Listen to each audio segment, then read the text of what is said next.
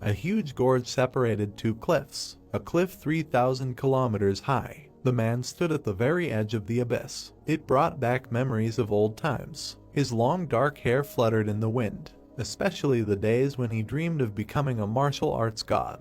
The man's pupils were dark red, not the easiest, but so desirable to achieve his dream. He was wearing the same dark red, shabby clothes, and as soon as people found out about his ambitions, they immediately branded him crazy. Despite this, he trained day and night to make his dream come true, as if he were mad.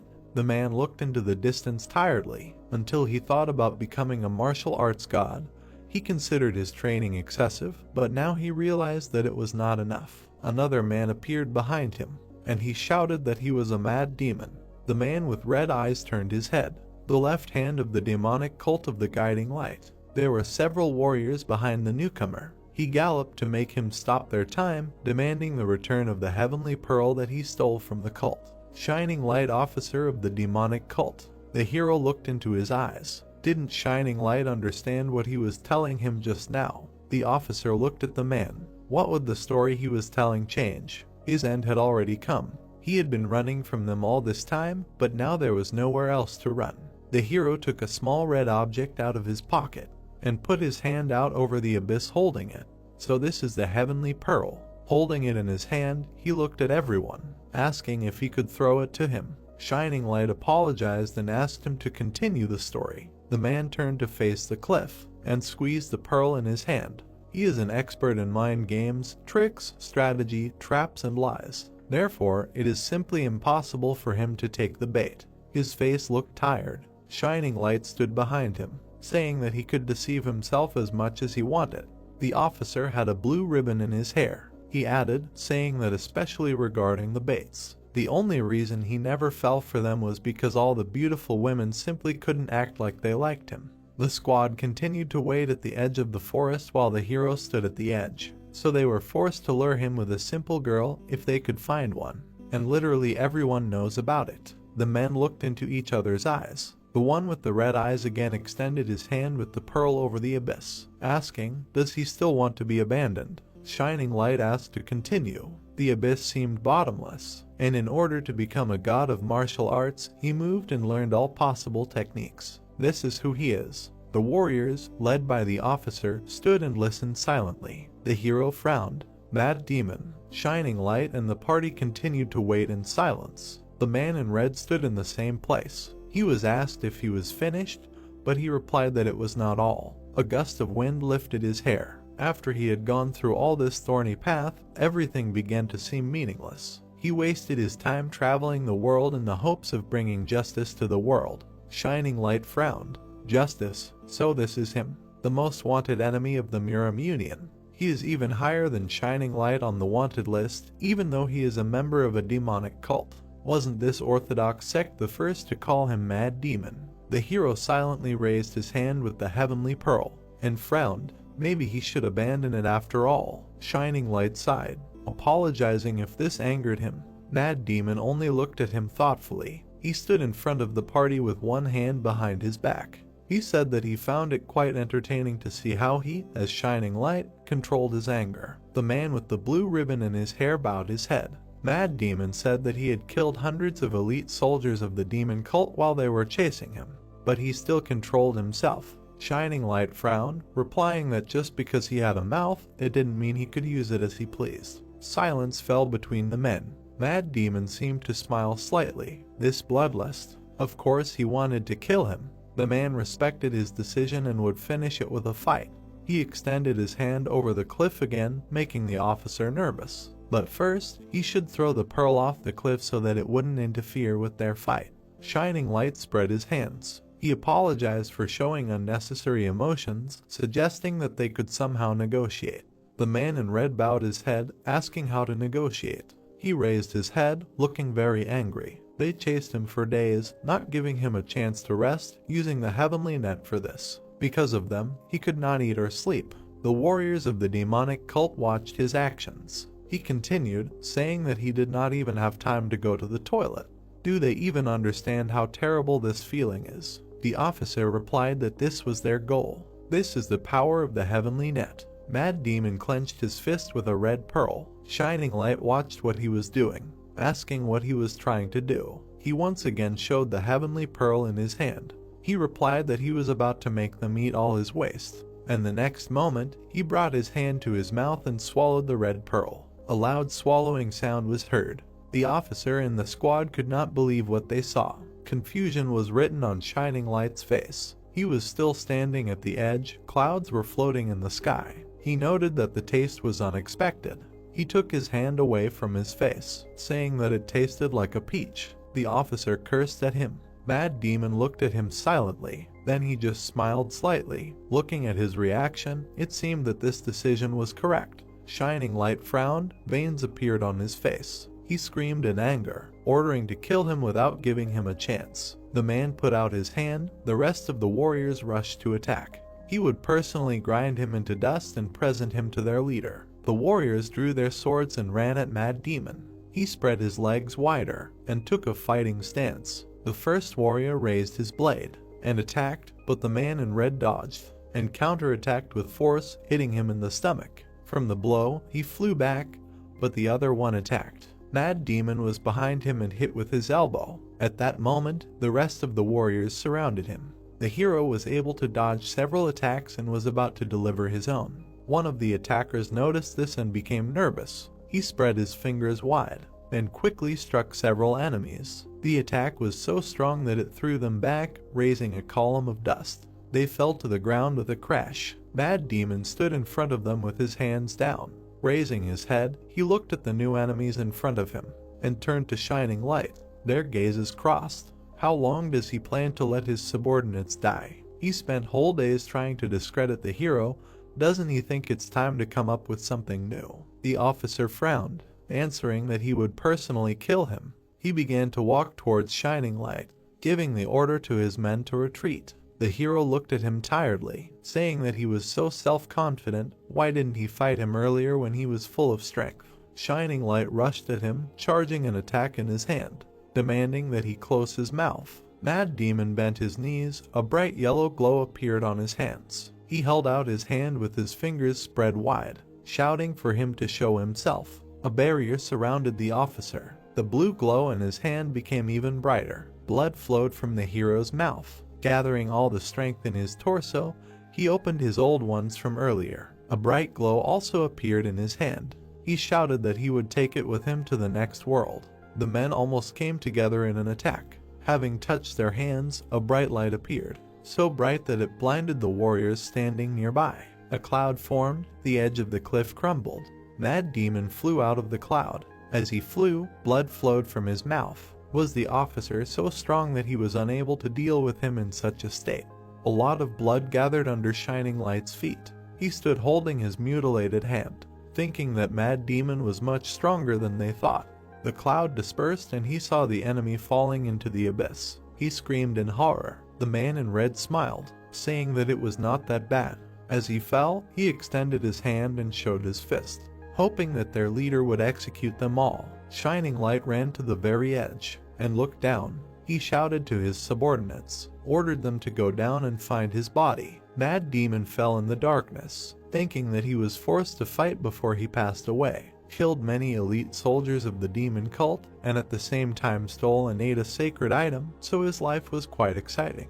If the Miram Council found out about this, would they pay the martial artists a reward for it? He continued to fall and thought about it for a while, decided that it was not that important now, and closed his eyes. His hair curled as he fell and suddenly he seemed to be standing in the middle of nowhere. What worried him more was why he still had no hot girlfriend. He looked around himself, trying to figure out where he is. Behind him stands an old man with a long white beard, saying that the hero ate something containing a soul without hesitation.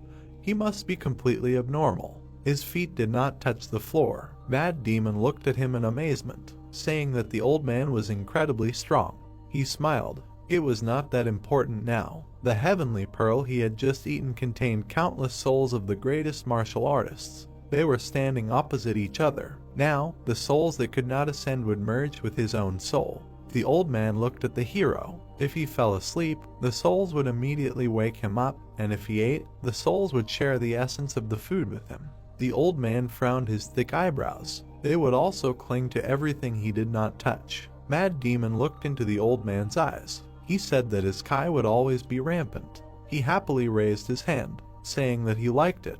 The old man looked at him strangely, thinking that this guy was completely stupid. He really thought that Kai overload was a good thing. The white-haired man kept his hands behind his back, just asking him to ask. He tilted his head and glared at him. Why did he swallow the heavenly pearl? The guy was shocked. He felt like he could kill him with just one look. He looked at the old man with a confused look, who was glowing. His power was beyond his senses, and if he didn't give him the answer he wanted, he would be crushed into dust. The old man frowned, demanding an answer without any tricks or lies. Mad Demon looked into his eyes, saying that he didn't want to eat him, but only wanted to make sure that the head of the demonic cult wouldn't eat him. He looked carefully and asked again. The hero still tried to hold on confidently. He hated their leader. He didn't perceive other people as such. If someone like him were to gain such power, Mad Demon didn't even want to think about it.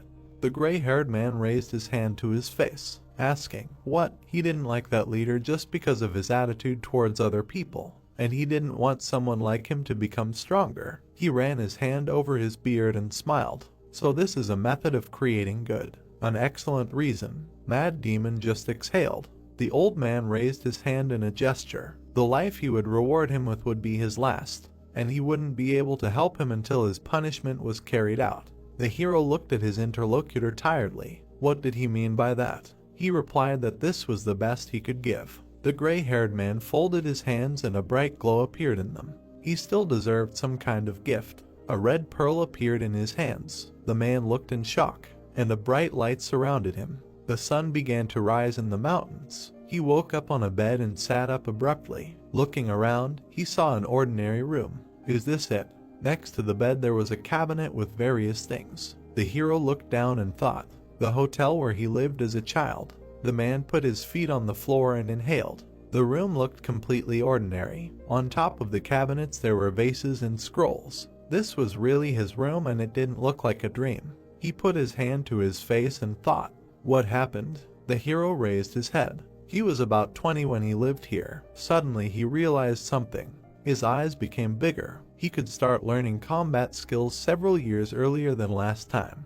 The hero raised his trembling hands, and what's more, now he could become stronger in a shorter time. And he clenched his hand into a fist. The guy smiled. This time he would become much stronger. Suddenly he felt pain. The hero looked down and touched his face. Did he cut the cube? Was he beaten? When was that? Leaving the room, he found himself in a room with many scattered tables and broken dishes. The hero looked around the room. The entire inn is literally upside down. If this is what happened then, the guy went back in his memories. So that's when it was. There were two men sitting at the table. Hey, errand boy. One of them heard that he was actively saving money for something. What for? The guy smiled awkwardly, thinking that he couldn't say that he was completely desperate because of his parents' death. What should he tell him? It was just for the sake of conversation, so he should just laugh it off. He put his hand to the back of his head and laughed. In fact, he dreams of hearing Ki Young Sing live in the Plum Blossom brothel. This is just a humble dream of an errand boy.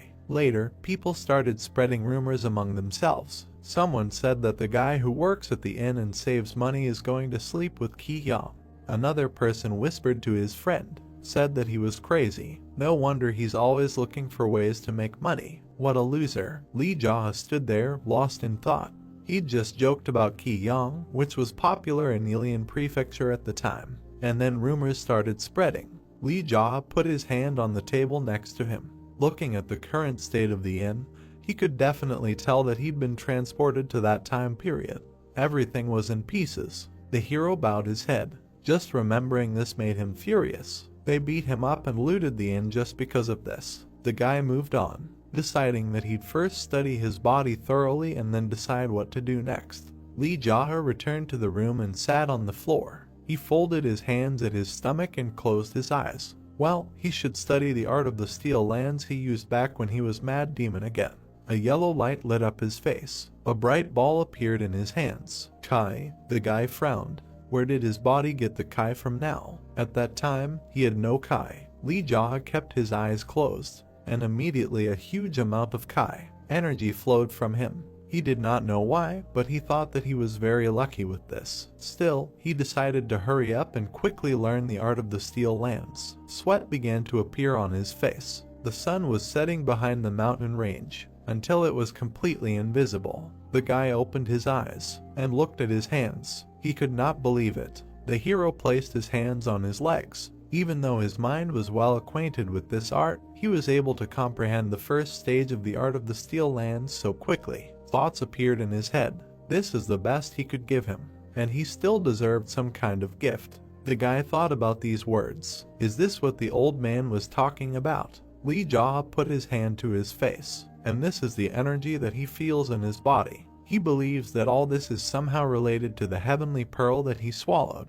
The guy looked at his hand. More than half of the energy in his body was still stagnant. It was a shame, but he still smiled.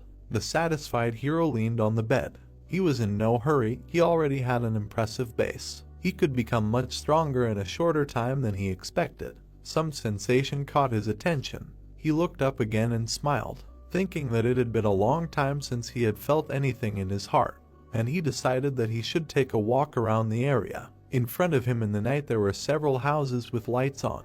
There were other people on the streets besides him. The hero passed by a stall with hot food. Lee Jaha looked around. It seemed to him that he was starting to remember everything little by little. Someone was brushing his teeth after eating and noticed the hero passing by. Another person was sitting at the table next to him. He asked if this was the guy from the hotel. The second was surprised that he was still alive. Other people also paid attention to him. Someone heard that he had been beaten up a couple of days ago, but he is quite strong to walk around so freely. Another said that he is a loser. Lee Jaha passed by the old woman with his hands behind his back, thinking that he was like that before. Everyone neglected him just because he was an errand boy at the inn. Lee Jaha frowned. The more he thought about it, the more irritated he became. The hero stopped abruptly. In front of him stood a house with white walls. He raised his head and looked at it. This place, wasn't this the Plum Blossom brothel? Lee Jaha remembered lying on the floor while 4 men kicked him. They screamed how dare he think about sleeping with the best girl in the brothel. He only tried to cover his head with his hands, trying to say that he didn't say such a thing. He turned his head and looked at him in fear. Ki Hyung was looking at him. There was fear in his eyes. He wondered why she was looking at him like that. He didn't say such a thing. They continued to beat him. Later, he returned to the hotel and opened the door, and powerlessly fell to his knees. The people behind him were discussing that he had recently been beaten. Tears appeared in Lee Jaha's eyes. He did not understand why. What had he done wrong? Remembering this, the hero put his hand to his head. Even Mad Demon had such times, and he smiled, thinking that he had returned at the perfect time. He looked at the red lantern above his head, deciding to put everything in its place. He heard someone's voice behind him. They asked him what he was looking at.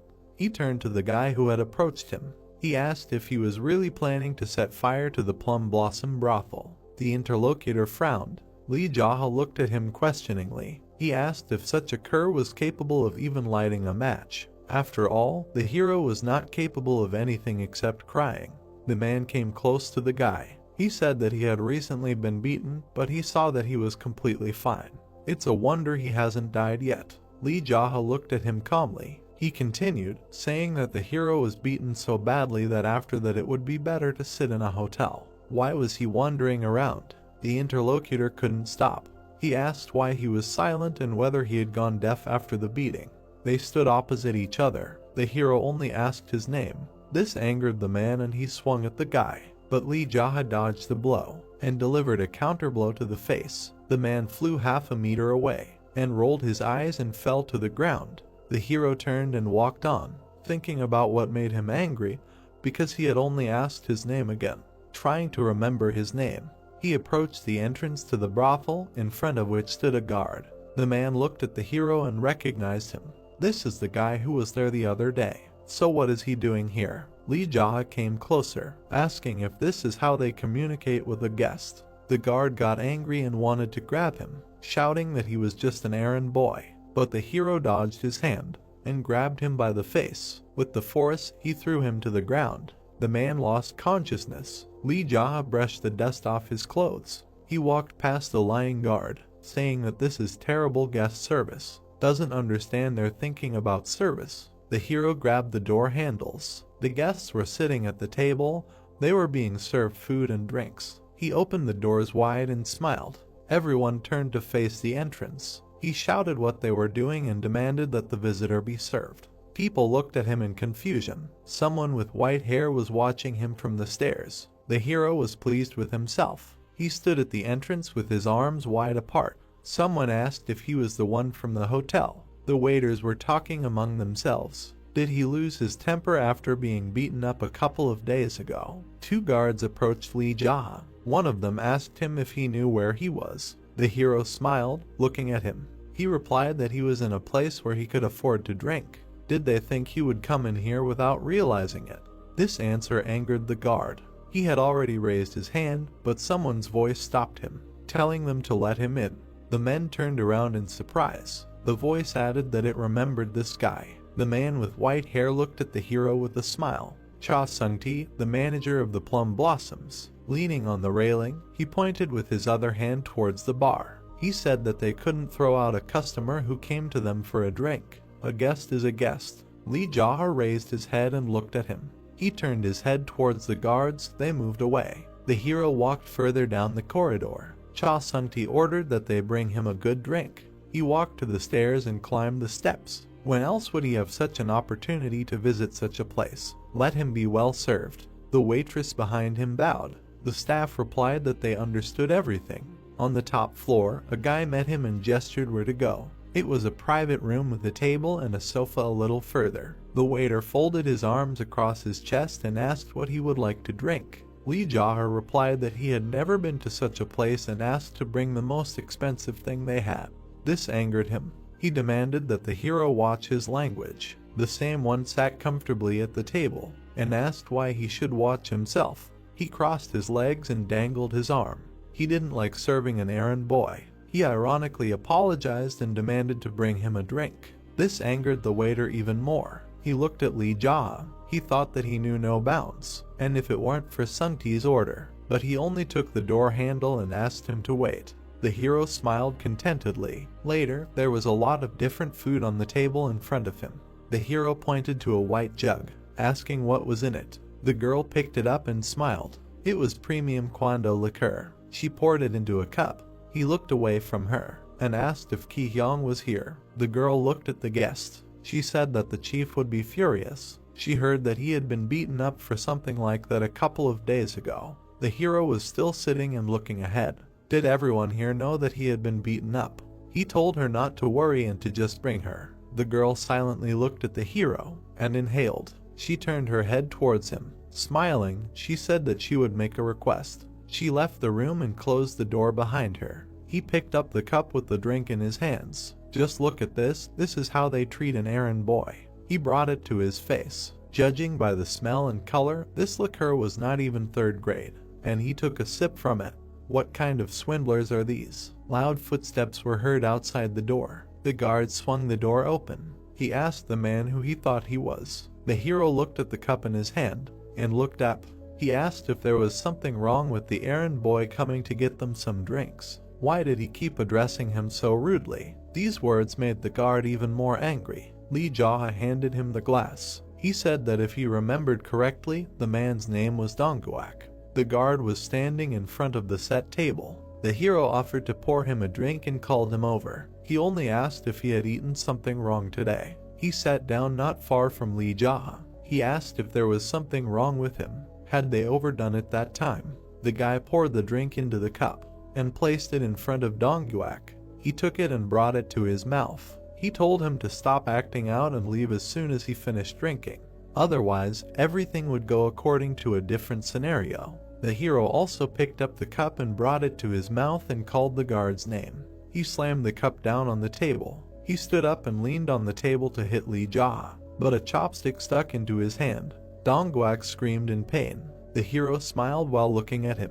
The man was shocked. He was shaking in pain, and the hero handed him the cup. He asked the man why he was acting like this. The guy planned to have a good drink and sit here with Ki-hyung before leaving.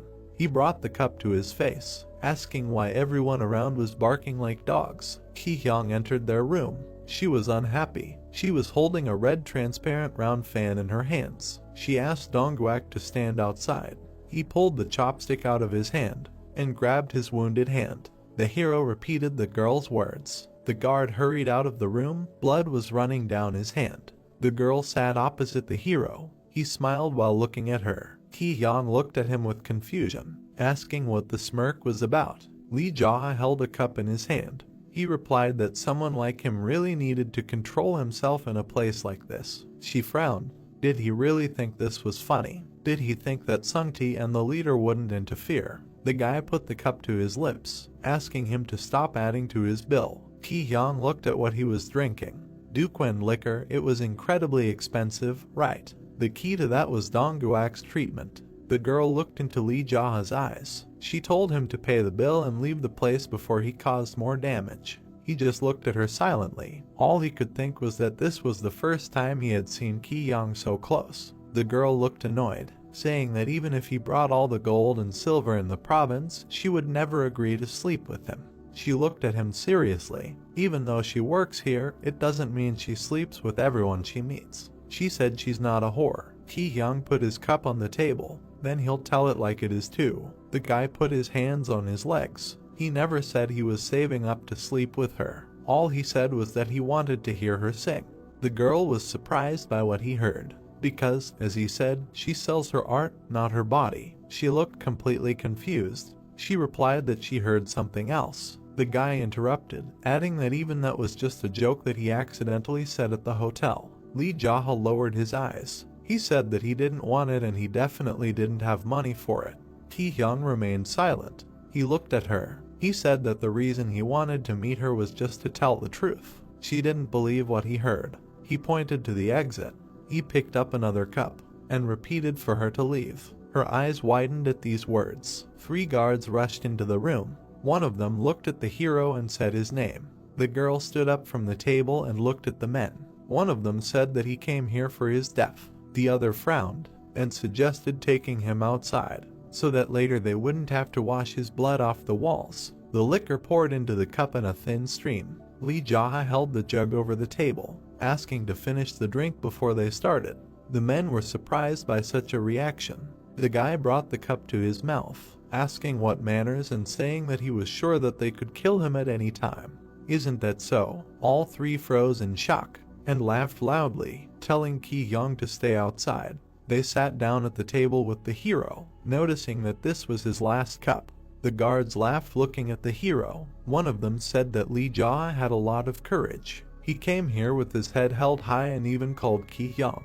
If he had known earlier, he would have been rude to him last time, and he regrets it. The 2 men sitting on either side leaned towards each other, but now that they know this, they can give him a good beating. He doesn't think Lee Jae will feel unfair if they are much stronger this time. He leaned towards the hero, asked if he minded. Lee Jae picked up the jug with a smile, offered the interlocutors a drink. The man closed his eyes. The guards changed their mood, said that if he was done, then they would all go outside. The hero calmly poured himself another cup, and drank from it. After taking a sip, he looked at it, said that he would not buy something of such quality. The men watched him drink. One of them frowned with displeasure, thinking why he was so calm. Had he really gone crazy after they beat him up last time? Lee Jae once again wanted to pour himself some, but the vessel was empty, and he put it on the table. He said that he wanted to ask something. Keeping his hand on the vessel, he looked at the interlocutors. Was he really that funny? They smiled. One of them answered that who was he if not a clown? The 2 men took their weapons in their hands. He had taken a beating a couple of days ago, but he had brought the situation to this point. The hero lowered his head and laughed. They chuckled too, noticing that he was actually laughing. Everyone in the room laughed. Their laughter grew louder, but the men suddenly pulled their weapons out of their sheaths. The hero hit the table, knocking it over. Food flew off the plates. He hit the table again, knocking them off their feet. They fell to the floor, unable to remove it. Lee Jae put his foot on the table, which was lying on the men. They looked at the hero. He stood there looking down at them, asking them, is he still a clown? The employee of the establishment heard something. She looked at the open doors. She looked closely, not understanding what was happening. The guy looked up and looked at her. Calling her an old hag, he demanded that she bring him more of that bad third-rate liquor. The girl frowned, repeating his words in her head, replying that it was premium Duquin liquor. The guy looked at her sullenly, replying that he was restraining himself from hitting a woman who knew nothing about martial arts. She was angered by his words. He added that she should think before opening her mouth. The girl turned away. The guy looked after her, and also turned his head. In front of him lay 3 men writhing in pain. He sat down next to them. Why weren't they laughing? Weren't they saying that he was a jester to them? There was a sly smile on his face. Then why weren't they laughing at the sight of a clown? Several armed men were walking towards his room. Sungti was at the head. He was angry at what was happening. He turned and looked at them. So they were already here. They silently looked at what had happened. The manager turned his gaze. He noticed broken dishes and food on the floor, and unconscious workers. The hero rose from his knees. Sungti asked him, has he completely lost his mind? His gaze burned right through him. At this rate, he won't leave here alive. Li Jia frowned. Will he die? The blonde looked him in the eyes and answered positively. They stood looking at each other. The guy smiled. What angered the manager? Is he laughing? And he rushed at the guy. He tried to hit him with his palm, but he dodged the attack. Li Jia was holding a jug from his drink in his hand. Sungti managed to notice it, and it immediately smashed on his head. The shards flew apart, hitting other people. Blood flowed onto the floor. The blonde covered his face with his hand. The employees were worried about their boss. Li Jia stood and silently looked at them. He looked at everyone and asked if anyone else wanted some. A gleam appeared in his eyes. The other guards began to get nervous. Drops of blood fell on the floor. Sungti covered the wound on his face with his hand, saying that the hero really wants to die. He grabbed the sword and started to take it out of its sheath, but he stopped when he heard the guy's words. The guy told him to think before he acted. He looked into his eyes, adding that if he completely bares his sword, he will die. The blonde was visibly nervous. He held the sword, thinking that this guy was not joking. What happened to him in the past couple of days? Li Jia put his hand on his belt. He asked if the most socially adapted person in the prefecture could hush up everything that happened here. There were shards of broken dishes and furniture around him. Did he think that these 3 were lying here in food and drink because they were just unlucky? He looked at the blonde seriously, and did he seriously think that his eye was in such a state because he was lucky? Sungti closed his eyes and thought. The guy did not take his eyes off him. If he doesn't want to die, then he should think about his actions. His voice became lower, or he can draw his sword and die here. Sungti opened his wounded eye and looked at it. He still held the sword without taking it out of its sheath. These are not empty threats, he thought. His movements were not even visible. Sungti sighed heavily. The staff stood behind him. He ordered them to go down and wait. The blonde put the blade back and put it in his belt, asking what Li Jia was up to. It didn't seem like he would leave after finishing his drink. Sungti adjusted his clothes. Does he want to get an apology from the owner for what happened a couple of days ago? The hero put his hand to his chin, saying that it sounds good. If he wants an apology, Joga, will the owner come himself? Sungti nodded and extended his hand. He will call him himself. The guy looked at the wound of the interlocutor, asking how his eye. He wiped the blood with his clothes. He replied that it looked like he could see with them. Really? But he thought he was going to die when they were beating him. Sungti looked at him silently. He went out into the hallway and ordered the employee to prepare a table in the next room. The blonde turned to the hero again, saying that if he was not going to kill these 3, then let them heal. The city people are ready to kill each other for the slightest movement, right? Li Jia looked at him silently. The manager stood there with blood smeared on his face, thinking that his expression changed when he did something like that. The hero turned away, saying that he did not mind. Other guards picked up the wounded and carried them away. Later, they were sitting in another room at the same table. Sungti put a cloth to his face, wondering what kind of mess just came out of nowhere. Li Jia looked down. The interlocutor asked if he had been lucky anywhere else. There was a vessel on the table that was different from the one he drank from.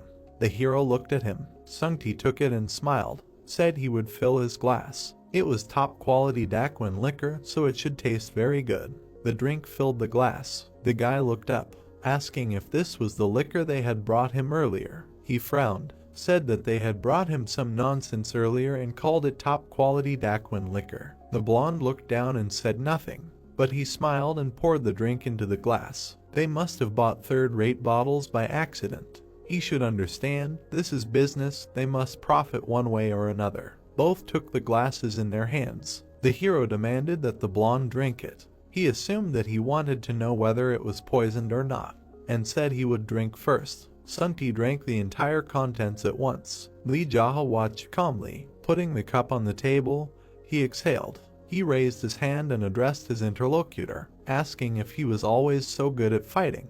Never heard of his style. The hero silently brought the cup to his mouth and sipped the contents. He just always held himself back. His father told him never to fight. Sunti smiled slyly, thinking it was a lie. He smiled back and asked for forgiveness for everything that happened earlier. Since his subordinates were mocking him, the actions were understandable. The hero hid the cup under the table and looked into the eyes of the interlocutor, thanked for understanding. He bet on the blonde, who constantly smiled at him, said that he was starting to get annoyed by how arrogantly he apologized to him, and reached for the vessel with the drink. Maybe he should break a few of his bones to change his attitude. Sunti looked carefully and went down to the floor, resting his head on it, loudly saying that he sincerely apologized. His face almost seemed like the floor. He kneels in front of someone for the first time in his life. He is really sorry. Ki-hyung saw this as she entered the room. He stood up and turned around.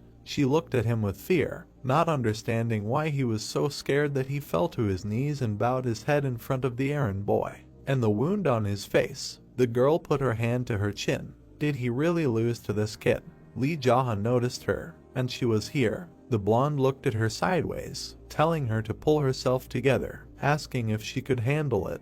She silently approached the table. Sunti shouted and pointed his finger at a specific place. Is she stupid? Who said this was for him? Demanding that the vessel be put in another place. The girl approached the hero and trembled with excitement. She opened the bottle and began to pour the contents into a glass. Ki-hyung turned to her and called. Ki-hyung continued to pour the drink into the glass. The hero took the glass and brought it to his face. Raising his head, he looked ahead. Did she know that even an errand boy was capable of true love? These words surprised her, but the guy frowned and looked into the glass again. But this love had nothing to do with her, so let it go. The girl was shocked. She was ruining his mood. The confused girl looked at him holding the vessel in her hand. Sunti looked at her, telling her to get lost. The girl bowed and clenched her hands into fists. She left the room. Sunti looked after her with longing. She burst into tears only after hearing this, and again turned to his interlocutor. He pointed his finger at him. He had enough of this respectful tone. Moreover, because of the slit in his eye, he was becoming uncomfortable. He grinned and nodded, saying that he understood. Li Jaha frowned. The blonde also frowned and smiled. They looked into each other's eyes. Sunti stood up and bowed. The hero said that he knew how to use a sharp tongue. In response, he thanked him. The drink was poured into the cup. The hero looked at the interlocutor, asking when the owner would come. Sunti took the cup in his hands, answering that he was currently serving experts from the Black Cat Association, so it would be difficult for him to come here right now. The hero took his cup and brought it to himself. This union, a gathering of swindlers. Sunti poured another drink. Yes, this union will establish itself here with the approval of the top. Therefore, the leader wants to show them his good side. The blonde looked into the mug, but because of what happened today, Li Jaha drank the contents, asking that if he subdued his master, then Black Cat will have to break through to the local market themselves. The manager lowered his eyes. Confirming this, the guy put the cup on the table and looked at the interlocutor. What does he expect from him? Does he want him and the owner to drink and he will just quietly leave them? He frowned looking at him, asked if he thinks that this will solve everything. Sunti was still looking at the floor. He replied that he did not think so and asked what he wants. The hero raised another glass. If the owner and his workers serve the hero, will the Black Cat Union stick its nose in? The blonde looked up and looked at the hero. He thinks they would do that. He smiled. Speaking of which, maybe he should establish a sect here himself. They would act as his subordinates. Sunti was confused by what he heard. Li Jaha brought the glass to his mouth. He replied that he would give him a chance to decide for himself. He drank and continued to explain. If he thought that the Black Cat Alliance would win, he could fight alongside the owner on their side. If he thought otherwise, he could join him. The manager looked at his interlocutor carefully, thinking about what made him change his mind about him so abruptly, that this errand boy would talk so easily about establishing a sect as if it were easy. He abruptly put the mug down on the table and stood up from the table. Sungti watched him go, asking if he was leaving. Why didn't he wait a little longer? Li Jaha looked down at him. For that, he thought this was an escape. The blonde man lowered his head, answering yes. The hero glared. He said that he was asking for it. The blonde looked at him silently. Rising from the table, he nodded after him, told him to be careful on the way back. He would pay for his bill today. Li Jaha stepped out the door and found himself surrounded by guards. Looking at them, he grinned. Everyone parted, making way for him. He told them to get out of the way, calling them cockroaches. The guards lowered their heads. The hero walked smiling. The guy went down the stairs, and some noise caught his attention. Where is that kid? One of the men was angry. How dare he raise his hand? The man turned around and saw the guy. He asked him if he was awake. The guard pounced on him with his fists, but then he got hit in the face. Having lost several teeth, he flew to the side and fell on the table, breaking it. The others who were there were surprised at what happened. Li Jaha turned to the others. He said that they should seriously explain to him how things were going here. Otherwise, he would have to beat him up again. The other employees looked at him askance. He added that he shouldn't have expected anything else from them. Pleased with himself, he walked towards the exit. As he left the building, the hero waved at them. He said that the errand boy had a lot of fun today. The employees walked out and looked at him angrily. With a smile on his face, he left the brothel. The night sky illuminated the streets of the city. Something caught his attention. He looked at the sign with the silver dragon. Ki Yang was standing in front of the entrance. He should get a weapon if he wanted to fight Black Cat. The hammer struck the hot iron. The blacksmiths were busy with their work. One of them looked at the hero, vice chief of the Gwakyonggi Dragon Head Forge. Ki Yang stood in front of him with his hands behind his back. The errand boy from the inn. Was he here to pay off his debts? The blacksmith stood up from his chair. The man replied that he wanted to buy something. Youngie asked again, a sickle or a kitchen knife? The man frowned and folded his arms. He said that he was looking at weapons for war. The blacksmith pointed at him. He heard that the man had been beaten up a couple of days ago. He should not let a hothead take possession of him and push him to his death. Ki Yang stood his ground. He told him to show his selection. The hero wanted something like a one-handed sword or a whip or a razor-sharp dagger. Youngie lowered his head. He asked if he was going to use them together. The man frowned and replied that these were just his preferences in weapons. Why shouldn't he respect them? The blacksmith called his colleagues. He demanded that they bring the black dragon sword, the white dragon whip, and the cloud dragon dagger. He turned to the boy again. He said he liked the chicken noodles his grandparents made. He asked why he was such a bad cook. His taste was terrible. Behind them, the blacksmiths were working on metal. Now is not the time to talk about chicken noodles, Li Jaha replied. Youngie asked what he was talking about. Perhaps uniting the Murim, an ordinary errand boy. The hero looked at his interlocutor intently. The blacksmith looked into his eyes. Footsteps were heard. They had brought everything. The blacksmiths were holding boxes in their hands containing weapons. He could take as much time as he needed to evaluate them. The hero looked at the weapons and said that he was in a hurry to buy them all. Youngie looked at the hero. He replied that he owed 19 yang. The hero asked again the price. The blacksmith said that since he was a local, he was giving him a huge discount. Li Jia crossed his arms over his chest, offering to give him 50, and he would let him borrow them for a while. He would return them as soon as he was done with everything. This angered the blacksmiths. He replied that this was literally stealing. Footsteps were heard behind him. A voice asked what the noise was. Oppa looked in the direction of the voice. In front of them stood a huge, strong man, the chief master of the Dragon Head Chuliang. All the blacksmiths bowed to him. Youngie introduced him to Li Jia. This guy was planning to go to war with the three brothers and wanted to rent a weapon for 50 nyack. The man thought, putting his hand to his chin.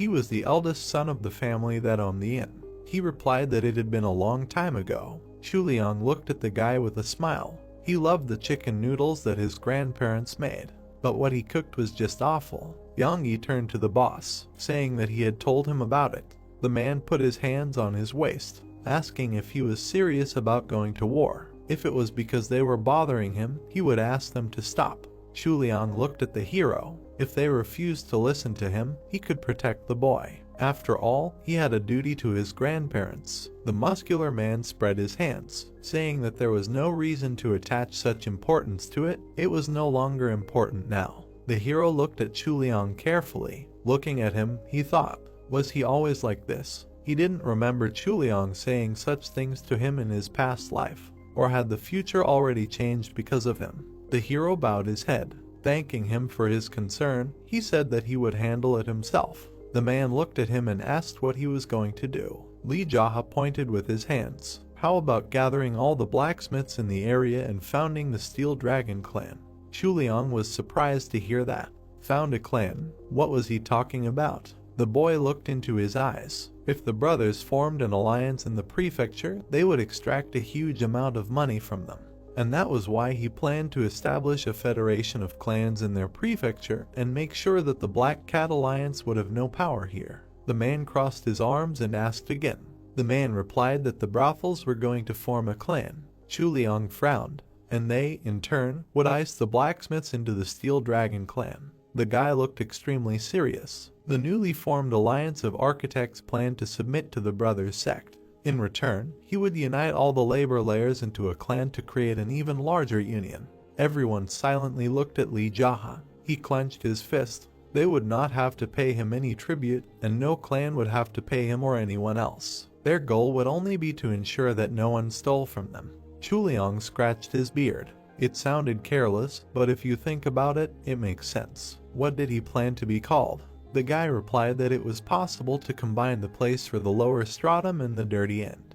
The guy frowned. It would be Hao sect. The tall man stood silently. He put his hand to his face and thought, Hao sect. He smiled after thinking. He was quite interested in seeing a simple errand boy trying to establish a clan. He is so loyal that he can take on his brothers on his own. The hero smiled. He replied that he would see. Shuliang turned to Yang Yi. He said to give him the weapon for free. He looked at the boy with a smile. He smiled back. They would continue this conversation if he survived. Later, he was sitting in his room. There was a sound outside. The boy opened his eyes. He looked ahead. Shovels were lifting the earth. In the yard, several people were digging the earth. A man in red was sitting at a table holding a dagger. The second brother, Cho Eagle. He turned to the hero. He said that he was going to call him after they finished digging a hole for him. He stuck the dagger into the tabletop. He frowned and looked at Li Jaha. He ordered him to sit next to him. The boy frowned. The men were digging the earth behind the heroes sitting at the table. Eagle said that today was a good day for the Cho brothers. They had received approval from the Black Cat Union to settle here in Ouyang Prefecture. Jaha was silent, looking down. The man touched his forehead with his palm and continued that, however, a bad person who couldn't even cook chicken noodles properly had done something incomprehensible in their brothel, and what did he suggest he do about it? Eagle frowned and told the guy to give 3 reasons why he should stay alive before they finished digging the hole. Jaha closed his eyes, grinning. The brunette angrily asked, was he laughing? Looking at him, the hero calmly answered, why should he cry here? Eagle swung his sword, shouting curses, and then his expression became surprised. Jaha clutched the dagger with a slight smile. The man frowned, asked, what? The hero abruptly thrust the dagger into the man's palm. Squeezing the hilt of the blade, he asked to be allowed to ask something, to give at least one reason why he should leave him alive. Eagle sullenly pressed his lips together and thought that he was wondering what kind of guy had made a mess in the brothel. One of the men told the owner that they were almost done digging the hole. The man winced and ordered them to dig even deeper. In response, he heard agreement. He looked at the guy. Smiling a little, he said that apparently he had some kind of epiphany. He stretched his hand out to the guy, shouting congratulations. The movement of the white beam caused blood to appear on the man's hand. He looked at it splashing in surprise. Eagle looked ahead, amazed. Jaha pressed the blade deeper into his palm. Closing his eyes, the brunette screamed in pain. Trembling, he fell on the table, and the guy asked why he said he needed the hole. The opponent angrily exhaled and said that it was only to intimidate him. Looking at him, the hero said that he was lying. Eagle gritted his teeth as he pulled the blade out of his hand. Holding the bloody dagger, the long-haired man told him to tell him why he should be left alive. The man touched the bloody hand. Pointing the blade, the hero said that he could not think of a single reason. He knew it. He asked him, did he think there was a real reason why someone like him should be left alive? Looking sternly, Jaha continued that not only did he participate in the sale of people, but he also mercilessly killed when things did not go according to his plan. Among those he killed were acquaintances of the hero. Frowning, Eagle shouted that if he killed him, the brothers and the Black Cat Union would never forgive him. He coughed sharply in defeat. He looked down in defeat. A dagger was sticking out of the man's chest. The long-haired man who had thrown the dagger reminded him that he had asked for a reason to let him live, not to threaten him.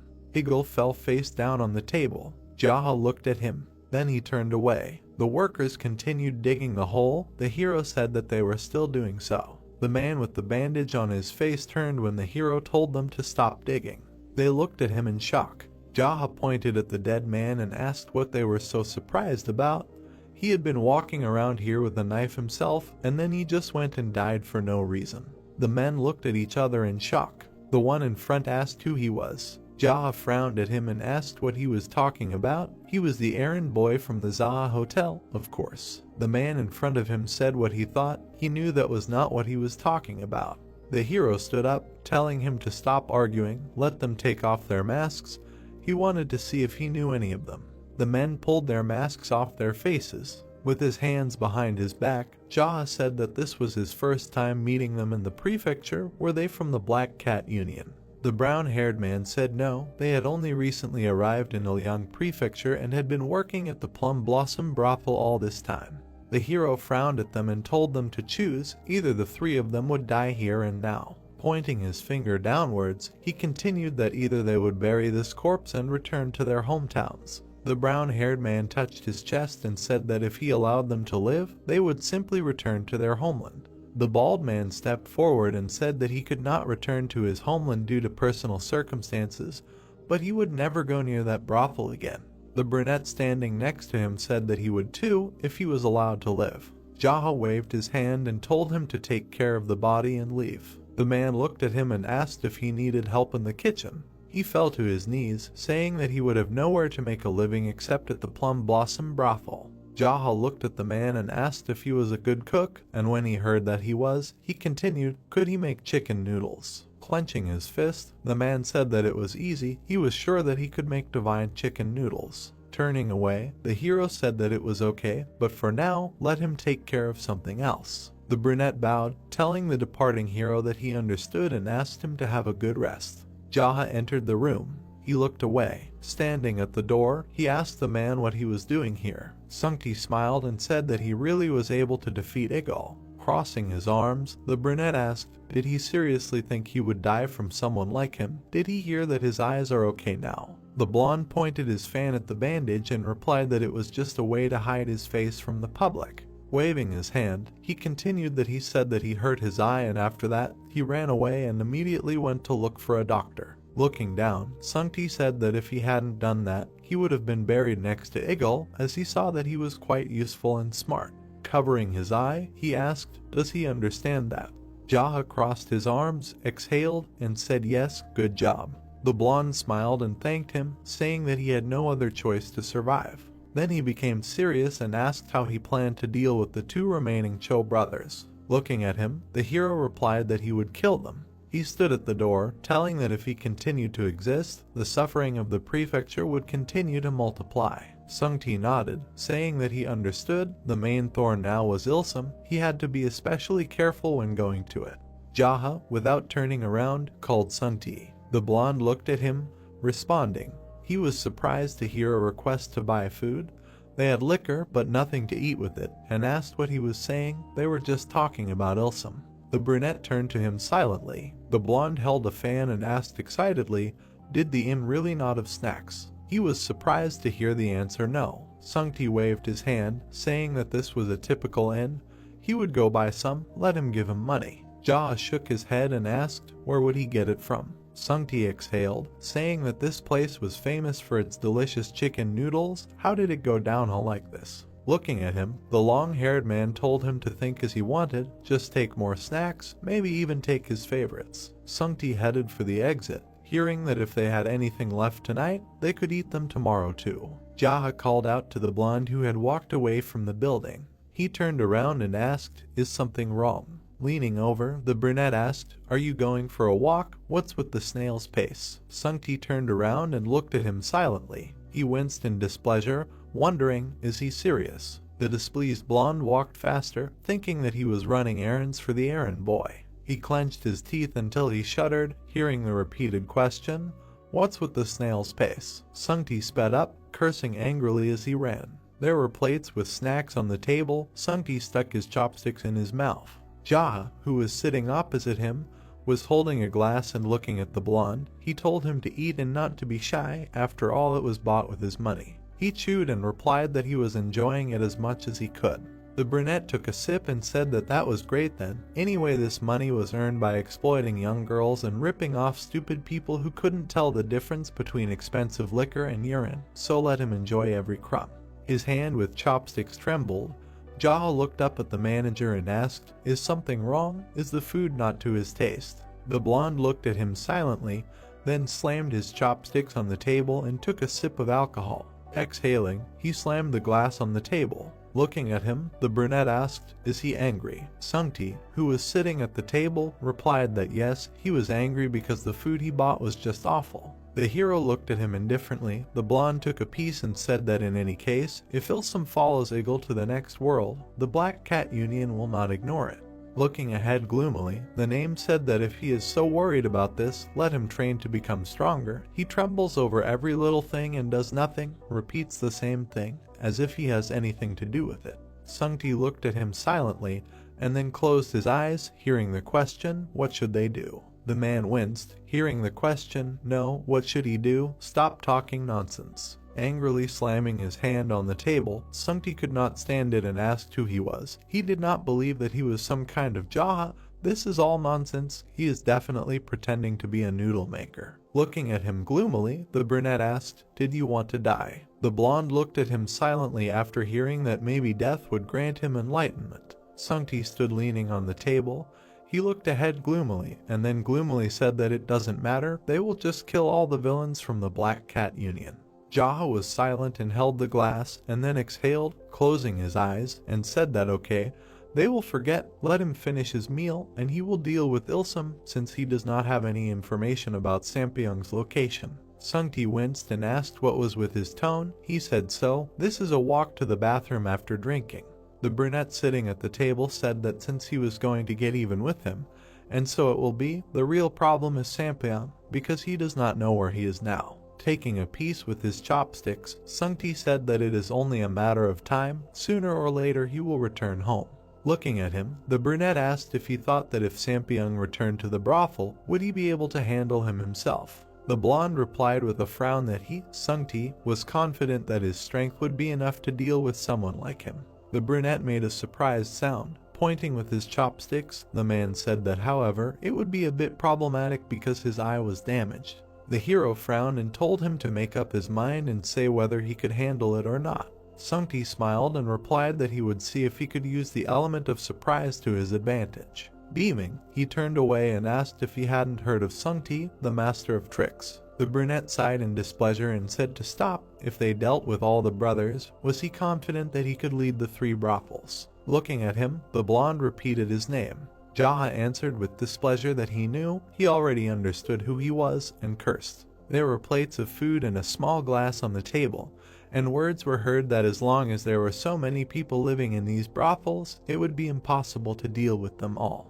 Holding a container of alcohol, Jaha said that the most important thing for them was that all those who worked there were paid what they deserved, and that no one like him would sell urine for the price of top-notch liquor. Looking forward, the guy said that they would take care of the sick if necessary, and also would not prevent anyone from returning home if they wanted to. Looking at him, the blonde man said that it would not be easy. Sitting opposite Jaha said that they had to do everything despite the difficulties, and heard the question, why? With a serious look, he said that it was better than everything ending with Sungti dying at his hands. The blonde man remained silent. Pointing his finger, the brunette told him to take care of it, and if things went wrong, he would personally make sure he met Eagle in the afterlife. The blonde tensed up in shock. He crossed his arms and told everything to go to hell. With a displeased look, he said that he was doing something wrong, and he immediately threatened him with death. Maybe he should just quit and go to the mountains. He heard the word forward. Sungti, amazed, heard that if they succeeded, he would be in charge of 3 brothels, but since he did not want to, the hero would find someone else. With a smile, the blonde said that he was Sungti and thought it was too early for him to quit.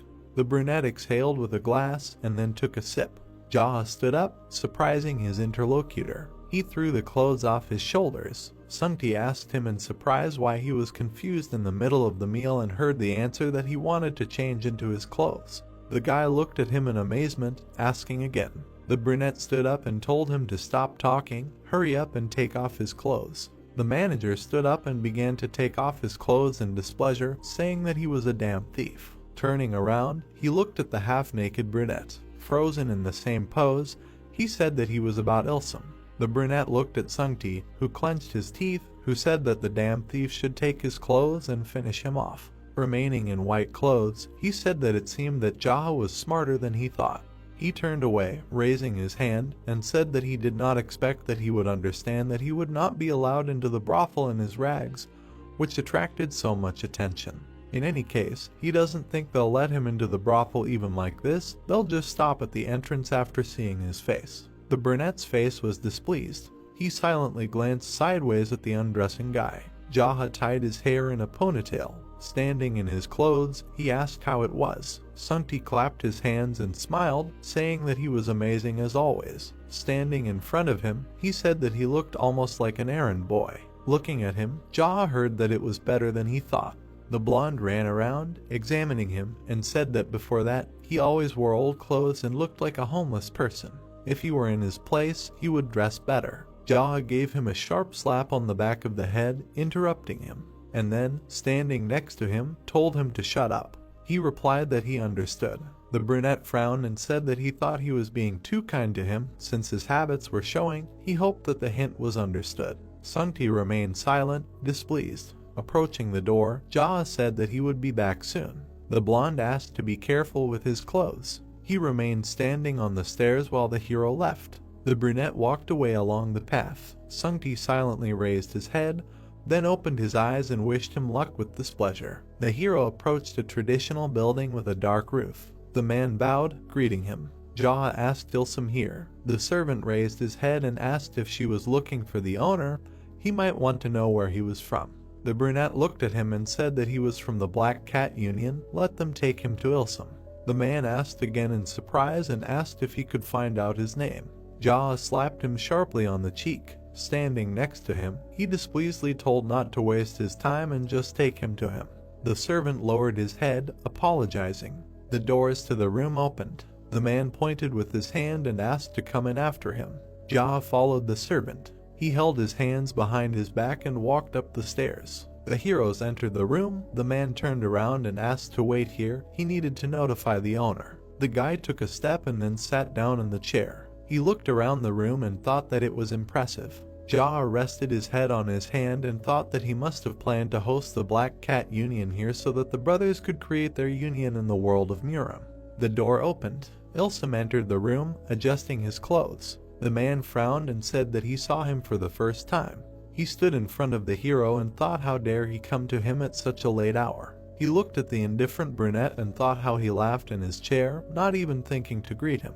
Ilsum frowned and, apologizing for the question, asked how high his status was in the union hierarchy. Looking at him, Jaha asked who said that he was a member of the Black Cat Union. The man answered with displeasure that his subordinates. The guy smiled slightly and asked, did he really not know him? The man answered that it was the first time he saw him, and then his gaze became shocked when he realized that he was the guy running errands from the hotel. Smiling, Jaha answered that it was true. Ilsum clenched his fists until he trembled and asked, how dare he? Has he gone crazy with everything?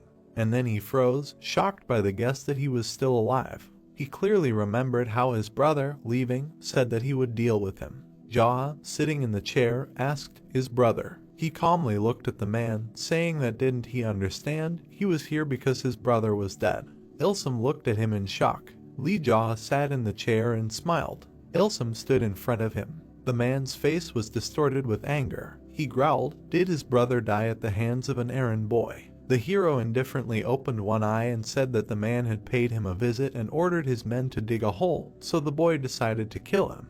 The man furiously rushed at the boy and told him to stop talking nonsense. The hero narrowed his eyes. The enemy swung. The boy extended his hand. Their palms touched. A huge force pushed the man back. Ilsum was thrown back. He flipped in mid-air and landed on his feet. The villain stared at the boy in shock. The man looked at his trembling hand and could not believe that he had lost in the aspect of Kai. The hero stood up and muttered that according to rumors, he was much stronger than he actually was. Ilsum gritted his teeth and frowned. He wondered how such a thing could happen. After all, the boy was just an errand boy from a local inn just a few days ago. Lee Jaha looked at his opponent and asked why he was hesitating. He suddenly leaned forward and said that he would start himself then. The man shuddered and put both hands forward. The hero approached him, his hand outstretched. A glow appeared. The guy threw his enemy across the room with his blow. The man crashed into the wall, breaking through the doors. Blood gushed from his mouth. The guy stood with his hand outstretched. He was calm. There was still energy around his hand. The young man looked thoughtfully at his fingers. Blood dripped onto the floor. The hero approached the enemy, who was coughing, dropping to his elbows. The man tried to get up in rage. His body was shaking. He asked how the opponent used techniques like this. The guy looked down at him with disdain. Lee Jaha grabbed the enemy by the throat and lifted him up. The brunette glared menacingly and said that it was really okay for bastards like them to learn techniques, and it was bad for an errand boy like him to do it. The neck turned blue from the hero's powerful grip. The man grabbed his hand and choked. The boy called him a scumbag and added that even after years of ruling this village, the way he chose to use other people's livelihoods to enrich himself made him scum. The boy looked at his opponent darkly. The man's eyes widened. He tried to stop the hero. Lee Jaha pressed his enemy hard into the floor. The building shook. The people looked up at the ceiling in surprise. The servants went upstairs and found the battlefield. Their master was lying on the floor, and the boy was above him. The boy looked at them with displeasure and asked what they could do if they came when their master had already fallen asleep. He looked ahead carefully. Then his face took on an ominous expression. The hero said that the leader of the Black Rabbit Alliance had changed his mind and it was decided to postpone the establishment of a sect in Ouyang Prefecture. The brunette stood up and said that he used Cho as an example if anyone was thinking of questioning the decision to establish a sect. The servants looked at him in shock and remained silent. The young man moved down the corridor. Everyone stepped aside. He demanded that they step out of the way if they valued their lives. The boy walked past confidently. Discussions and guesses were heard that he was the errand boy from the inn. The hero frowned. The men whispered. The young man stood with his back to them, holding a sword. He turned around abruptly. Lee Jaha looked at them and said that he was the errand boy. The servants' faces distorted with hatred. The brunette looked at them darkly and asked if they were really angry that he was someone's lackey. The men sweated and looked at him nervously. The boy stood in front of them and said that if there were any here who wanted to join Ilsum in hell, he would send them. Everyone clenched their teeth and remained silent. The young man exhaled. They asked him why he killed the master. The hero turned and asked if he had a good reason to kill the people around him. He turned towards the exit. Everyone watched him go and remained silent. Sungti was waiting for him at the entrance to the hotel. The guy approached him. The man looked at the hero and asked why he had returned so early, because he was supposed to go kill Ilsum. The young man passed by. The blonde turned around. Lee Jaha replied that the villain was in heaven. Apparently, you can get there even if you committed crimes. The interlocutor exclaimed that this was a lie. The brunette turned to him and offered to see for himself if he did not believe. Sungti frowned and thought that only a moment had passed since he left. He looked at the guy's back and noted that there was not a scratch on him even after the massacre of Ilsum. The man narrowed his eyes and wondered how this degenerate had become so strong in such a short period of time. The guy walked through the hall. The interlocutor shuddered. The hero needed to make sure that everything was cleaned up before leaving, and generally keep the hotel clean. The blonde watched him go silently. He grimaced in irritation and thought how dare he order him to clean up. The man looked around in displeasure, looking for a broom. The hero was sitting on the bed in the lotus position. The guy thought that after settling urgent matters, he could train in peace. He closed his eyes and remembered the moment of the fight with Ilsum. The young man was becoming stronger much faster than he expected. He could not miss this opportunity. The brunette folded his hands and exhaled. Flames appeared in his palms, and his whole body radiated energy. Evening turned to night, and then the next day came. The townspeople on the streets were animatedly discussing the death of Cho Ilsum. According to rumors, he was killed by a boy from the inn. Cha Sung-ti passed by with a smile, covering himself with a fan. He reached the inn. The hero inhaled. He opened his eyes and looked at the energy emanating from his body. Finally, the guy conquered the tree kingdom. Now the young man is getting closer to the kingdom of darkness. Lee Jaha looked at his hand thoughtfully and thought that even if he had achieved this in his previous life, his comprehension was too quick and shallow. He clenched his fist and smiled. The brunette was sure that he could become stronger than he was then. His entire room was charred. Lee Jaha looked around and thought that it could be because of all the impurities that came out of the body during the advancement from the Wood Kingdom to the Dark Kingdom. The smell was also disgusting. The guy chuckled and noted that this stench was a sign of his progress. His body had become much cleaner than before. The young man looked towards the door. Cha Sung-ti's cry came from the corridor. He was perplexed by the stench. The man covered his face with his sleeve and said that it smelled like something was rotting. He was perplexed by what had happened here. The hero walked out into the hall. A cloud of stench hovered around him. The guy noticed the newcomer. Sung-ti grimaced and asked if he had really shit himself. The brunette looked at his interlocutor with displeasure and asked again. The blonde abruptly rushed out into the street. He turned around in disgust and said that the young man should have left here to go to the toilet and not do it in his room. The hero frowned. The man threw up in the yard. The brunette looked at him irritably. Lee Jaha was lying in the bathroom. He exhaled with satisfaction and smiled. The young man closed his eyes and remembered how Cha Sung-ti sent him to wash himself with shouts, holding a knife in front of him. The brunette frowned. The door opened. The guy looked inquiringly in that direction. Hee-young came up to him and bowed. The hero looked at her and asked why she came. The girl looked at the floor. Hee-young answered that she had to help with the bathroom. The guy looked at her from the bathroom and asked again. The brunette said that this was Sung-ti's will. She looked down at her feet in disappointment and said that if he didn't want her, she would at least wipe him off when the hero was done. She frowned. The girl looked at the young man in surprise. Lee Jaha said that there was no need to come here. The brunette calmly looked at his interlocutor and explained that she no longer needed to do such things, and he would explain to Cha Sung-ti himself. They looked at each other. The young man explained that she was not a prostitute who sold her body, but a hostess who met visitors. She needed to behave accordingly. The brunette turned away. He leaned on his hand and frowned. The hero thought that the blonde continued to force her to do something that the guy had not even asked for. The girl looked at him silently. She bowed and thanked him, and also apologized for what happened earlier. The guy did not look back at her and replied that it was all in the past. Hee-young raised her head and asked why he had turned a blind eye to the beating that time if he was so strong. The young man turned to his interlocutor and replied that it was necessary in order to use it as a pretext for revenge later. The brunette frowned and said that when it came to a gentleman's revenge, 10 years was a tolerable period. But when it came to an errand boy's revenge, the countdown began from the moment of the beating. The girl looked at him in surprise and asked if there really was such a saying. Lee Jaha smiled and replied that he had just made it up himself. Hee-young shuddered and became embarrassed. The hero turned away contentedly. He threw his head back and closed his eyes. The young man thought about how they dared to use beauty in such a way, especially since things like feminine charm did not work on him anyway. He remembered his last battle in his past life. Then the rival said that using women against the hero did not work because his tastes were too perverted.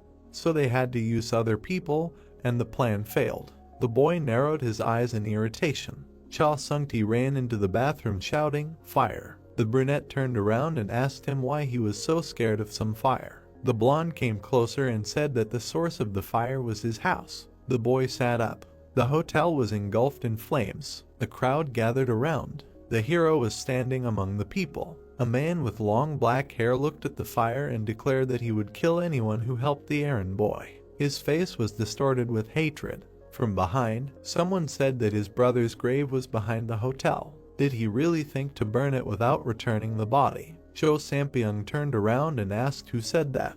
The hero came out of the crowd. The man looked at him in confusion and asked who he was. The boy frowned and asked what was wrong with the interlocutor that he dared to do such a thing. Sampiang looked at the young man with confusion and asked if it was Li Jia. A man in a hat approached him and asked if it was him. The brunette answered in the affirmative. The man in the hat looked at the instigator with displeasure and asked if he had been brought here to kill some errand boy. Sampiang looked at him in surprise. The man stood in front of him and asked if his brothers were planning to establish a sect in Ilyang Prefecture, and they were having trouble with just one errand boy. The hero watched with interest. The man looked menacingly at Sampiang. He was taken aback. The man said that if he had to swing a sword for some brat, the entire Miram world would laugh at him. He looked menacingly at his protege and ordered him to deal with him himself. The brunette shuddered and clenched his teeth. The man in the hat said that if the man's abilities were so insignificant and he was unable to deal with someone's lackey, then reuniting with his brothers would be the best option for him. Cho Sampiang sweated and tried to object. The hero came closer and confirmed the man's words that he should have at least a bit of common sense. The boy looked at the enemy and demanded to fight him instead of forcing others to do his job. The arsonist frowned and turned to the boy. Li Jia suggested that the loser would be burned to death. The man in the hat chuckled and noted that the boy had an inflated ego. The rivals looked at him. He came closer and introduced himself as Noong Jaisok of the Dark Storm Castle. The man said that he would witness the outcome of the battle. The rivals stood opposite each other. Cho Sampiang frowned and squeezed the hilt of his sword. He was trying to understand how his brothers lost to this bastard. The hero looked at Jaisok and noted that he was smart. It seemed like he was giving Sampiang a chance to fight, but in reality he was trying to assess the boy's abilities. They stood near the burning house. The boy looked at the flames with displeasure. He turned to his opponent. His eyes flashed. He slowly moved forward. The rival shuddered and exclaimed what he was doing. The guy looked at him questioningly. The man started to sweat and demanded that he take out his sword. Li Jia looked at him with disdain and said that he didn't need a sword to defeat someone like him. Sampiang pursed his lips. He moved furiously towards the boy. The man swung his sword. The hero dodged. The guy swung his fist. Then he struck the opponent in the side. He coughed. He was thrown to the ground. The man groaned. The guy looked at him and demanded that he not overdo it, because he wasn't even fighting at full strength. The enemy gritted his teeth and turned around. He made a sharp lunge with his sword. The blade stopped next to the hero's face. His eyes flashed. The guy said that the opponent was careless. The brunette grabbed the enemy's hand. He couldn't move. Li Jia looked at his opponent with disgust and said that his brothers were the same, but they were stronger. The man started to sweat. The boy's eyes flashed. He said that it would be best if neither brother returned to the village. The hero snatched his opponent's sword and quickly slashed. Blood spurted. The man turned pale and sank to the ground. There was a deep gash on his chest. The boy stood and watched as his defeated enemy fell to the side. His gaze was cold-blooded. The crowd chatted loudly as they watched the duel. The boy looked at the fire and muttered what the bastards didn't like about the inn. The voice said that it was a good show. The boy turned around. Noong Jaisok crossed his arms and smiled. The man noted that the boy certainly had talent. He turned around and said that if anything happened, they would meet them. The hero frowned and rudely asked where he was going. The man in the hat froze. He looked menacingly at the boy and asked how he dared stop him. The boy stood behind him and demanded that he stop playing with him. The brunette pulled out his sword and looked at his interlocutor with determination. The man froze in surprise. Li Jia's eyes flashed and said that if he knew and saw the one who tried to kill him and burn the inn, he would not be kind and would not let him go home. Jaisok abruptly started to run. The guy looked at him in bewilderment. He pushed off with his foot. Several jumps. The young man landed in front of the fugitive. The man clenched his teeth and folded his arms to attack. Jaisok lunged and exhaled, directing energy at the hero. The guy stood with his back, then turned around. His eyes reflected the approaching attack. He cut the air with his sword. A thin cut appeared on the opponent's face. The young man looked gloomily ahead. The man turned white and lowered his hand. A cut stretched across his entire body. Blood spurted from it. Noong Jae-sok fell to the ground. The hero stood above him and watched. Night. Flames rose to the sky. The inn was burning out. There were 2 corpses in front of the young man. The crowd was watching. People were terrified. Cha Sung-ti stood among them. He narrowed his eyes and pursed his lips. The blonde thought that Cho Sampyeong had now departed for the other world. The man looked at the body of Noong Jae-sok. Sung-ti frowned and tried to understand who it was. Cho's servants cowered in fear. The hero looked at them and asked who gave the order to burn down someone else's house. They stared at the young man. The boy was approaching. The servants began to apologize and beg for mercy. The brunette frowned and demanded to know on what grounds they had burned the house. The blonde man raised his hand and stepped forward. He assumed that their action was dictated by the desire to get rid of the hellish stench emanating from the house. Cha Sung-ti frowned and said that, having smelled this smell for the first time, he also wanted to burn it down. The hero's face darkened. People discussed why the inn stank of shit. Maybe someone took a shit there. The boy gritted his teeth in irritation and considered finishing off the idiot. He turned around and addressed the blonde. The boy frowned and ordered him to gather all the bastards and rebuild the Zaha Hotel with their help. Sung-ti looked at the gentleman and asked why he would do that. The boy grinned ominously and suggested that he had been too kind lately, and apparently the other man thought he would sit idly by. The blonde man froze silently. He narrowed his eyes determinedly and said that since they were going to do this, they should put in even more effort.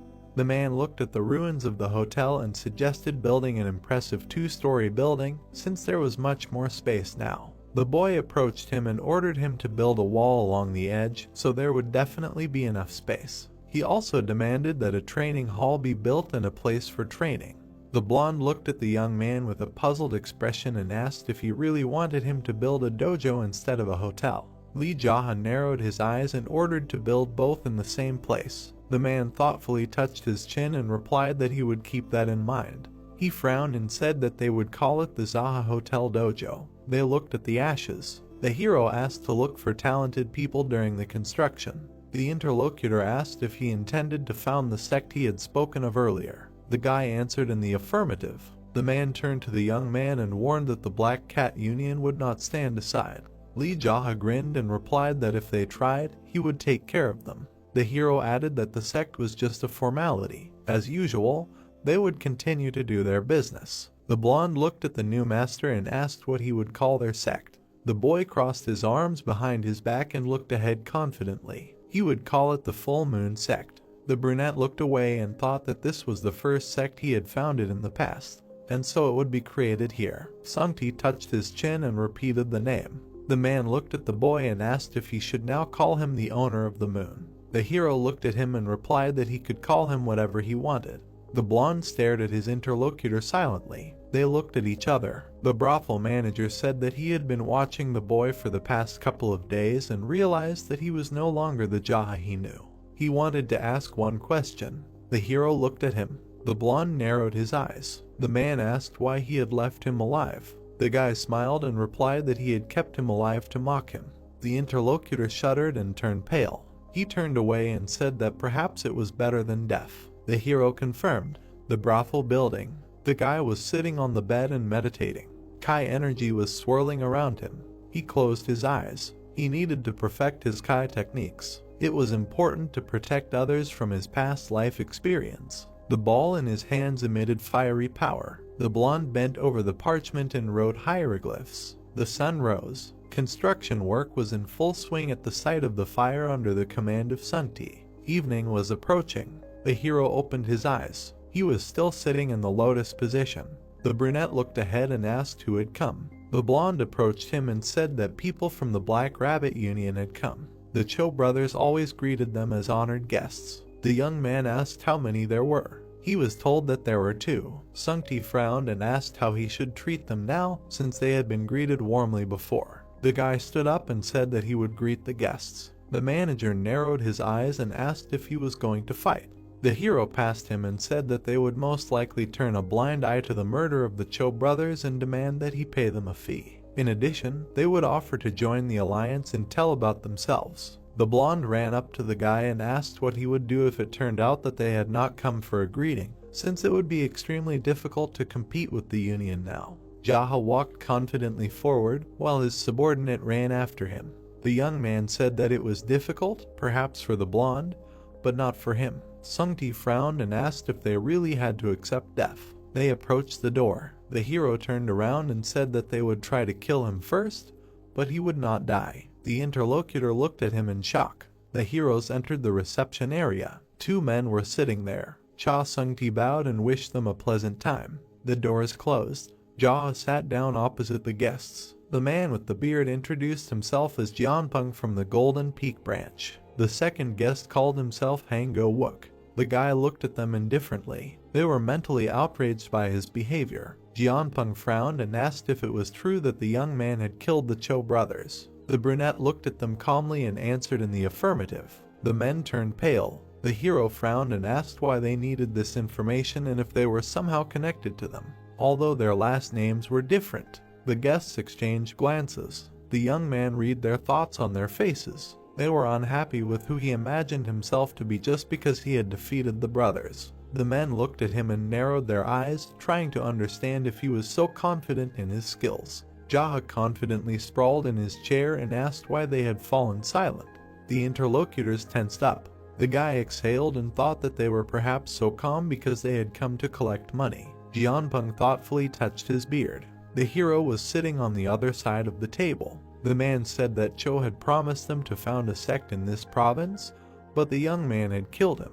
The guy did not show any excitement. The guest looked at him darkly and continued that if they reported this to the Black Rabbit Union, everything would be complicated since he had disrupted their work. The brunette smiled. He made a gesture with his hand and asked if they wanted him to pay them bribes like the Cho brothers did. The men smiled and replied that the interlocutor was not so bad. The guy smiled and suggested a drink first. He called Mrs. Sun. The woman entered and bowed. Everyone turned to look at her. The hero asked why they had not yet received this lousy duquen swill and some snacks. The worker frowned, trying to understand what he meant. She bowed again and replied that she would do everything. The guests again looked at the new owner. Go Wook narrowed his eyes and said that alcohol was good, but he hoped that they could agree on the terms before leaving. The young man smiled and suggested focusing on alcohol. The men jumped up. The fat man slammed his fist on the table and exclaimed that they had had enough. The brunette looked at him darkly. He frowned and asked if the other man wanted to try his hand in a fight with him. The guests turned pale and assumed that the boy had some kind of plan since he was so confident. The hero leaned back and said that he wanted to ask something. Jaha asked if they thought that the Black Rabbit Alliance could come here and rescue the 2 of them as if nothing had happened. He narrowed his eyes and advised them to think about it. After all, the young man would not have dealt with the Cho brothers if he was afraid of the alliance. The guests were sweating. They stood before the host. He noted that their skills were much higher than the brothers. The 3 were incompetent. Hango Wook and Jianpeng looked at him silently. The young man sat in a chair. He said that if they hadn't made a decision by the time Ms. Sun came, he would fight to the death with the 2 of them. Footsteps were heard. The brunette noticed that the woman seemed to have returned. He looked at them coolly. The footsteps were approaching. Ms. Sun looked at him questioningly. When she entered, the guests were smiling tensely. They said that they would definitely put in a good word for him with the Black Rabbit Alliance, so the hero had nothing to worry about. The guy grinned and said that he would take their word for it. Everyone laughed. The men said that they were happy that the Cho brothers were dead. Quick steps. The men flew out of the brothel. Sungti leaned against the doorway and asked if everything was okay that the hero let them go like that. The guy looked nearby and watched them go. He said that if he killed those 2 now, he would have to deal with the entire Black Rabbit Alliance. In the end, no matter who was in charge here, they would simply continue to obey whoever was in charge. The hero narrowed his eyes. He thought that the person to keep an eye on in this area was the 12th Master, the Great Slatterer. There was no need to attract his attention now. The young man turned to his subordinate and said that he would be busy training for a while, so management and all other responsibilities would remain entirely his. He could temporarily take the position of General of the Full Moon. The blonde looked at his master, puzzled, and asked again. The brunette turned and headed for the exit. He warned that if he quickly squandered all the money, he would immediately be fired from this position. Sungti narrowed his eyes and clarified whether he would simply be fired. The man looked after the hero. He replied that fired meant dead. The manager sweated and was indignant that they had not agreed on that.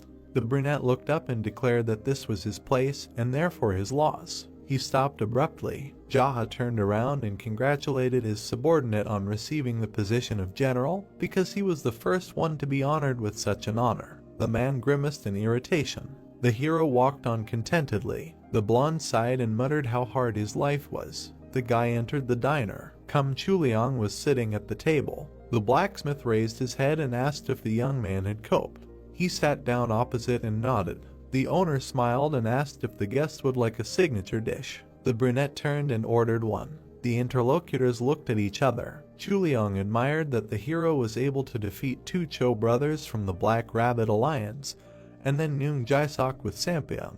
The guy looked at him calmly. The man wondered if the Black Rabbit should not be chasing him after that. If that's really the case, then wherever the hero goes, many people could die. The young man frowned and wondered if he had always been like this. Even in his previous life, he had had problems with the Cho brothers. He regretted not having returned the favor back then. The men sat opposite each other. Jaha said that although they were probably not in any danger now, one way or another, the conflict would surface in the near future. Moreover, he was going to attack them himself, so everything was fine, others should not be harmed. The blacksmith frowned and asked if the boy was really going to defeat the Black Rabbit alone. He answered in the affirmative, although he knew that it was hard to believe. The red-haired man tugged at his beard and said that he still couldn't get it, that the hero had defeated 3 brothers alone. He laughed and told the boy to remember the taste of today's kuxi so that he could definitely treat him to it later. The brunette looked at his interlocutor with displeasure and was indignant that he was forcing the poor man to treat him. The man crossed his arms and noted that the young man was the owner of the Zaha Inn. The cook put a plate of noodles on the table and asked if they were employees of that place. The hero nodded and added that he thought Duxu's brother was too. The man looked at the young man in surprise and said that he did not remember being among their employees. The brunette crossed his arms and said that everyone he knew had long been there. He took his chopsticks and said that if the cook were there, he could afford to treat the hero to noodles. Duxu banged the plate and looked at the guest with disdain. He asked who he thought he was. A voice was heard demanding that Jaha leave. All 3 turned around. A man was standing on the street. He narrowed his eyes. The diner worker smiled and said that they had come to see the main character. Then he frowned and advised him to be careful. The blacksmith coughed and told the boy not to catch a cold because it smelled like rain. The boy exhaled and headed for the exit. He said that nothing was impossible for their master. It was raining. The 2 stood opposite each other. The man looked at the youth from under his hat and said that he heard that he had the nerve to kill Noong Jae-sok from the Black Rabbit Alliance. The brunette looked at his interlocutor indifferently and replied that he had heard that name somewhere. He remembered the man he had struck down. The man revealed his scarred face and said that he had been sent by the Black Rabbit. The boy frowned. It was the 2-eared phantom Wai Seonwoo, who had attacked and killed him in his past life. The hero stood opposite the man and thought that he was so young, but already had a serious nickname. They looked at each other. The man asked why the boy had killed Noong Jae-sok. The brunette replied that the reason was that he had burned down his house. The interlocutor smiled and said that he understood his motive, but he had buried himself with it. The guy was holding a sword in his hands. He asked if the guest thought that by killing the young man, everything would be in his hands. His eyes flashed. Jaha said that the opponent had been deprived not only of hair, but also of brains. The man's face was distorted with hatred. He said that before grinding the guy into dust, he needed to teach him a proper lesson. Lightning flashed. The bald man drew 2 swords and rushed to attack. He cut the air with his blade. The hero dodged. He swiped his foot across the ground and sent a splash of water towards the enemy. The man covered himself from the mud and frowned. The boy was attentive. He thought that the 2-eared phantom was actually 2 people, not 1. Surely, if he was in danger, someone would immediately come running to save him. The brunette parried the attack with 2 swords with their sheaths. The bald man made another lunge. The boy jumped back. The hero took a few precise steps. He stopped and narrowed his eyes. Du Yongsu, who had been hiding all this time to deliver a crushing attack, was somewhere nearby. The boy would not let him hide any longer. Cha Sung-ti ran up to the boy. The hero asked him not to interfere and advised him to listen carefully. The blonde took off the bandage from his eye and threw it on the ground. Swing. Jaha dodged another attack. He frowned and warned his subordinate that there was another one hiding somewhere. The man shuddered and began to actively look around. There was a movement on the roof. A man with 2 swords and a scar on his face jumped down from there. He landed next to the bald man. The blonde frowned and noted that this was an unpleasant surprise. The hero smiled and thought that he had finally lured him out. Xianwu looked closely at his opponent and said that he had known from the very beginning that there were 2 of them. The young man grinned. The bald man turned to his partner and warned that Jaha was not as simple as he seemed. They rushed to attack at the same time. Everyone carefully watched the enemy's movements. The bald man was called out. The villains froze. Sung-ti swung his sword and declared that he would be his opponent. The blonde frowned and asked if the enemy knew what his nickname was. The man gripped the hilt of his sword and added that there was no need for the one who was about to be cut into pieces to know that. He narrowed his eyes and exclaimed that it was time for him to get ready. The 3 of them looked at him silently. Sung-ti gritted his teeth and said that he might be sad, but after the blonde cut off his head, he would no longer have to worry about being bald. Xianwu was furious. He cut the air with his sword. The brothel manager raised his sword to defend himself. An attack fell on him. The man was thrown back. The blonde was lying on the ground. The hero looked at him, dumbfounded. The subordinate did not move. The boy narrowed his eyes and demanded that the idiot get up. Sung-ti stood up in displeasure. The youth exhaled. The subordinate brushed the dirt off his kimono. Jaha looked at him and asked if he really thought that would work. The man was embarrassed and said that if it weren't for the rain, they would have definitely fallen for it. The blonde wiped away the dirt and muttered that the moment they let their guard down, he would cut off their heads with a precise move of the blade. The brunette silently condemned him. The villains grimaced with anger. The bald man hissed that they were fooling around right in front of them. The manager pointed at the enemy and noted that due to the lack of hair, it seemed as if raindrops were dancing on his bald head. Xianwu was shaking with hatred. He cursed and swung his weapon. The blonde man flinched. The master parried the attack, shielding his subject. The enemies looked at each other. The bald man swung his other hand. The youth parried the attack again. The man bared his teeth. The hero turned and stood firmly. The killers watched carefully. The blonde man narrowed his eyes. Everyone stood in the rain. The guy was serious. Since he returned to the past, this was the first time he felt something like this. The young man smiled and thought that fighting was so fun. Yangsu frowned and noticed that his opponent was grinning. The hero touched the hilt and drew his sword. It was radiating energy. Jaha swung the blade. His eyes flashed. The sword was glowing. Everyone looked on in shock. The ward frowned and noticed a scarlet light enveloping the blade. The enemies stared at the energy of the sword. The hero stood in front of them. The bald man turned to his partner and nodded.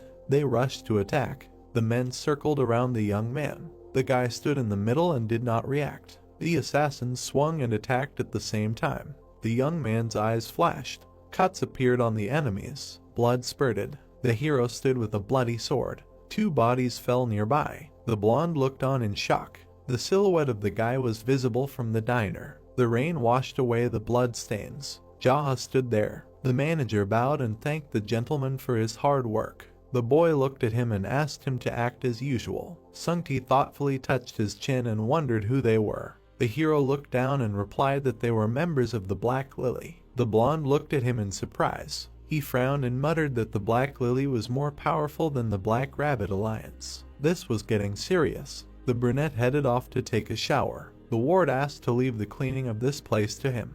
He watched the master leave. The blacksmith crossed his arms and looked in that direction. The man realized that the boy killing the brothers was not a fantasy. The rain did not stop. The boy was lying in the bathtub. His growth of power had definitely accelerated significantly. He was worried that the people who were supposed to die by his hand in the distant future were dead now. The boy closed his eyes. Now the list of groups to deal with also includes the Black Lily and the Black Rabbit Alliance. The boy lowered his head. Silence. The boy opened his eyes and thought that the sounds from the street suddenly died down. Someone was running down the hallway. 2 men appeared in the doorway. The hero turned to them. They were the owner of the Lee brothel, Song Wijiem, and the owner of the Shi brothel, Yoon Junggu. The brunette narrowed his eyes and asked if it was Cha Sung-ti who had prompted them to do this. They rushed at the boy. The wooden bathtub cracked. Water splashed everywhere. The men closed their eyes. The hero jumped up and grabbed them. The men were thrown across the room. They crashed into the wall and collapsed. The boy looked down at them and thought that they had attacked him, knowing that he would not have a weapon with him while taking a bath. The brunette frowned and wondered if this was Sung-ti's doing.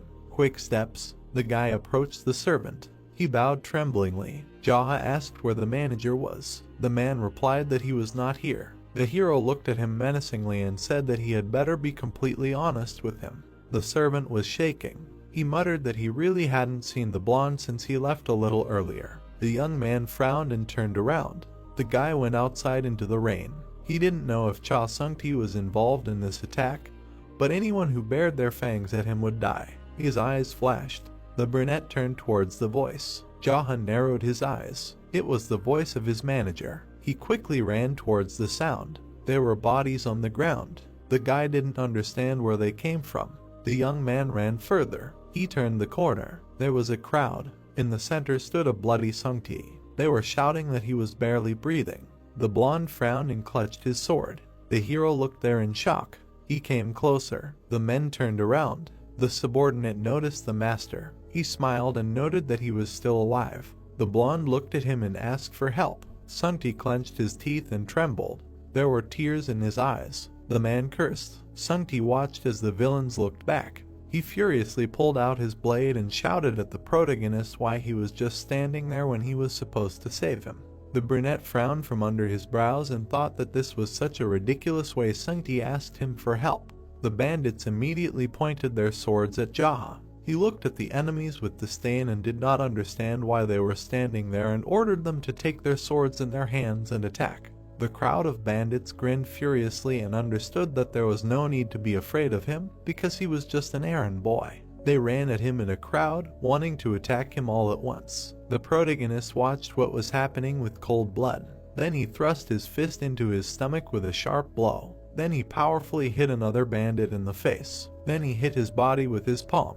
He punched another guy in the stomach with his fist. The enemies ran at him from all sides. Then they all began to fall to the ground. The protagonist looked at the bloody bodies. Then he looked back at Sung-ti, who was screaming.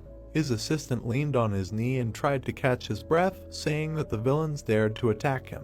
The brunette looked at the blonde cautiously. The bloody Sung-ti looked at Jaha from under his brows and asked if he really came personally to save him. Jaha looked at him with disdain and refused, because he was going to kill him with his own hands if he found him. Sung-ti started screaming in anger, not understanding why he deserved such a fate. The blonde looked at the demon with anger, who said that he himself thought that Sung-ti was somehow involved in this matter. His assistant wondered if these bandits really came to him. The brunette looked at the assistant and said that he was enjoying the bath procedures when Junggu and Wujiem came for him. Sung-ti held his wounded shoulder and was indignant, noticing that these guys still did not understand, because even masters of the Cho brothers level died at the hands of Jaha as soon as they looked down on him.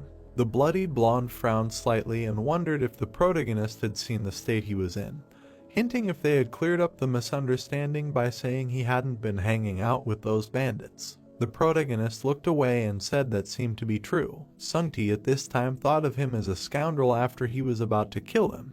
Jaha looked away and turned to his assistant.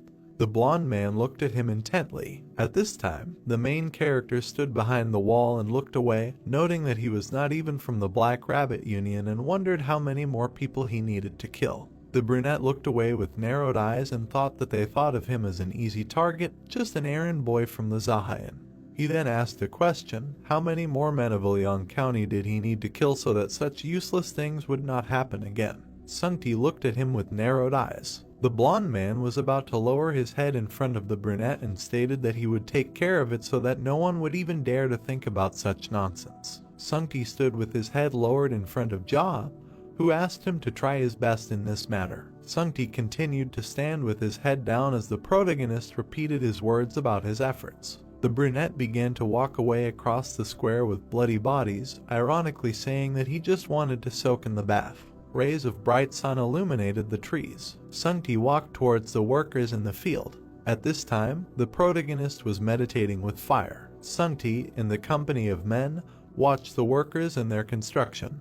A month later, there was already a building in an empty field. Sungti walked behind the protagonist, who looked angry because he knew that a whole month had already passed, and this was supposedly all they had managed to do. His assistant objected that due to the scale of the project, it would take at least a year. Jaha asked if it was possible to do it faster. The blonde raised his hand in front of himself and answered with displeasure that it would not work, although he himself would like to speed up this process, but things will not go faster if you just throw a bunch of random people into production. The protagonist frowned and looked up. The two of them were standing on the field and looking at the construction. Sungti looked at Jaha and said that he had recently found a skilled leader, so he wanted to somehow speed things up. A guy in a blue cape was walking towards them from behind. Sungti pointed at him with his hand and drew Jaha's attention, saying that this guy would be in charge of the construction. It was a brunette named Yeon Ya-sung, who was smiling at them. The protagonist looked at him sarcastically and realized that this was a craftsman who was famous for when he was the head of the ignoble clan, and was surprised at such a meeting. Sungti pointed out Jaha to the craftsman and noticed that the guy had arrived on time and asked him to greet the demon, the head of their clan. Ya-sung introduced himself with a wide smile and said that he took on this job on the recommendation of Jeom Cholyong's uncle. Jaha looked at him sarcastically and said that he was glad to meet him. Ya-sung stood there with a puzzled look and said that according to this uncle, if he did a good job, they would be ready to give him the position of the head of the clan of builders, and as the uncle said, there would be no need to pay any contribution to the clan. The craftsman stood in front of the head of the clan and asked if this was true, to which he received an affirmative answer. Ya-sung began to smile widely and said that this would be enough for him, and he would be happy to work with Jaha and make something truly amazing out of the Zaha Hotel. Ya-sung extended his hand in front of the head of the clan and said that before that he wanted to ask him for something. Ya-sung pointed to the side and said that they were planning to build temporary barracks there for living and eating. The protagonist looked at the smiling Ya-sung with a cold face, who assured them that it would be great if the leader treated them to delicious food sometimes. The protagonist closed his eyes and turned to Sungti. The blonde man looked at him intently. The protagonist looked to the side with a smile and told Sungti to send people from me, Lee and she here every night to cook delicious food and treat the local workers to it. The blonde man smiled wickedly in response and said that it would be done. The craftsman was about to bow his head to the clan leader when the latter said that if he liked the building, he would make him the leader of the clan of builders. The protagonist walked away from the guys. He walked along an empty street and noticed a big guy. He started walking towards Chuliang, who asked if he had met the craftsman. The bearded man crossed his arms and said that this craftsman was very talented, since he was so diligent that he could go out day and night to find work.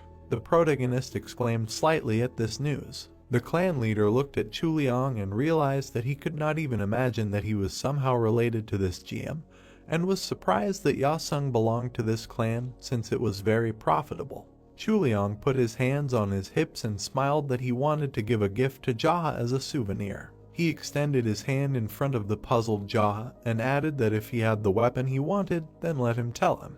The protagonist looked tiredly through his bangs and asked if Chuliang had ever made anything that could be called a famous sword or a precious sword. Chuliang crossed his arms and answered with a dissatisfied refusal. He looked at the protagonist and said that he would not be able to get money from them, and if rumors spread, then such treasures would definitely come to steal and it would be good if they did not kill him. The bearded man looked away and said that even if he was lucky enough to sell it, others would start threatening him to make them the same. The protagonist looked closely at the smiling blacksmith and assured him that he knew how to persuade, to which the bearded man replied that it was true. The protagonist touched his chin and was slightly puzzled. He stretched out his hand and imagined various blades, that in this case, let the weapon not be sharp and the weight was also not important, but it would be enough that it would not break or bend, so he wanted an indestructible weapon. The blacksmith touched his beard and began to talk about how if he focused only on strength, be it a cane, a club, or a spear, then there would be a variety of shapes. The blacksmith frowned intently and asked if it mattered what shape the weapon would be. The brunette looked through his bangs and answered in the affirmative. Shuliang put his hands on his hips and smiled, wanting to take into account that he would one day give this weapon to him and Jaha was going to wait for him. Then the clan leader began to walk further. He walked along the street where people were walking. Suddenly, along the way, he met two people. Two warriors were staring at him. The main character stared intently at what was happening and tried to understand what was happening. The brown-haired man tilted his head and asked Jaha if he was the owner of the Izaha Inns. The brunette looked at the guy with narrowed eyes. The protagonist broke through the guys and said that he was just an errand boy. The brown-haired man looked back and started shouting for the clan leader to stop. The protagonist looked back at him. The brown-haired man sighed heavily. He pressed his hand to his chest and lowered his head and said that he was an envoy from the Black Rabbit Union Hayek Ryon Hong, and he came here to convey words from his superior. The protagonist peered through his bangs and asked again about the Black Rabbit Union. The brown-haired man looked ahead and said that the master of the Golden Phoenix Pavilion wanted to see him.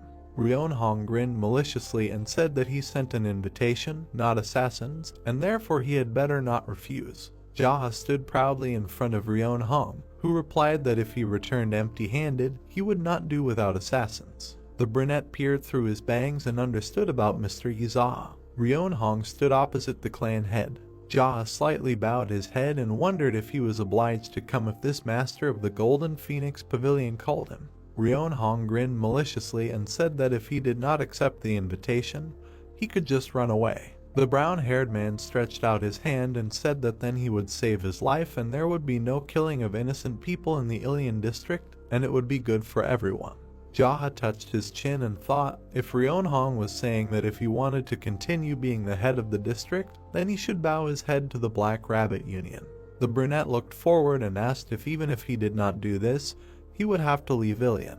The brown-haired man looked at him maliciously and answered in agreement. The main character looked forward with a smile and said that running away would not be manly, so he would meet him. Ryon Hong stood opposite and asked whether he should give him time until the evening or follow them right now. The protagonist stretched out his hands, sarcastically stating that he was going to meet a wealthy man from the Black Rabbit Union after all and could not come empty-handed, especially in such simple clothes. Jaha stood in front of Ryon Hong and said that if he told him where to go, he would get there himself. The brown-haired man smiled mockingly and said that it was a mountain hut in the hunting grounds of Mount Dinghu. The brunette touched his chin and realized that it was quite close. Jaha began to walk away from them. Ryon Hong with a malicious grin said that if Jaha wanted to run away, he had better run as fast as he could as far as he could.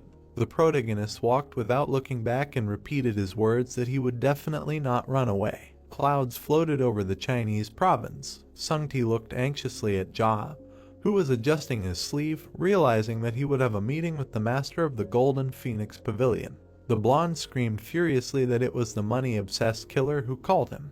Jaha looked at the assistant and said that it was not he who called him, but he himself decided to go. Sungti frowned through his bangs and said that in any case, he would immediately gather everyone and wanted to start a war. The protagonist sighed with displeasure and did not understand what kind of war was being discussed, as if Sungti was going to send all the young Ilian guys to their deaths, although he could handle it himself. His assistant began to shout angrily that Jaha had gone crazy, because if he went alone, he would definitely die. The assistant continued to shout angrily, looking at the head of the clan and asked if he thought that this phoenix would just leave him like some errand boy had angered him, and now he had definitely come to an end. The blonde looked ahead angrily and asked to at least take him with him.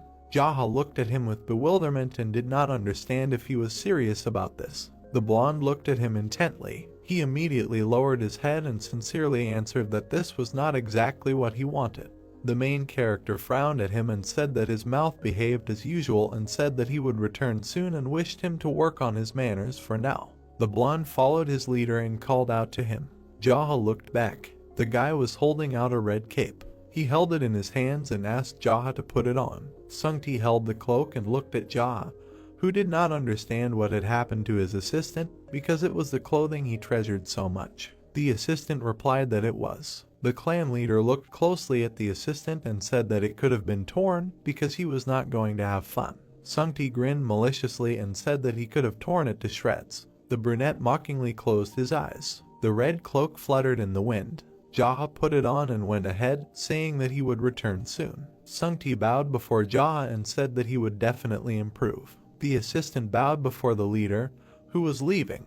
It was a mountainous area. 2 guards stood in front of the door. Ryeonhong crossed his arms and realized that he was only waiting here because of his master's order, but he thought that this errand boy must have run away. Suddenly, he became wary when he heard a sound. He saw Jaha walking along the path. He was slightly stunned and realized that the guy had not run away and thought that he had decided to bow his head and be subordinate to the Black Rabbit Union after all. The brown-haired man made a dissatisfied face and thought that the errand boy was too greedy. The protagonist stepped onto the ground. Then he looked at the 2 guys and said that he had come. Ryeonhong frowned deeply and realized that this guy had become overconfident because he had killed those 3 brothers and wanted to test how long his confidence would last. Ryeonhong pointed his hand forward and greeted the guest, saying that the master had been waiting for him.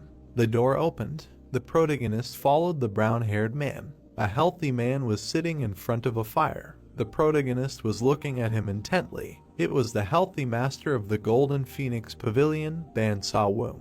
The brown-haired man bowed his head to the master and said that he would come to the owner of the inns. Sa-woong frowned maliciously and said that he should not be made fun of by this statement. Then the big man looked intently to the side. He saw the protagonist. Then he became slightly embittered and said that he was interested in what the guy looked like who grabbed 3 brothels for himself, but even more so he looked even younger and more ignorant than he expected. Jaha approached Sa-woong, who was sitting by the fire. The pavilion master said that since the guy did not run away and came to him, then he came to say that Jaha would like Sa-woong to take care of him. The big man frowned solemnly and assured that the guy did not know his place and was too greedy. The protagonist stood with an indifferent look. Then Jaha walked forward. Sa-woong noticed Jaha sitting down. The big guy immediately started yelling furiously about who allowed the insolent guy to sit down. The protagonist crossed his legs and asked if he needed permission to sit down. Sa-woong frowned angrily, wanting to hear such a statement again. Ryeonhong looked at Jaha sitting opposite the master. He frowned in sweat and thought that this errand boy had completely lost his mind, and even if he bowed his head and crawled, it would not be enough, because he did not dare to behave like that in front of the master. The Phoenix Master grinned maliciously and realized that the guy had completely lost his mind. The protagonist answered smilingly that it was true. Then Sa-woong began to laugh loudly. He extended his index finger and noted that Jaha was funny and asked him how old he was. The brunette became slightly embittered and did not understand why this information was needed, because he understood that he had called him not only to find out his age. The Phoenix Master frowned sullenly. The head of the clan assured that if this was all the master wanted to say, then now it was his turn. The protagonist sat opposite the big guy and told him to choose. Jaha looked at him frowningly and asked him to choose whether he would die alone or first send his subordinates to be slaughtered. Sa-woong began to grin furiously, not understanding how this impudent little guy could tell him such a thing. Sa-woong immediately reached for his blade and said that he wanted to spare the guy, but now it would be difficult not to kill him. He was about to pull out his blade. Jaha watched this closely. He immediately reached out with his foot to hit the master. The big guy managed to cover himself with his sword. However, he received a crushing blow to himself. Jaha saw the Phoenix Master flying to the ground. His gaze was full of rage. The protagonist stared at him. The big guy managed to land on his feet. He tried to catch his breath, holding the blade in his hands. Then he bared his teeth angrily, not understanding how this happened. Ryeonhong watched what was happening in bewilderment. The people saw the protagonist heading towards their master. The brunette in the cape looked ahead coldly and asked a question about the master wanting to spare him and did not understand what to do. Jaha stared ahead and assured that he was not the one who needed his mercy. Sa-woong frowned in horror. Ryeonhong looked at all this with a downcast look. Jaha stood in front of the Phoenix Master. The big guy bared his teeth angrily and pulled out his blade, not understanding how this was possible. The Phoenix leader looked at his enemy and realized that he had definitely heard that he was an errand boy at the inn. Jaha smirked slightly and noticed that Sa-woong was ranting as if he could kill him at any moment and did not understand why he was standing there now. The big guy was clenching his blade furiously. Then, he bared his teeth bloodthirstily and wanted to attack first. He pulled out his blade and ran forward.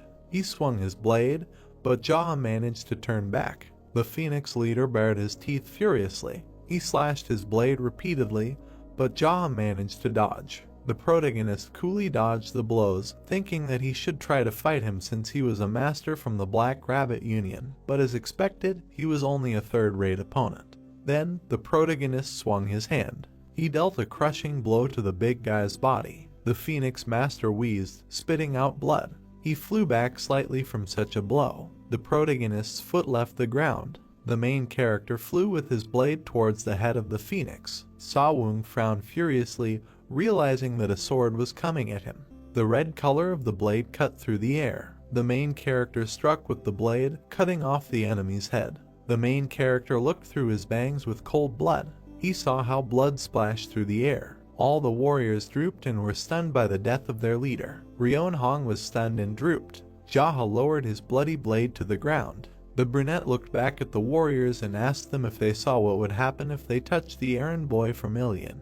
The brown-haired man stood there with a sullen expression and realized that the master couldn't even fight back properly and was defeated so easily. Jaha looked away and asked about who wanted to die after their Phoenix master. All the warriors immediately became wary and wilted. One of the warriors began to step forward and said that right now the guy attacked the Black Rabbit Alliance. The blonde guy frowned slightly and asked Jaha about how he was going to deal with this. The brunette looked at him arrogantly and wondered why he should care, because they could die right here at this very moment. All the warriors immediately became horrified and angry. A whole crowd of soldiers stood in front of Jaha, who was about to count and ordered everyone to kneel down and those who did not bend their knees. He wanted to send first straight to their leader, so he ordered them to decide what they wanted themselves. He extended one finger and said the count. The blonde guy stood there dumbfounded. Then he immediately fell to his knees. All the soldiers began to kneel after him. A whole crowd of warriors were kneeling before Jaha.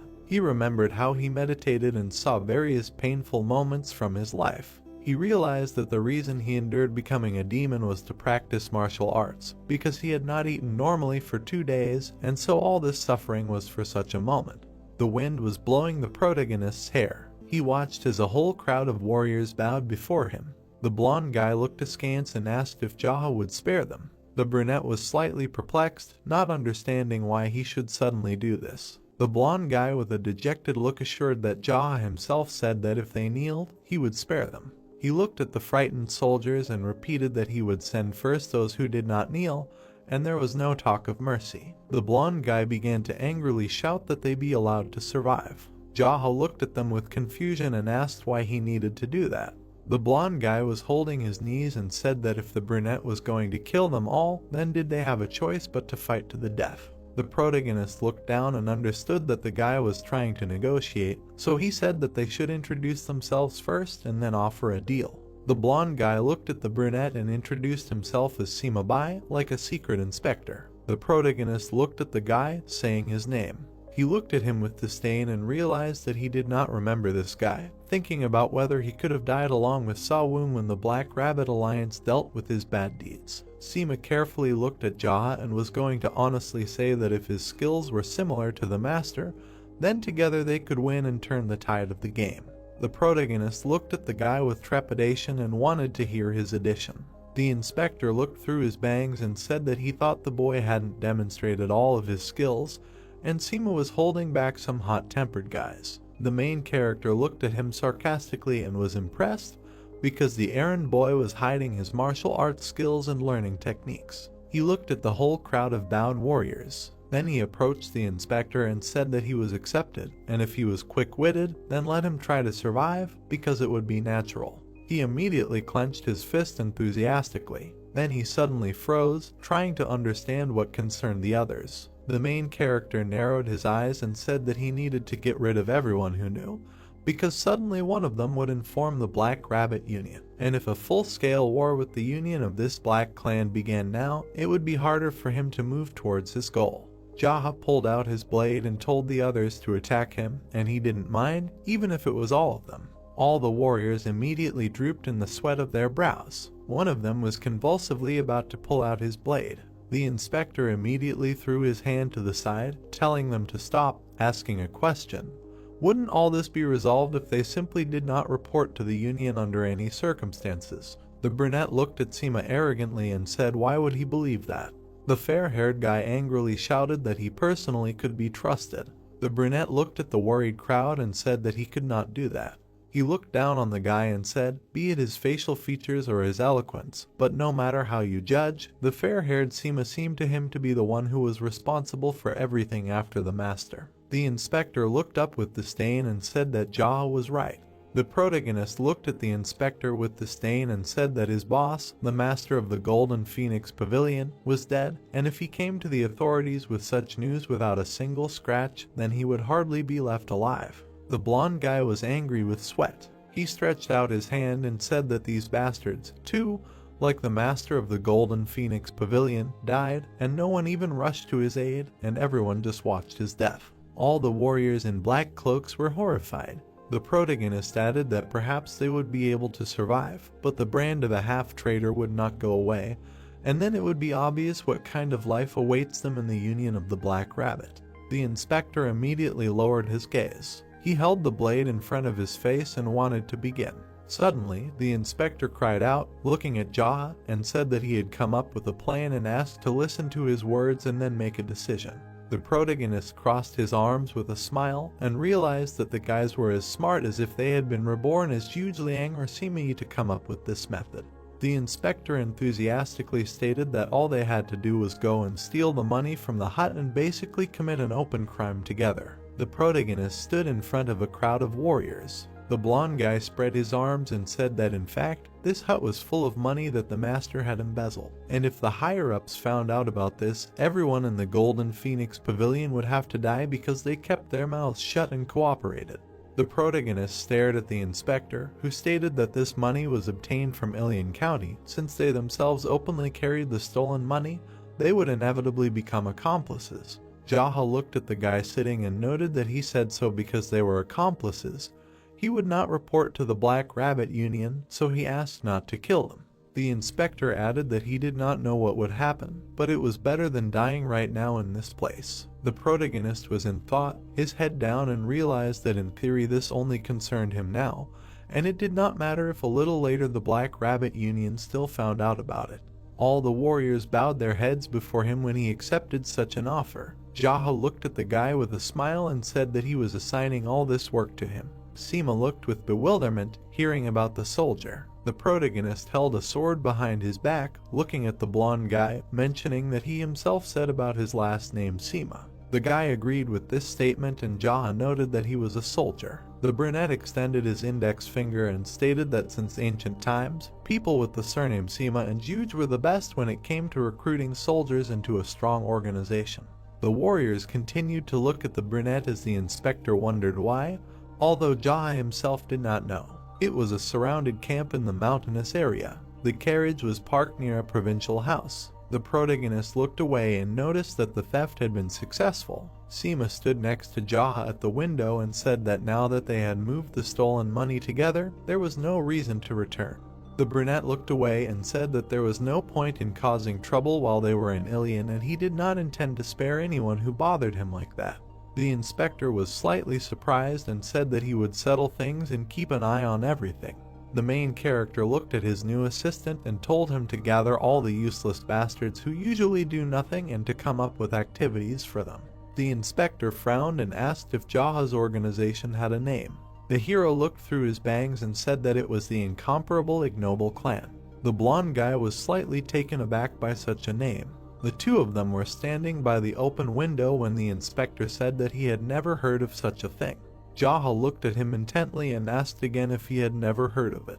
The guy, looking dumbfounded, quickly leaned over and apologized for not understanding such things. The brunette looked away and said that everything was fine because he had created it in a hurry some time ago. Jaha looked at the new assistant, who noted that it was in a hurry, and the head of the clan said that the point was to create something, and it did not matter what exactly it turned out to be. His assistant looked ahead and said that it bothered him that Jaha was so careless to call themselves a peerless clan when they didn't even know what people could talk about.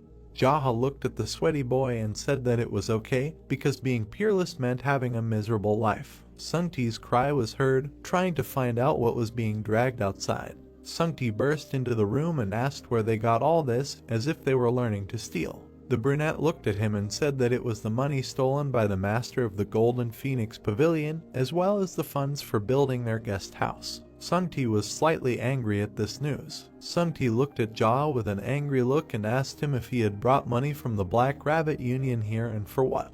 The protagonist looked away and said that he wanted it that way because it was the will of the errand boy and the will of the clan leader along with the will of the thief. Sungti continued to frown from under his bangs. He immediately said angrily that he, of course, understood the wish of the errand boy, as well as the clan leader, but wondered what they should do if this became the reason for the Black Rabbit Alliance to attack their district. Sungti started waving his arms wildly, noting that Jaha himself knew that the Black Rabbit Alliance were people who stole money, not people who could be stolen from, and they were the very same scoundrels who would capture and beat up thieves and then take everything away. The main character looked at the angry assistant coldly and said that he had been doing well with everyone, so everything should be fine. Sungti grabbed his head and sighed heavily, thinking that he would go crazy like that.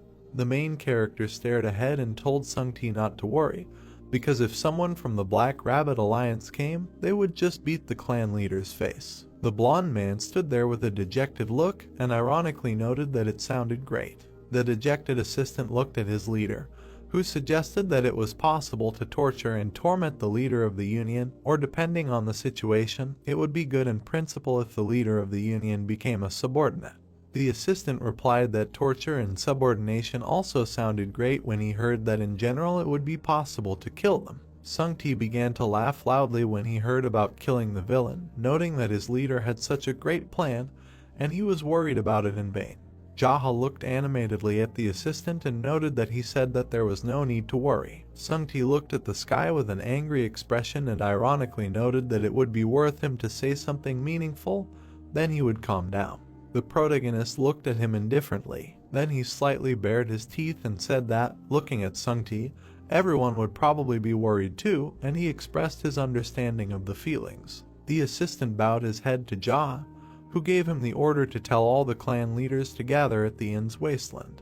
The blonde looked up at Jaha, trying to find out who exactly he was talking about, since he himself was still unaware of the situation. The protagonist introduced Yuxu of the merchant clan, then Chuliang of the blacksmith clan, and a smiling Yasung of the builder clan to be in front of him. Sungti smirked slightly and said that it would be done. The protagonist sat at the wasteland with the boys by the fire. Chuliang crossed his arms and mockingly asked what their clan leader wanted to say. The brunette looked at him. He narrowed his eyes slightly and said that he wanted to inform them about the principles of the ignoble clans. Yuxu slightly grimaced, hearing about the principles. All the boys looked at the protagonist, who said that from now on, everything that happened in this clan would be his fault, and if there was a problem, they should say that it was all the clan leaders doing.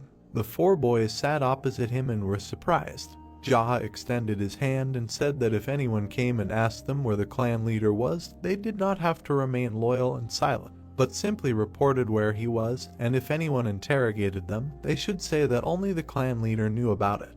He raised his index finger and said that this was the first principle of action in their clan. The four boys listened to him attentively. The blacksmith crossed his arms and said that saying that the clan leader was to blame for everything could hardly be called a principle of action. Jaha leaned forward, looking up from under his brows, and said that if he were to explain further, he had no talent for making noodles, so he decided to focus on influence. Chuliang frowned sharply, asking if that was real. The boys sat across from the protagonist and began to discuss that Jaha finally admitted that he was bad at making noodles. The protagonist looked forward with a tired expression. He immediately lowered his head and wanted to change the topic, adding that anyway, Uncle Jiam, who ran the forge, or Hyam, who ran the inn, had no desire to become influential. Chuliang and Yuxu agreed, saying that they were lost among them. The brunette looked forward and assured that the two of them probably thought the same thing. Smiling, Yasung replied that it was true. Sungti extended his hand and said no. All the boys looked at the blonde with bewilderment. Jaha crossed his legs and said that most of their clan thought the same way, but he was different. The protagonist glared and said that he wanted to reduce the number of deaths of those who were unable to defend themselves by using the ignoble clan. Chuliang looked forward along with a dejected Ryuksu. Sunti looked forward along with a smiling Yasen. Jia raised his hand and said that the errand boys at the inns were entertainers or coachmen, people who made weapons, food, and necessities. The blacksmith along with Ryuksu listened attentively to the leader. Yasung continued to look at Jia with a smile, who added that there were still many merchants who were killed by influential people countless times, and this injustice did not stop, and perhaps it will be like this in the future. Sunti looked forward with a dissatisfied smirk. The protagonist looked ahead and said that if there were people who died unjustly, then as the clan leader, he planned to find out whoever his opponent was. Chuliang leaned forward, holding out his hand as Ryuksu repeated his words. The blacksmith wondered what the leader meant, that he was going to face not only the Black Rabbit Alliance alone, but also the existing established forces. The protagonist looked confidently through his bangs and said that it was so, because if someone died at the hands of someone from the White faction, he would kill them in return. If someone from another alliance killed, he would go to the Muram Alliance and kill them before the trial. All the guys were sitting around the fire when the brunette said that he was the leader of the ignoble clan. All the guys listened to Jaha's statement in surprise. The protagonist recalled the various factions of the buildings when he was a mad demon and represented the various factions such as the demon cult, the Muram Alliance, the Black faction, and the White faction. Every time they clashed with each other, countless people would die as if a war had broken out. A pile of bloody corpses lay on the field. He recalled standing in the empty space and casting a shadow, as he had no sympathy for those crazy primates who mastered martial arts only to die fighting each other. However, he could not accept the fact that the errand boy who carried alcohol and snacks without thinking about anything was beaten to death for no reason. He recalled his bloody sword, and as a result, he killed those crazy monkeys and easily earned the nickname Mad Demon. The corpses were piled on top of each other, and he said that he was being frivolously pointed at and criticized. His hair was blowing in the wind. Back then, no matter what he did, he was called crazy, and there were even cases where he took on crimes that he did not commit. He thought about how, in truth, there were many cases where he did not explain anything, simply because he was bored. He remembered how he looked arrogantly through his hair, and he realized that on top of all this, given his temperament, he became a martial artist in no time. His black demon form stood above the black moon. He thought about what it was like to run away from the Muram Alliance during training to kill the leader of the demon cult, although now everything was different and no matter who he fought, he was the first to find a reason to fight.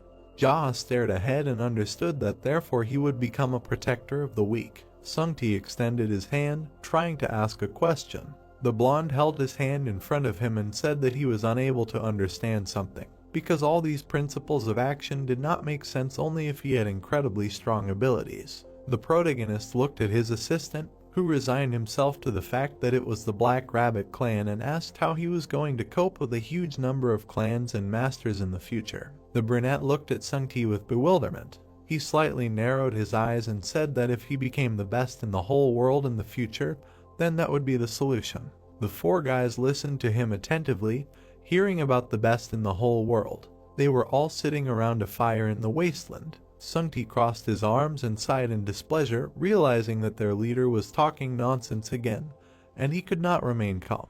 Charles crossed his arms and said that he would support their leader, because as a man, he should have more leadership ambitions. Yasun continued to smile and said that he would also support Jia and become the assistant of the ignoble clan and the leader at the same time. Ryuksu slightly furrowed his brows and tried to find out if it was possible. The blacksmith looked at the blonde man in confusion, who began to say that there were countless clans and masters, as well as geniuses with outstanding martial arts skills. He noted that it was said that most of them began practicing martial arts before they could even walk. The protagonist looked up from under his brows and said that they were like that.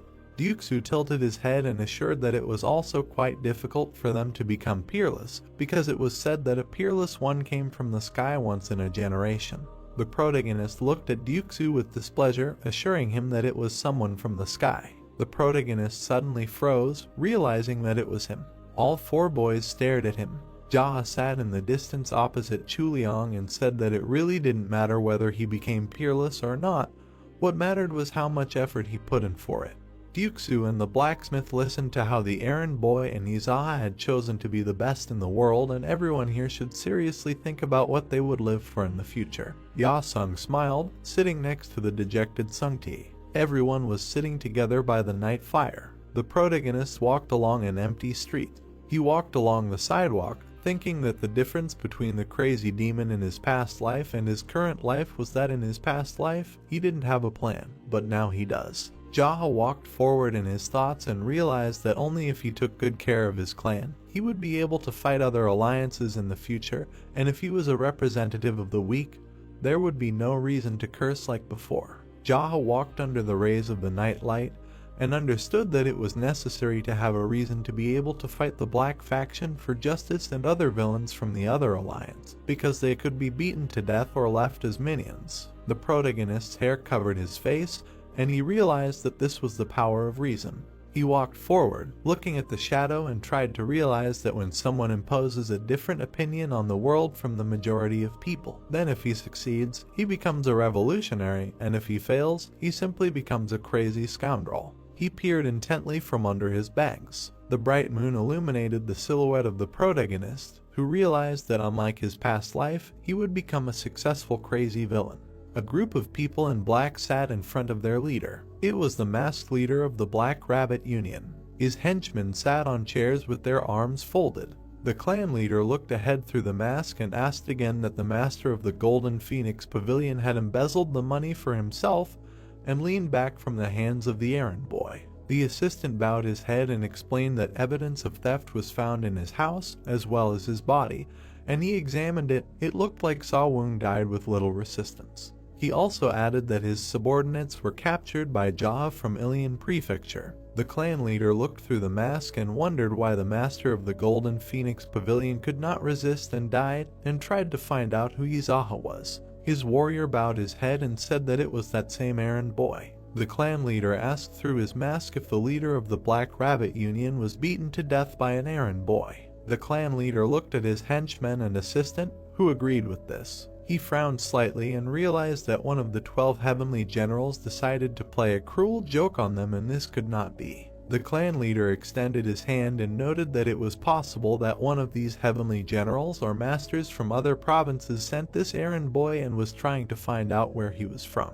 Her assistant sweatingly stated that this was not the case because the guy originally lived here. The brunette in the mask was slightly perplexed. His servant stood in front of the leader and wanted to leave this matter to him and accept this assignment because he would definitely figure everything out.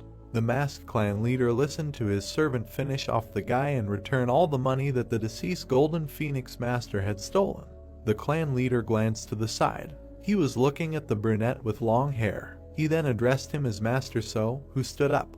The master stood far away from the leader, who remarked that he had heard that he had been training extremely hard recently. The guy replied that he had been training just like before. The masked brunette put his head on his hand and said that he knew that his skills were better than the Golden Phoenix Pavilion master, and asked him how long it would take him to defeat the guy. The brunette held onto his sword, being the Golden Dragon Pavilion master So Gunpyeong.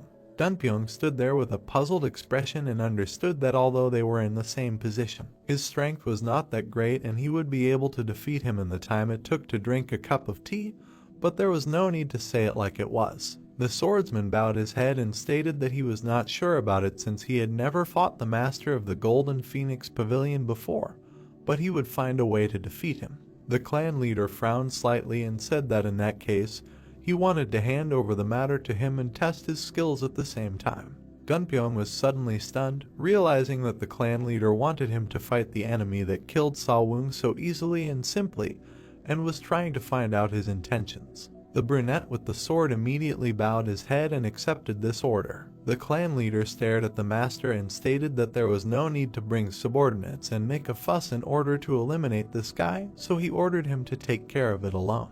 Dunpyeong glared, realizing that they were simply trying to send him away alone. The masked leader looked arrogantly into the swordsman's eyes and told him that if he failed, he should kill himself right away. The boy realized that they were simply trying to send him to his death. The swordsman stood, bowing before the leader, and said that he would die anyway if he failed, so he would do everything.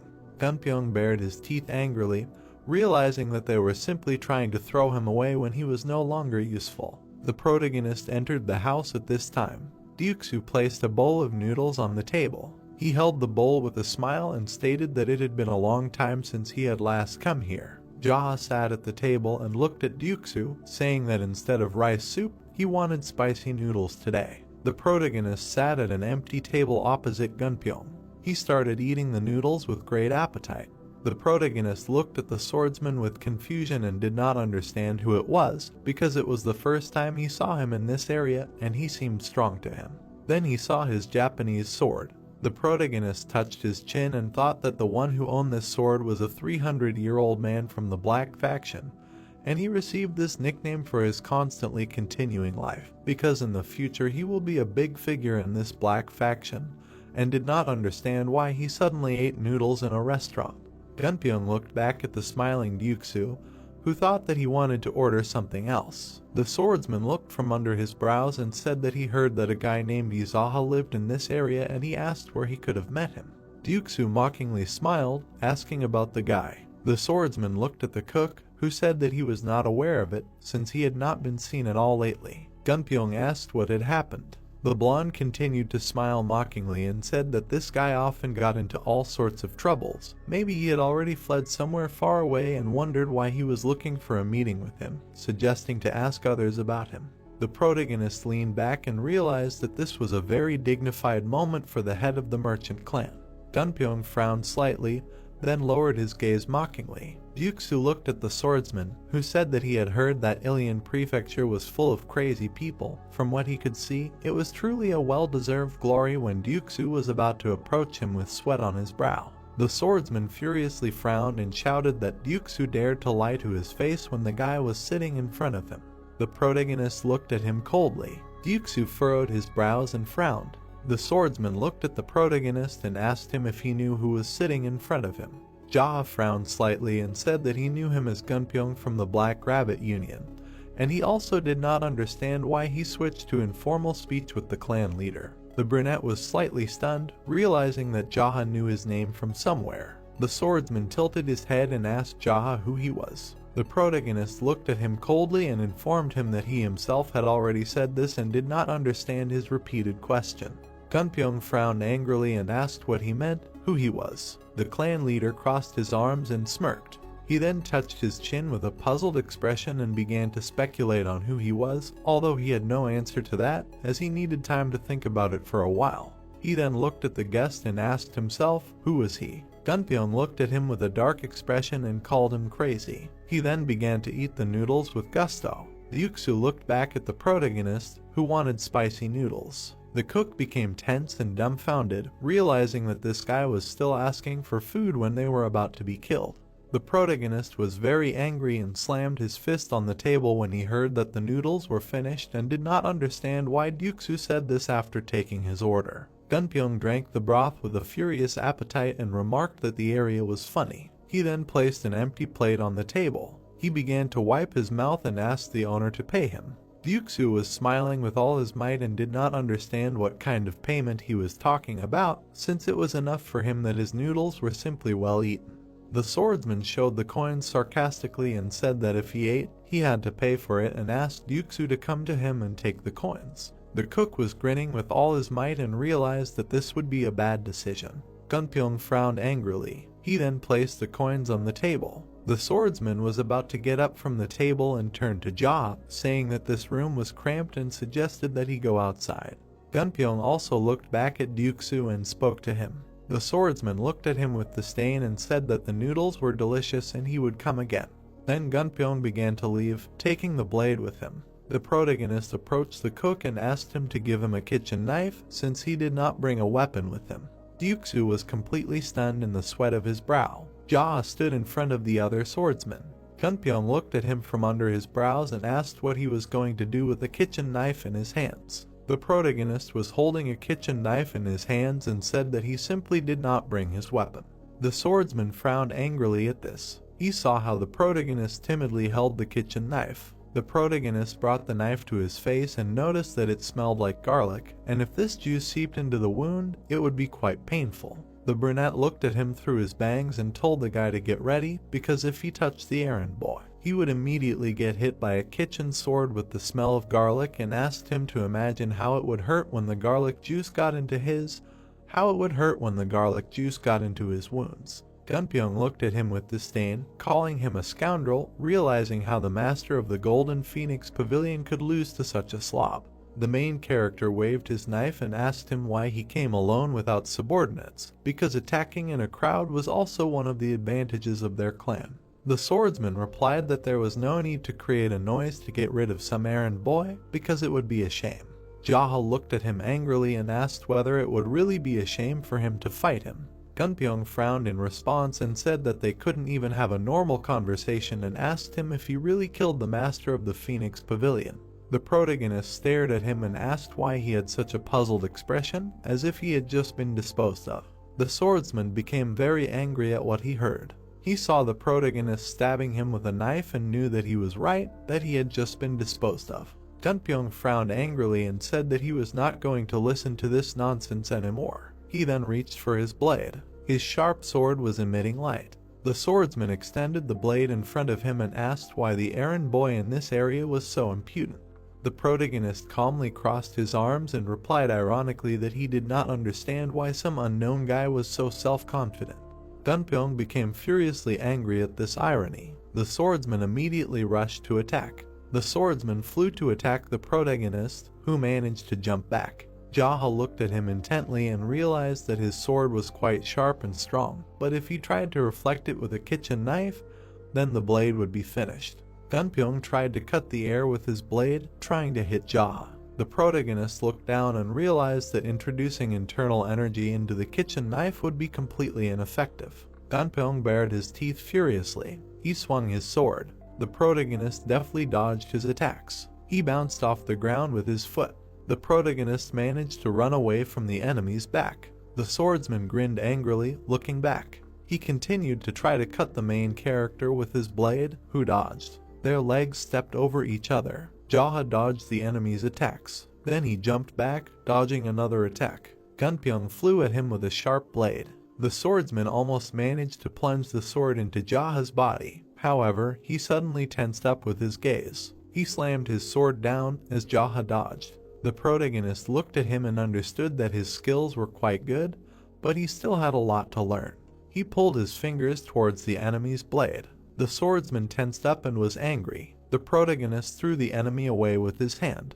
Gunpyeong flew back, raising a cloud of dust. The brunette looked at him with trepidation and understood that the guy had finally realized that he was the only one here who had lost his mind and his stupid attacks would not work on him. Gunpyeong frowned furiously and did not understand who was in front of them and how he managed to predict his every move. They stood opposite each other and Yahello stated that he came to him knowing that he was underestimated, and therefore continued to talk nonsense about him. The swordsman began to shout furiously for his enemy to shut up, because he knew perfectly well that he was asking about something else entirely, or whether he had some kind of status, like the head of the union, or whether he was one of the 12 heavenly generals. The brunette peered through his bangs and noted with irony that the guy first asked a question, and then told him to shut up.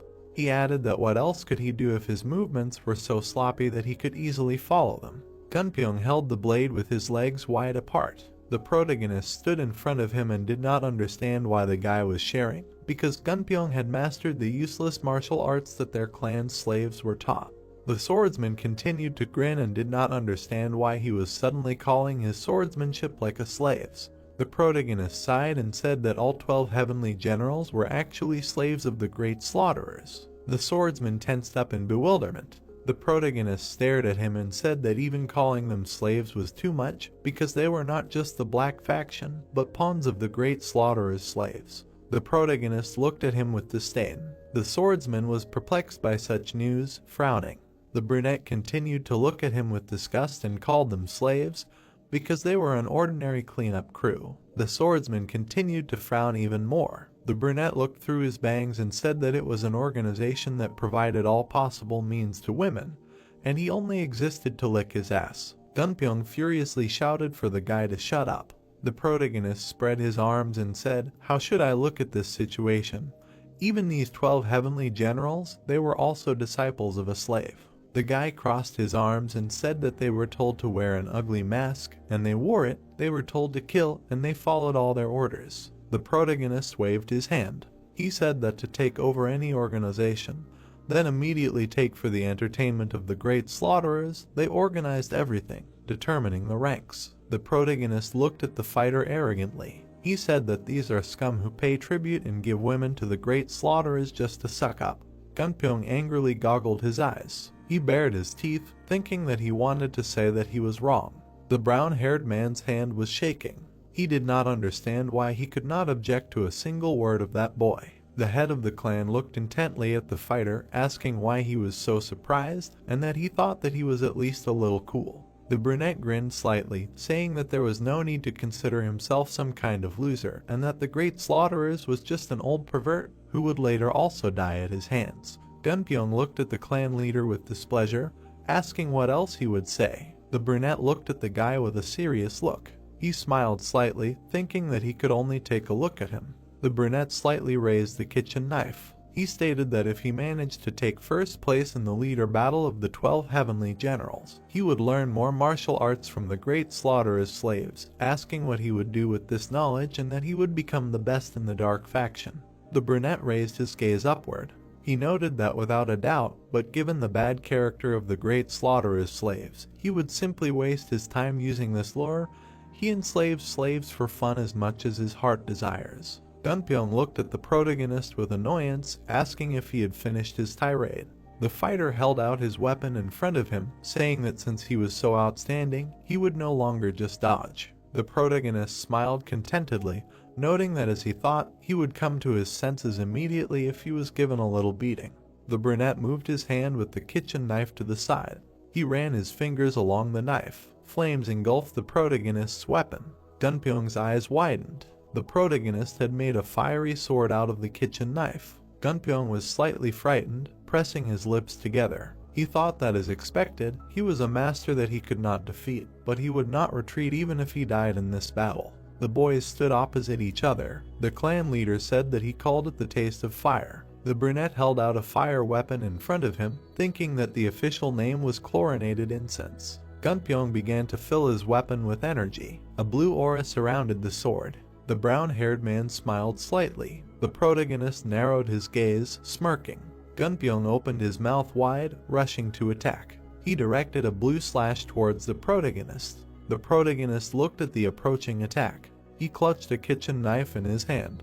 The clan leader sent a pillar of fire towards the brown-haired man. Gunpyong's eyes widened. The brown-haired man held out a weapon in front of him, blocking the blow. The blow sent him flying. He spun on the ground. The protagonist looked at the guy. Ryuksu watched what was happening in surprise. He smiled slightly, thinking that the clan leader was cool, and this was a real martial arts master's fighting technique. The brunette kicked Gunpyong in the body. Ryuksu watched as the protagonist kicked the guy. His face twisted in confusion. Ryuksu wondered what was wrong with him. Gunpyong was lying on the bed unconscious. The protagonist looked at Sungti, telling him to wake him up. Sungti said he would. He slapped the sleeping guy, telling him to get up. The white-haired guy slapped the sleeping Gunpyong in the face. He asked what he thought, that he could continue to sleep like at home and that he was not going to get up. The brown-haired guy put his hand in front of his face. He abruptly got up from the bed. Gunpyong looked ahead in confusion, wondering that he was still alive. The protagonist looked at the guy with a serious look. He said that since he came to his senses, he should answer the question, asking where the great Rakshasa was. The brown-haired man narrowed his eyes at Jaha. He asked how he knew, noting that even the leader of the union probably didn't know about it. The boys stared at the brown-haired man. Jaha asked what he knew about the leader of the Black Rabbit Union. Gunpyong said that he was most likely sitting in the room. The brunette narrowed his eyes. He noted that he was asking about what that bastard had been doing lately. A shabby Gunpyong looked at the protagonist, saying that the leader was training. The protagonist looked up thoughtfully, asking if this was a rank battle again. Gunpyong looked at the protagonist dumbfounded, asking how he knew about it. The boys looked at each other. The brunette asked what was so strange that he knew about it. Gunpyong said that it was exactly like that and only the masters of the Black Rabbit Union had this information. The brunette looked at the guy with a serious look. He said that their clan knows everything except what he doesn't know. Jaha thought that he only really knows it because he went back in time. Gunpyeong looked at the protagonist with a puzzled expression. Sungti looked at Gunpyeong with a displeased face, saying that there is nothing that their ignoble clan doesn't know. The white-haired boy looked at the clan leader. The leader said that this is not true and what they don't know, they don't know. Sungti asked what it is. The leader said that the most important thing is that they are able to quickly find out what they don't know. Sungti looked at the leader with understanding. Then he looked at Gunpyeong with annoyance. He said that there is nothing that the ignoble clan doesn't know and the strongest intelligence organization is their ignoble clan. Gunpyeong looked at the protagonist with an angry expression. He said that as he thought, he was an unusual person and it turns out that he was a combat puppet of an ignoble clan.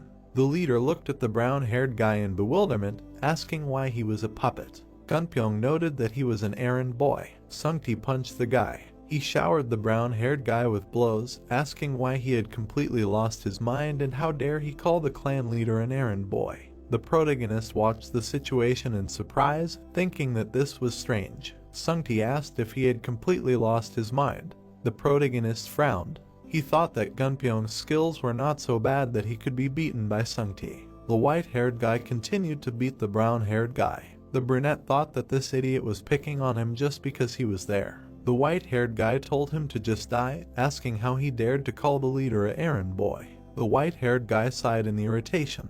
He looked at the leader with a satisfied smile, saying that he taught him a lesson. The protagonist looked at Sungti with a serious expression, telling him to go out for a while. Sungti bowed his head to the leader, saying that he obeyed him. Sungti with a shining smile walked towards the exit. The leader turned his attention to the brown-haired man. Gunpyeong was sitting on the bed with his head down. Jaha asked if he wanted to join him. Gunpyeong said no. Jaha, with a serious expression, looked at the brown-haired man, asking that then he should kill him. Gunpyeong widened his eyes. The leader smiled maliciously. He told him not to answer rashly and to think it over carefully, and if he asked to kill him, he would do it immediately. Gunpyeong looked at the protagonist warily. The brown-haired man thought that, apparently, he would really kill him right away as soon as he said this. The brown-haired man twitched slightly. The protagonist asked how long he would remain silent. Gunpyeong lowered his head, asking for mercy. The protagonist smiled slightly, asking that he did not want to work for him, but asked for mercy. Gunpyeong looked at the leader with a smirk. He stated that if he spared him, then in the future, he would never disturb the ignoble clan again, swearing to this. The brunette looked at the guy intently. Gunpyeong noted that this concerned not only the ignoble clan, but also all those associated with it, adding that there would be no more difficulties with him, swearing on his sword. The brunette pressed his lips together. He thought that he had originally planned to make this guy his servant, but it seemed he would just have to send him back. The leader grinned wickedly. He thought that, however, no matter how stubborn he was, if you wanted to get someone, you had to catch him and beat him half to death 7 times. The brown-haired man was shaking slightly from the leader's malicious gaze. The brunette noted that this was what the great crouching dragon he admired said. Gunpyeong widened his eyes. The leader told him to go. The brown-haired man looked at the brunette in bewilderment, asking where he told him to go. The protagonist looked at the guy with a cold gaze. He noted that he was telling him to get lost. The brown-haired man looked at the leader in surprise, asking that he could seriously leave.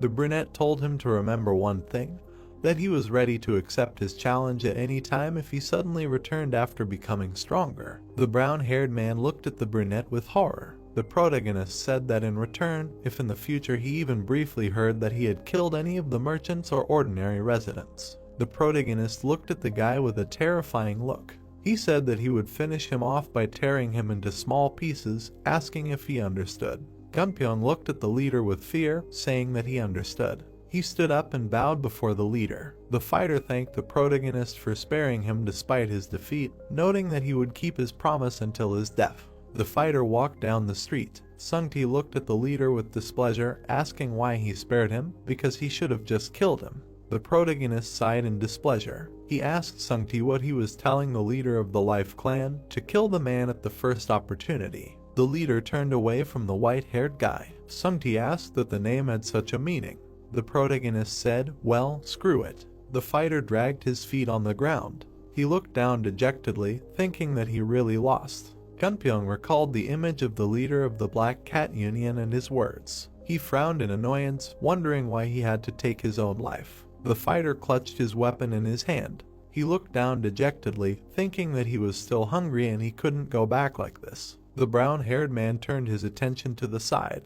Ryuksu looked at the fighter, noting that he still survived. He quickly covered his mouth with his hand. Gunpyeong asked if he could have a cup of noodles. Ryuksu grinned nervously, apologizing to him, saying that unfortunately the noodles were over. Gunpyeong raised his eyebrow. He threw the coins towards the cook. Ryuksu looked at the coins in surprise. There was a rope with money on his hand. Gunpyeong said that he would pay for the food in advance. Ryuksu bowed his head, saying that he could pass. The fighter was sitting at the table, eating noodles. The cook approached the fighter, asking if he wanted anything else, noting that he had paid too much. The fighter asked if that was okay. Ryuksu said of course. The brown-haired man said that anything would do. Ryuksu smiled slightly, heading to the kitchen. He said that he would go and cook something else for him. Gunpyeong looked at his plate. He thought that his future seemed bleak and the union leader would kill him if he returned. He frowned, thinking that he couldn't leave without saying goodbye to his subordinates either. The fighter slightly opened his mouth, saying that life was so complicated. The cook prepared the food. He told the fighter that everyone else had it no easier, asking who didn't have it hard. Gunpyeong asked that he didn't either. Ryuksu poured soup with a ladle. He said that it was, however, since the ignoble clan appeared, there were no more people demanding huge payments, and life became easier. The cook carried bowls of soup to the fighter. Gunpyeong asked that they did not pay tribute. Ryuksu said that they did. Gunpyeong asked what about the ignoble clan, and that they did not pay them. Ryuksu smirked contentedly. He stated that the ignoble clan did not demand money and protected ordinary workers like them, adding that the leader said that this was the reason he created the clan. Gunpyeong looked at the cook with confusion, wondering if the protagonist was crazy. Ryuksu placed the bowl of soup on the table. The fighter asked what it was. He looked at the cook. Ryuksu said that it did not have a special name, so it was just pork bone soup, noting that it was very delicious. There were bones visible on the plate. Gunpyeong asked if they were pork bones. Ryuksu replied that they were. The fighter stared at the soup, thinking that it looked delicious. The cook slightly opened his eyes, smiling maliciously. He said that it seemed simple, but it was really tasty and it would be more convenient to eat with your hands. The fighter took the pork bone, opening his mouth. The door to the establishment slightly opened. The protagonist entered. He looked ahead with irritation. The fighter looked at the protagonist in shock. The protagonist glared at the guys, asking how they dared to eat pork bones without him. Gunpyeong held a pork bone in his hands. The guys looked at the evil leader with fear. The guys sat at the table, eating pork bones. The protagonist pointed the bone at the fighter. He said that he generously granted him salvation, asking what he meant by sitting and eating bones. Gunpyeong widened his eyes. The brunette narrowed his gaze, asking if he had nowhere to go, noting that he had been kicked out of the Black Rabbit Alliance. Gunpyeong looked at his plate, saying that he needed to think about something, so he decided to take a look for a while. The protagonist asked what was the matter with the subordinates who remained in the Black Rabbit Alliance. The fighter looked at the leader sadly, saying that they were like brothers to him. The leader stared at the fighter, wondering what it meant that he was very loyal to them. The fighter furrowed his brows. He stated that most of the people arriving in the Black Rabbit Alliance were subordinates of the former leader, who died at the hands of the Great Rakshasa, after which they surrendered, including him, adding that the Great Rakshasa killed the previous leaders and replaced them with others. The protagonist looked at the fighter curiously, asking how he survived. Gunpyeong said that he did not hold any leadership position at the time. The protagonist pursed his lips. He thought that if Gunpyeong did not return, then other idiots would show up, and maybe even the leader of the union himself would show up, and this would only cause him unnecessary trouble. The protagonist looked at the fighter, calling out to him. Gunpyeong asked what he wanted. The brunette narrowed his eyes, telling him to take him to the Black Rabbit Union a little later. The fighter looked at the leader in bewilderment, asking what had come over him so suddenly and whether he was going to attack the union alone.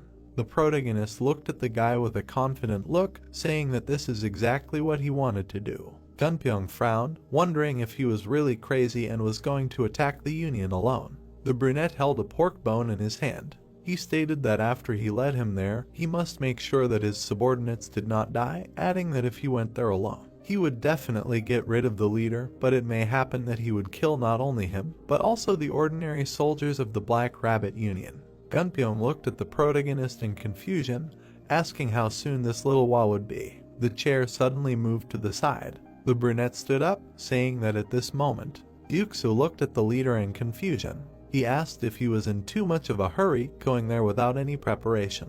The leader looked at the guys menacingly, saying that a surprise attack is always done in a hurry. The guys looked at the leader in bewilderment. The brunette smirked slightly. He thought that he should attack first, and then Ilyang County would be safe, adding that even more so if Gunpyeong's subordinates were killed, he would definitely not obey him. The night sky was visible above the estate. Gunpyeong looked at the protagonist with a serious expression. The brunette told him to wait for a while, and when there was a chance, take care of his wards. The brown-haired man said that he understood. The protagonist stood near the gate. He put his hands behind his back. The brunette kicked the door with his foot.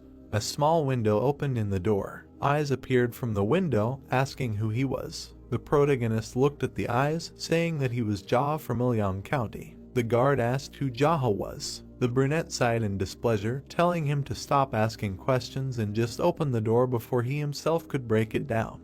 The guard told him to stop talking and he would let him get away with it this time, so he should go and have a drunken rampage somewhere else. The protagonist looked at the window where the eyes had disappeared. He immediately jumped onto the wall. He touched the wall with his foot.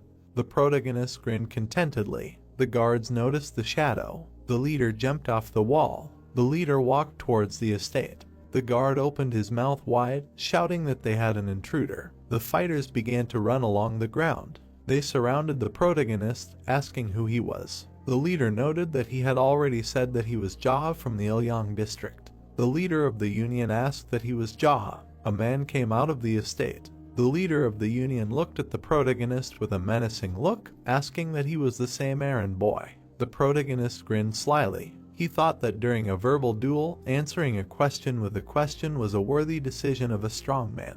The brunette narrowed his gaze. He asked that he was the same rabbit slave of the great Rakshasa, famous as an old scoundrel. The head of the union pressed his lips together. The head of the clan looked at the man thoughtfully. He asked if he was mistaken, and the correct one would be not a rabbit slave, but a slave rabbit. The fighters looked at the main character in confusion. The head of the clan looked at the man with a serious look. He asked that in any case, how dare the head of some backwater gang, whose duty it is to be a slave, send a killer to him. The head of the clan narrowed his gaze, asking if he had his brains with him. The fighters goggled. Jaha flashed his gaze. He asked why he was silent, and maybe the rabbit, who does not know his place, will finally open his mouth. The fighter opened his mouth, saying that he was a crazy bastard. The leader of the union narrowed his gaze, saying that since he had already come, it meant that Master Gunpyeong, who went to deal with him, had lost. The protagonist smiled maliciously, telling the rabbit that this was enough of this useless talk, offering to fight. The leader of the union looked at the protagonist menacingly, asking why he would do this. The protagonist stood in front of the leader of the union. He addressed the fighters, saying that if their leader were to stand against him alone, he would be a good leader regardless of his skills. The fighters looked at the protagonist carefully. Jaha said that nevertheless, he was sure that he had some guesses about his skills if he ordered them to attack him first. The brunette pointed his finger at the leader of the union. He narrowed his gaze, noting that he was not worthy of them serving such a degenerate. The fighters gaped. Jaha stared ahead with a menacing gaze. He stated that this was not all, and that he was a worthless scum and a cowardly worm of the black faction, adding that he was incapable of anything, and that he was a rat hiding behind a mask. The fighters looked at the protagonist in shock, wondering why he had not finished his tirade yet.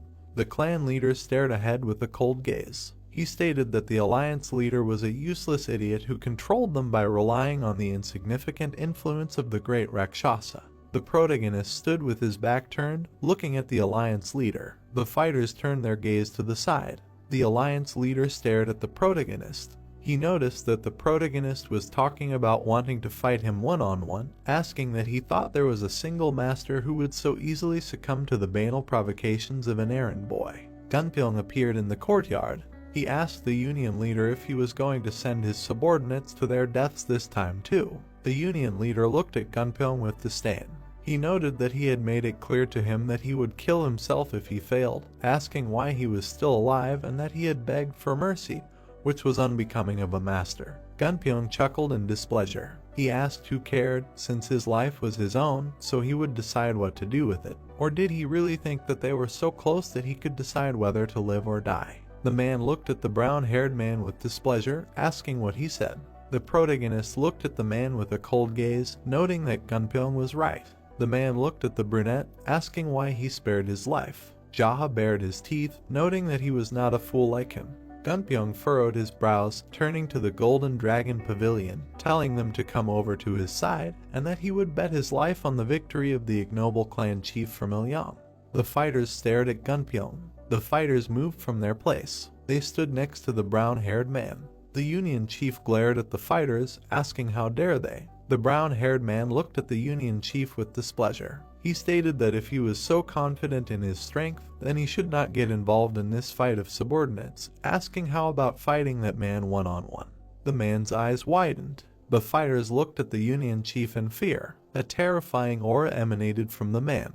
He thought that after he dealt with this, he would not leave so easily. The man bared his teeth, saying that he accepted Jaha's challenge. The protagonist looked at the leader of the Union with an arrogant look. He told him to stop shaking the air, trying to seem like he was not the one who was forced to do something he did not want. The leader of the Union bared his teeth angrily. Jaha turned towards the fighters. He told everyone that this was a one-on-one fight between him and that rabbit, and if they interfered. The fighter threw his axe towards Jaha, telling him to shut his mouth. The protagonist looked at the axe. He grabbed the weapon. The clan leader threw the axe towards the fighter. The weapon flew through the air. The fighter's eyes widened. The axe sank into the guy's head. He lay near the wall, splattering the wall with blood. Jaha's red eyes flashed. He noted that he was going to say that they would die if they interfered, asking why he interfered. The leader of the alliance looked at the scene with confusion. The leader of the alliance exuded a terrifying aura. He narrowed his gaze, telling the protagonist that he was too noisy. The protagonist grinned maliciously. He turned his head to the side. Gunpyeong held out his sword. He handed it to the leader of the clan. Gunpyeong told him to use his sword, noting that the leader's sword was certainly sharp, but his was no slouch either. The protagonist looked at the fighter with a serious expression. He thought that for a warrior, handing over his sword to someone was the same as entrusting his life, and besides, it was said that this sword was a weapon that Gunpyeong treasured very much. Gunpyeong held his sword in his hands. The protagonist closed his eyes and smiled. Jaha took the fighter's weapon, saying that he would use it and return it. Jaha drew his blade. He held the sword out in front of him, emitting a blue aura. Jaha told the rabbit that it was time to begin. The leader of the Union flashed his eyes. He headed towards the brunette. The leader of the Union began to draw his sword, after which he pulled it aside. The protagonist swung his weapon with a grin. He pulled the sword back, holding his fingers out in front of him. The leader of the Union looked closely at the brunette. He swung his sword. The protagonist smirked contentedly. He dodged the blow, appearing in front of the rabbit. The blades of the leaders met in battle. The swords touched each other. The brunette began to emit a red aura. The guys swung their weapons. The protagonist relentlessly attacked the rabbit. The leader of the clan narrowed his eyes. The rabbit closely watched Jaha's movements. The rabbit blocked the protagonist's blow. He dodged the protagonist's attack. Jaha skillfully dodged the rabbit's attacks. They continued to fight tirelessly. The protagonist persistently emitted a powerful aura. The fighters looked on in shock, not understanding what the hell was going on. The fighter asked that the errand boy was fighting the clan leader on equal terms. Gunpyeong watched the fight in horror, wondering what kind of fight they were fighting on equal terms. Gunpyeong pursed his lips, thinking that the clan leader was not even putting in much effort. The protagonist dodged to the side. Brown-haired thought that he was deliberately allowing the collisions to discern the martial art of the alliance leader, the fighting techniques of the great Rakshasa. The protagonist looked ahead with an indifferent look. Brown-haired thought that apparently there was nothing else to see. The clan leader moved his hand to the side. He attacked the rabbit. The rabbit's foot hit the ground, causing it to crack. The leader's hand was shaking. He glared at Jaha, wondering if the bastard was hiding his abilities. The protagonist smiled bloodthirstily, asking what had finally dawned on him. The protagonist furiously attacked the rabbit. The leader of the union clenched his teeth angrily. The brunette grinned wickedly, noting that it was too late. He attacked the rabbit with a fiery aura. The leader of the union was thrown aside. The guys stood opposite each other. The rabbit held his sword in front of him, telling the fighters to kill him. Gunpyeong glared at the leader of the union. He noted that he himself told him to commit suicide if he lost, asking why he was acting so meanly. The rabbit nervously looked at the brown-haired man, telling him to shut up. The fighters pressed their lips together. Gunpyeong extended his hand forward, telling everyone to stand still, noting that if they ignored the leader's order and just stood there, he would settle everything. The fighters stood motionless. The leader of the union glared at the fighters, asking what the hell they were standing there for. The protagonist attacked the rabbit. The rabbit asked the leader to stop. The brunette smiled maliciously, asking why he called him the clan leader and not an errand boy. The leader of the union bared his teeth in anger. He immediately attacked the protagonist. The protagonist delivered a fiery blow to the leader of the union.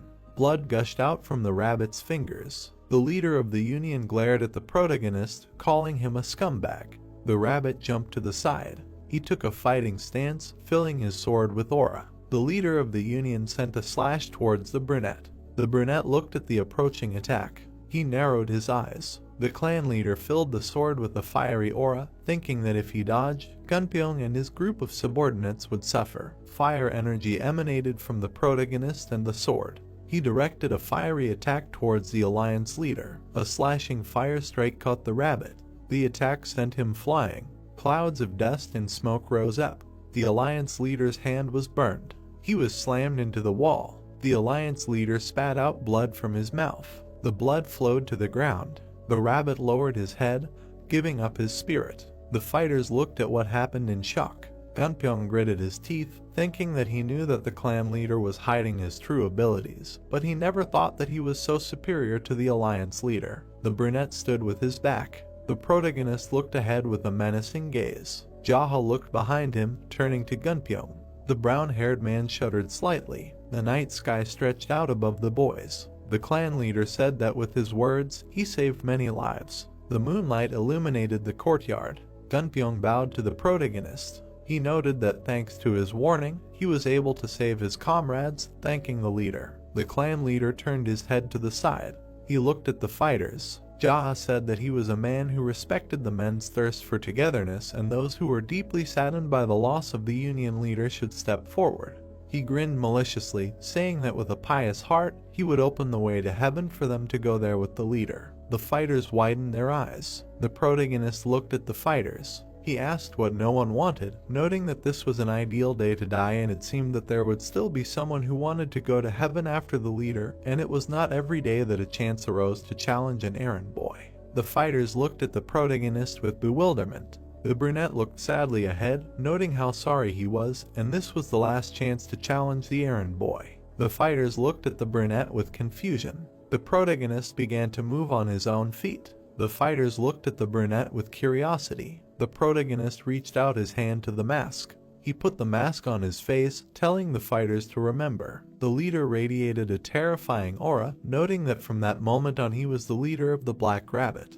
Blood from the mask flowed down the brunette's face. Jaha stated, whether they wanted it or not, he decided so. Jaha turned his attention to Gunpyeong. The protagonist put the sword back in its sheath. The brunette threw the weapon back to its owner, thanking him. The protagonist reached for the sword on the ground. He asked what the name of this sword was, noting that its memory was just like a fish. Gunpyeong presented an image of the sword, saying that it was called the Black Dragon's Fang.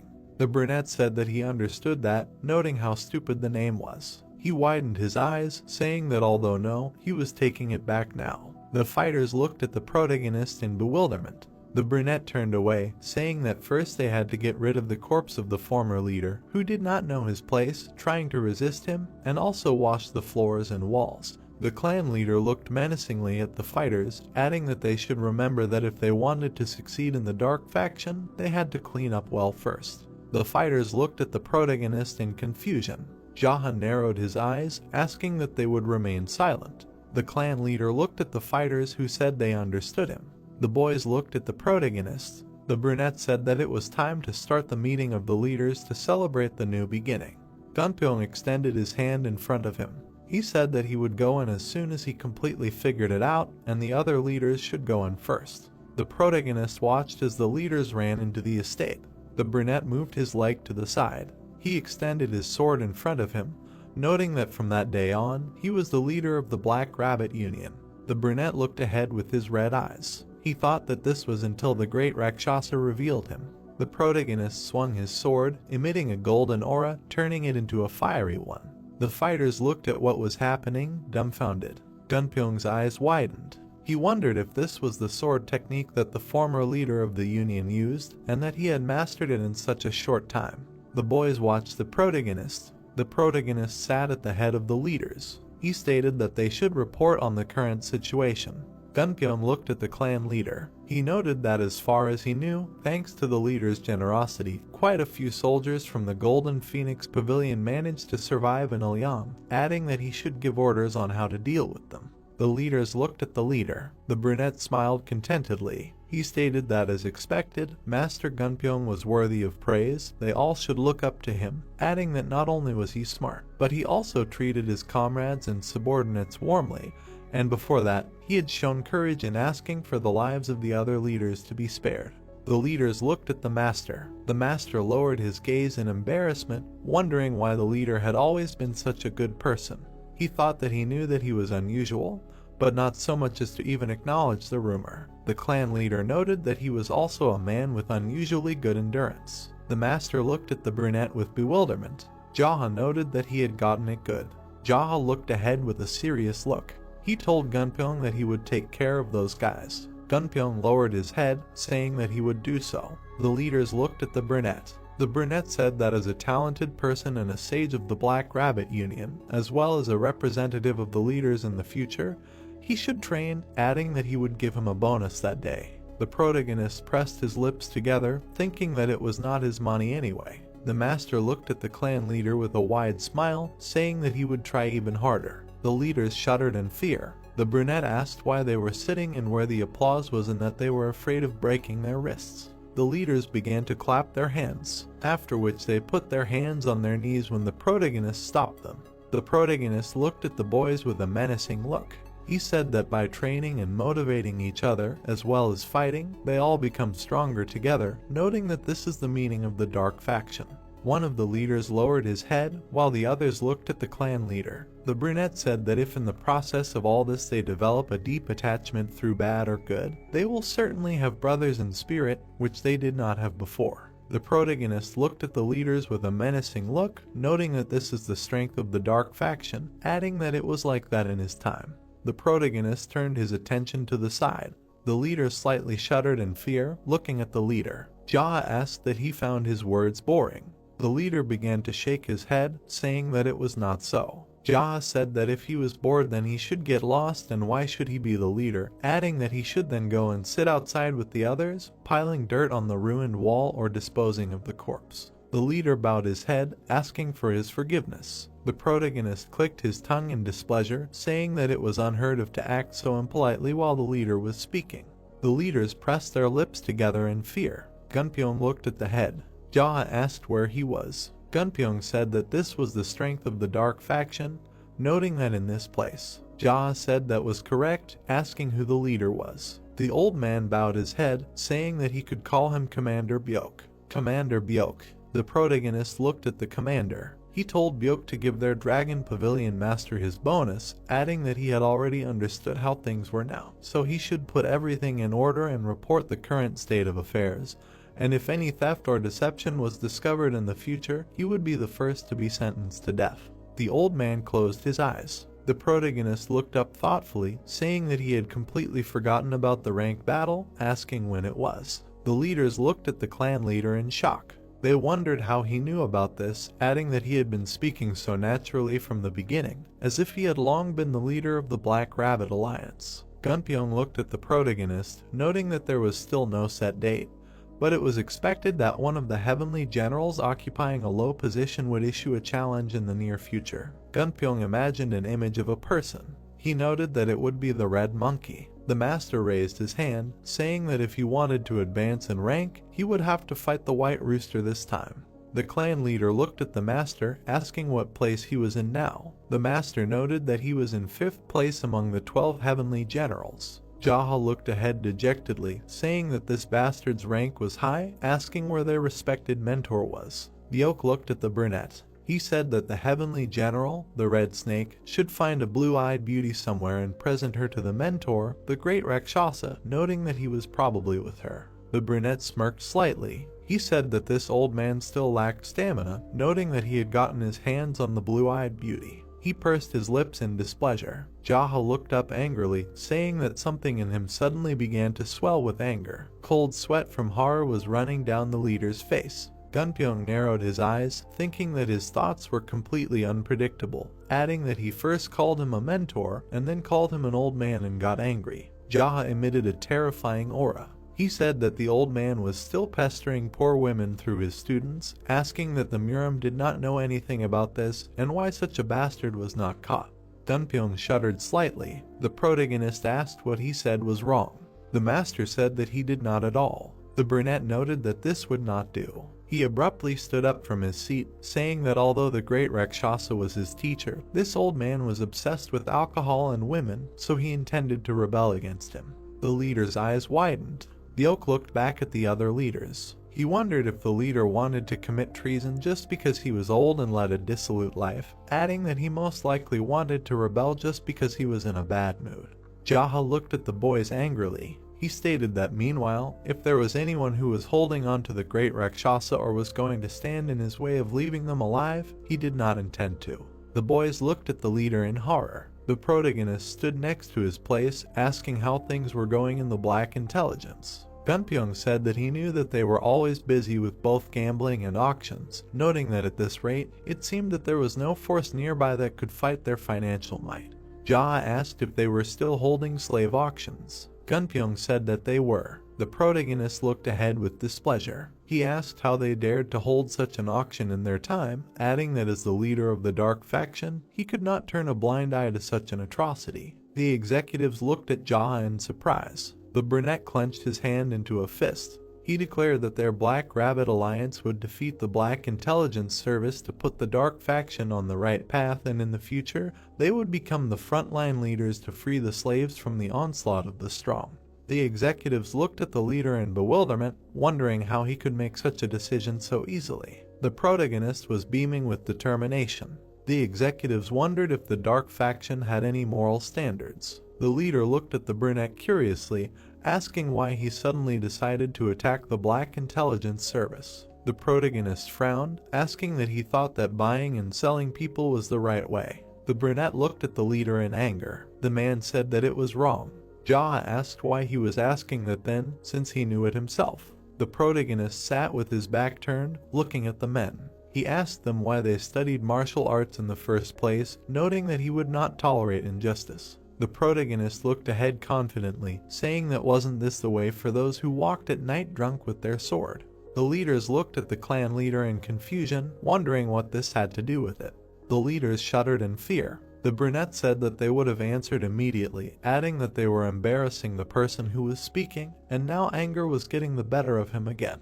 The leaders bowed their heads, saying that they understood everything and would take note. The protagonist extended his hand. He stated that in their business, he would freely use elixirs, remedies, and everything else that the Black Rabbit Union had, adding that if anyone had an objection, they could settle it with a one-on-one battle. The clan leader looked menacingly at the leaders, asking if anyone was against it. The leaders looked at the floor. Jaha said that that was great. He smiled widely and closed his eyes. Jaha noted that he meant that it was good that he wouldn't have to get his hands dirty with their blood. The full moon was shining above the place. The protagonist stood by the open doors, looking at the night sky. He raised his gaze, thinking that this was such peace. Jaha remembered the faces of the leaders. He grinned slightly and chuckled. The head of the clan noted that he ended the meeting on a peaceful note and did not disappoint with its meaningful conduct, adding that he did not know that he had such a talent. A guy approached from behind the protagonist, saying that the preparations for dinner were complete. The protagonist stood with his back turned, saying that he would not eat dinner but just wanted to wash himself. He touched his mask, remembering that during the fight, blood splashes stained him a little, but he still had not managed to wash himself. The head of the clan took off his mask, looking at the fighter. The blonde looked at the protagonist, dumbfounded. The blonde bowed to the clan leader. Jaha asked what made his beauty so striking. The blonde apologized to the protagonist. He was shaking in fear, while cold sweat was running down his face. The brunette lowered his gaze. He noted that he would not harm him, and from now on, he was the new leader of the Black Rabbit Union, adding that he did not need to be so nervous. The fighter closed his eyes, saying that he was glad to meet him. He raised his gaze, looking at the brunette. Jaha said that as he could already understand, this was his first day as their leader, so he should accompany him and show him where they had a room for private training and some kind of storage for miracle drugs, and then he would wash himself. The fighter bowed to the protagonist, saying that he would do everything. The brunette went to the room with a closet. He looked around the room, thinking that this was quite a large selection. The protagonist approached the closet with drawers. He was curious about what kind of miracle medicines were there. The protagonist imagined mountains and hands reaching out to small spheres. He noted that among all the miracle medicines, there was a rare kind that all the strongest masters had, but its use could not be seen even under the threat that it would simply rot. The brunette lowered his head. He noted that only a few took it, and most of the strongest masters took ordinary low-level medicines. The protagonist opened the box with pills. He lowered his gaze, noting that as he thought, there were only low-grade drugs, but this was also not bad. The protagonist opened the next box. Jaha moved to another box. The brunette opened the boxes again and again. He stopped at the cabinet, staring at the pills. The brunette grinned slightly, noting that this was a spirit-dispersing pill and that this medicine was a high-quality product of low origin. The brunette placed the pills on his palm.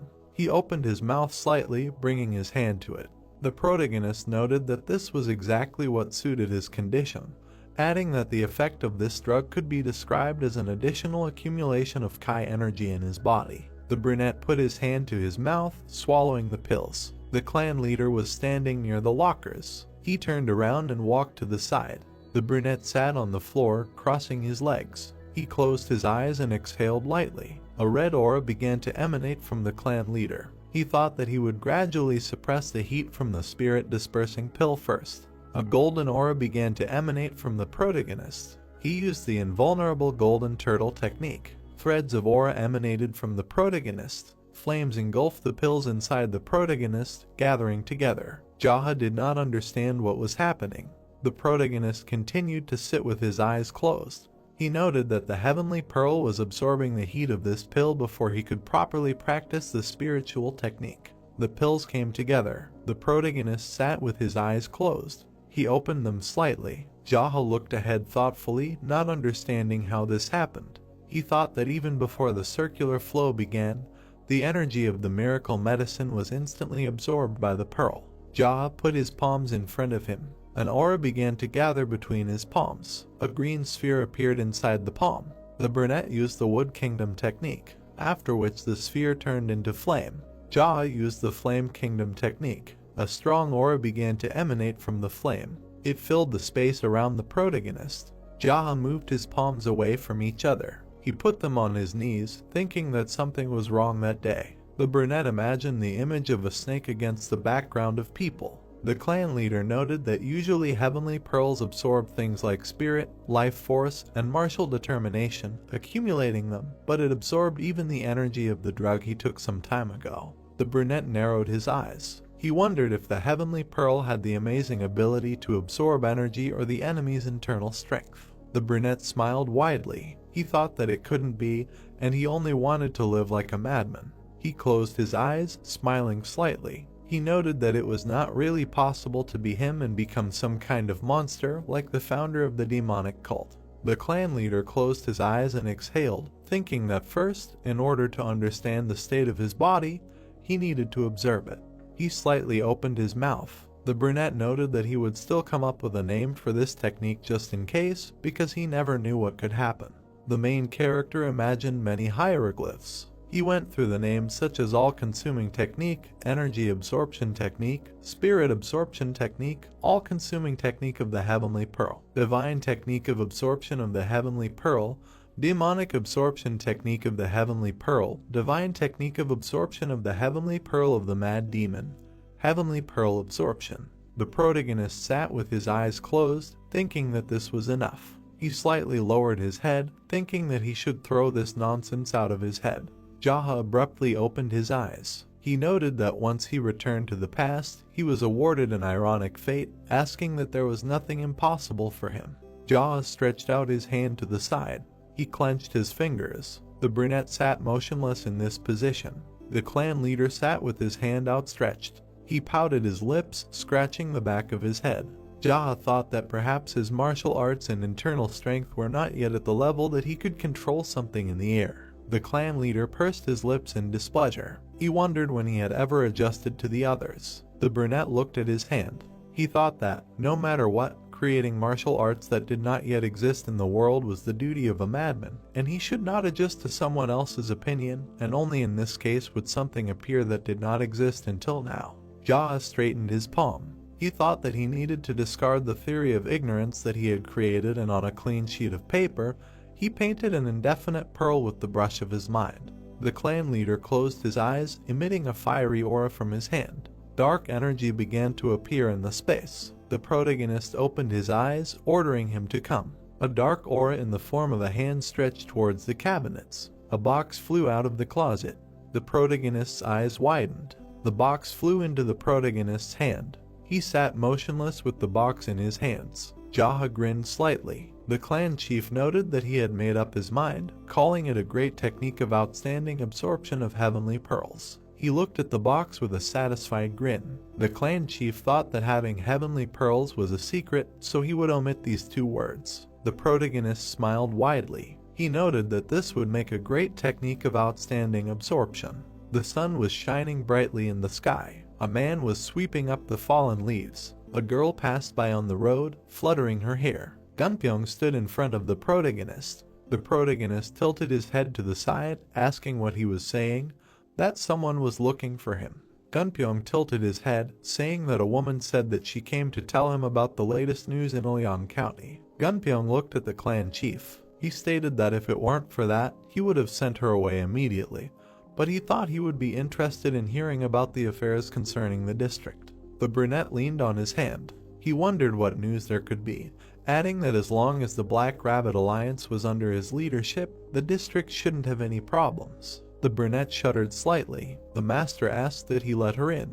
The clan leader stared at the brunette. The leaders looked at the protagonist. Jaha said to let her in. The doors to the estate opened slightly. A girl in green shoes entered. She bowed her head in front of the clan leader. She closed her eyes, trembling slightly. The protagonist stared at the girl from under her mask. He wondered if it was Mrs. Soso, noting that she hadn't been seen for a while, not understanding what she had forgotten there. Soso continued to stand motionless. Gunpyeong told her to tell him in detail about the leader, what happened. The brunette slightly opened her mouth, saying that her name was Sun Soso and she was from Uljong County. The protagonist lowered his gaze, wondering what her name was Sun Soso. The girl looked at the clan leader in surprise. Jaha said that she had a beautiful name. He waved his hand, saying that it was nothing special and that she could continue. The girl stood with her back turned, looking at the brunette. Soso said that in the county there was a place called the Zaha Inn and a local errand boy. The leaders widened their eyes in horror. They looked at the girl, wondering what the errand boy was from the Zaha Inn.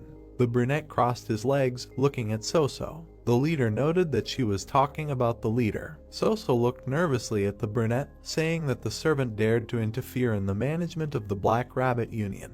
The girl stood motionless. She stretched out her hand in front of her, continuing her story. The protagonist stared at the girl, listening to her. Gunpyeong frowned, thinking that this woman was reporting to the leader about himself. The leaders lowered their heads, covered in cold sweat.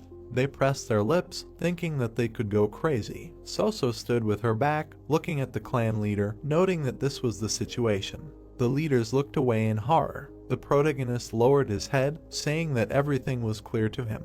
The protagonist looked at Soso, saying that he understood her. The brunette sat motionless in his place. He asked what it meant that the errand boy from the Zakin killed all the innkeepers and completely captured Uljong, and that wasn't this good news. The brunette looked at the brunette with bewilderment, asking what he was talking about. The brunette smiled slightly, asking if their brave lady had a place to go. The brunette lowered her head, saying that she had nowhere to go. The protagonist looked up thoughtfully, saying that it was such a pity and how it happened that such a valiant girl was without her own shelter. The brunette extended his hand, wondering what to do and what could give her the position of managing servant. The brunette looked at the head of the clan with admiration, asking him if it was true. The brunette tilted his head to the side, saying that of course, because the girl was brave in spirit, very valuable, and if she did not mind, she could start working in the Union of the Black Rabbit. The brunette beamed with happiness. The protagonist said that she was of the right age, and besides, she worked at the Plum Blossom Inn, so she had enough experience, noting that it was perfect. Soso bowed to the protagonist, saying that if he left it to her, she would not let him down. The brunette leaned forward slightly, saying that in return, she would promise him 2 things. The protagonist raised his index finger, saying that if she betrayed him, she would die. Soso smiled slightly, tilting her head, noting that she would not dare. The protagonist lowered his finger. Soso looked at the brunette in surprise. Jaha said that she should especially watch her mouth well. Soso narrowed her eyes, thinking that she seemed to have heard this somewhere before. Soso bowed to the brunette. Jaha asked if it was really that difficult for her. Soso said that of course not, and she would always follow his will. The protagonist said that it was okay then. The brunette widened her eyes when Jaha said that she was accepted.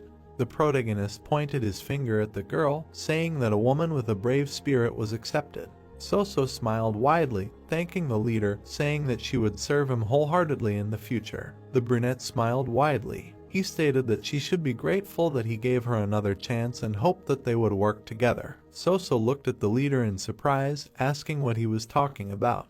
The brunette touched his mask with his hand, saying that this idiot's mask always covers his eyes. His hair fluttered in the air. Soso widened her eyes in horror. The protagonist took off his mask, asking why his beauty was so stunning. The brunette rolled her eyes, falling to the side. She fell to the floor, gaping. Gunpyeong leaned over to the girl. Jaha asked why she passed out. Gunpyeong put his fingers to his nose. He looked at Soso with confusion, saying that it looked like she fainted from being so scared.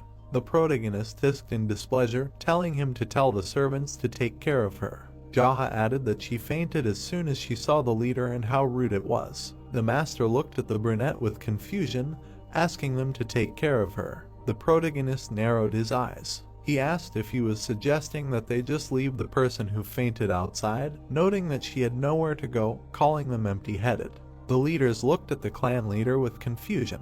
The brunette looked at the boys with a serious expression, telling them to remember well. He widened his eyes, noting how merciful he was. The leaders gaped. They stared at the clan leader, saying that they understood him. The man shouted that except for the Golden Dragon Pavilion warriors, everyone needed to do 500 basic push-ups. The man shouted to remember Dark Faction is training first, training second, and war third. The guy was sweating.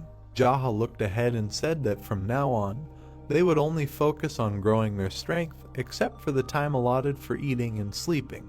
He looked ahead and said that no one was taking them seriously now, shouldn't they become stronger, right?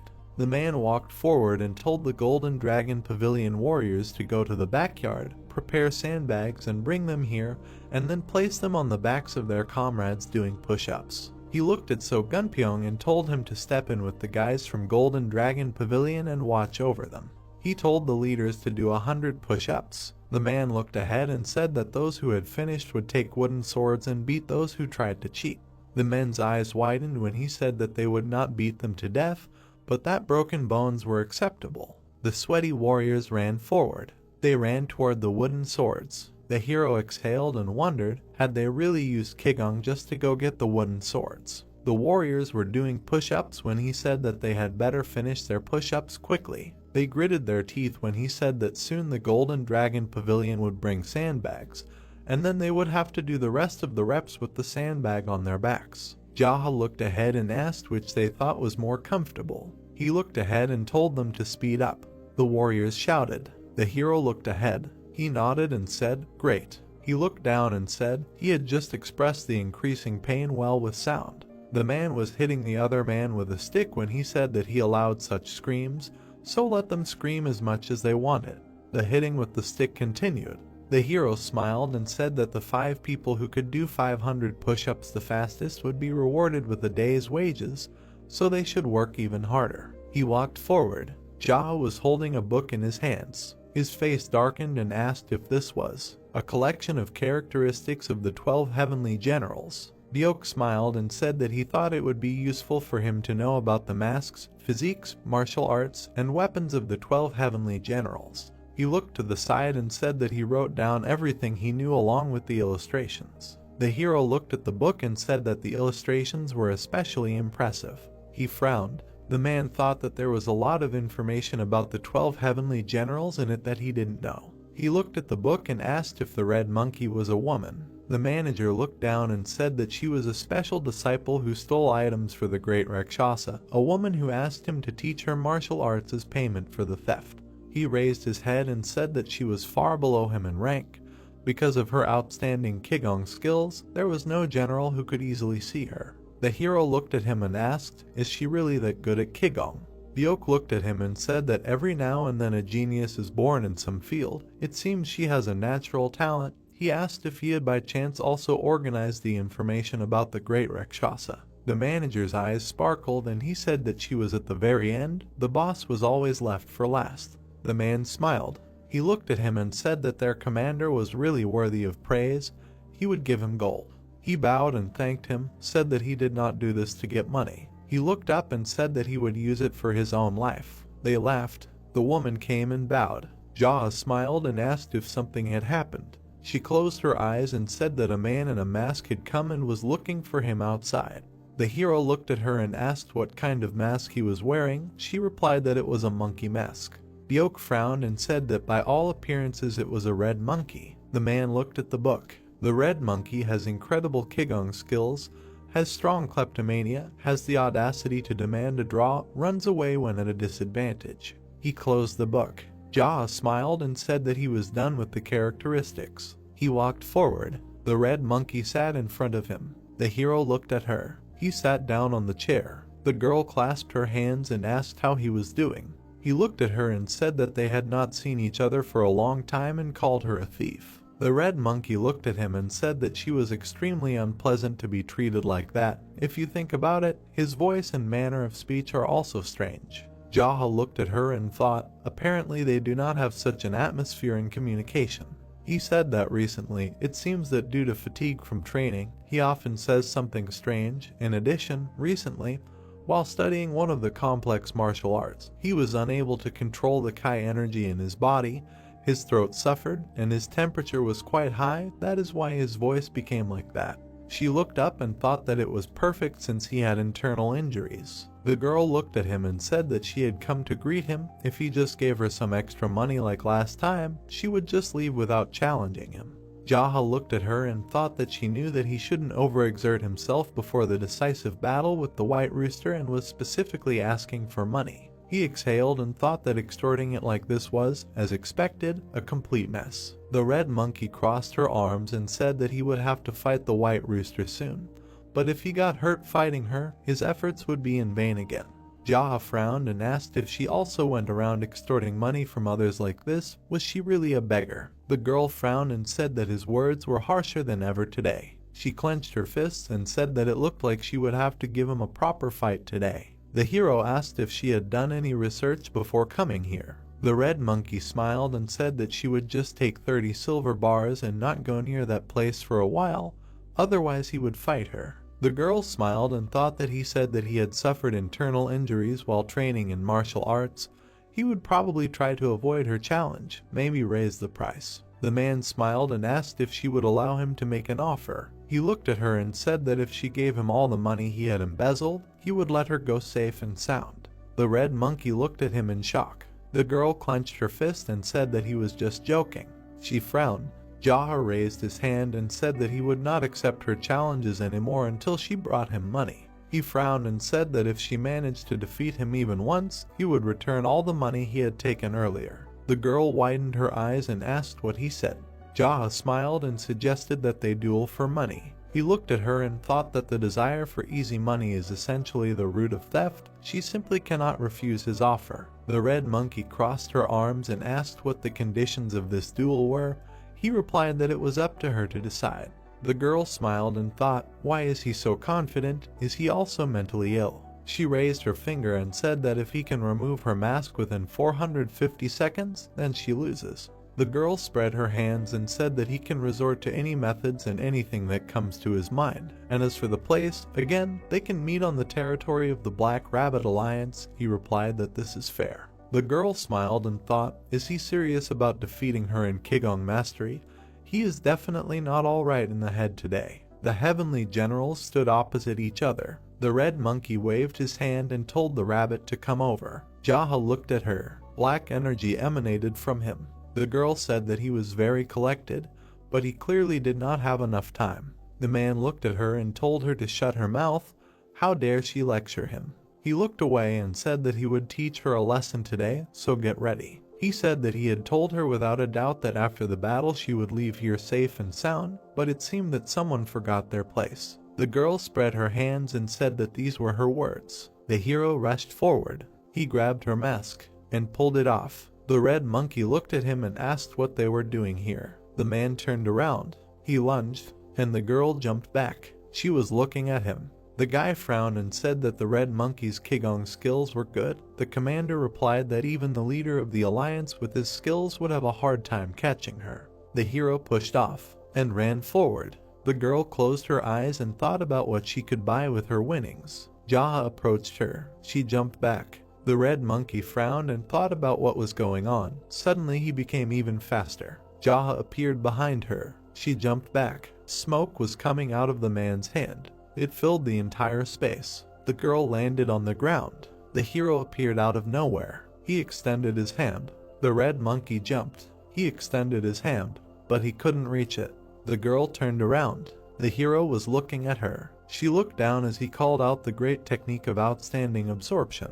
He caught her leg. The girl clenched her fist. The man squeezed her leg. She fell. There was an explosion. The smoke cleared. The red monkey stood on the ground. They looked at each other. The girl jumped back. She swung. She approached the hero. He extended his hand and used the absorption technique. The girl looked at him in shock. Jaha grabbed her mask. He pulled off her mask, and he hit her. The red monkey flew far away and fell. Smoke was coming out of it. Everyone was watching their fight. Jaha smiled and said that he won so easily and without any effort. Everyone was looking at him and congratulating him. He asked them to stop. The man held a mask in his hands and asked what they thought. Was the monkey still unconscious? The oak leaned over. The girl was unconscious. Everyone was looking at her and asked wouldn't it be strange if she was conscious. Jaha frowned and said that she might come to in the middle of the night after they carried her away from here. The guys looked at him and asked again. He said that she would then clean out the elixir storage or steal funds from the Black Rabbit Union Fund and slowly run away with the loot, but it wouldn't work on him. He looked ahead and told them to be careful, especially about her sweet traps. The guys darkened and confirmed. The red monkey disappeared and said that she had learned a lot from him today. The girl stood up. She smiled. The boys looked at her and said that she was very beautiful. They turned away. Bjork also turned away. They looked at Jaha and said that he had overdone it. The hero exhaled and thought that she was literally a sweet trap. The red monkey bowed her head, being tied up. She sat in the middle of the dark room, thinking about how she couldn't move a finger and that she was tied up with pressure on her kai points. She squinted, looking ahead. The girl remembered fighting with the boy and thought that he was definitely not the brother she knew. She remembered looking into his eyes and thought that his abilities, the way he spoke, and even the aura around him all belonged to me, her brother. Frowning, she decided that she should have realized this sooner. Bjork walked inside. He stood in front of her, saying that he had come on the orders of the head of the union, and then asked her to forgive the rudeness shown. The girl looked at him in rage and asked what he was talking about. Suddenly, a terrifyingly dark aura began to emanate from her. The soldiers quickly stepped back and sat down near the chair. They smiled widely and looked at her, imagining the table. The manager thanked them and said that they had done a good job. The man sat at the table and picked up a pen. He looked sternly at the girl. She frowned and asked what he was doing. The man smiled and said that the head asked to draw the face of one of the heavenly generals and in great detail. The girl exclaimed in surprise, not understanding what he meant. The old man added that he was told to sketch, That's why he was drawing, and that their head is much scarier than she thinks, and he is only following orders, so she should not hold a grudge against him. The girl frowned angrily and asked why her face. The manager held out a brush in front of him and said that if he was not mistaken, then she became famous for being a thief. He was estimating the parameters for the sketch. They say that the head said that if she ran away or refused to help the Black Rabbit Union, then the portrait that he was about to draw would be given to the Murama Union. The oak began to quickly lean in different directions. He asked the girl not to move, saying that he wanted to sketch her in as much detail as possible. Red Monkey asked what he was looking at. The man looked at her sternly and asked how else he could draw her, despite these forms, because when you draw mountains, you have to look at the mountains. When you draw rivers, you turn your gaze to them. The girl clenched her teeth angrily. She shouted loudly, ordering him to stop. The man exhaled heavily and said that although she was the same heavenly general as their leader, it was very unpleasant to hear a person who was young enough to be his grandson address him as you, because it was extremely unpleasant. The girl grinned and asked what he would do with her. She frowned in anger when he asked her if he should draw her naked.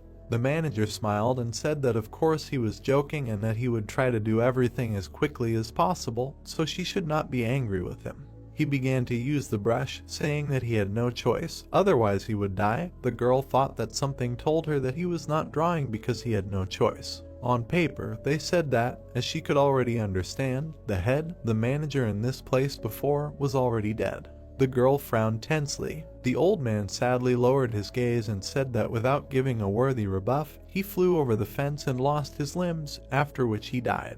She looked at him in surprise. Sitting opposite her, the man added that he thought that she would also be torn to pieces and she would follow him.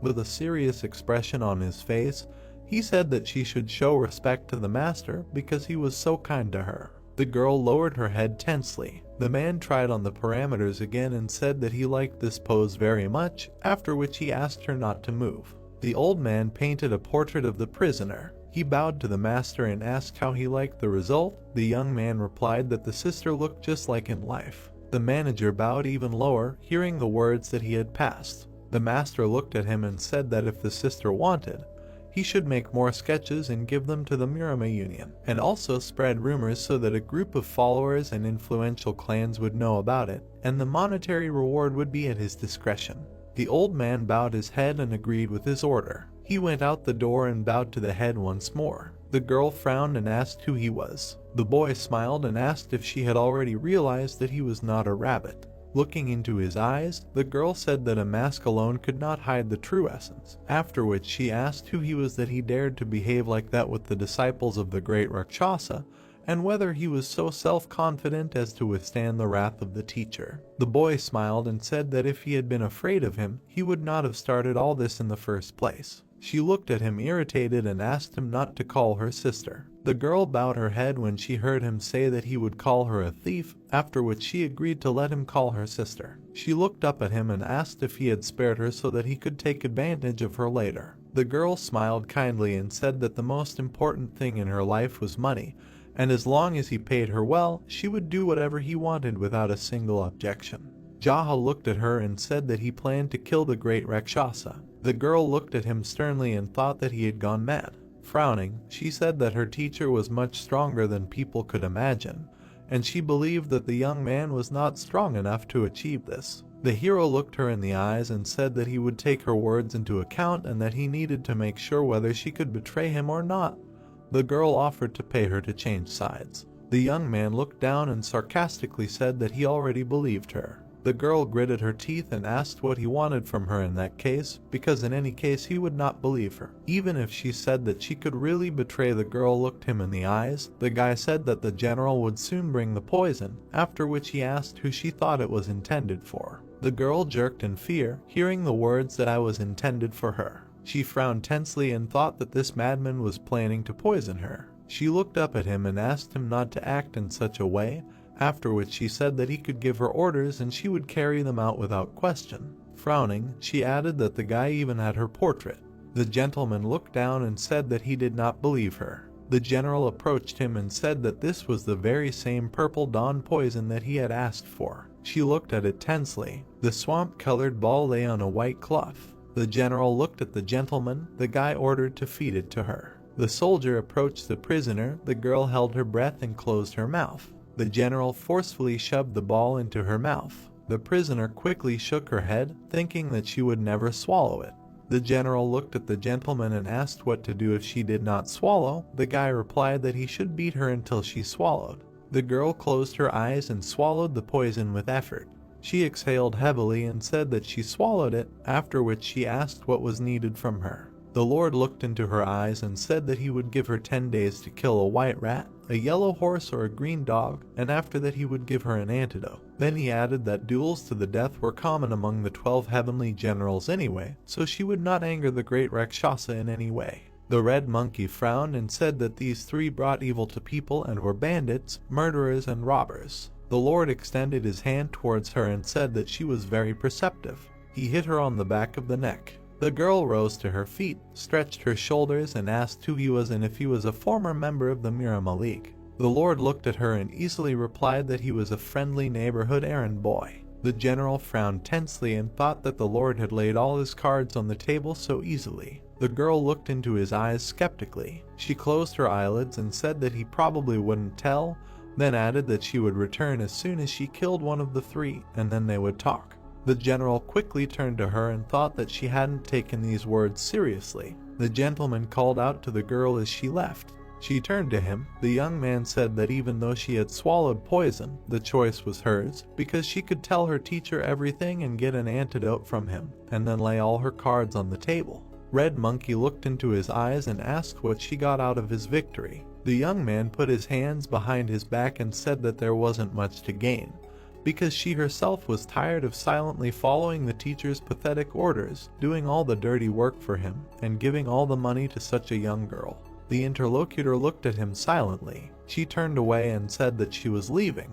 The general approached the gentleman and said that he had prepared the so-called poison, but very carelessly, and then asked if it would do. Gunpyeong looked at the gentleman. The young man asked what the poison was made of. The man replied that he had simply mixed a laxative and stomach stimulant, and then molded it into a ball. He frowned and added that he would not be surprised if a car pinned her down while she was running.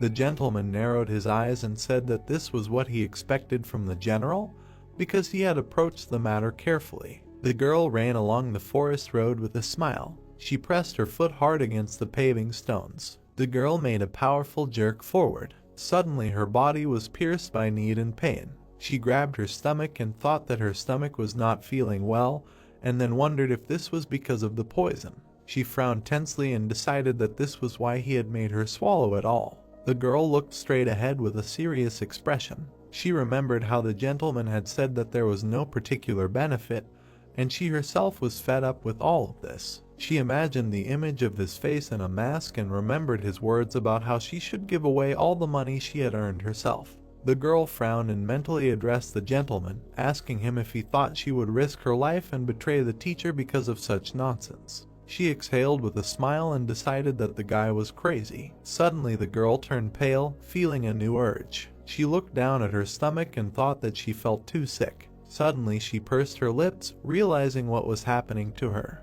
The girl began to sweat, thinking that she was ready for anything, but not this. A sharp pain pierced her body. She bit her lip and decided that it was diarrhea. The girl grabbed her stomach and walked forward along the street, thinking that it would be better if it was an excruciating pain in her stomach, because in this place she definitely could not give in to weakness. She frowned deeply and decided that she would be a good girl for the rest of her days, after which she prayed.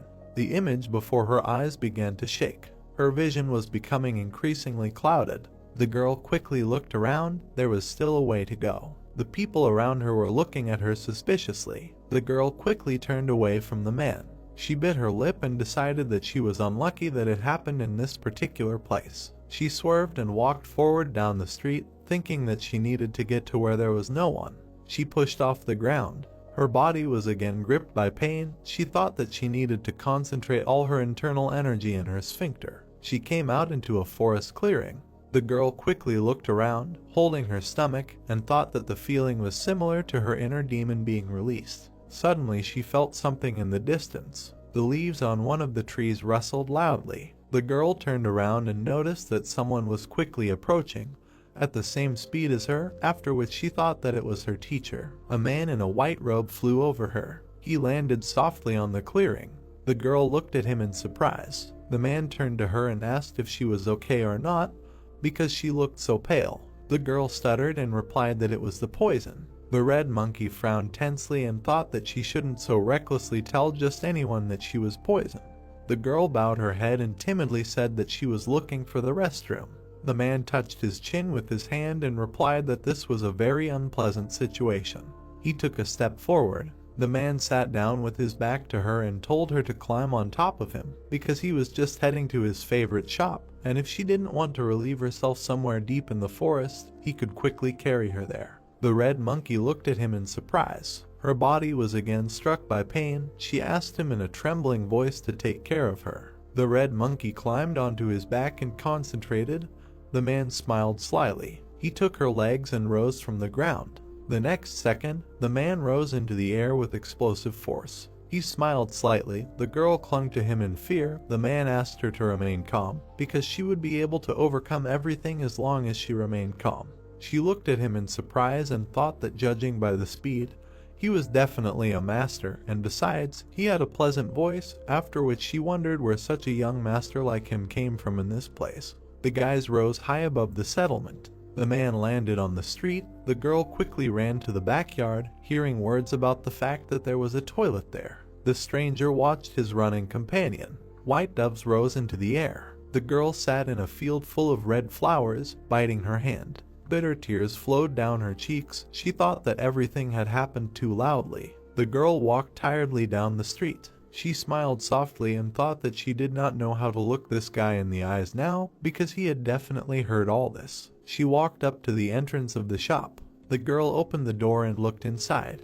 Jaha and if somewhere else in the region met her and asked if she was okay. The girl folded her hands, bowed and said that everything was okay, thanks to him, after which she would thank him heartily. Ryuksu put the pork ribs on the table and said that the guy was definitely lucky when it came to food.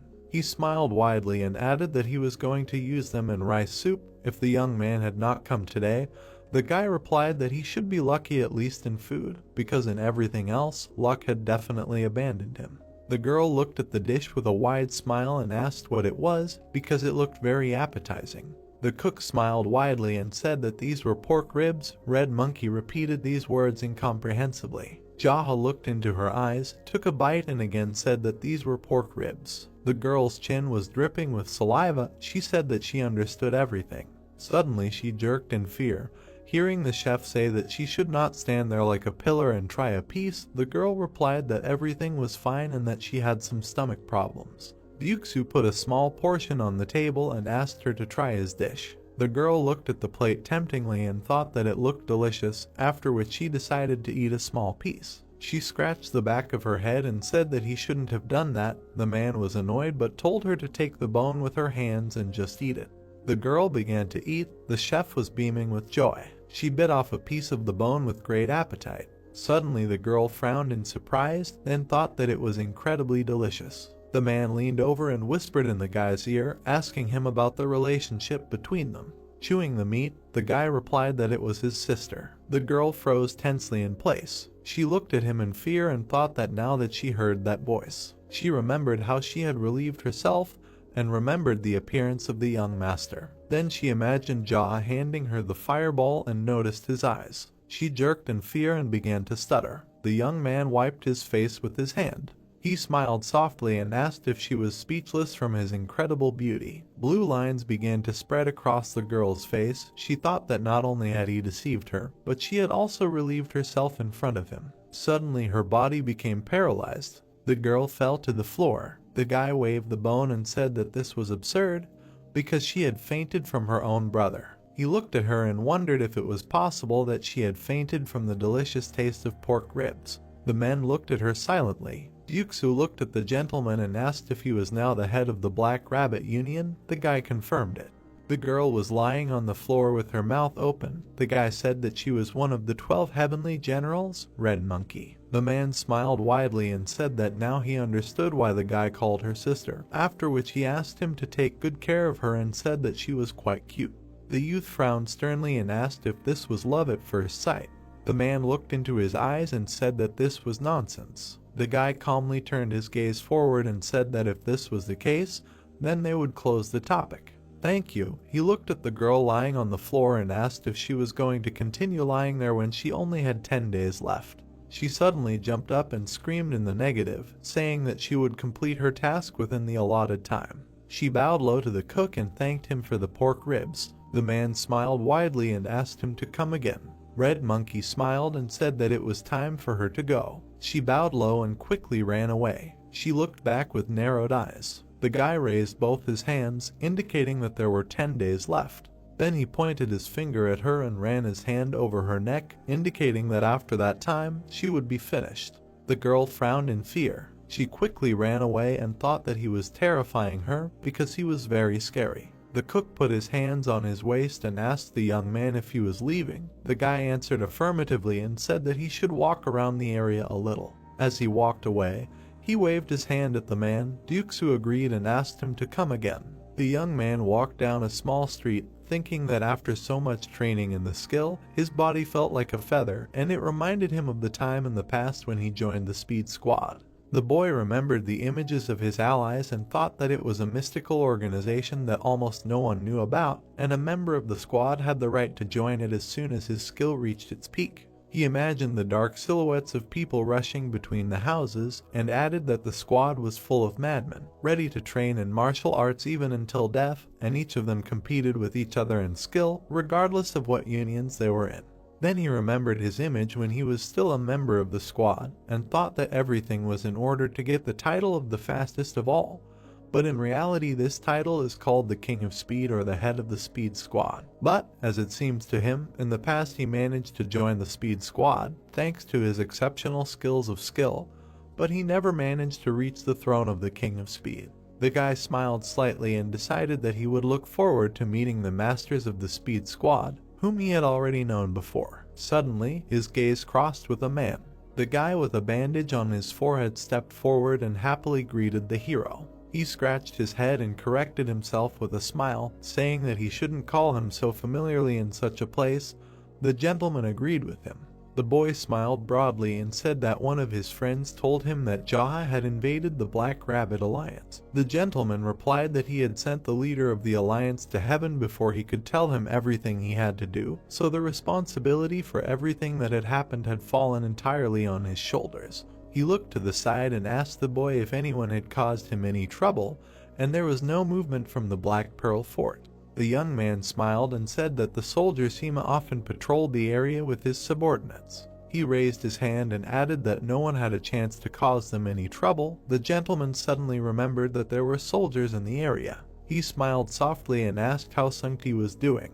The young man smiled broadly, closed his eyes and said that his friend was sparring with wooden swords against this very soldier, and had been losing to him shamefully for the past 10 days, and that he had already lost all 10 out of 10 sparring matches. The young man introduced his comrade lying on the floor and said that this event had become quite a popular entertainment, because whenever the soldier and his brother fought, many spectators gathered around. The young gentleman said that Sungti called himself the leader of the clan and at the same time allowed himself to be beaten in front of everyone, so he felt a bit ashamed. He threw the boy a small bag, and the young man asked what it was. With a surprised expression on his face, he discovered that there were gold plates inside. The gentleman smiled and said that the boy should always keep them with him, and buy the people a drink from time to time, because they work to live, but if they overdo it too much, they will definitely fall ill. The boy asked with a shocked look if it was a little. The gentleman walked away. The boy bowed low to him. The gentleman said that there are quite a lot of people in the clan of builders, so with this you can treat them all. The young man thanked him and asked him to take care of himself. While the gentleman walked away, the boys were happy with the gift they received. The young gentleman walked along a forest path. He suddenly noticed a crowd of people in front of him. He went on just to meet. The men passed each other. Dokko looked back at the young man and asked if his name was Jaha. The boy turned to them. The men looked at him tensely. The red-haired man looked at his ally and said that the stranger looked like Jaha. One of his allies took out a sheet of paper with a sketch and said that he thought so too. The guy frowned and asked if they came from the Black Pearl Fort. The man looked him in the eye in silence. One of his allies approached and said that they did not expect to meet him here,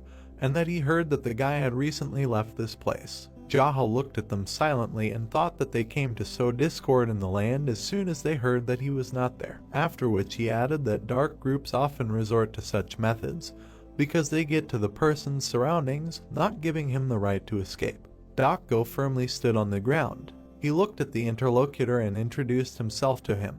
Without taking his eyes off the boy, he asked if he had finished off the 3 men, and then told him that the head of the Black Pearl Fort had put a reward of 30 gold plates on his head, and that it was done on the orders of the Tiger Roar Alliance and the 3 Swords Merchants. He looked at his ally. It was said that they were on their way to the prefecture to place the document about the hunt for his head, but he could read it himself. The dark-haired man stepped forward and held out the document in front of him. The boy looked at it serenely and thought that this was a banal politeness, and considering everything that the dark faction was offering, it was better for him not to accept anything. The boy did not take any action at all. Silence hung in the air. The people behind Dokgo were thinking about why he did not take the scroll, because he needed to take it.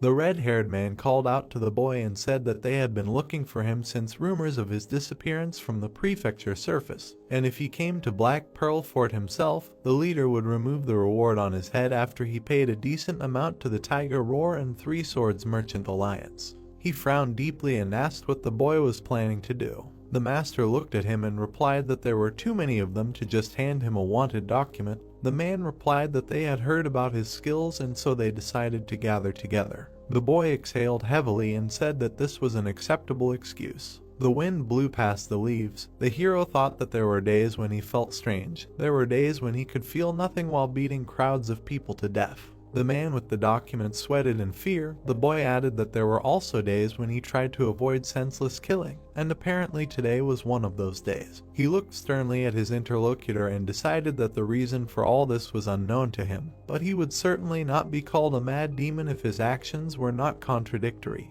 and then wondered what he should do. He turned his back to them and said that he did not think he was in the mood to meet their master, but he would visit him soon. The red-haired man frowned angrily and said that it would be better for him if he went with them right away. The young master suddenly stopped and asked him if his name was Dokgo. He looked at him angrily and asked if he was really impatient to go to the next world with his subordinates. The man looked him in the eyes and said that he could not react differently, because he had killed 3 men and now declared that he himself would choose the date when he wanted to appear to them in the fort. His allies prepared for battle. The man raised his hand and added that it made no difference whether he killed them all right now and then went to the Black Pearl Port later, or whether he followed them there right now. But if he continued to delay his visit, he would have to face the people of the Tiger Roar Union and the 3 Swords Merchants face to face. Without taking his eyes off the gentleman, he added that no matter what he chose, it was all just like a stone on his soul. The guy smiled and thought that the enemy was not afraid of death at all. He turned his back to him, agreed, and said that it was time for them to go to this Black Pearl Port. Walking in front of the mercenaries, the guy thought that he was sad, because in this life, while he was wearing the mask, who is the head of the Black Rabbit Union, which develops the powers of the Dark Faction. He looked up at the sky and added that as soon as he took it off, he again became a mad demon. The men were floating down the Hornless Dragon River in a boat. Light waves were crashing against the stern. The boy looked at the distant shore. He raised his hand and said goodbye to his hometown, saying that he was leaving to earn some money and would return as soon as he had collected the dam pile. The opponents looked at him with displeasure. Looking into the distance, the boy asked his homeland to accept him when he returned, because an errand boy was leaving on a boat. The boy sat down in his place. The men were wondering if he was mentally healthy. The young gentleman looked at them. The opponents were silently looking ahead. He looked away. The other men were also sitting, frowning. He looked ahead and said that they were all freaks, after which he asked if they really did all these nasty things just because of their crooked faces. The boy noted that he could not understand how this world even works. He touched his chin and looked down. The boy remembered the left hand of the messenger of light, the sex demon, and thought that there was a handsome man he knew, and at the same time he did many nasty perverted things. The young man put his hands on his knees. The men lowered their heads in annoyance. He said that he thought the nasty actions had nothing to do with their faces. He raised an eyebrow and said that he did not understand why they were so ugly, and then asked if he could think that it was because they were literally mired in vile deeds that this affected their faces. Dako frowned and asked what that meant. The gentleman looked him in the eye and gave the example of the slave auction trade, saying that he had heard that the Black Pearl Fort dabbled in such things. The man with the protruding jaw frowned and asked him to close his mouth. The young gentleman looked at him with annoyance and said that he was not finished yet, then insulted the man with a few swear words and asked what was going through his head when he saw slaves at the auction. The man smirked and said that he was thinking that he needed to earn some money so that he could have a slave himself. All the bandits laughed loudly. Dako frowned in anger and ordered them to shut their mouths or he would kill them all. The bandits quickly fell silent, sweating in fear. The man glared at the Lord and thought that his allies did not understand how to act towards someone who was going to fight the head of the fort in front of them. The Lord turned away silently. The man looked at him and asked if he intended to let them live. Jaha did not pay attention to his words. He silently looked into the distance, thinking that the level of his madness began to increase, and that he was not sure if it was because he left his prefecture. His past appearance was reflected in the water. The boy thought that he would not act like the mad demon from the past in this life. Dako glared at him and repeated his question again. The young lord sternly replied that they should fight each other and his mercy would descend on the one who survived. The man scowled angrily and said that this was great news. The bandits looked back at him in surprise when they heard this. The men grabbed their weapons. Dako got rid of each of them in a few seconds. The young gentleman looked into the distance, unperturbed. Wooden fragments floated in the water next to blood stains. The man grabbed his thigh, breathing heavily. The gentleman looked at him and said that, as he had promised, he would let him live. The bandit collapsed on the floor, breathing heavily. The gentleman looked at him and asked how the Black Pearl Fort was doing. The man scowled angrily and said that everything there was simply teeming with idiots. Jaha smiled softly. The sun's rays glinted on the waves of the water. Their boat stopped at the shore. The guide said that this was the military headquarters of the Black Pearl Fort. The young gentleman looked at the wall with a serious expression. The boat approached the pier. The men on the shore ordered them to stop. Dako frowned angrily and told them to go away, because according to the order he had brought Jaha. The soldiers parted. The men went forward along the pier. They entered a small settlement. The people watched them with tired eyes. The young gentleman looked at the townspeople and thought that, it turns out, the Fort of Black Pearls has ordinary residents, after which he decided that this is logical, given that some people are kidnapped, turning into slaves. The men approached a tall building. A soldier at the entrance turned to the commander and asked what brought him to this place. The man replied that he brought a prisoner, after which he asked to convey this to the head of the fort. The soldier looked at him in surprise and asked who he was talking about. The man replied that he brought the one who killed the commander. The guy frowned tensely. The doors of the building swung open. Several men were sitting inside. The old men were discussing something heatedly. The young gentleman came inside and said that there were a lot of old men around, then asked why they were doing such things when they were no longer even able to enjoy wealth and glory. Dako frowned and turned to the chief, saying that according to his order, he had brought the prisoner. The men quickly turned to him. The chief looked at the commander with an unperturbed expression. The young gentleman approached the bald man and asked him to move away. The next second, he hit the old man in the face. The man fell to the floor and twisted several times. The people present frowned tensely. The guy threw the table to the center of the room. He sat down right in front of the chief of the fort. One of the people present stood up from his seat and said that the guy did not dare to behave like that. The chief frowned and ordered him to calm down. The man sat back down in his seat. The old men watched the guy angrily. The chief smiled slightly and said that the boy had come a long way, so they would get straight to the point. The man sat opposite him, telling him that the boy had killed 3 of the fort's men.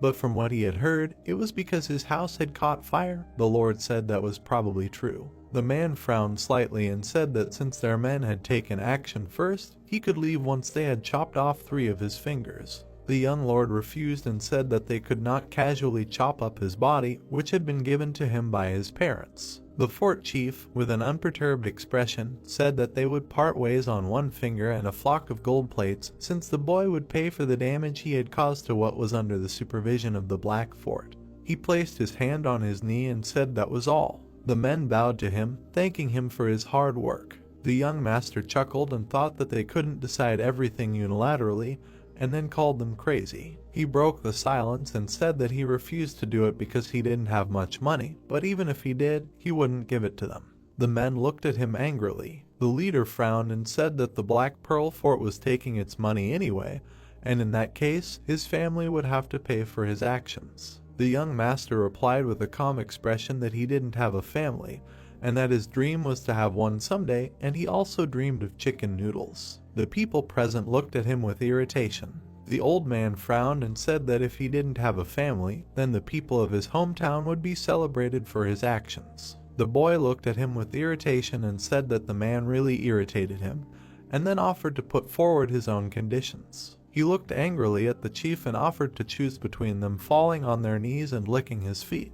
Looking sternly at his interlocutor, he said that otherwise everyone in this room would die. The old men frowned angrily, looking at him. Dokgo looked at him in surprise. The chief of the fort looked angrily into his eyes. The man frowned tensely, looking at his back, and thought that he had completely lost his mind. He did not take his eyes off the guy. I continue to think that he provoked not only the chief of the fort, but also all the elders. One of those present looked angrily at him and called him an impudent bastard. The men jumped up from their seats and grabbed their weapons. The guy looked at them serenely. He calmly got up from his seat. The leader looked him in the face and said that he was a fool because he was given a chance, but despite everything, he thirsted for bloodshed. The guy looked him in the eyes and said that he was the only fool in this building, because he was the one who gave him a chance to survive, and they thirsted for bloodshed. Dokgo looked at them tensely. The leader lowered his head onto his hand and ordered to kill the guy. The men quickly rushed into battle. The young master easily dodged the first blow. He slightly tilted his body and counterattacked the man. The bald old man flew back a few meters. His sword flew into the air. The dark-haired man directed an attack at the guy. The young man parried his blow, blocking his hand. It pierced the old man's body. The next second, the young man dodged a spear strike. He lunged and threw his opponent back. One of the elders threw his shells at the guy. The hero waved his arms, lowering his head. With one movement of his hand, he parried the flying stakes. Metal shells stuck in the floor. The two men rushed into battle. The blade, spinning in the air, began to fall to the ground. The young man quickly grabbed it. With one movement of his hand, he cut the bodies of the attackers. Scarlet blood gushed onto the floor. The men fell lifelessly to the ground. Jaha looked at them angrily. He looked up at the surviving opponents. The leader sternly watched what was happening. The old men stood in a stance, looking tensely at the guy. Dark energy began to emanate from the guy's body. Dokgo pursed his lip, watching what was happening. The young master took a step forward and asked why they did not approach him. The old men were scared, but turned pale. He frowned angrily and decided that he would approach himself. The next second, he approached the opponents. The man attacked him with his spear. The guy quickly dodged. The next second, he hit the man on the shoulder. The bald old man lunged forward to attack the guy. The hero tucked the blade of his blade into his armpit. He turned around and hit him in the stomach with his palm. The young master quickly turned around on the spot. He turned to the other opponent and attacked him with his sword. The surviving opponents rushed into battle again, running past the slain ally. The boy looked at them angrily. He made several blows, cutting the bodies of the men. Scarlet blood and fragments of weapons scattered on the floor. Dokgo frowned in fear. The head of the fort watched what happened carefully. The hero stood in the middle of the bodies of his opponents. The edge of his sword was covered in blood, and the man lay on the floor and groaned in pain. The head silently looked at his face. He lowered his eyebrows and said that the man did a good job. The young man frowned and asked him to stop acting so pompous, after which he said that all he did was just watch his subordinates die, waiting for the guy to run out of steam. The man frowned angrily. He pulled out his blades. The man swung his arms and attacked the guy. The young man made a sweeping blow. Their attacks clashed with each other. Suddenly, a huge amount of dust and smoke rose into the air. The guy quickly approached his opponent. The old man attacked him. The young man blocked his blow. The man made another lunge. The boy ducked back from the blow. The old man continued to attack without stopping. The boy blocked each of his blows. Their swords suddenly crossed. The lightning-fast blows of the opponents met again and again. Streams of smoke rushed through the room. The old man frowned angrily. The boy confidently looked into his eyes. They attacked each other, creating a powerful flash. The abundance of smoke hid their images from prying eyes. Dako closed his eyes from the fragments. The dust began to settle. Little by little, the bodies of the defeated opponents began to become visible. The men stood in the middle of the room, crossing their weapons. Sparks emanated from the place of contact. Suddenly, the boy's blade cracked. He jumped back, dodging the blow. The boy looked at his opponent with displeasure. The blade on the hero's sword broke off and flew to the side. The boy frowned. The old man grinned. He swung his blade and exclaimed that the young man was now unarmed. The brunette dodged it deftly. He gathered scarlet energy in his palm. The sword was back in his hand. Gosling looked in shock as the weapon simply pulled itself back to the hero. The opponents crossed their swords. The guy grinned and said that the blade was gone, but now it was here. The fort leader frowned. He made a sharp lunge and cut the air. The young man parried the attack. They continued the battle. The ringing of metal could be heard. The wooden flooring changed. Energy emanated from the enemies. The hero swung his blade. The brunette narrowed his eyes and thought that the old man was not bad. His strength was comparable to Gosling if he had trained in the art of the sword for another 40 years. -1 point of respect for Gosling. The old man swung and attacked again. The blow was parried. Another block with a blade. The old man did not give up his position. The hero's eyes flashed. He squinted and thought that, apparently, his opponent was ill with something. The old man swung. Because of his weakness, his movements were constrained and his breathing was uneven. The leader raised his weapon above his head. The enemies rushed towards each other. The man frowned and breathed heavily. The young man was focused. He parried the attack. The guy sharply extended his hand towards his opponent. Energy emanated from his fingertips. The old man shuddered and jumped back. Jaw pushed off and quickly approached the enemy. The man shuddered. He covered himself with 2 blades from the hero's blow. His knee rested on the floor. The leader was breathing heavily. The weapon trembled in his hands. The young man continued to press. The brunette swung his hand again and released energy. He delivered a sharp blow to the enemy. A powerful beam threw the old man back. The guy's eyes flashed menacingly. The young man launched the blade. The old man stared at the oncoming attack. The sword pierced him through. The leader was slammed into the wall. He grimaced and coughed. There was blood everywhere. Gosling turned pale and opened his mouth in shock. The surviving elders watched in silence. The young man approached the old man. The leader frowned and asked to let his subordinates heal him. He then promised to appoint the boy as the next leader of the fort. The brunette stood in front of him. The man continued that if he killed him now, he would not be able to completely subjugate the Black Pearl Fort. The old man turned pale. He muttered that since all these guys were nothing more than imbeciles, a man should lead them. The hero looked down at him and noted that his speech was filled with horror. Apparently, he did not want to die. The leader's eyes widened. The young man's expression darkened and he asked if he had lived a good life with the money he had earned from kidnapping people, selling slaves, and making everyone's lives a living hell. He must have killed countless people who were begging for mercy like he was now. The old man tensed up. The young man extended his hand, radiating an aura. He looked at his opponent with disdain and declared that such trash was better off dead. The man watched in horror as the massacre approached. Blood gushed. Gosling looked on in fear. In front of the young man, there was a bloody mess on the wall. The hero turned around. The elders turned pale. Gosling frowned and said that Jaws should be the next head of the fort. The young man beckoned with his finger. The man came closer. The brunette hit him sharply in the face. Gosling fell to the floor. His face was covered in blood. The hero grabbed the man by the hair. The young man looked at his interlocutor with a predatory expression and asked why the hell he was still pestering him. Did he really want to go after the fort leader? The man clenched his teeth in anger. They looked at each other. Gosling looked at the young man angrily and exclaimed, "What else should he do when he killed the leader?" The guy looked at him carefully. He narrowed his eyes and remembered the old man's words. Jaha let go of the man, who collapsed on the floor. The hero ordered them to return to the hall as soon as they gathered everyone under their command, and also healed all the old people who were lucky enough to survive. The young man turned around and headed for the exit. He thought that if all the Jianghu people were gathered here, like in the Black Rabbit Alliance, it would easily absorb their organization. But since they were too mixed in with the crowd, it was hard to tell who was Jianghu and who was not. The hero crossed his legs and sat down. The boy exhaled and thought that he would have to pay for beating someone to death. Jaha sat at the head of the chair. Men sat on either side of him. The boy said that he would be brief. All his clothes were covered in blood. He said that he thought the best solution would be to appoint a fort leader and thus take all of Black Pearl under his control. Those present looked at him silently. The hero looked at Gosling and said that he would appoint him the next fort leader. The brunette turned to the man and said that his first task as leader would be to mobilize all those who could help in destroying the fortress walls. Gosling looked intently at the new master. He frowned and asked why. The boy scratched his chin in displeasure and asked if he really needed to have everything explained to him.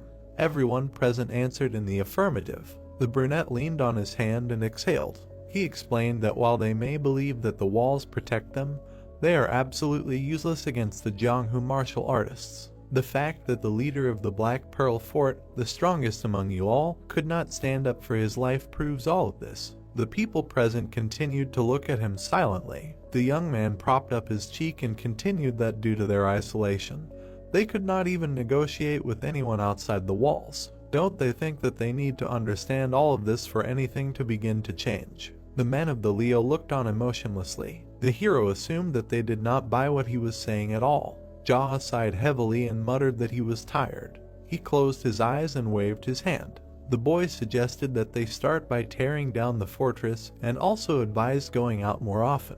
The world is much more spacious than the Black Pearl Fort.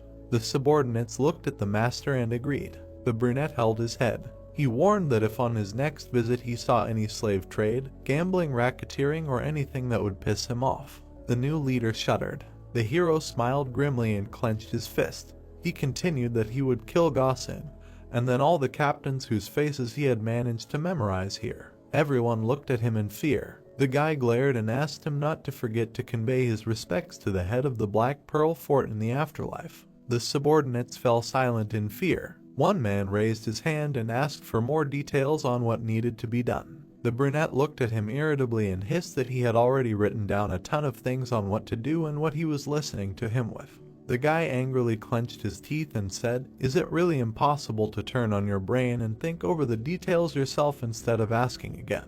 The man turned away and sweated. The hero continued to grumble that if he couldn't even do that, then he should go clean up the bodies and dismantle the fortress with the rest of the mercenaries. There was no point in sitting around on his ass, calling himself a captain and asking about what needed to be done. The subordinate awkwardly looked away. The brunette continued to complain that it was because of such morons who became captains that their organization had sunk to this point. Jaha grinned and raised a finger to point at Gosling. He informed them that from now on, they would ask permission for everything from the bastard sitting over there before doing anything. The men nervously cringed and agreed. The hero looked at those present and ordered them to get rid of this name and report to him as soon as they themselves chose a new name.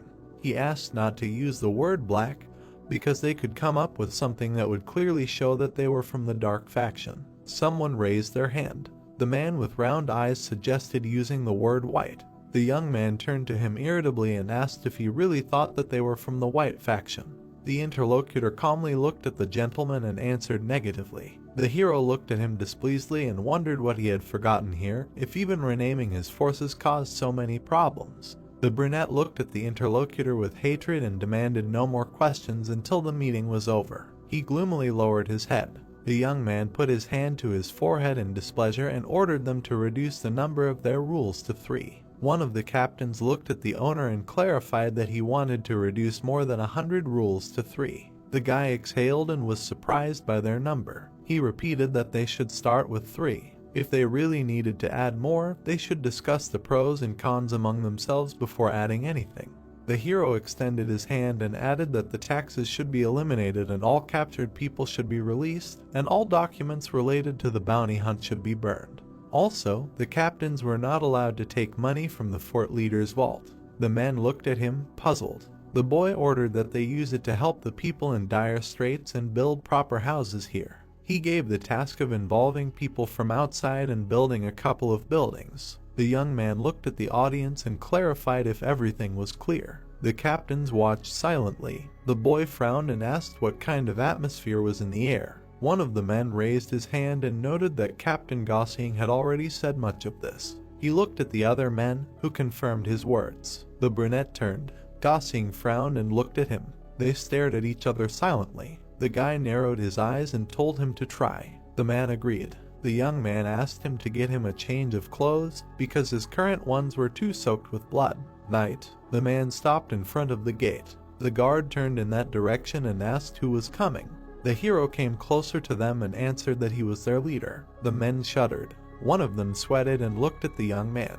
The guards bowed sharply. The guy passed by. He looked around and muttered that it was too quiet. Are these bastards really shirking their training, even though he only left it for a moment? An old man ran up to him and greeted him. The guy narrowed his eyes and asked why no one was training. The interlocutor answered that it was not like that, it was just that the golden boar was here. The brunette frowned and clarified that one of the 12 heavenly generals was here now. The old man sweated and answered in the affirmative. The guy walked down the corridor. According to the collection of conquests, no one knows whether this man became the golden boar because of his gluttony or whether his gluttony is related to becoming the golden boar. His martial arts level is somewhere between 7 and 8 Ragna, and it is known that he became the strongest disciple of the great Rakshasa due to his physical strength and body condition. Presumably, he is the young leader of a rich group of merchants who brings huge amounts of money to the great Rakshasa. The young man entered the hall. A fat man was sitting at the table and eating. There were many dishes in front of him. It was Gold Boar. He noticed the hero standing in front of him.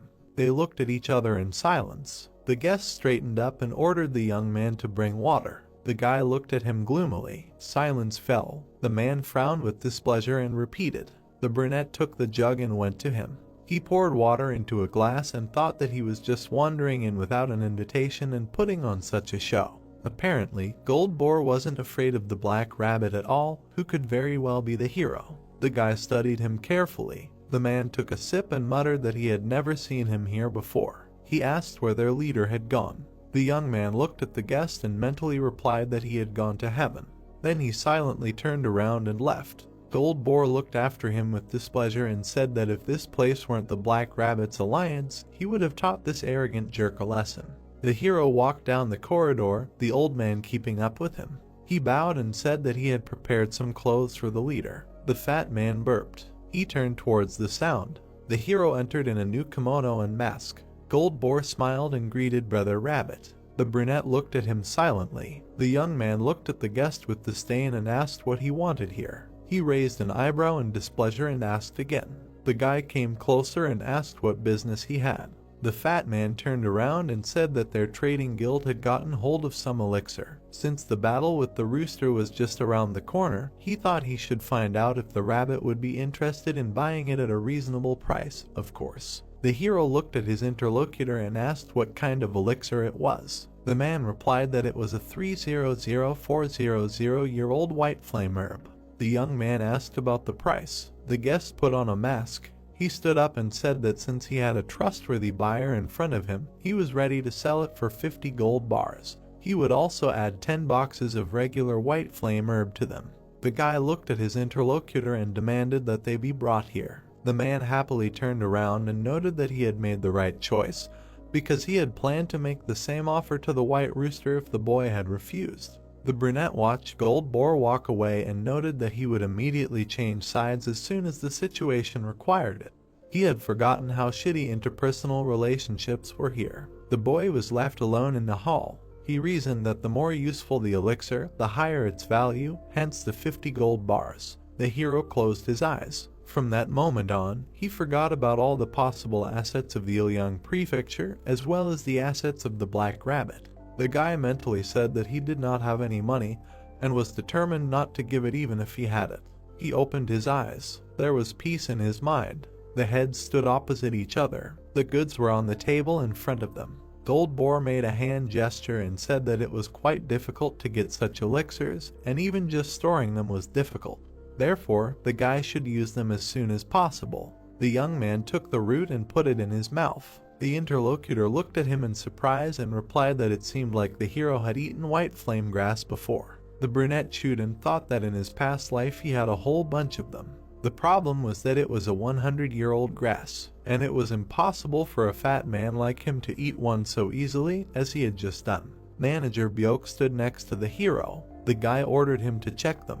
The old man looked at the young man with puzzlement and replied that he would do so. Gold Boar looked at him and asked if he knew how to check elixirs. The brunette clarified whether the interlocutor really looked down on the manager. The fat man answered in the negative. The young man pointed his finger at his subordinate and declared that he was Elder Jongho, who had dedicated 30 years of his life to Jongho. The old man looked at his master in surprise. He bowed deeply. The boy called him an elixir expert, an elixir mage, a wise elixir master, and also an elixir genius. The old man exhaled and smiled. Jaha looked at the other man and told him how his ward could find an elixir hidden 100 kilometers above the clouds and could even smell it 100 kilometers away. He became one of Jonghu's men only because of his skill at appraising elixirs. The young man looked at the merchant with confidence. The servant bowed low and muttered that this was an incredible honor for him. Gold Boar scratched his neck tensely and replied that it was incredible.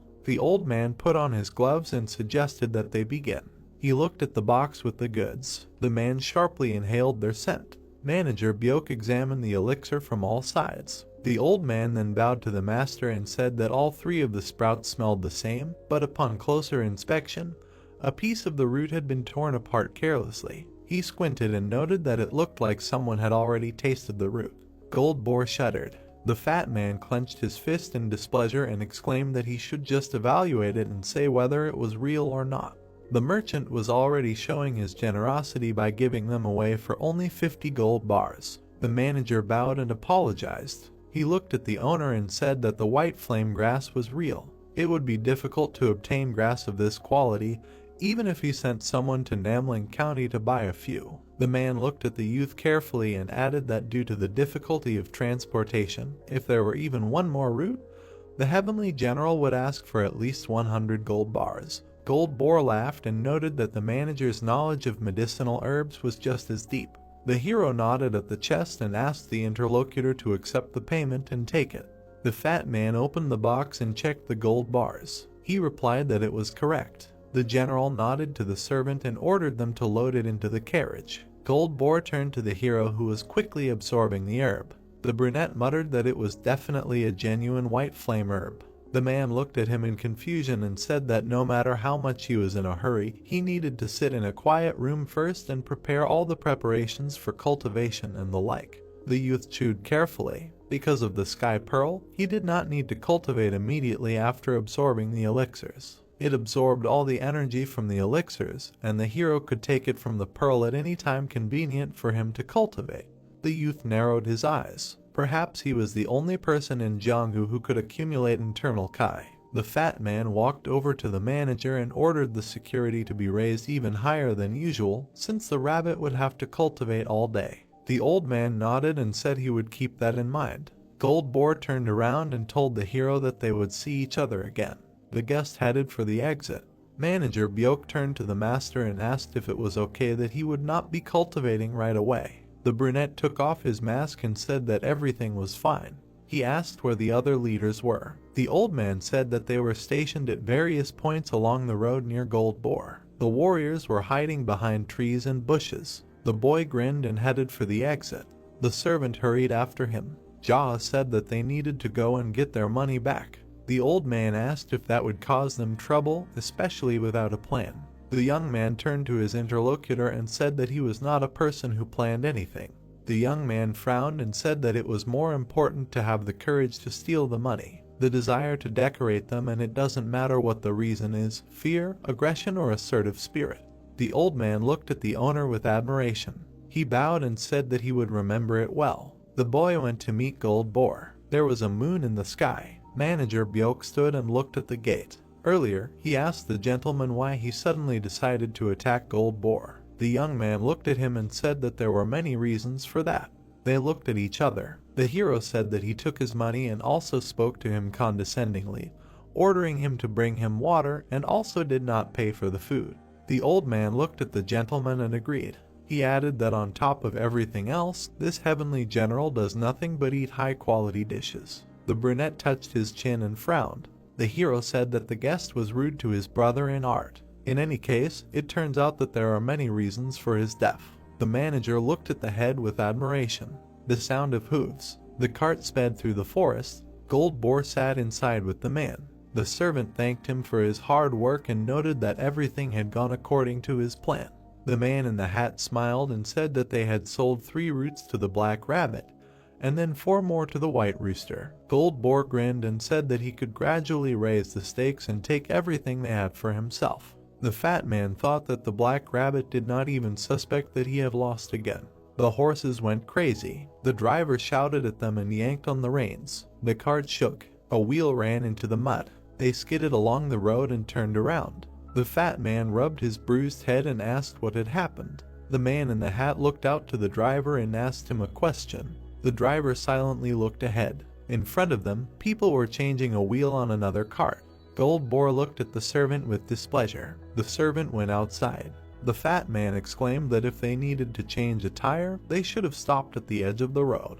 The man promised to look into it. He approached the culprits. The man looked at the servant of the heavenly general and said that no one planned to block the road. He slapped him hard in the face. Then he slapped the other man. He swung his arm and asked how they dared to block the young master's road. A shadow flashed over him. The hero landed behind him and ran and kicked the man in the back. He flew back and hit a tree. The guy looked at the man who had fallen to the ground. The brunette frowned and muttered, "How dare he raise his hand against a coachman from an ignoble clan." The men approached him and reminded him that they were just disguised as coachmen. The fat man went outside and asked if the guy was really a servant. He put on a mask and asked what all this meant. The brunette looked at him and replied that servants do whatever they want, so he should ignore him. Gold Boar got angry and grumbled he would not turn a blind eye to all this just because the boy was Rabbit's servant. The hero watched silently. The fat man narrowed his eyes and wondered what kind of mood this servant was in.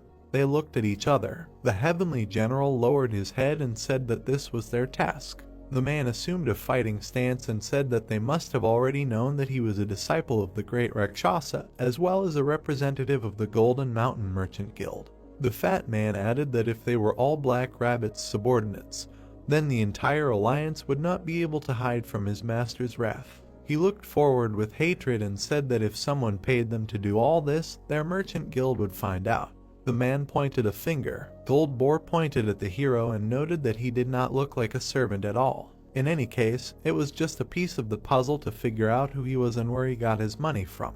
The young man walked towards his opponent and said that he didn't care what he was going to do. The fat man frowned. He put out his hands and rushed at the boy, emitting yellow energy. The brunette put his hands forward. Their palms froze a short distance away. The road beneath them cracked. Energy emanated in all directions. They looked at each other. Light continued to emanate from their palms. Both felt the pressure. Gold Boar grinned and was surprised that the hero decided to challenge him, the one who ate countless elixirs from the wealth of the Merchant Guild, to a duel of internal Kai. The boy knitted his brows and remained silent. The fat man stood and smiled. He declared that if this was a battle of internal Kai, even if he stood against any of the disciples of the great Rakshasa, he could not lose. The man shuddered in surprise. Jaw emitted scarlet energy. Ghostly hands reached out to his opponent. The brunette looked closely and thought that this must be the ability of the Sky Pearl. Golden light, the enemy's energy,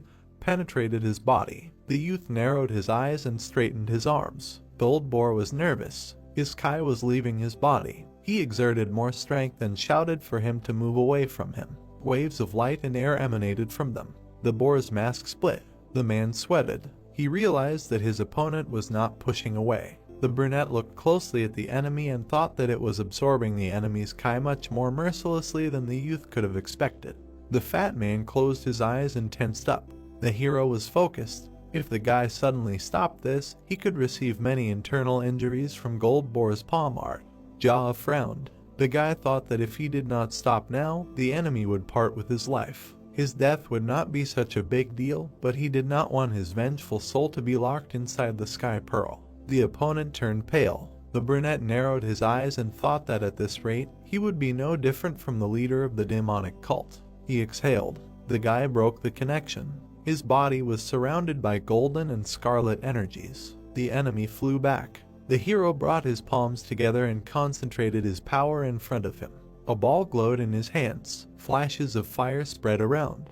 Everyone watched as the young man extinguished this energy. Gold Boar sat on the ground and stared at his opponent in fear. Jaha looked down at him. The guy wanted to steal some money, but stole some Kai energy. The fat man looked at the hero in shock and asked what he had just done to him. The brunette watched silently. He lifted his chin and declared that he had saved him out of his great kindness. The man began to sweat. Is this how his enemy sees the whole situation?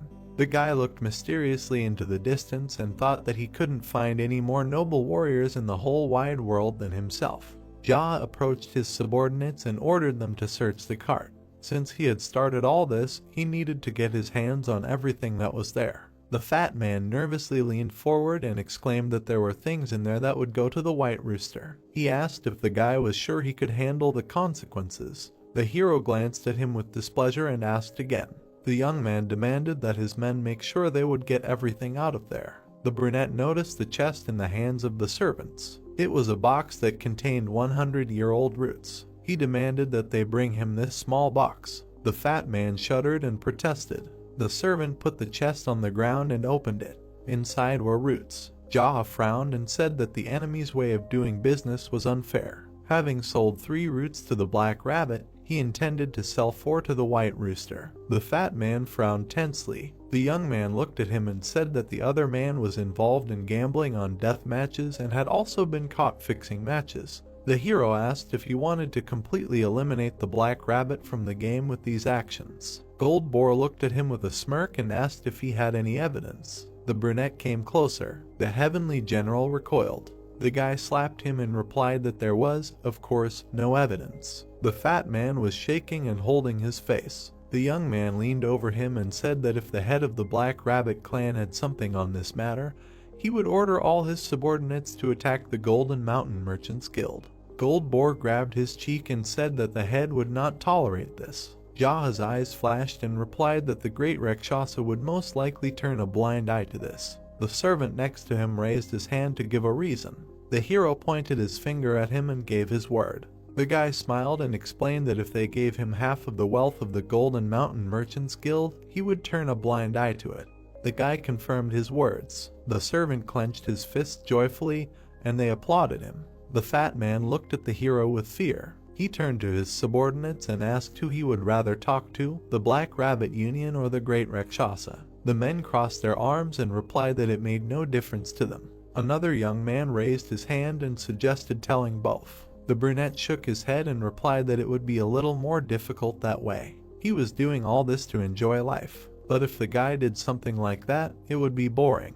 The subordinates looked at the master approvingly. Jaha looked at the enemy and asked what he had to choose, who to tell. The man looked away. He was sweating heavily. The brunette shook his hands and hurried him. The fat man looked at his interlocutor, dumbfounded. Gold Boar frowned and muttered that if he had anything against him, the general would be dead by now. The man asked what the boy wanted. A voice was heard, announcing the girl's return. The servants turned around. Red Monkey was walking towards them. The fat man turned around in shock and asked why she was here. The girl looked at him and asked if he had been caught too. She was holding a mask in her hands. She handed it to the hero and said that her ambush had failed. But she had fought him and now the ranks had been reorganized. Now her enemy was in heaven. The brunette smiled and took the trophy. He praised her for her work. Red Monkey folded her hands and asked for an antidote. The fat man looked at them in surprise and did not understand why she was calling the boy brother. The hero looked at his interlocutor. She complained that she could not fight normally because she constantly needed to go to the toilet because the diarrhea did not go away. Gold Boar stared at her, dumbfounded, surprised that the girl could talk about diarrhea so easily in front of everyone. Jaha looked at her and said that he would keep his promise. They turned to the fat man. He exclaimed who he was. The brunette frowned. The girl flinched, noticing the hero's reaction. She slapped Gold Boar sharply, then another. The fat man looked at her questioningly. The girl glared at him with displeasure and asked how dare he show such disrespect to his brother. The man held his face with tears in his eyes. He did not understand anything. Red Monkey bowed to the boy. He praised her. The hero turned to the servants and ordered that all the boxes be loaded back into Gold Boar's carriage. The rest could clean up and return. The boy asked to take those who were unconscious and later he could be released. Yahello looked at the fat man and demanded that he call his coachman because the three of them had somewhere to go together. The interlocutor was about to protest. The brunette exchanged glances with the girl. She approached the heavenly general and swung her arm in warning. She demanded that he stop bothering their brother. They exchanged glances. The fat man received another slap. He grabbed his cheeks and asked what it was for. The hero approached them and noted that fighting brothers and sisters should not hit each other so hard. The girl nodded and replied that she would take this into account. The mask in his hands glowed. The young man put it on. Green energy emanated from him. The fat man stared at him in shock, trying to understand what he was planning. Red Monkey bowed and greeted Brother Dog. The hero narrowed his eyes and noted with satisfaction that she grasped everything on the fly. The girl looked menacingly at Gold Boar. He winced and repeated her bow. The guy looked at them and said, "At ease." The interlocutors straightened up abruptly. The three of them were sitting in the carriage. The fat man looked at the hero and tried to understand who he was and how he managed to become such a strong martial arts master. The man glanced sideways. The girl smiled awkwardly in front of the young man. Gold Boar thought that she did not dare open her mouth in front of the great Rakshasa, but she behaved this way with him. The fat man winced. The brunette turned to him. He quickly turned to him. The young man was looking out the window. He made a remark that Gold Boar thought too loudly. Just because he was smart did not mean that a man was able to understand everything in the world. The girl threateningly swung at the fat man. He shielded himself and exclaimed that he would clear his mind. Red Monkey narrowed her eyes and lowered her hand. Moyang Clinic. Two servants led Gold Boar inside. Jaha and the girl followed. The doctor ran up to them and asked what had happened. He turned to his assistants and ordered them to take the young gentleman inside. The man looked at the others. The boy looked at him silently through his mask. He was examining the man with glasses. The boy narrowed his eyes. The poison demon, Moyang Beak. The man who saved him in his past life from Kai reflux. Moyang Beak lost his entire family because he dared to argue with the great Rakshasa. How much can the heart of the one who survived be defiled while he nursed his hatred? The man who clearly demonstrated this on himself, the poison demon. He became stronger due to his deep knowledge of the body and medicine, and when this was not enough, he began to study poisons. He even tested them on his own body. In a constant cycle of self-poisoning and healing, the doctor became an entirely different person. Ultimately, he became the one who finished off the great Rakshasa. The poisonous demon did not leave aside even the disciples of Rakshasa. But even among the followers of the 12 heavenly generals, there were those who renounced their past and chose the path of a calm and quiet life, but he found and killed them. The hero met him after he killed the great Rakshasa. The doctor hated not only the members of the Janghu, but also hated people as such. Because of this, he swore that he would never save anyone's life again. Moyang Beak cured countless people, but none of them helped him in his endless fall into madness, and all because of fear of the great Rakshasa. He and his disciples were also once his patients, and because of all this, the doctor simply hated people and sank deeper and deeper into the Jangho. The reason why the hero is grateful to the poison demon is because he threw away his oath that he would never save a man again, and saved him from Kai reflux. The man who was slowly sinking into the abyss of madness was able to sympathize with him, a man who had long been mired in it.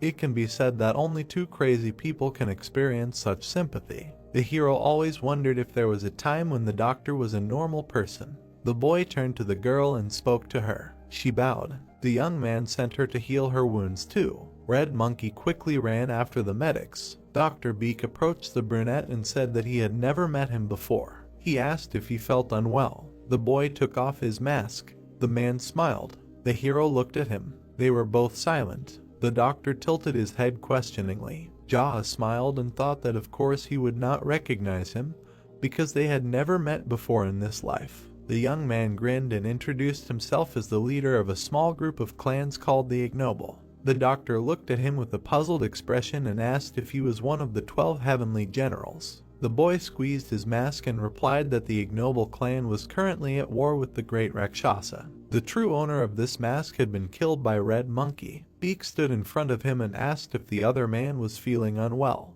The brunette smiled and said that he had only come to pay. He was simply curious about the doctor's incredible skills. The man took off his glasses and apologized for forgetting to introduce himself. He smiled and said his name, Moyang-beek. The boy nodded and asked for just a second. The boy opened the box with the roots. The doctor looked at the contents in surprise and asked why he had brought them here. The hero asked to evaluate them. The man sat down at the table and said that, judging by the diameter of these roots and the number of petals, this was at least 100-year-old white flame grass. The brunette asked if it was 300-400 years old. Beek smiled and said that was too much. They were quite expensive, so everything they found was delivered to the Central Plains. Even 100-year-old grass was quite rare these days. The guy frowned and thought that he knew Goldboar had lied to him. He had assured him that they were at least 300-400 years old. The two men sat opposite each other. The hero said he had already eaten 3 of them. The doctor congratulated him. He said that because of the huge amounts of energy contained in the roots of the white flame, the boy should be careful of the disease of frenzy that could follow eating them. The young man looked at him and replied that he was always angry, so everything was fine. The man said that if the hero had a tendency to frenzy, he should be especially careful. The brunette leaned his elbows on the table and replied that he released his anger in the right way. The interlocutor specified how exactly. Moyang-beek smiled and noted that those who practice medicine have no right to reveal the secrets of their patients. The boy looked at him and said that his house once caught fire. It served as a simple dwelling as well as an inn. The hero was filled with anger. The doctor sympathized and said that this was truly something he should be angry about. Jaha nodded and said that was why he killed the arsonist. He smiled and added that he felt so peaceful after that. The doctor looked at the boy awkwardly. Later, the hero learned that those he killed were trying to become a sect in the Dark Faction, having obtained permission from the Black Rabbit Union. That's why the Union's thugs came after him and continued to talk nonsense about whether the boy wanted to live. Beek looked at the interlocutor tensely and asked what he did. The brunette replied that he killed them. He smiled again and said that as soon as he did it, he immediately felt peaceful. The man looked at the beaming boy in confusion. The hero continued that after that incident, they sent out the killer, but he left him alive because he had balls. Then, after eating pork ribs together, they broke into the Black Rabbit Union. Then the boy was excited. Moyang-beek looked at the boy in confusion. The brunette grimaced and said that although he had no intention of killing the head of the Black Rabbit Union, he had pissed him off, so the hero sent him to heaven. Jaha smiled brightly and said that he felt peace again then. The doctor grinned and said that he had done a great job of releasing his anger. The guy turned to his interlocutor and asked if that was true. The man replied that it was evident on his face. When the hero met the poisonous demon who had carried out his revenge by killing the great Rakshasa, he was absolutely devastated inside. At that moment, when everyone had already been killed and the blinding desire for revenge was fading, what should he do next? The people he loved and the people he had to kill were no longer in this world. The guy frowned and thought that he would not let all those misfortunes that awaited Moyang-beek happen, because he owed him. The brunette took a sip and thought that there was no need for the man to become a poisonous demon again. He put the cup down and looked ahead resolutely. One madman of him would be enough. The guy turned to the voices in the next room. The girl was thanking someone. Jaha smiled and noted that her deepest gratitude was showing itself, because now she had hoped that her shit would erupt along with the rest of the diarrhea. The doctor returned to the room. He smiled and said that none of them had received serious injuries, so there was no need to worry. The brunette nodded. The man came closer and added that, although their injuries were mild, their mental state was very unstable. He thoughtfully touched his chin and explained that Red Monkey, apparently, had not slept for days. And she also kept asking about what the main character was doing. In addition, the girl was suffering from diarrhea. The brunette was sitting opposite him. The doctor said that Red Monkey begged him on her knees to stop her diarrhea. The two men looked at each other in silence. Beek chuckled. The hero looked at him and said that he had fed her laxatives and made her think they were poison. The young man said that he had fed her a ton of laxatives and nothing had stopped them. The boy had ordered her to deal with one of the 3 most vicious heavenly generals, the green dog, the yellow horse, or the white rat. The young man clenched his fist. He frowned and said that he would have had no choice but to kill Red Monkey if she had continued to resist him, just as the leader of the Black Rabbit Alliance had done. Therefore, only the laxative he had fed her was keeping her alive. Deke looked at him in surprise and asked again. The brunette frowned. He clenched his fist and declared that he called it the laxative theory. The doctor looked at him in shock. The man lowered his head and muttered that he had never even heard of laxatives saving people. The boy looked away and said that since she had already dealt with the green dog, let the doctor do as he promised. The other man nodded. He sat down opposite. The young man suggested changing the topic. Deke looked at the hero and said that Goldboar seemed to have suffered some kind of mental shock. The brunette looked at the man and explained that he had lost a huge amount of his internal money energy while fighting him. The doctor nodded and asked if the boy was an enemy of the great Rakshasa, then why did he come here to treat his students? The hero narrowed his eyes and muttered that he was hitting the mark. He tapped his fingers on the table and told her about a man in Jianghu. The brunette frowned and continued that if this man started killing everyone who came his way, even those who could be spared and strangers, then what would happen? The boy looked at the doctor. He narrowed his eyes. Jia frowned and replied that he would become part of the demonic faction. The man looked at him in surprise. The boy ran his fingers across the table. He said that if you only kill the cruel bastards and the people who burn the house to the ground, and leave those who can be useful alive. The brunette looked ahead and said that there were many people he had spared. The man looked at him and asked if this was the way of the dark faction. The boy objected that this was his position regarding their paths in life. The doctor touched his chin and repeated. The boy stared at him and explained that he treated people in the hope that they would improve one day. Even if he could be betrayed in the future, he was ready to endure it. Moyangbeek looked at the boy and asked if the hero was a member of the light faction. The boy replied that it would be difficult for him to join them now. The doctor asked why. The brunette replied that he was not a virtue. The bespectacled man narrowed his eyes and noted that it was unlikely that everyone in the white faction had valor. The guy exhaled and added that there were a lot of such people among the clan's founders and top officials. In addition, they were also very strong. Jaha looked closely at his interlocutor and explained that people who lacked valor were part of the light faction because they were their students and the students of their students. This is the power of heritage. If you look at it this way, the hero is not like that. His house served as an inn and became ashes, and he was an errand boy. They looked at each other. Jaha said that because he lacked heritage, he needed time and strength to become part of the light faction. The doctor thought about it. The brunette looked at him with a smile and thought that the poisonous demon was a normal person. The man shuddered. The young man opened the chest with gold. The doctor asked what it was. The hero answered that it was payment for treatment. The brunette smiled and thought that giving such a huge amount to the one who saved his life was not a pity at all. Moyangbeek bowed and muttered that this was too much. The boy objected and asked to prepare a quiet place for him to sleep while he waited for their treatment to be finished. The man took 3 ingots and smiled. He noted that even this was excessive. The boy frowned and insisted that the doctor take all of them. He refused with a smile. The brunette frowned and thought that the man was stubborn even before becoming a poisonous demon. Jaha pointed to the box of roots and suggested that he take that at least. The man replied that in order to completely absorb the white flame herb, he would need at least 10 days to cultivate all the energy. He smiled and explained that patients came every day and he could not leave them. The boy puffed out his cheeks. The doctor bowed and thanked him for thinking so highly of his backwoods clinic. He suggested that the boy take the roots himself to cultivate. The boy frowned. The doctor smiled and beamed. Jaha sighed and thought that he had lost the argument of words again. That was the kind of person he was. Night, Moyangbeek looked at the sky. The girl bowed and said that the hero had started cultivating in his room.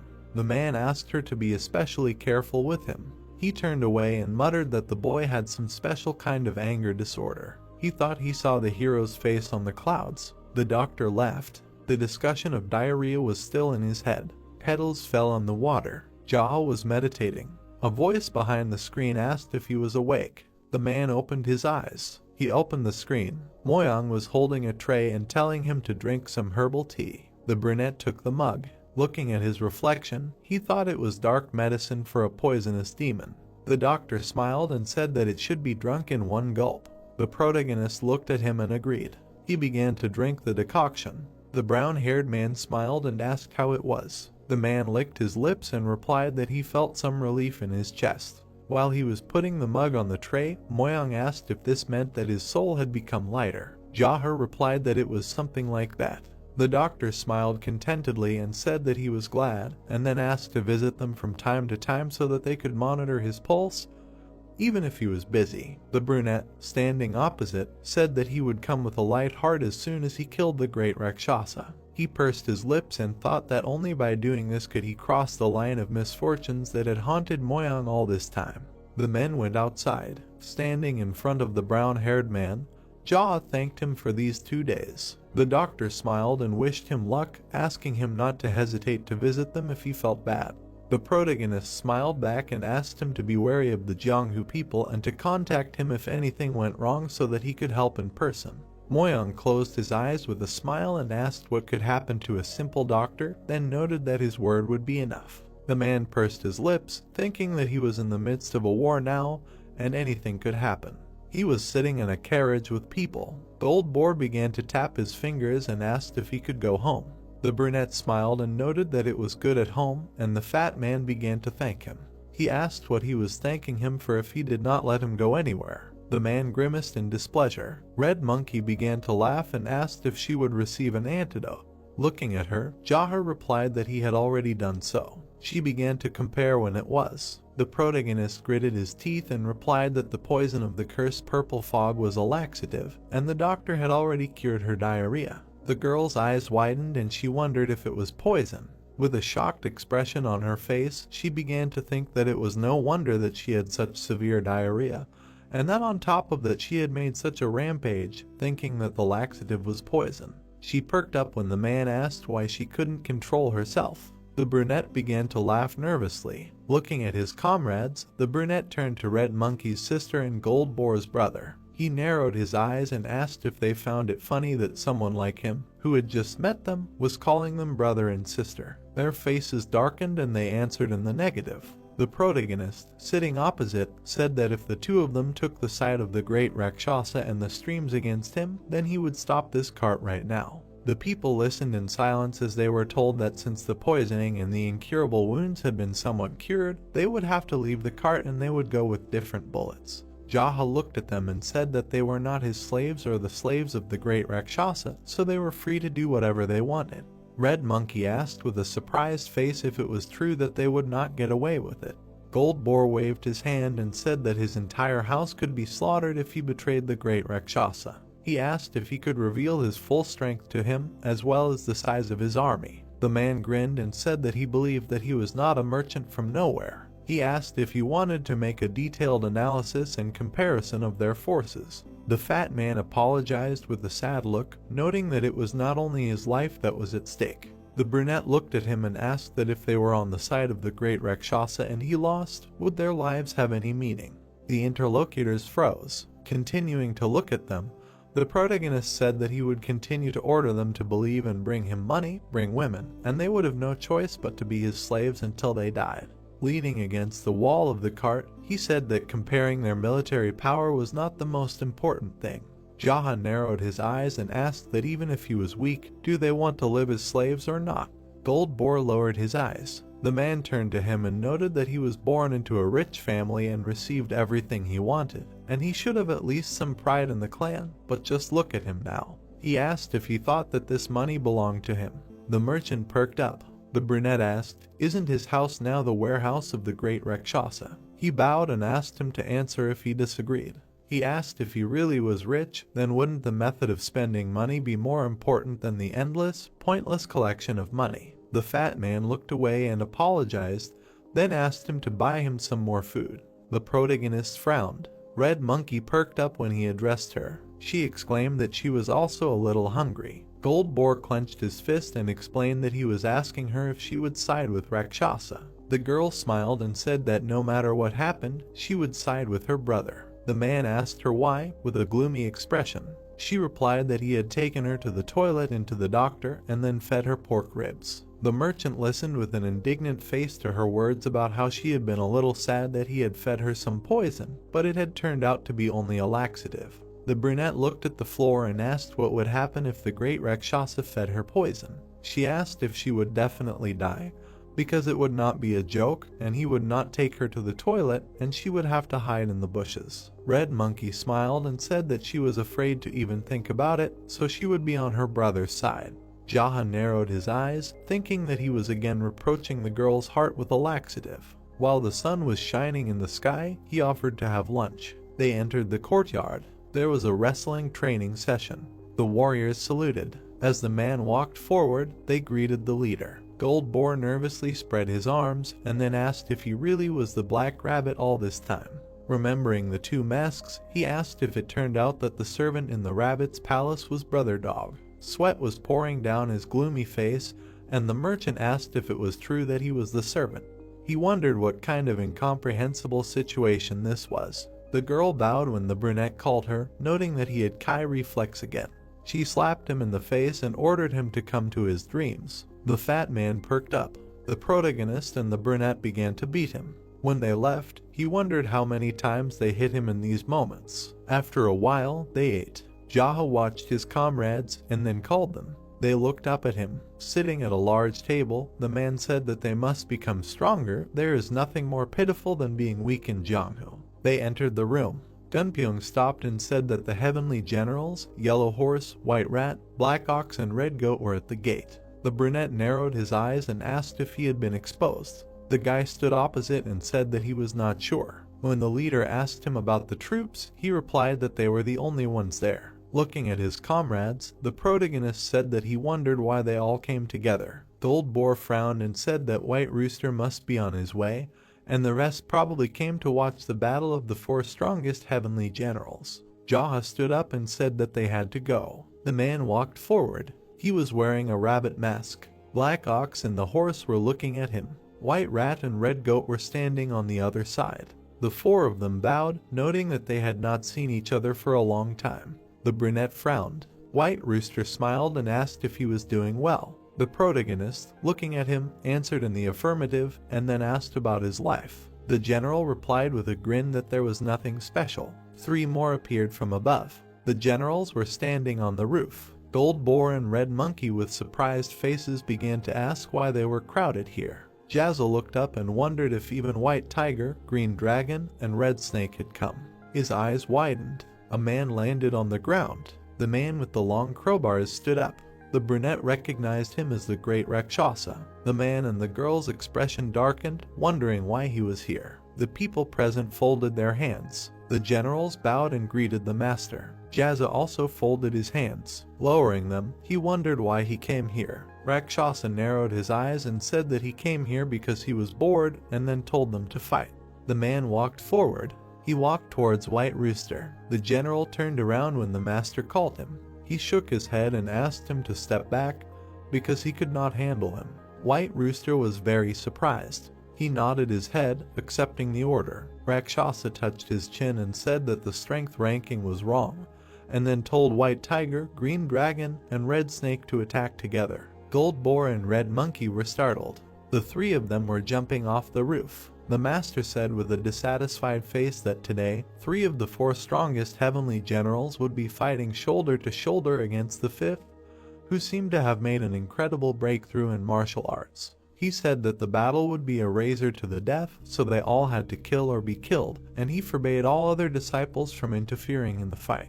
The protagonist narrowed his eyes and wondered if he had noticed. He raised his hand and spoke. The master asked if he was really going to say something without any conscience. The fifth one with his hand raised said that the humors were a little wrong. Rakshasa lowered his head and asked if he should adore one or crush White Rooster. The man, looking at him, said to do as he wished. He lowered his eyes. Then he began to laugh loudly. Red Goat and White Rat froze in confusion. The brunette smiled and said that in a fight to the death, the master should take part personally and not force his own students to do it. Everyone fell silent. Gold Boar and Red Monkey darkened. Rakshasa grinned and said that he could not imagine that he would become stronger in his beliefs. However, he did not think that one of his students could say something like that. He asked to show his face. The protagonist frowned and exclaimed that he was not his servant. He asked why he was forcing someone to film something when he had just met him. His companions' mouths dropped open in shock. The master closed his eyes and laughed. His gaze darkened as he told all four generals to fight. Jaha bared his teeth and asked if he was going to stand aside while his disciples fought. He asked if he was really doing his business that dirty. Rakshasa pursed his lips. The fifth one waved his hand and said that if the four heavenly generals attacked at the same time, he would simply run away. He pointed out that his knowledge of Kingong was much deeper than his fighting skills, and then suggested that they play tag across the globe. Looking at the master, he said that however, if he were to challenge him as a man, he would accept the battle one-on-one. The brunette pointed his finger and said that rumors of him being afraid of a fight would spread far beyond Manhwa Prefecture since he was quite talkative. Rakshasa continued in a darker tone. The protagonist stood and spoke to the 12 heavenly generals. He asked them why they thought their leader was making them fight first. He noted that it was obviously to find out how strong he was as he beat them to death. Jaha grinned and asked how much wealth and prosperity the old man planned to enjoy when he sent his disciples to hell. He pointed to Black Ox and noted that he was obviously young, then asked how old he was. He asked if he thought the old man would be sad if he died. Looking at the generals, the man said that all he would do was give his mask to someone else since they had already replaced more than 1 or 2 generals. He asked if they were really going to die like this, obeying their master. Rakshasa smirked and said that apparently some madman had been hiding under the mask of some disciple all this time. The brunette smiled and agreed. He said that the masks increased their madness, then asked the brothers to remember that. His comrades froze in shock, trying to understand what he was saying. The master said with a smile on his face that he would fight him. He looked at White Tiger. The protagonist pursed his lips, mentally noting that he had signaled his students with his eyes after telling him that. He thought that he knew he would do it before he was surrounded. He reached for his weapon. Jaha began to take out his sword. He struck. White Rooster covered himself with his fan. The fifth jumped. He began to run. The 3 rushed after him. Then the rest of the generals beat him. They complimented the man. Looking at White Tiger, he said that they did not need to worry about anything. Looking ahead, he added that this was all because he would finish off the master, and so they should react accordingly. The generals ran, and the brunette asked them to trust him. Red Snake and Green Dragon perked up. The master with an angry face loudly asked why they were just staring at him. The protagonist's eyes flashed and asked how dare he butt in the middle of brotherly bonds. His feet raced along the ground. Red Goat and Black Ox ran, hearing the order to find him. The generals rushed ahead. People looked at them with fear. Pouring water into a glass, a man asked if there was really a grand battle going on somewhere. The man sat without a mask, muttering that there were a lot of heavenly generals here. Seeing Yellow Horse, the employee greeted him. He grabbed him by the neck and began to ask if he saw someone running in a hurry or suspicious people. The man trembled and replied that he did not see anyone. The general dared the brunette and asked him. A dark aura grabbed his neck. The protagonist pulled him towards himself. Looking with angry eyes, he asked how dare he raise his hand against an errand boy right in front of him. He was squeezing Yellow Horse's neck. Jaha swung his fist. He hit the general. He flew to the side. The employee watched this in fear. The fifth one dared him and told him not to be surprised because this was commonplace for Jianghu. The guy looked down and agreed. The man poured alcohol on his wound. Then he began to pour it into a glass. Holding out the jug, he offered to pour. The frightened guy held out the glass and thanked him. Looking at him, the protagonist said that they thought that the errand boys were weaklings, that's why they yelled at the slightest thing. The employee answered negatively. He asked him to shut up and drink. They both drank. The guy was shaking with horror. Jaha looked at him and told him to go rest, and later he would send his man to pay for the drink. He said that he would finish the rest himself. The guy exclaimed that he understood everything.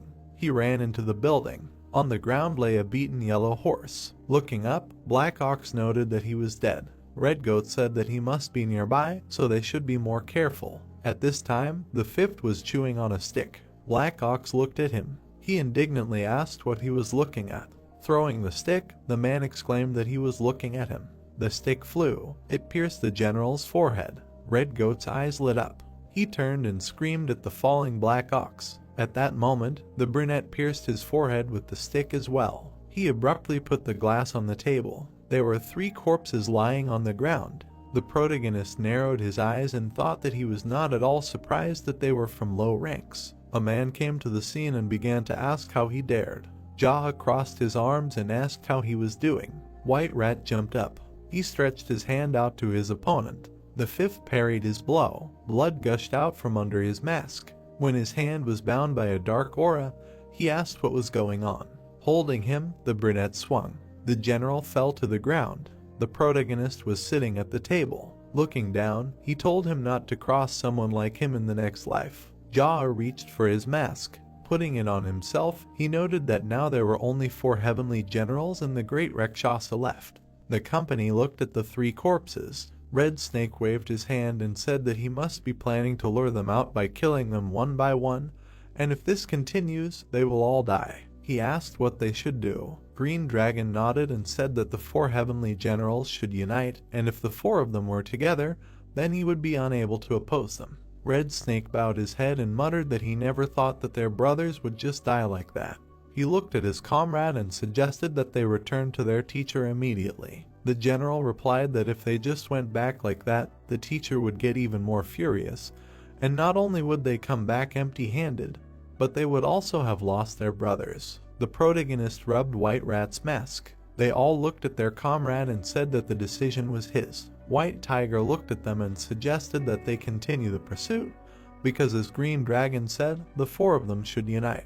He turned to White Rat and asked him to report the death of his brothers to the teacher, and also to say that the 4 of them were going after the head of the intruder. He looked at the general when the latter asked if he was trying to keep his distance from the teacher. White Tiger replied that Rabbit's target was the teacher, and most likely, he would not do all this just to destroy all of them. White Rooster raised his fan and asked if everything he said was true. White Tiger looked at him and answered that he thought so. He added that first of all, he believed that everything he was saying was nothing more than complete nonsense, but sometimes a lie from a crazy person turns out to be the truth. The generals fell silent. One of them asked why he killed their brothers then.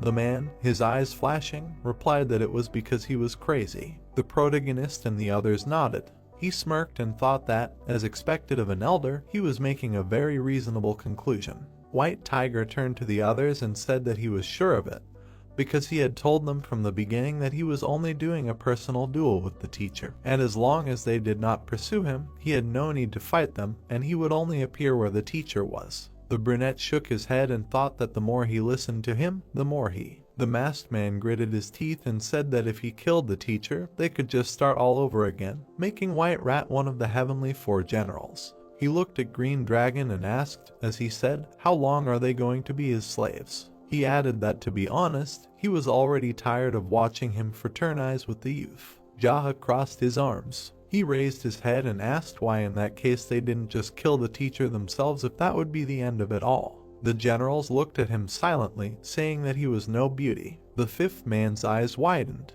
He narrowed them and mentally cursed his chatty tongue. He lowered his hands. The generals rushed towards him. Putting out his palm, the man used Flame Realm Palm Force. The masked men also put out their palms. An explosion thundered. The generals were thrown back. Red Snake tried to get up. They ran towards him. The brunette began to attack him. The others watched the dark aura, thinking about how strong he was. The protagonist extended his hand. He began to remove Red Snake's mask. Putting it on over White Rat's mask, he said that there was no point in bothering him anymore. He asked why complicate things when the problem would be solved as soon as the great Rakshasa died during their duel. White Tiger looked at him and agreed. She said that they would not approach the Black Rabbit Alliance today, so he asked to let Red Snake go. Jaha narrowed his eyes and said that he could not let him live. The man showed his teeth and began to ask why. He asked if he had not said earlier that his goal was to fight the teacher,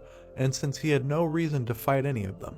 Looking at him, the 5th said that it was so, but Red Snake had kidnapped defenseless women and given them to the great Rakshasa. The others perked up. The brunette turned his head and said that he had heard that he had recently given him a blue-eyed beauty, and then asked if it was true. The others became gloomy, sweating. They wondered if he was saying that he would kill him because he had kidnapped defenseless women and given them to the master, or because he had given the blue-eyed beauty. The protagonist swung his fist. The general was thrown back from the blow. He crashed into the wall. Looking at him, Jaha thought that Red Snake was the most loyal general of the great Rakshasa, and without a shadow of a doubt, he did everything for the great Rakshasa, and this was enough for him to finish him off. He turned around and said that from now on there were not 4 generals, but 3. The others stared at him silently. The 5th one turned around and said that he went to fight the great Rakshasa. He noted that if they did not value their lives, they could fight him 4-on-1 in the alliance of the Black Rabbit.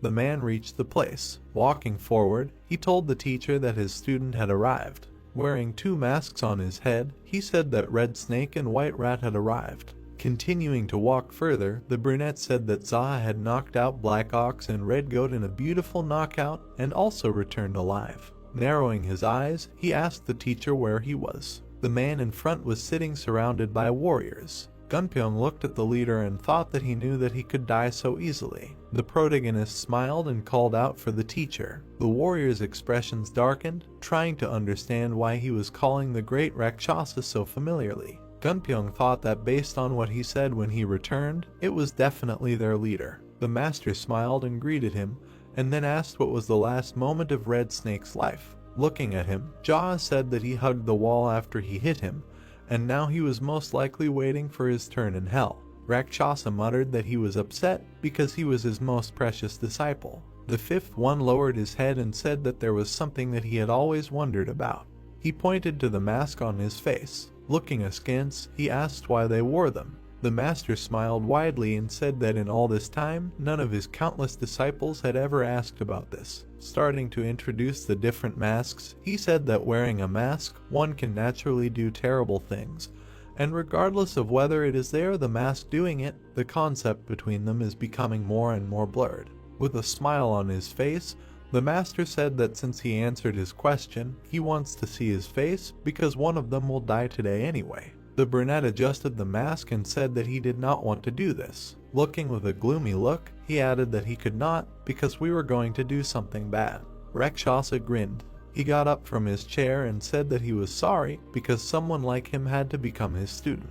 The protagonist looked at him and said that even if he were his student, he would still kill and, like today, asked why they wear masks. Descending the stairs, the master said that this is how a man should live. His sleeves fluttered. Jaha narrowed his eyes, thinking that he was not so popular among the common ladies, despite the fact that he had a beautiful side. Looking at Rakshasa, he wondered why someone like him was mating all along the east and west. His eyes flashed, thinking that he was suddenly filled with rage. Walking up to the general, the master asked him how he wanted to fight and then asked him to choose a martial art.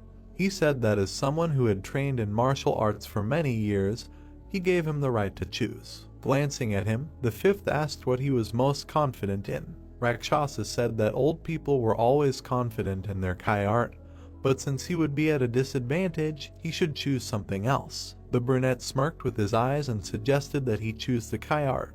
The man smiled and thought that judging from his voice skin, he was still young, but he was eager to fight him in the Kai art with someone who had trained in it for several decades. He extended his hand forward. The protagonist did the same. They looked at each other. Their energies collided. Their palms were close to each other. 2 auras of different colors were shining. Because of this, the wind was rising around. The master shook himself irritably. His eyes widened and he mentally noted that his Kai had not moved him at all. He wondered if he had almost the same amount of Kai as he did when he had been saving it for decades. Jaha looked at him. He noticed the blade. Rakshasa attacked him with a sword. The 5th one intercepted his hand. He stopped the blade right at his neck. Narrowing his eyes, the man reminded him that he said that he wanted to fight in the art of Kai, and then added that as he thought, the teacher would not disappoint.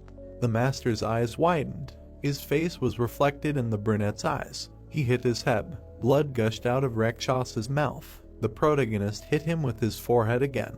Red Snake's mask broke. Jaw continued to hit. White Rat's mask was covered with cracks. He struck it once. The man's face was blue and covered in blood. The protagonist squinted. He activated his aura. The master opened his eyes slightly and thought about his Kai. The veins on his body began to swell, and he wondered if it was being sucked out of him.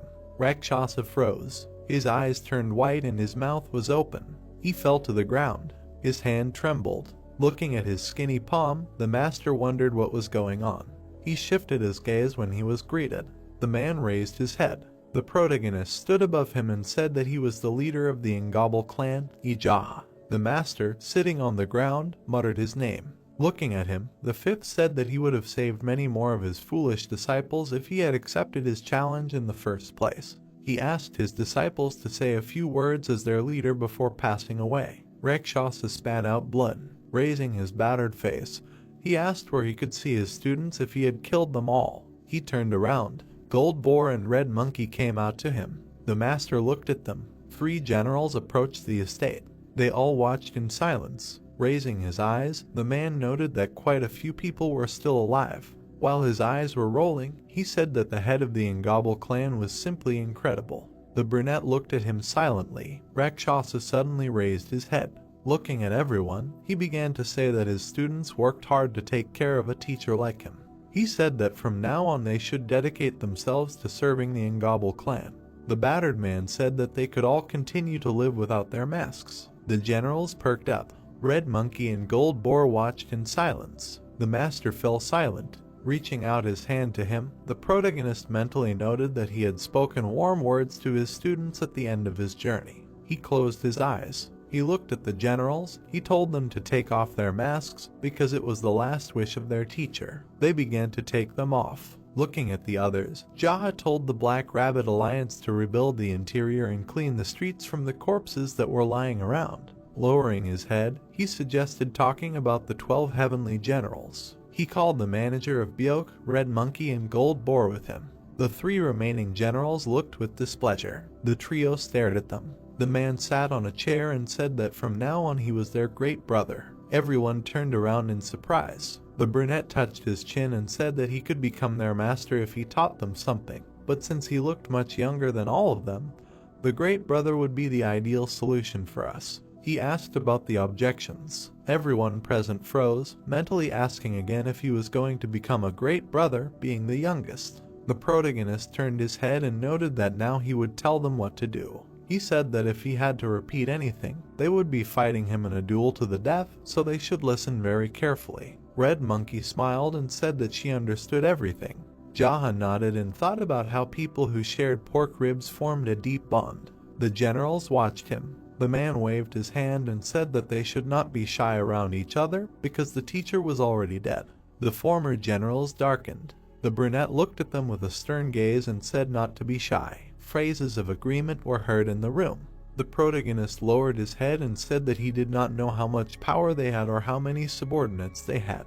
He told them to make sure that they could clean up everything they had done while carrying out the order of the great Rakshasa, and then they should join the Engobble clan to be with him. The guy who was the green dragon asked again about the clan. Jaha looked at him and started to tell him that the Engobble clan was formed by the union of the common working class, and it was a secret, lousy, complicated, chaotic organization.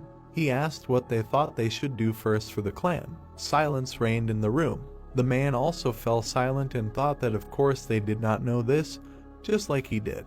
Looking at his comrades, he said that they could report to him from time to time what was happening and could come with problems in the future. The brunette added that he would leave them now and they would be on their own. Narrowing his eyes, he said that they should clean up everything that the dark faction had done.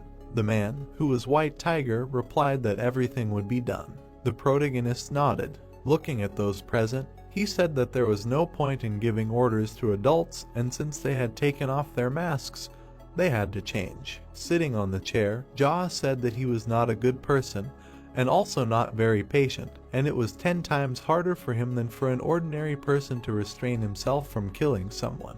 The generals darkened when he noted that it was like when he gave them. White Rooster looked up and said that he was worried about something. The man turned around and asked. White Rooster said that the teacher had both enemies and allies. He folded his fan and began to say that he was especially close to the old king of the hornless dragons, who received a lot of money and women from Rakshasa. He added that he would be the most furious when he learned that he had died. Green Dragon looked at the leader when he asked if there was anything else. He said that there was a society of rain clouds. Imagining the battle, he said that they were one of the teacher's most troublesome enemies, and indeed the master's hand was cut off by the leader. The guy with an indifferent face said that unlike the old hornless dragon king, there were many people besides them who held a grudge against Rakshasa, and they could not predict their reaction. The protagonist's eyes flashed and asked if that was true. He sighed loudly and said that it was a relief. Red Monkey turned to him and asked what was the reason for her joy. Jaha looked up and said that he was glad that there were so many people he could kill. The room fell silent. Introducing the women, the brunette asked if Rain Cloud was written in the Rain Cloud Society with the same letters as fornication. White Rooster with a tense face answered in the affirmative. The protagonist looked at him and said that it was a very provocative name.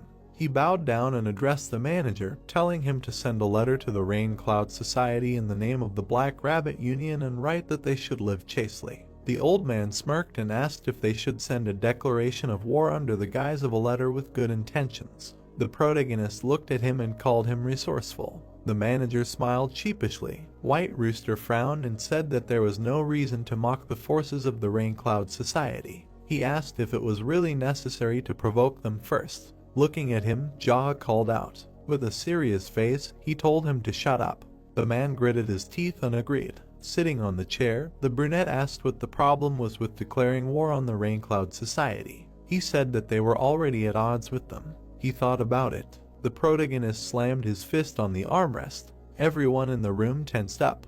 Jaha, with an angry face, started shouting that he could not leave a clan with such an indecent name alone. He told the manager that there was no need to disguise the letter as a sign of goodwill and he should just send them an obvious declaration of war. Everyone in the hall darkened, and Goldboar wondered if he was going to declare war on a clan just because he didn't like their name. Jaha clenched his fist in indignation and shouted that the Rain Cloud Society were also enemies who tore off their teacher's arm. He asked if it wasn't obvious that as his students, they should take revenge. The generals and comrades caught on. Looking at the leader in fear, they wondered if he really wanted to take revenge on someone who tore off Rakshasa's arm if he was the one who killed him. The man glared angrily and asked what the answer was. Everyone began to agree and say that they should do it. The brunette argued with them. Everyone sat tensely. Standing in front of them all, he said that they should be more cheerful. Clouds floated across the blue sky. While the sun's rays illuminated the Union, the man said that he was busy. The protagonist walked out through the arch. The warriors turned to look at him. The warriors bowed to the leader. Gunpyeong turned around. Jaha waved his hand. A petal flew past him. The man turned around. In front of him was a large rose tree. He began to approach it.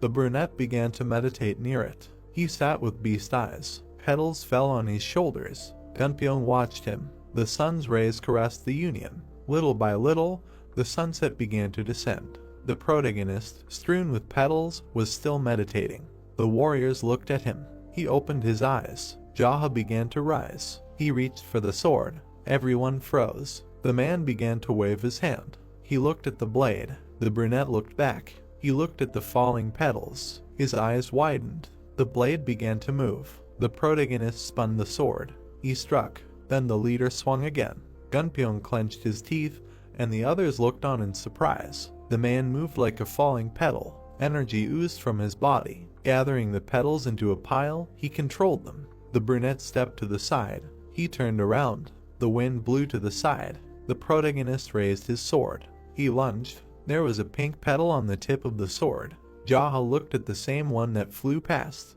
The blade passed through it. The petal was cut into two parts. A stream of petals followed the sword. The man struck with the sword. He waved his hand. The wind hit the warriors. They stood with shocked faces, asking what they just saw. Looking at the protagonist, they asked if it was possible that he had just created a new sword technique. Turning to the trunk, the brunette asked what kind of tree it was. He froze, and from behind they answered that it was a blossoming plum tree. Jaha put his hand on the bark. Smiling, he said that in that case, they would call it the blossom plum technique. The warriors stood there with surprised expressions. Red Monkey perked up when she was addressed. The leader narrowed his eyes and noticed that she had sneaked a peek at his own martial art, as expected. The girl frowned and asked if he was implying that she was a thief. The man pursed his lips. The brunette spread her arms out to the sides and asked if the name sounded too weak for a sword technique. The protagonist asked if he should call it the Rakshasa sword technique then. Red Monkey pointed and said that Plum Blossom would be more memorable. Jaha suggested that she go eat. She raised her head to the sky and said that she wanted to enjoy the view a little longer. The girl smiled. Goldboar was eating a piece of meat. The leader sat next to him and asked if he had become a heavenly general before Red Monkey. The man looked at him and answered in the affirmative. The brunette chewed and asked why he had let her hit him so many times then. Holding the meat in his hands, the fat man replied that he had also thought about it, whether it was normal or not. He frowned and said that it was unacceptable in a famous Orthodox sect. While his eyes were filled with anger, he said that she would be expelled for slapping her elder brother. The old boar shook his head, saying that they were not a famous Orthodox sect, they were from a dark faction, and then asked, in a close faction, is it okay for a junior to slap an elder? He said that he thought deeply about it after the first slap. The man, looking dark, indignantly asked how she dared, and later noted that he would teach her a good lesson. Frowning and gritting his teeth, he said that the brunette stole his internal energy. Turning to him, the fat man said that the girl's internal energy is also not something to laugh at. He said that this was the easiest problem to deal with. The protagonist ate calmly. Gold Boar called him. He raised his head and asked again. Sitting at the table, the man said that he was probably exhausted. Jaha confirmed this and suggested continuing the dinner. Putting a piece of food in his mouth, he asked if he liked Red Monkey. The fat man grimaced and asked if he had been sleeping all this time. The leader chewed and asked if he didn't like something. The man's body sighed. He lived to eat. The brunette smiled and said that he filled his mouth well. Gold Boar took a bite and said that since his internal energy was stolen, he needed to eat to replenish it. The protagonist said that his fat man's logic was unbreakable. The man glanced at him and said that then thank God he was fat. Introducing the man with the fan, he said that he was a member of the Golden Mountain Society and had countless riches and was also the youngest of the sons. He said that he had money, he knew martial arts, and then asked to imagine if he were also thin. Sitting at the table, the brunette asked if he was the youngest child and received a positive answer. Holding the chopsticks, he said that he really did look like the younger one, and it was no wonder that it was normal for him to get slapped. Gold Boar's expression darkened questioningly. Turning away, he asked why they were acting like this. From the room, there was a video of the street. There, warriors were practicing with swords. They were practicing near the plum tree. Red Monkey was practicing with them. Watching them, the fat man said that they were all crazy, swinging their swords at the falling leaves. The brunette propped his face on his fist and said that they were doing everything right. The man looked at him and said that the Black Rabbit Alliance was more like the Smart Rabbit Alliance. The protagonist looked ahead and said that they were doing everything very well. He was watching carefully. Watching the warriors, he mentally noted that they were inspired by his training. Looking at Gunpyeong, Jaha thought that they were trying their best to get on the path of martial arts that they themselves were doing. The tree was swaying in the wind. The leader smiled and said that they smelled the scent of plum blossoms in the falling leaves. He tapped his finger on the table. Gold Boar noticed it. Red Monkey and Gunpyeong were trading. The plum petals continued to fall. The man watched with a smile. Then night fell. In the morning, the courtyard was strewn with petals. Everyone gathered in the hall. The manager frowned and said that in the surrounding area, they had received reports of the silver ghost Yusashing. Introducing the fighters, he said that in addition to the meteor wanderers who were causing money problems, several famous martial artists had also gathered in a large group. The protagonist looked up and asked him why. The old man looked askance and said that after the news of some of the 12 heavenly generals and the death of the great Rakshasa, he added that they thought that Manhwa had become weak. With a tense face, the manager mentally asked, are they now trying to seize the opportunity to seize Manhwa? The protagonist looked away and said that they knew that someone had killed Rakshasa. He asked why they thought that Manhwa had suddenly become weak. The eyes of those present widened. The two surprised boys agreed.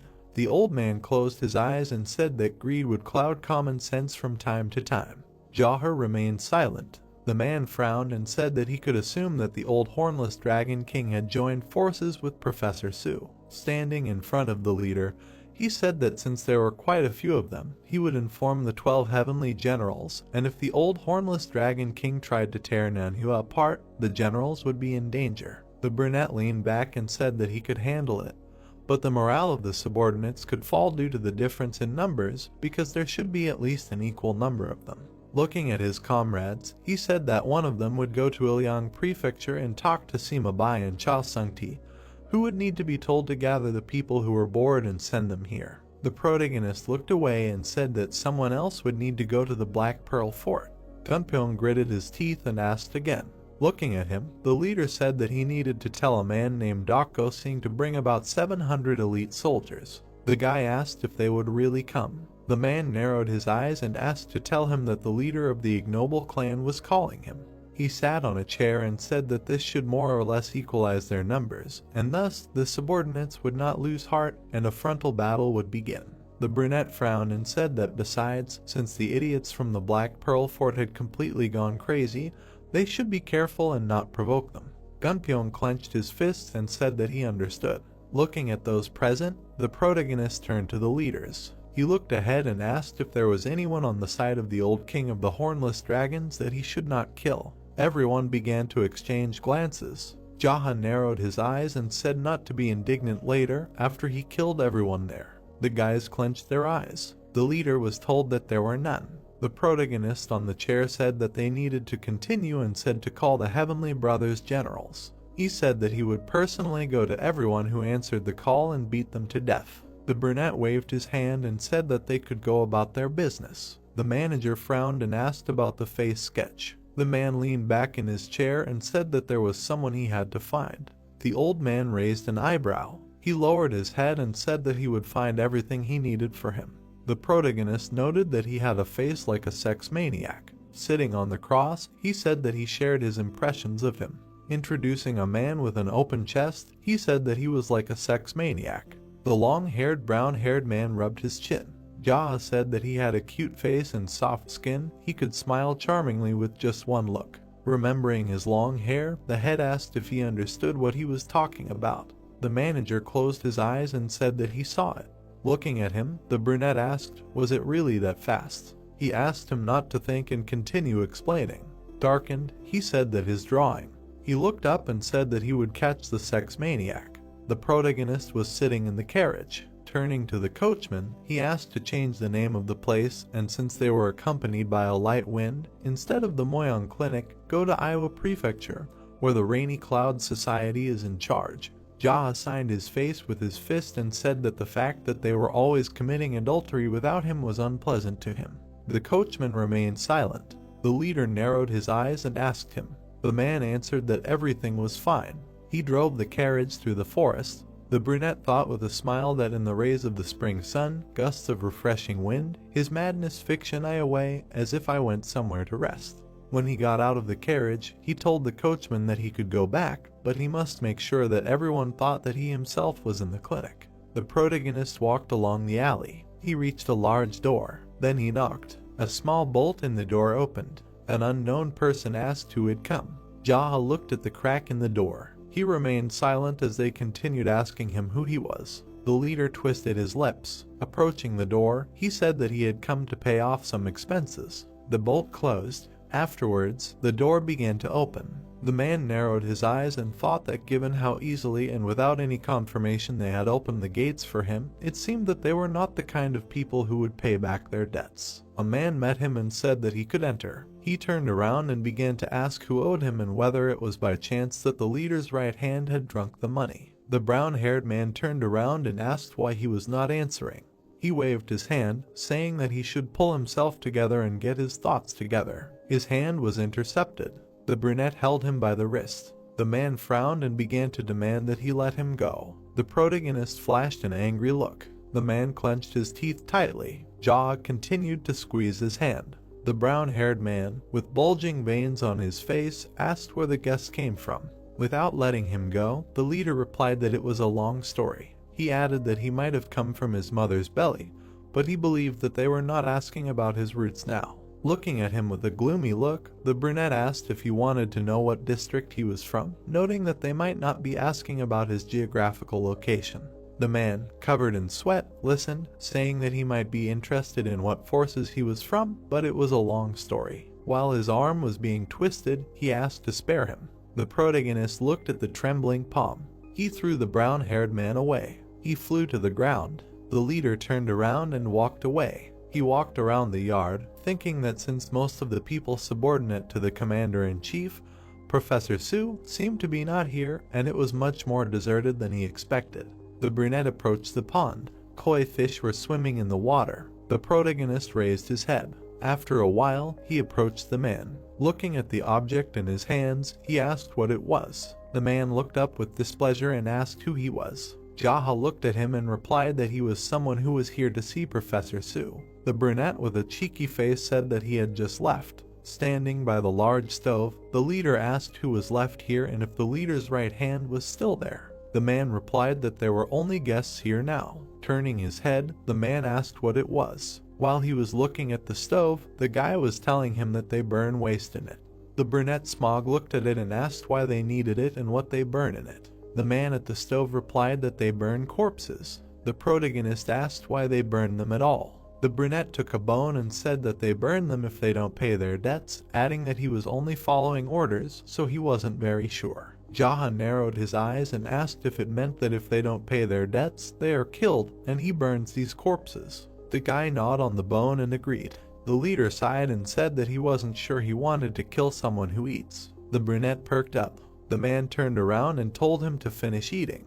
He stopped when he was asked if he was not a guest. The man grabbed the axe. The brunette glanced at him and wondered how many people he had killed to be able to decide so quickly to take someone's life. He dodged the blow. The protagonist extended his hand. He hit the guy in the stomach. He flew straight into the oven. His body began to burn. Jaha watched these. He glanced at the axe. The head went with him. He approached a tall building. Then the man opened the doors. He entered a dark room. The dancers froze in fear. People turned their attention to him. The brunette began to climb the stage. The girls behind him began to run away. Squinting, he asked someone to turn on the light because it was too dark here. Those present reached for their weapons. Bloody bodies lay around. Blood was dripping from the axe. The man looked forward. Suddenly, people began to approach him. There was a man standing behind him with his subordinates. He looked around and asked what the hell was going on. He turned to the brunette and asked who he was.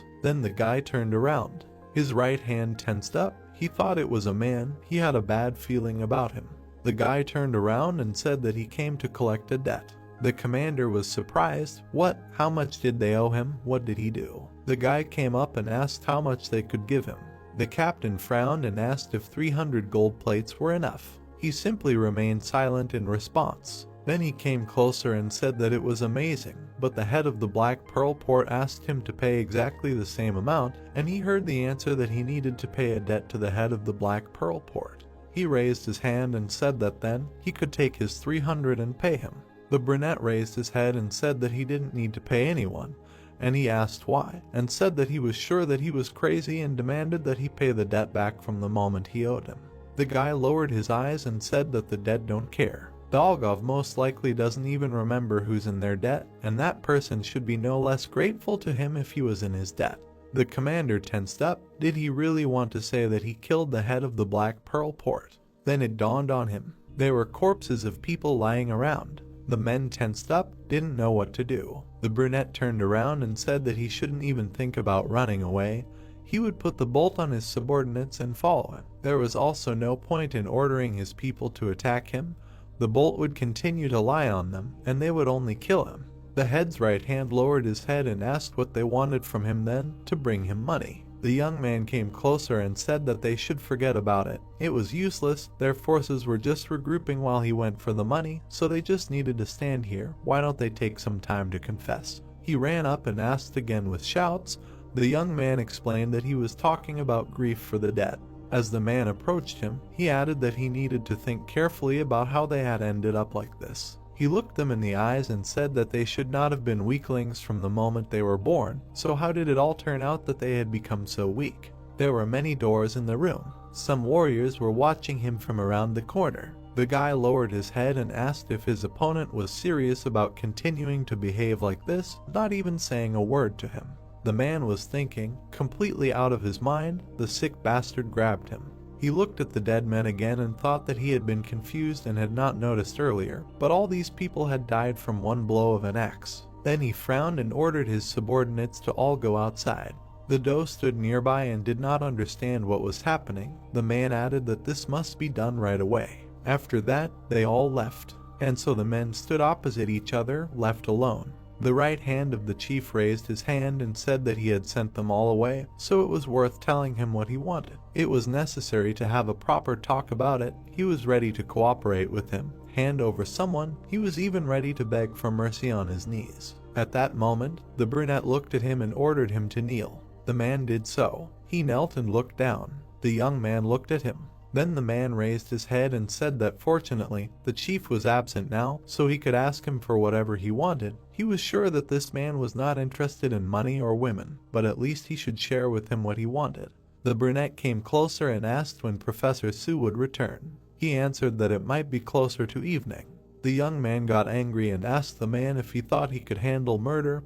He was surprised. And then he looked at him and thought that he would persuade him like this, said that it would not be easy for him, but he would be able to finish him off by using all his subordinates at once. He would come back drunk, so it would be easier than it could be. He would cope and kill him. The brunette came up and said that this man was a traitor. Blood was dripping from his axe. The man got scared and began to ask to believe him. He could just kill him if he couldn't cope. In any case, he planned to kill him, and he would also be able to kill them all at that moment.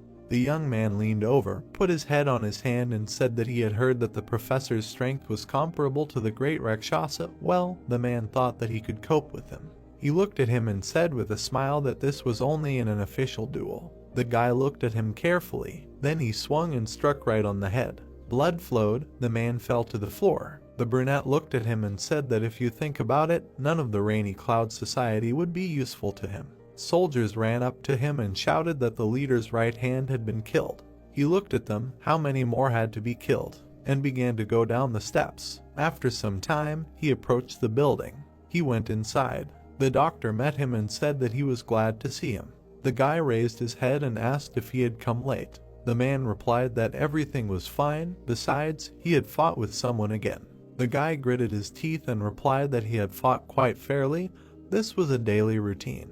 Then the doctor raised his hand and offered to drink tea. The young man did not refuse. They were sitting at the table. Tea was pouring into a glass. The doctor raised his hand and asked who they were fighting with this time. The guy looked at his reflection in the glass and asked if the man had heard of the great Rakshasa. He also looked at his reflection and said that he had. The brunette leaned forward and said that it looked like all the dark faction societies had united with each other after his death, so first he needed to visit the Rainy Cloud Society. Then the doctor lowered his head and asked, did they do things in the company of rainy clouds, to which he received an affirmative answer, with an explanation, with an axe. Beak raised his head and asked how. That's what he heard, that he divided their firebrands into halves. After which the man looked him in the eyes and said that everything was clear. Murder is murder, no matter with an axe, a sword or a fist. Then asked if the young man killed someone who could not have been killed. The guy looked at him and answered that no. Then the doctor laughed and said that it was good. A strange silhouette appeared behind the young man. The man said that it looked like his inner demon was standing right at his gate. The brunette smiled and said that this is exactly why he came to visit him. From time to time, willy-nilly, he becomes his patient. The young man put the mug back. He looked up and thought that if he joined forces with the professor, he felt that he could really become an unstoppable crazy demon, so he restrained himself and returned to hang the doctor. The man was just drinking tea at that moment. The guy raised his mug. There was a demon behind him. He thought that he wanted to become a reasonable mad demon who strives to correct his mistakes, and not a mad demon driven by the thirst for slaughter. He lowered his head and thought that his goal was to become a slightly better mad demon. Deep night, the guy entered the building. He passed by his subordinates and thought that he felt much better, and after talking to the doctor, then he smiled and thought that communicating with someone to whom you can open your heart gives a feeling of peace. He went inside. It was light. Others met him. For some reason they were surprised. The companions were glad to see him, and in his place sat Sundagati. The man looked at him attentively. Then he stood up, greeted, bowed. Everyone else did the same, greeted the master, the great brother. He sat down in his place, and looked around at his and ordered everyone to sit down. Then he asked his assistant if everyone had introduced themselves to each other. He answered that they had. The leader looked at him and asked why the man had suddenly sat down in his chair. He smiled and said that after all, he was the general of the Hao clan. The guy turned away and said that that was also true. The blonde looked at him and said that it was so, he was a general. The leader lowered his head and did not want to answer that yes, a general. The girl looked at him, turned and said that this man claims to be his right hand. Is it true? The master asked again. Then he looked at him. The assistant's face twisted at that moment. She mentally prayed for them to say that it was so. And the chief turned away and thought that it was obvious that he had raised the cunning fox with his own hands. After which he replied that no, the words spoken had broken the man. The master put his hands on his knees and said that this man was only a clan general. They had no such thing as a right hand. However, the position of the general was very important one way or another, so he should be treated as expected. Then she added that they themselves saw that the man would immediately jump back from one or two of their blows, so it was worth protecting their fragile boy. Everyone began to laugh. The generals lowered their heads and decided to leave. The master called out to him. The man turned around, and then he turned to him and said that if there were objections, it was worth becoming stronger. The blonde looked at him and said that he himself would not mind. Everyone here met a strong teacher, became even stronger due to eating elixirs and studying the strongest martial arts. Then he lowered his head and added that he had no master, not even elixirs. He raised his sword only to survive. He frowned and said that therefore, he believed that he would have a chance if they fought without using internal energy. The brown-haired man got angry and suggested fighting without it, right now. Then the general looked at him and asked if he really thought that now was the time. He didn't know how to read the atmosphere at all. They would do it next time. He looked at him angrily and said nothing. The girl started laughing.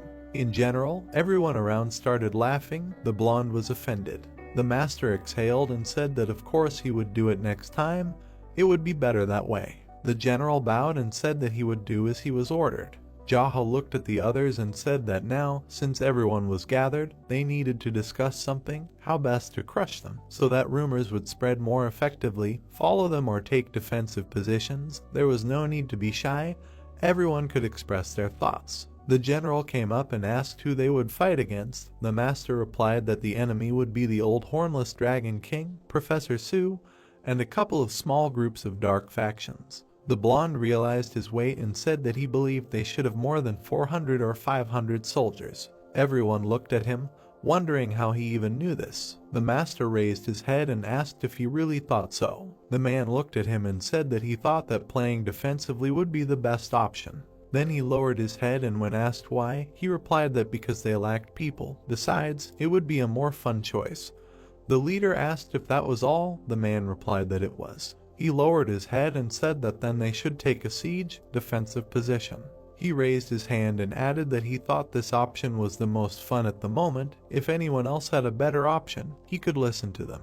Everyone looked at him and thought that the decision was seriously made because it was more fun. The brunette hit his knee with his hand and said that great, he would take it as the absence of other opinions, so they chose siege defense. He raised his head and added that they were evacuating the servants and those who did not study martial arts to the prefecture, since they could be captured during the battle and killed. Then he lowered his eyes and asked who wanted to escort the people to the prefecture. The enemies could move after them even tonight, so they needed to leave them immediately. Everyone looked at him and remained silent. Then the brunette looked. No one, in that case, could the general do this. He does not think that he will be of much use to stay here. The man turned and said that he was Sungti from the Hoa clan. He would stay here as a representative of the Yiling prefecture. The master scratched his head and said that apparently everyone wanted to stay here. Then he would decide who would go. Turned to the manager. He would go. He nodded and said that he understood everything. Then the young man added that it was necessary to take full responsibility for the vanguard and leave the rearguard to spy by. The guy should send someone with quick feet ahead to scout their way. The men unanimously answered that they understood everything, after which they were removed from the room. Then the brunette turned around and told the young man to get out and follow them to the very end. If something happened, whether to report to him or not was at his discretion. The man stood up, folded his hands and said that he understood everything, after which he also ran out of the building. Then the head smiled and said that since they had nothing else to do, they could have a little drink. Everyone was happy and agreed. Night, headquarters. Everyone was sitting inside, eating and drinking. The guy was holding his tea. Then he looked to the side. People entered the room. A man with red hair entered and said that his older brother had arrived. The log looked at him and said again, "This sick son of a bitch." The man pointed back and said that as ordered, he took reinforcements with him. Everyone turned, people greeted them, said that they noticed that there were many masters here. Then the man sat down. He took a glass. He held it out and asked to pour him some. The general looked at him. Then he jumped up and said that this man could pour himself some. He got very angry. I added that, by the way, who is he to be called the senior of the head? Apparently he has completely lost his mind. The man looked at him and also got angry, but said nothing. They poured a drink into the mug. This man was sitting and taking care of himself. The general was sitting next to him, angry because the man decided to ignore him. Suddenly, someone from the side asked if this man decided to change his name. He looked to the side and said that although they were once a port of black pearls, now they are part of the Hao clan. In response, the question came, what kind of nonsense is he talking? Then the man stood up and said that they were a bunch of idiots, and therefore couldn't choose a name for themselves. He should have expected this from people like them, so they just decided to remain the Hao clan. He frowned and added that the number of rules they were making had already exceeded 10, and that the head would be a heavy burden. The blonde was very surprised. He sat, looked at the man and thought, a port of black pearls, and also a head, are they someone there, this bastard? The blonde looked at him, then suddenly turned away and was surprised. The leader turned to the man and asked how many of them he had brought with him, and in response he heard that they had asked for at least 100, right? He smiled and said that he had decided to only want the elite and had brought 30. They would work for 100 soldiers, so there was no need to worry. The master looked at him and said that this was a great job. The man suddenly put down the glass and said that this alcohol was kind of weak. Could you really get drunk with it? They were funny guys though. Everyone looked at him silently. Then the guy rolled his eyes. He turned to the leader and asked what the plan was. In response to the fact that there was none, he asked how come they just need to kill them and that's it. The brunette replied that yes, they need to kill them all. The man just looked at him. Then he stood up and said that great, they need to wake him up when the enemies appear, and for now he will go sleep. And he lay down on the floor right next to the place of his head. He fell asleep. Everyone around was in shock. The brunette turned and asked if the moon was bright today. Dunpyeong looked at him and said that yes, perfect conditions for a battle. Then the master asked if there was anyone on the old Dragon King's side who practiced poisonous arts. The guy replied that from what he knew, no. The master raised his hand and asked among everyone, the strongest are the old king and the professor, right? Shat frowned and said that most likely so. Then the brunette looked at him and asked if their strength was comparable to the great Rakshasa. Then the guy raised his head and said that everyone has their own strength and weakness, but they are not testers who will just give in to the great Rakshasa. The leader thought about it, said that he would personally deal with the two of them, so the rest should also fight the enemies. According to their strength, everything will turn into a massacre, so if they meet an enemy much stronger than them, they should retreat. Everyone looked at him and said that they would do as ordered. A soldier ran into the room and shouted that the enemies were at the gate. Everyone turned around and was surprised. Horror was red in their eyes. The brunette turned around, ready for battle. Then he stood up and said that he needed to bring his mask. The brown-haired man came up and handed over the mask. The leader took it and put it on himself. They set out. The time had come. They went out into the street and followed them to the very gates. Then they approached the gates and opened them. There were people standing in front of them. The old man raised his head and said, well, the 4 junior heavenly rulers couldn't do anything to him, even when the great Rakshasa was with them, so he still couldn't understand why they suddenly decided that they could resist him now. The man smiled and said that if he killed the one who killed the right hand of the head of society, so be it. He would be generous and take them under his wing. The head looked at him and asked what kind of amazing prankster he was. The other one came closer and said that they hadn't seen Professor Su for a long time, the man to the white tiger, which was true. Then the white tiger looked at him and asked why he suddenly submitted to the old Dragon King. The teacher would be ashamed of him if he found out about this in heaven. After all, he was one of the few whom the teacher recognized. The man smiled and said that it was a provocation. Where was their little red monkey? Did it really die? The girl stood aside and spat demonstratively. Then she came forward. The man noticed her and smiled, said that he would spare the red monkey. The old man came up and said that only the one who killed his old friend was obliged to take all the rage. It was better for them to leave all this foolishness to the hills. He frowned and added that those who wanted to die could come up. If they had already thought about why the great Rakshasa did it to him under the relationship, the choice for them would be obvious. The brunette rubbed his hands with a smile and said that there were so many people who could be killed. Then he turned to his comrades. They looked at him. The man said that it was better for him not to betray him today. Today he was not in the best mood. The moon was shining brightly. His madness turns into frenzy when he fights according to the colors of such a beautiful moon. He raised his head and added that he could completely lose his mind, so he shouldn't give in to the words of this weirdo. He won't be able to sit with them today. The others got scared and said that they understood everything. Then the brunette turned around and said that he needed to fold his fingers into a lock in his palm and put them here. The brown-haired man folded his hands and stretched them out in front of him. Jaha put his foot on his palms and told him to use his internal energy to throw it as hard as he could. He wanted to enjoy the full moon. He didn't quite understand what was happening but agreed. The leader looked at him and told him again to throw it as hard as he could. See you later. The man looked at him and I responded in kind.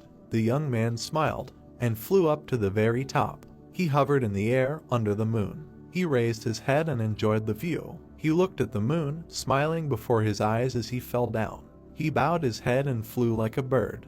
Then he pulled his fist back and began to accumulate energy, and with all his might he sent the kingdom of flames down.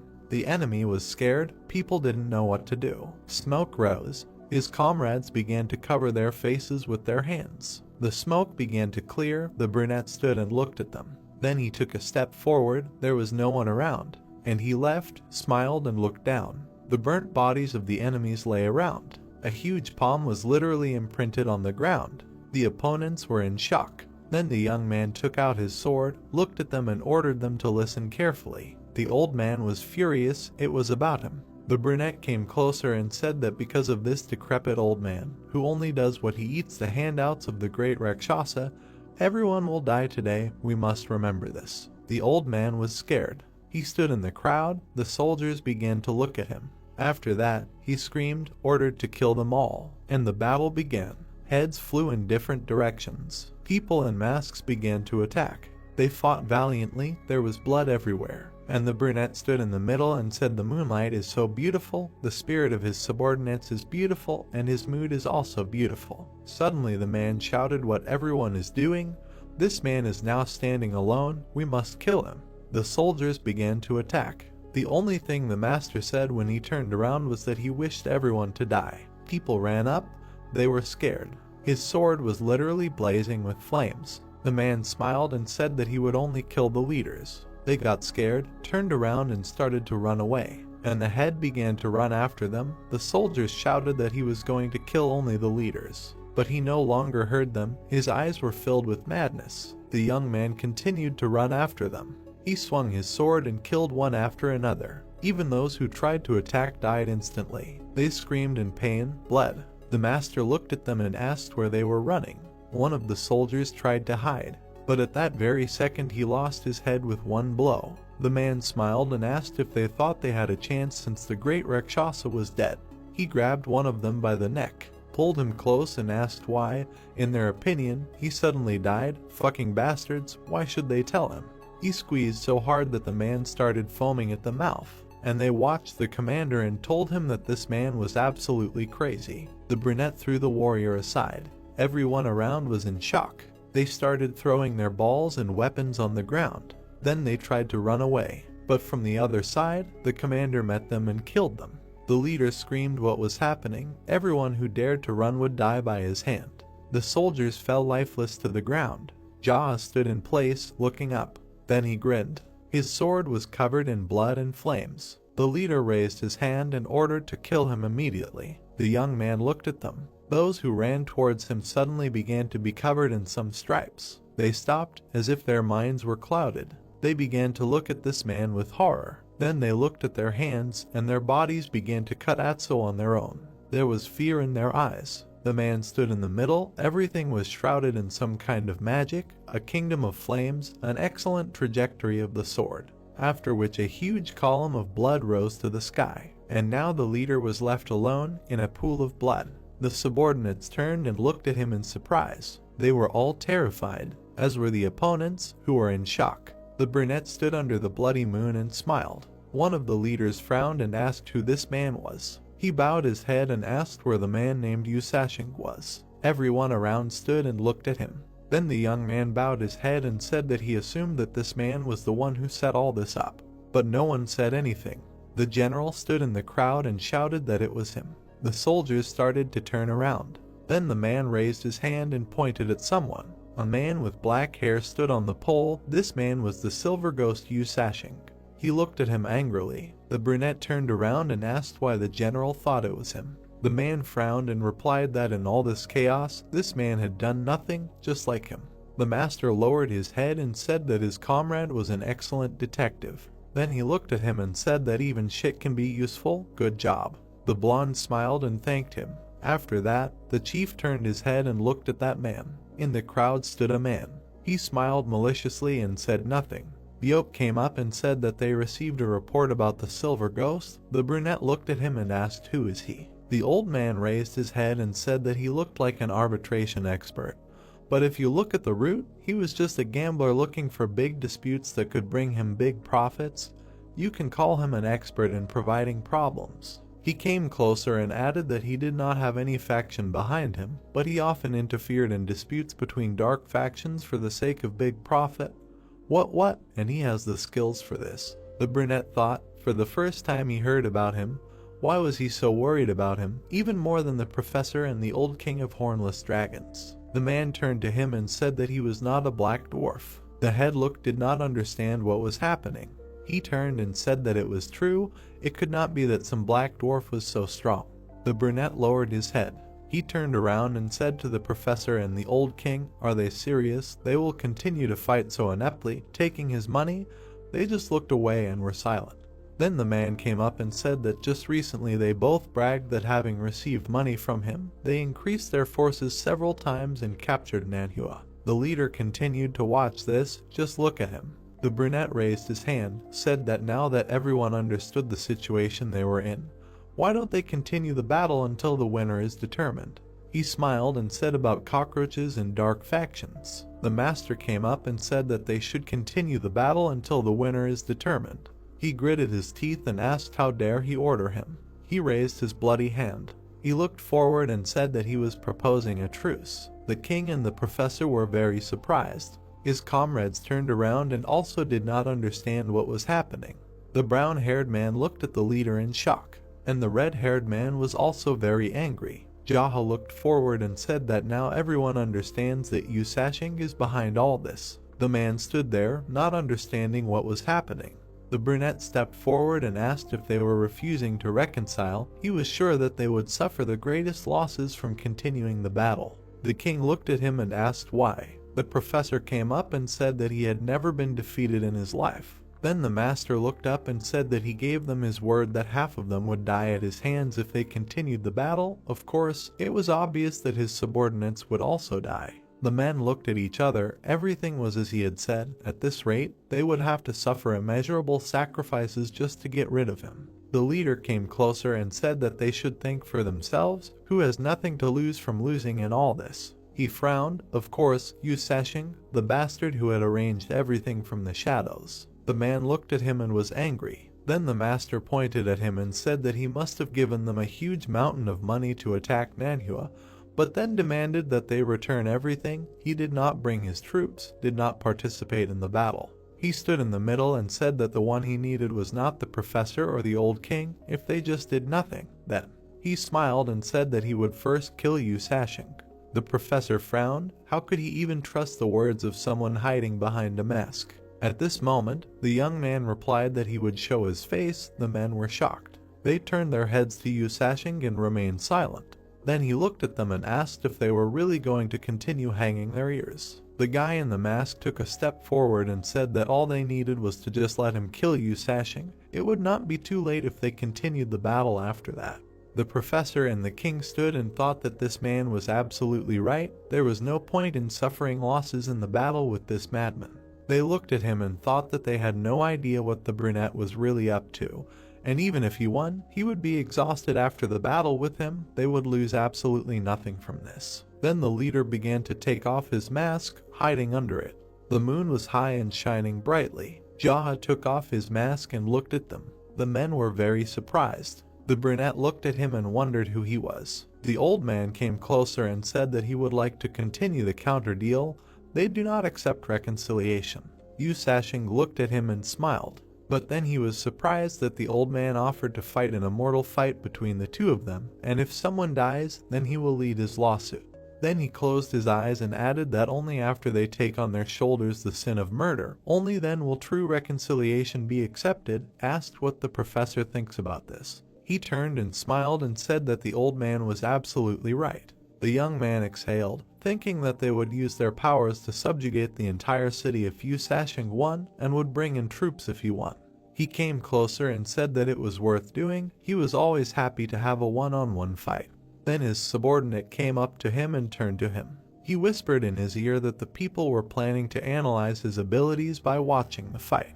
The brunette smiled and said that he knew it. The comrade was very surprised. He folded his arms and asked him to be careful. The old man frowned and ordered to weave nets around so that no one could escape. The men stood opposite each other. Yu Sashing smiled and asked if everyone had gone crazy. The king turned to him and asked again. He just needed to win. If he was really that strong, then he needed to prove it with deeds and not words. The man frowned and said that that was the whole essence of the trash from the dark faction. At that moment, the master approached him. They were approaching each other. Then the man took out his sword and rushed straight forward. The duel began. The opponents looked into each other's eyes. Their blows bounced to the side, raising dust. Yu Sashing was angry and struck again and again, but the master stopped his blows. Then the brunette got angry and swung with all his might. He screamed, threw several swords forward. With incredible speed he struck. Jaha parried it. Another blow, again missed, after which he tried to plunge the sword into his chest, but the young man was able to dodge again. He looked at him and thought that this was not some kind of sword technique that he learned on the street. It was obvious that he had been training only this one technique for at least 10 years. Yu Sashing was determined. Jaha looked at him and came to the conclusion that this man was from the light faction. The brunette smiled and swung. He struck again, but it was all in vain. The master dodged the blows very skillfully. After that, the man asked where his confidence had gone, and the young man jumped. He looked at him and said nothing. Yu Sashing struck again, screamed, and once again the leader parried him. The brunette continued to fight and thought that he could not understand what kind of martial art this guy was using.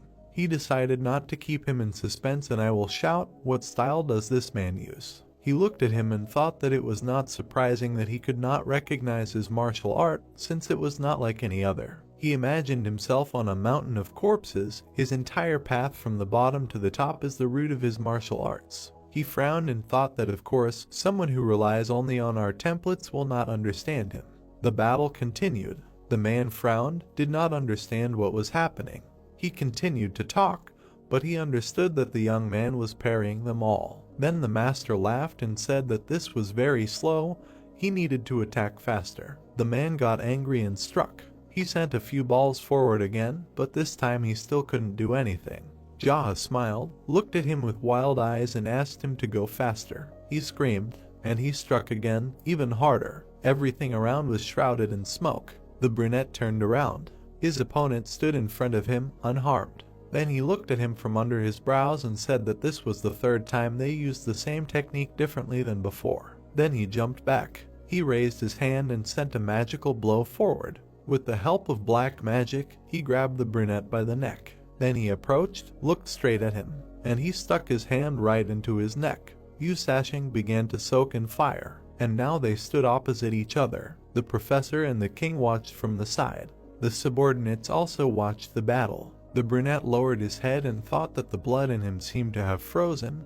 His body did not obey at all. Jaha turned, raised his head and told everyone to listen carefully. From now on this man is his prisoner, his slave, his servant, the prisoner of his subordinates. Everyone was shocked. Torture. The young man added that to torture him or kill him, now only he can fulfill his fate. He raised his sword. People were surprised and thought, is it really possible that a murder will happen now? But the master simply spat on the sword and began to jump around the man. His comrades did not understand what was happening. They watched as the guy ran around the enemy, asked what he was doing, It was unclear, was this really a victory dance? It looked like it.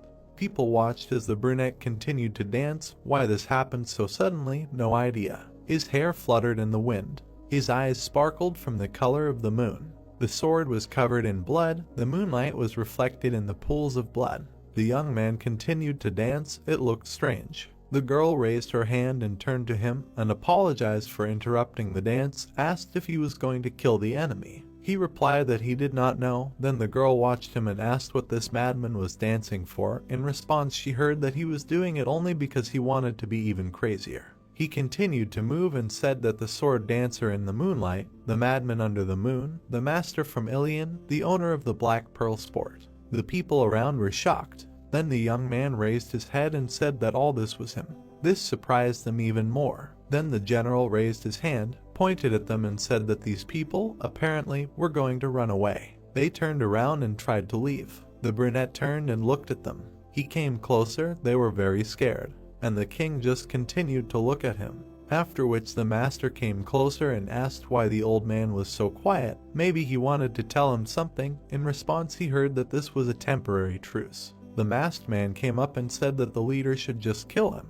The old man got angry, but instead, the master waved his hand and agreed, temporary, so temporary. After that, the men decided to leave, but in the end they said that they would see each other again. Jaha smiled. Was this really the leader? If you can finish it now, then why put it off until later? He watched the people run away. He would only agree to visit those who would come in person and be ready to surrender. He had to think carefully whether they would have another chance to save their lives. They stood and watched them go. Then the master turned and said that they needed to take care of the wounded. And it was already night. It was time to go back. Everything had to be cleaned up, but first they had to replace the people who were on duty. After that, he looked at the brunette. He looked at him with Lin's forehead in his face. The young man raised his hand and slapped him with all his might, so much so that the man flew to the side.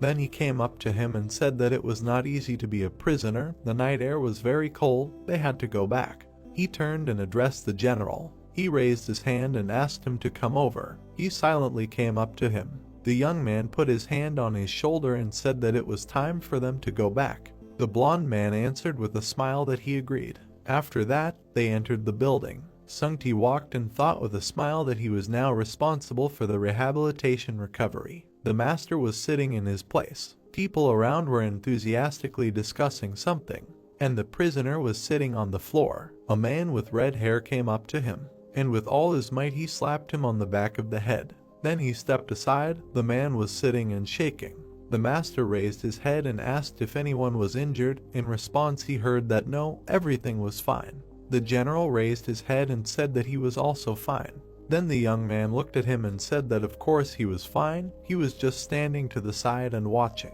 The blonde man simply decided to remain silent in response to this. The brown-haired man came up and asked what they were planning to do with the old king and professor in the future. The brunette drank his drink and replied that they would simply cross over. The damage to their sides was much greater. After seeing the demonstration of their powers, they would be puzzled, and their subordinates must all be in shock. White Rooster turned around and said that his dance was incredible. He simply had to dance with him. The young man smiled and said that then they would dance together next time. A subordinate came up and addressed him. The sword technique is something that a person cannot learn in the dark faction. At this moment, Yusashin glistened. The leader asked to explain to the others why, because among them there are people like Sancti. The guy was offended by this. The brown-haired man raised his hand and explained that he had the feeling that in his attacks, first of all, there is an emphasis on training his stance, and only after. The sword technique, I remember how consistently and smoothly the movement of his sword began. One can say for sure that his sword technique is clearly spontaneous. Jaha turned and agreed with him. Then the man with the scar got angry and asked if he was a member of the light faction. He walked up to him and hit him with the club with all his might. The girl turned around and said if she understood correctly that they pressed his silence point. He didn't say a word from the very beginning. The brunette turned around and said that it was possible. Then the girl raised her hand and asked if she could restore it, to which she heard that she couldn't, and he couldn't either. Then he raised his hand and said that he had pressed it so many times before, but it was problematic to restore it, so he didn't even try. He didn't put much kai into it, so it would soon restore itself. The girl stood up and said that the silence point was very dangerous. Perhaps a person wouldn't be able to speak for the rest of his days if he didn't return to normal soon. The leader tensed up a little and said that he missed the part where it should be his problem. She smiled and said that everything was correct. Then a soldier entered the room and said that the head of the Muak clan had arrived at the gate. Having laid down all his weapons, what would he order to do? The guy raised his head and said what else, since he had come himself, then let him in. Everyone began to whisper, why did this man come? And the master sat and thought, could it really be the head, who immediately understood what was happening? The door opened. A man entered, followed by his subordinates with some kind of chest. They put it at the feet of the master. After that, the man folded his hands and introduced himself, the head of the Muak clan, Young Ijo.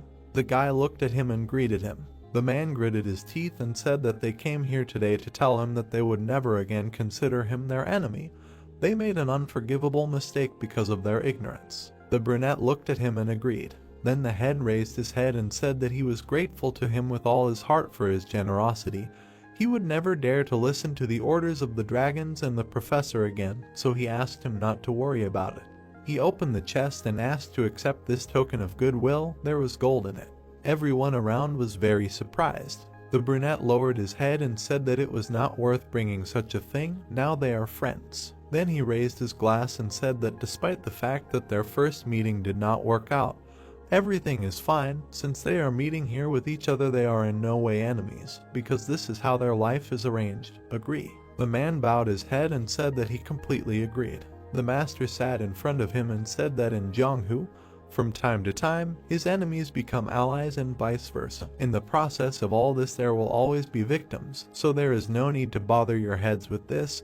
He replied that he would keep it in mind. Then he raised his head and said that it was probably too late, apologized, asked them to leave. The brunette wished them a good journey. It was not worth dragging all this in the middle of the night, thanked them for fussing. After which the chief said goodbye to him, turned around and left. And at the last moment the young man turned to him. The man tensed up. He smiled and suggested having lunch together sometime. After which the chief turned around and agreed with a smile, said see you later. There was a minute's pause in the room. The man with the scar came up and asked what kind of nonsense. These people were so eager to program their site the other day, and here they are licking their heels. The brunette giggled to the side, hiding behind a fan. The master lowered his head and said that it was funny to hear it from his lips. Everyone around laughed. The prisoner said nothing. After that, the man with the scar looked at him, came up and hit him again, raised his hand and asked why he was laughing. Did she really press some point on his face? Someone came in there again. The man said that Madame Celsium had come there in connection with it. Jaha looked at him and asked why he was asking such a thing, making them freeze outside. Of course he should let her in. The woman entered the room. The leader turned to her and asked if she really was Madame Celsium. He remembered one of the battles, said that he had seen how good her people were at throwing hidden blades from behind their backs. Their skill in throwing weapons openly at such a distance was no joke. The woman bowed, said that she would like to apologize. Her students and she were thinking about leaving the Dragon Clan and returning to the Valley of Blooming Pomegranate, and also strongly warned her close friends not to cross the dark factions in the future. Apologized for all the mistakes made today. The brunette closed his eyes and said that anything could happen in the heat of battle. Then he looked at her and said that they could do this. Now that they got to know each other better, he would say honestly, he was very glad that the entire Valley of Blooming Pomegranate would not be his enemy. The woman bowed her head and said that she understood. Then she looked at him and took out something. She showed him a glowing blade. As a reinforcement to her words, she wants to give him a moon dagger, which she treasured so much in her youth. The master looked at it and said that it was not worth it. Then he took the dagger to show his sincerity. He will find a good use for it. Anyway, he wanted to buy 1 or 2 daggers so that they would always be with him for self-defense. Madame smiled and replied that despite its small size, it would easily cut almost any long sword like tofu, and it would also be perfect for killing. They looked at each other. The young man added that they really appreciate the quality of the goods. He would be glad to use it. In response, he heard another apology, after which the woman left. Jaha turned to the brown-haired man and told him to go to the weapon and look at the faces of those standing at the gate, wait a little, then send them home. He was too lazy to deal with all of them. The young man stood up and agreed. He closed the door and the brunette stood up. He walked forward. He approached his prisoner. He looked at him and drank the drink. He just looked and said nothing. The prisoner also looked at him and was silent. After that, the brunette frowned, and he hit the man with all his might. He flew to the side and fell to the floor. The blonde came up and grabbed him by the collar. Then the master came closer and asked him if he should just kill him or torture him a little, and then finish him off. The man looked at him and was also silent. Then he took the dagger and said that it was definitely not the same as before. They were his enemies. He was used to beating them to death, breaking their skulls, killing by chopping with an axe. What had changed? Everyone around watched this in shock. Then the young man continued to shake the sting and asked what the hell happened to him. So this is what people feel when they realize all the shock from how much they have changed. Or is this what people call the vicissitudes of life? Or are both options true? He fell silent and put the blade to his chin. Then he looked at the prisoner and said, "To kill or not to kill, that is the question." He stood over the prisoner and asked, "To kill or not to kill, that is the question." He looked down. What kind of look was that? Does he see idiots in him? Does he think he is ignorant? The man looked at him and got angry. Then the brunette came closer and said that he could not speak since his point of silence had not yet been restored. He grabbed him by the chest. He lifted him up and threw him aside. After that, he plunged the dagger straight into the table. The master came closer and said that when he was young, there lived in the village one brother. He believed he had met such a brother that there is in every yard, happy, cheerful, who spied even on those like him, and on top of everything solid, was courageous. He listened to him attentively. He sat him down in front of the chief again. After that, the young man looked at the reflection of the dagger. Battles to the death in the village took place in one way. They tried to solve everything with words, sticking blades into such a table, and if they could not come to an agreement, both took their knives and tried to kill each other. Then he looked at him and said that although he called it a battle to the death, people did not always die in it, but at least 1 or 2 fingers definitely flew off the phalanges. He lowered his head and thought. He remembered the day when he saw his brother dead on the table. The young man hiccuped blood. To be honest, he was not surprised. He imagined a bloody table. The grandfather got rid of the corpse. He had to wash the table with a rag. The rag continued to cling to the table, only he failed to wash it clean, and during the process, he noticed a bunch of blade marks on the table. He wiped it. Seeing this, a thought crept into his head. It's good that his brother died fighting. The man did not understand what was being said, and the young man continued, wiping the table at least once a day, trying to understand how to accept this emotion that he experienced over and over again. He put his hand to his chin and said that he could not remember his name, and since the young man was an orphan, he had no chance to recognize him. In any case, a lot of water had flowed under the bridge. Again he imagined this table.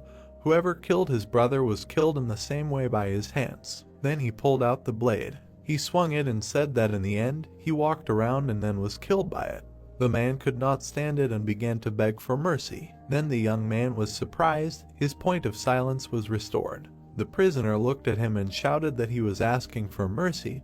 He would tell him everything he knew. He would show all possible assistance. He swears. The brunette said that he had no idea what he was going to tell there, but he somehow did not care. He cut his ropes. He took his hand and said that it looked like only the point of silence had returned to normal, and he could no longer control himself. He was experiencing chi reflux. He needed to breathe evenly. The young man smiled and asked why he needed to kill him. He was simply horrified. After that, the guy sent energy down his hand. A bright light enveloped him, even his eyes. Everything around was on fire. The man screamed. He was in pain. Then the master lifted him up and stuck a blade into his hand. The guy looked up and told him to close his mouth. If he woke Dako, he would come and break his spine. Isn't it better to endure the pain than to die? Then he stepped aside. The man was shaking with pain. The master sat back down in his seat and thought that now, having sucked out his internal energy, he should cultivate. He raised his head and said that if he was confident, he could pull him out and attack him. Have you heard how the battles to the death were fought in the village? The man looked at him and wondered what was wrong with him. He watched as the master meditated. He was now cultivating right in front of his enemy. The leader was meditating. Here more than he thought, he would be able to break through from his current fiery reality if he tried. But since the general rules of martial arts laid down in the principles of the invulnerable golden turtle do not require this, There is no point in rushing. He imagined a huge fiery core. He opened his eyes. He approached the brunette. He looked at him and said that he stopped the bleeding. The young man said that this was a good job. He thanked him. The man clenched his fist. Blood was pouring out of it. He decided to rip his clothes to stop it. Then he bandaged his hand. The chief poured a drink into a glass and said that the reason why the Mulek clan and Madame Celsium bowed before him was because they were not moving anywhere. He pushed the drink towards him and said that since they know that they can cut out the entire clan, or drown the entire valley of blooming pomegranate in fire, they forgot about their pride and came to apologize. The man drank the alcohol. He exhaled and thanked him. The master poured more and said that, frankly speaking, he did not care what happened to him there, because he was the owner of a mountain house. He agreed, after which the guy drank. He put the glass down and added that if he was not going to help him kill the king and the professor, then he had no reason to spare him.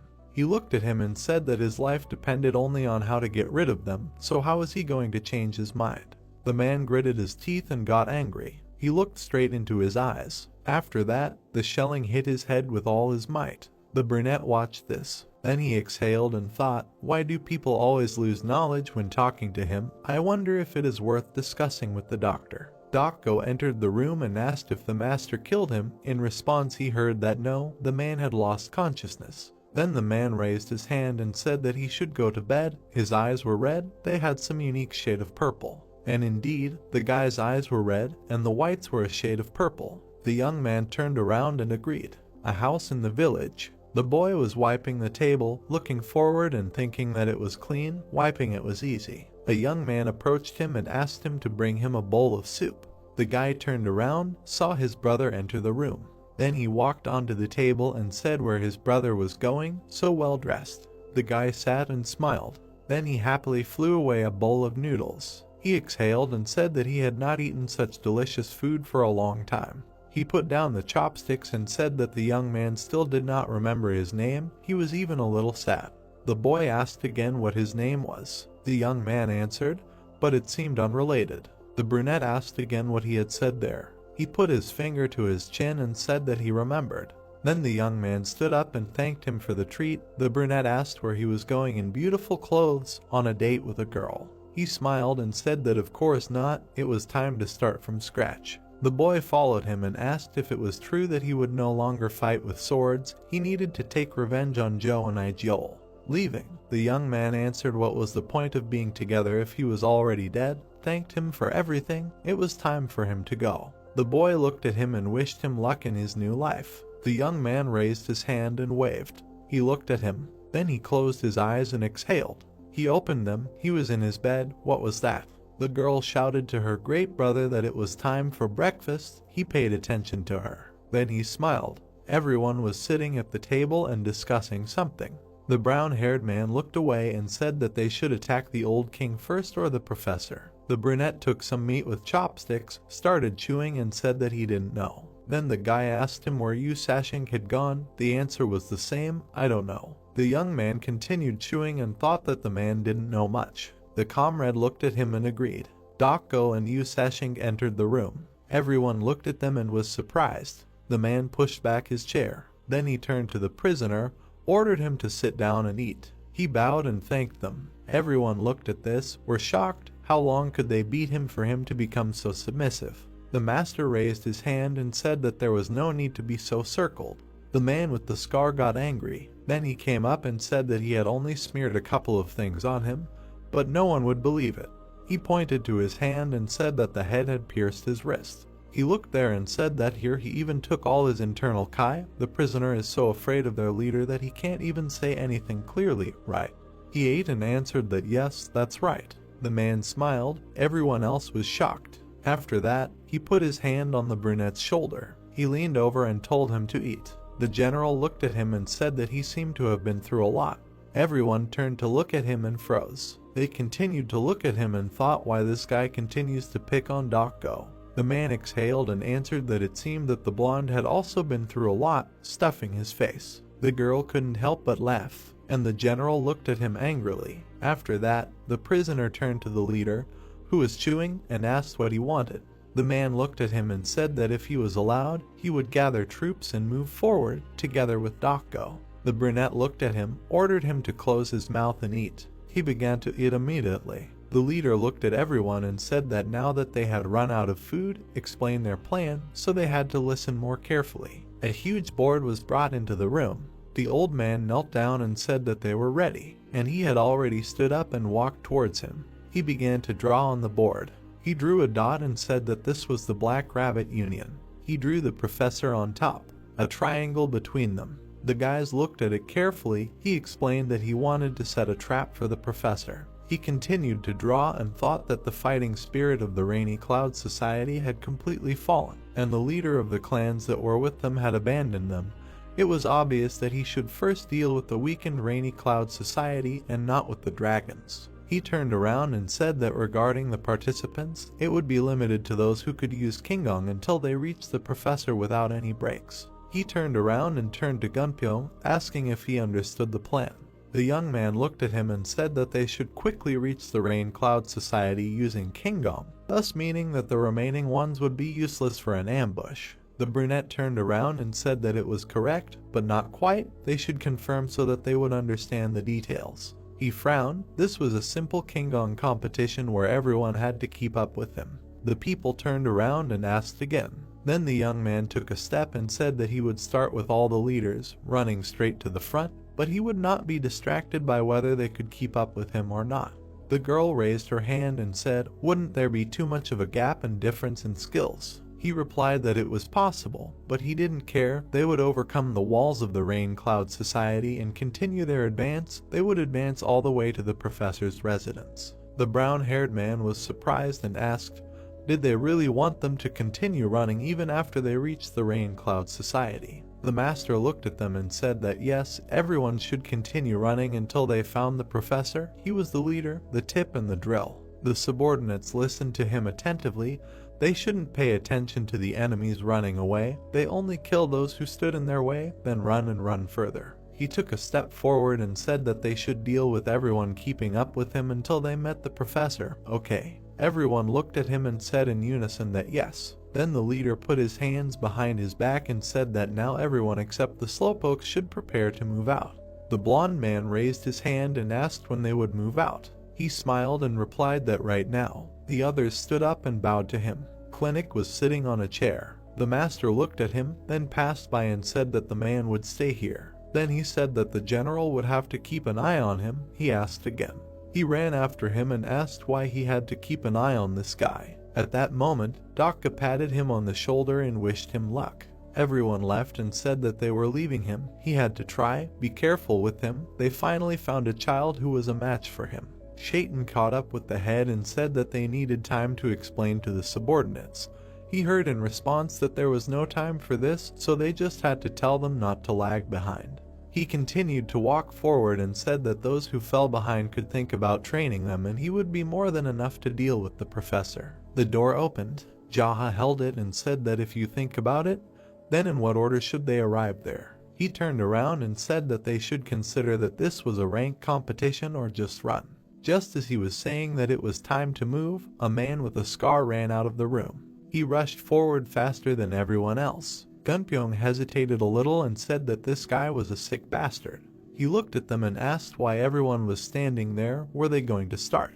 They asked again. Then the young man explained that he was actually faster than all of them put together. Then the girl ran out, and then everyone else. The master stood watching as the soldiers ran out. He lowered his head and smiled. Then he took off. They all ran, pursuing one goal. Several people ran quickly. Jaha overtook them and turned to Ujium, telling him to run faster. It seemed that the man was running at his limit. Jaha sped up, leaving his comrades behind. The hero made a leap through the treetops. Moving in leaps through the forest, he caught up with those who were ahead. Landing behind them, they were irritated. The guy ironically praised them. The girl moved on angrily. Jaha moved next to her. He asked if her stomach had recovered yet.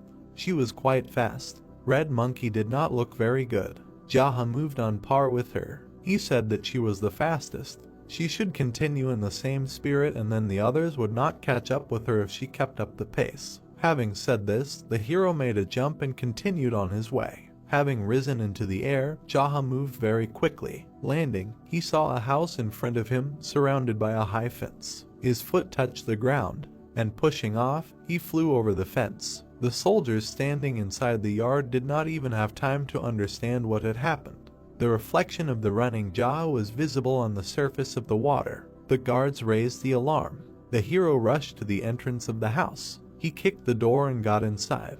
In front of him was an ascent to the stage in the center of the room.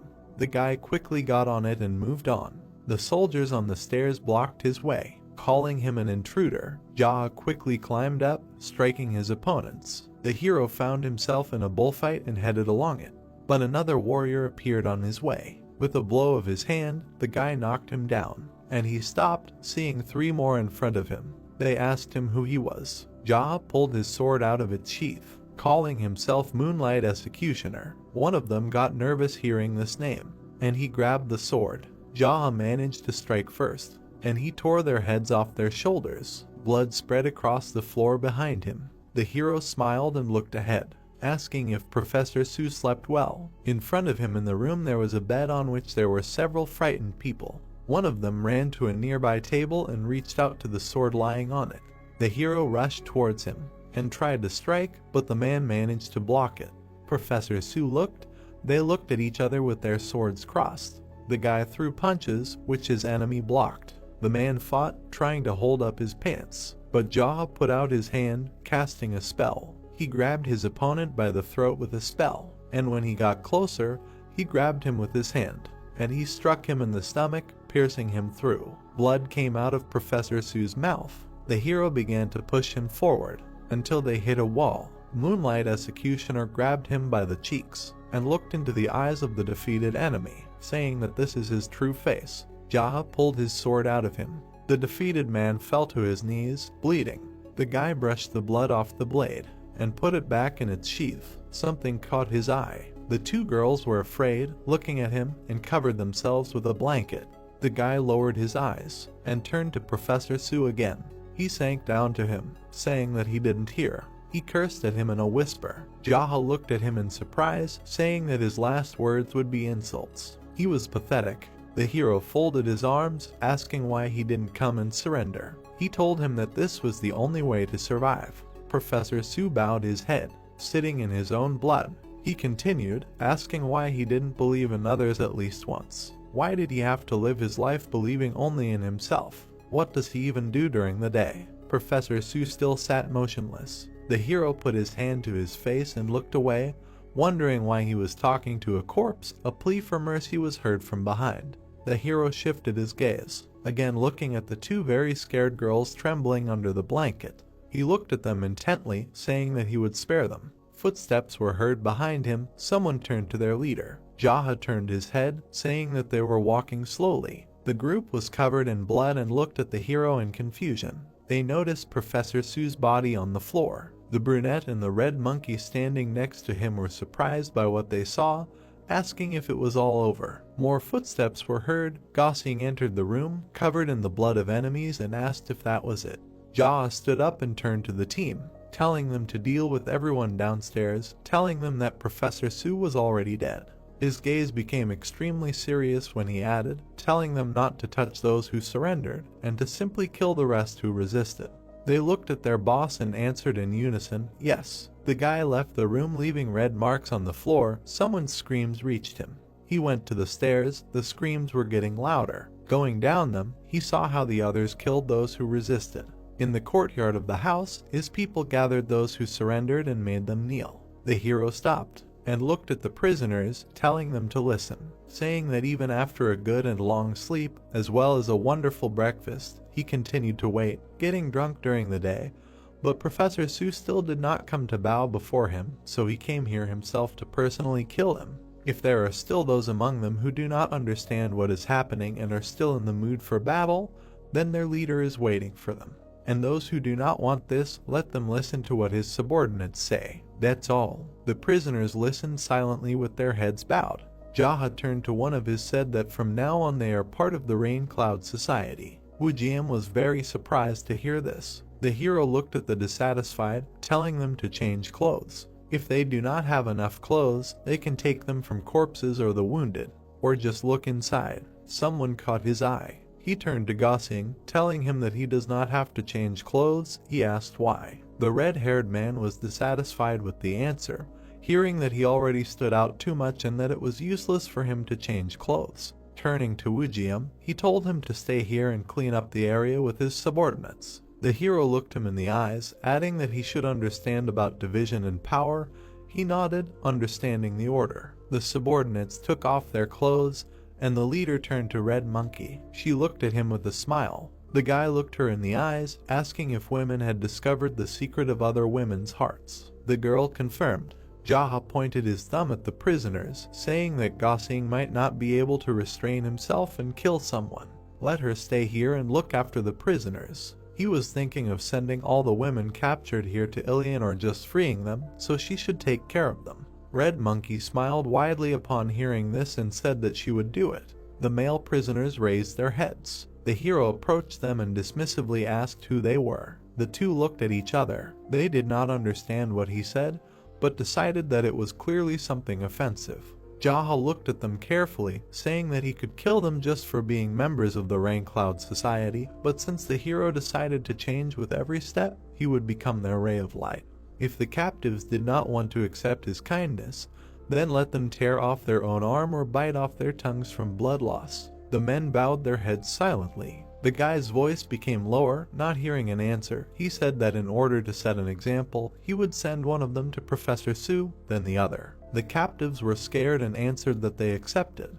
Jaha pointed his finger at them. From that moment they all, together with him, are part of the forces whose goal is to kill the old king of hornless dragons. He stood looking at them, remembering that they were all heralds without for the local women, waving them, forcing themselves to entertain, and then selling them to others. Or was he wrong? One of the captives answered in a trembling voice that it was so. The hero's eyes glowed red. He looked mad and grabbed his sword, noticing that he had gotten out of himself and was thinking about just killing everyone and going to hell after them. Woojium ran behind him and grabbed him, trying to hold him back. He asked him to calm down, but the angry leader said that he would cut everyone into pieces and send them to burn in hell for eternity. His friend leaned closer to him, suggesting that he could kill them after they served as cannonballs, although that was too many casualties. Since Professor Su was dead, he could show them what it was like to start over like they once did.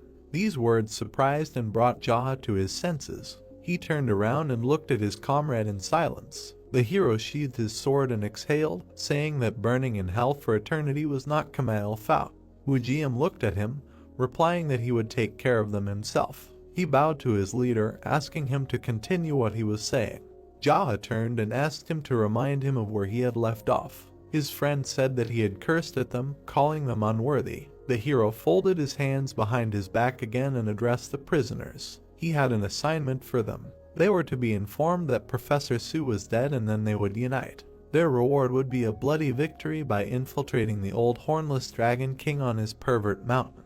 He looked at the people carefully, asking if they understood everything, but noticed that they were silent again.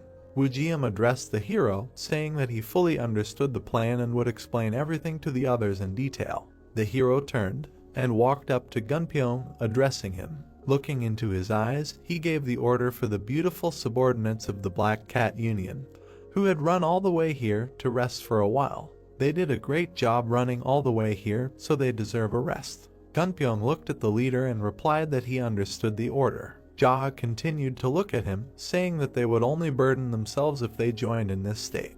He sighed heavily, noting that the more troops there were, the weaker they were. He asked if that was strange. The subordinate looked at him silently. Someone was quickly approaching the leader. A servant ran by holding a blue robe in his hands. He said that he could change into this. The guy took it and opened it to see a blood-stained outfit in front of him. Jaha looked at him with disgust, telling him to bring something cleaner since he didn't have a wound in his chest. The servant was outraged when the hero told him to straighten his brains out and asked him not to swear.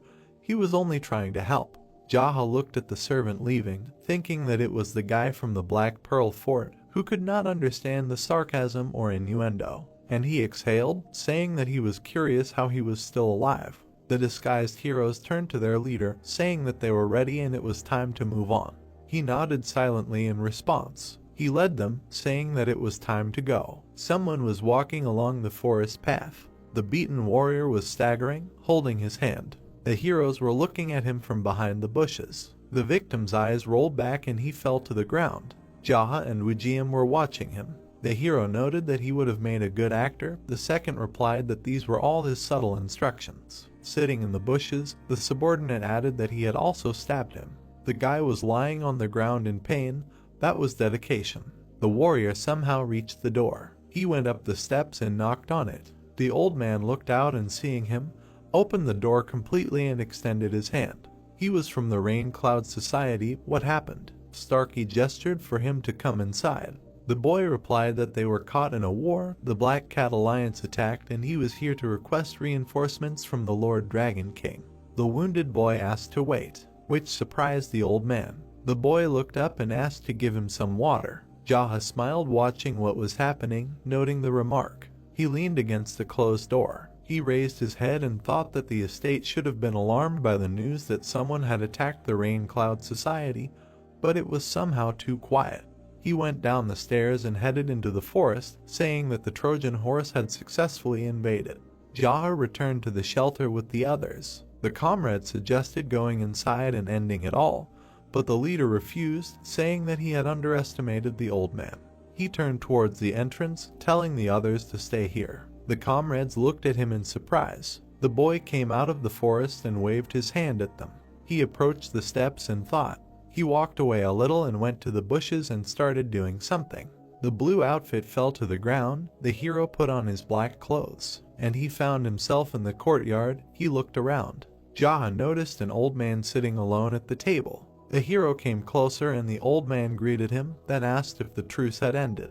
The guy looked around, asking him if he had sorted everything out here. The old man with a gray beard nodded, answering that the only one left here was the servant who had opened the doors a minute ago. He let him out through the back entrance. He had not studied martial arts, so his death was meaningless. The two people looked at each other. The guy asked what happened to the old man's subordinates. He said that he sent those who had somewhere to return to their families and gave money to those who did not. He had managed to say goodbye to all of them in these 2 days. The hero smiled, noting that he was thinking very quickly. The old man chuckled. He pointed to a place at the table, noting that he preferred to think that way and offered to sit down. The hero came closer and thought that he was not going to sit down on someone's orders. They looked at each other with a sly smile. The old man asked if he had a minute to drink a cup of tea, but he received the answer that the guy was very busy. The old man put his hand on the mug, saying that news had reached him that the hero had managed to defeat the great Rakshasa in a duel. He had met men like Jaha many times, his actions, his manner of speech. The old man had long nails on his hands. He sees right through him and has long understood that he is some kind of person. The hero did not answer. The guy was still standing near the slot. The old man continued, talking about their battle. He was waiting for him alone, since he saw no point in shedding the blood of his people in vain. The hero looked and said that he knew that the great Rakshasa was his good friend. The old man's hand tensed. At that moment Jaha felt something and jumped back, seeing how the stones lying on the ground near the table disappeared. He landed next to him. The old man frowned and smiled evilly. The hero looked down and saw sharp spikes on the bottom, turned his gaze to the man. The old man became nervous when he heard that he had scared the guy. He reached his hand to his mug and pressed it. More stones on the ground began to move, and the one that was under the leader rose up. The stones turned out to be pillars. Some of them disappeared, leaving a hole in the ground. Jaha calmly watched what was happening, thinking that everything around was one big trap in which he would have lost more than half of the army if he had entered with them. The old man got up from the table leaning on a cane in the form of a snake, having said that everything was as it should be, and offered to fight. The hero smiled, answering that now he understood why he was not as famous as the great Rakshasa. These words angered the man. Bowing his head, he continued, saying that the old man had been dumping everything into these pits for the last 40 years. No one could understand anything about him. He ate, drank, and slept on the corpses of people he had killed with his own hands. There were several raised pillars between them. The boy understood why Stark was so pale, but the gray-haired man only looked at him, saying that he liked to talk. The hero calmly moved between the pits, saying that he had met many people like him. a coward who was afraid to leave the safe path that he had created. His feet touched the surface, doesn't come out, like a beast, does not make a long journey in search of strong opponents. The hero jumped again, saying that he wasted his time here, rotting and burying his subordinates, friends and those who got in his way. He looked at the old man with disgust. Every time he dug and closed the pits, the hero smelled rotting bodies. The old man laughed, asking why he was running. The hero continued to move, saying that it was uncomfortable for him to stand there. He extended his hand, saying that this was not the way out. Jaha noticed something and looked behind him. Behind him were impassable thickets, there was no way out. He stopped on the pillar, saying that he was an interesting person. He even learned the arrangement techniques, imitating the master of the Ghost Valley. The old man frowned and asked how he knew about the master of the Ghost Valley. The hero watched silently, thinking that although he looked young, he was much older. The light illuminated his face. He was a child of heaven. Jaha shook his head, deciding that it was not worth saying such a thing out loud. The dark silhouette of a man with red eyes hung over the houses. The master of the Ghost Valley is an eccentric martial artist who lives as a hermit. He is the founder of the terraforming technique and the arrangement technique. His name was based on his residence, the mountain estate of the Ghost Valley. The person whom the Master of Memory hates the most is the Master of the Ghost Valley. It was he who created the technique of the invulnerable golden turtle. White clouds floated above the boy. He said that the old man was much older than the master, but unfortunately for him, one of the hero's spiritual mentors was a man who had incredible contempt for people like him, who lived alone, accumulating evil inside. The old man stood near the table and asked who it was. His name was the Master of Memory. Maybe he hadn't heard of him. Jaha continued, saying that he studied martial arts under the constant reminder from him that they were created to be used on people like the old man. They were created so that any preparations of the enemy would be burned to ashes, leaving not a single ash behind. The hero put his hand to his face, noting the irony that of all people, he fell into the hands of a hero. Cute. The boy remembered how the master created fire in his hand. Smart rabbits always dig 3 holes, but his mentor said that you just need to burn all 3. The flames became brighter, and so he created the technique of the invulnerable golden turtle, the kingdom of flames. The same fire was in Jaha's hand, which shocked the old man, and he quickly moved through his trap, trying to strike the hero, but he returned. The guy looked at him closely and thought that isn't it customary in the Jianghu to silently wait until the enemy prepares the ultimate technique. White rays appeared from the swift strikes. A blurry trace was left after a sharp jump. The old man swung his sword and struck down. The long-haired man parried his blow, leaving a light beam. 3 metal arrows flew forward. The brunette saw them in surprise. However, he managed to parry them with a swift strike. The gray-haired old man flew in, attacking again. Jaha jumped back, avoiding his attack, and landed behind. His foot touched the ground. The hero's hair and clothes fluttered from the speed of his movement. He jumped out of the dust cloud raised by the explosion. The hornless dragon king threw many daggers. The blades approached, surrounding the hero. Swinging his robe, he managed to parry them. The cloth began to fall. The hovering Jaha thought regretfully about his cape. He looked at the cape pitifully, hoping that in the next life it would find a better owner and after rebirth it would be worn by the body of a beautiful lady. The guy landed on one of the cylinders. His eye was shining red. The old man looked at him in amazement and thought that the aura emanating from the hero had changed. A purple flame flickered in the center of Jaha's chest. The glow became dark purple. Looking gloomily at the man, the hero said that he was finished. He would avenge the cape. The enemy held a staff in the form of a snake and irritably asked what he was saying. The opponents stood opposite each other and were silent. Finally, the brunette, surrounded by red flashes, said that okay, he would die a little later. The gray-haired man looked at him in shock and thought, later, he literally a second ago looked like he was about to kill him. A blurry trace of the jump remained. A multitude of daggers flew forward. Jaha jumped on the cylinders, dodging, and thought that he had roughly figured out how the trap worked and believed that now he needed to be wary of poison.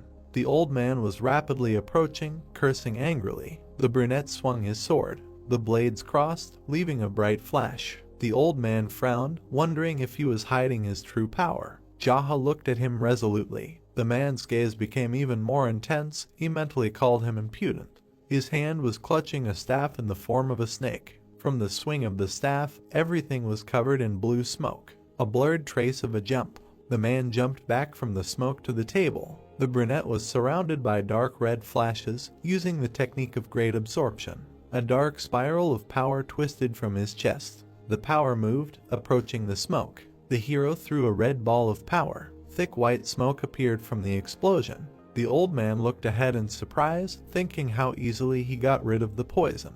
The wind blew the boy's long hair. He threw the sword over his shoulder and asked mockingly, "Is that all? Will there be more trump cards?" The hornless king raised his staff and said that it was good, let him come quickly. Jaha held out his sword, saying that he did not want to. Based on what he saw, this was the safest place. The man frowned, amazed, thinking that all this time he thought he was just crazy, but he had already figured out the technique. His hand was clutching the hilt covered in red lightning.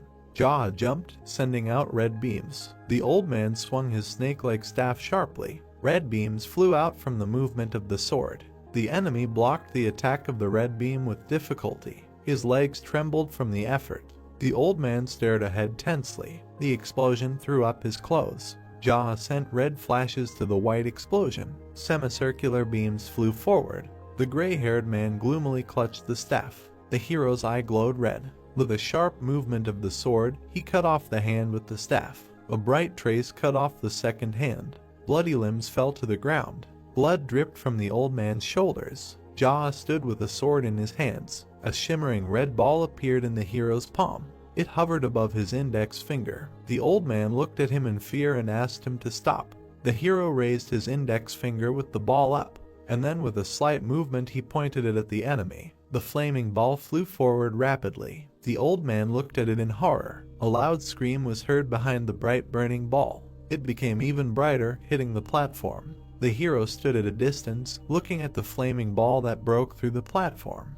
Flashes of fire flickered around the guy. Looking with a red eye, he wished him to burn to ashes. The fire burned brightly. Jaha stood with his sword and looked at the flames and smoke. He bowed his head, and then, with a crazy look, he laughed loudly. The hero raised the flaming sword, and then he began to move, swinging the flaming sword as if dancing.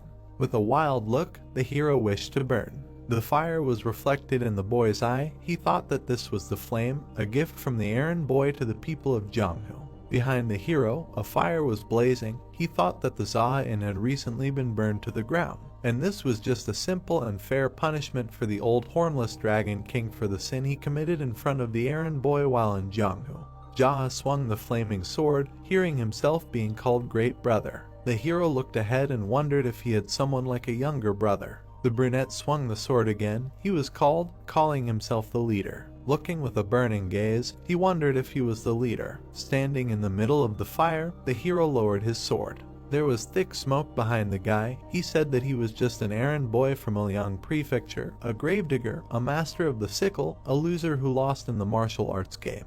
A third-rate martial artist, reflexed Kai. Looking blankly with burning eyes, he continued that he was a fish in Zhejiang.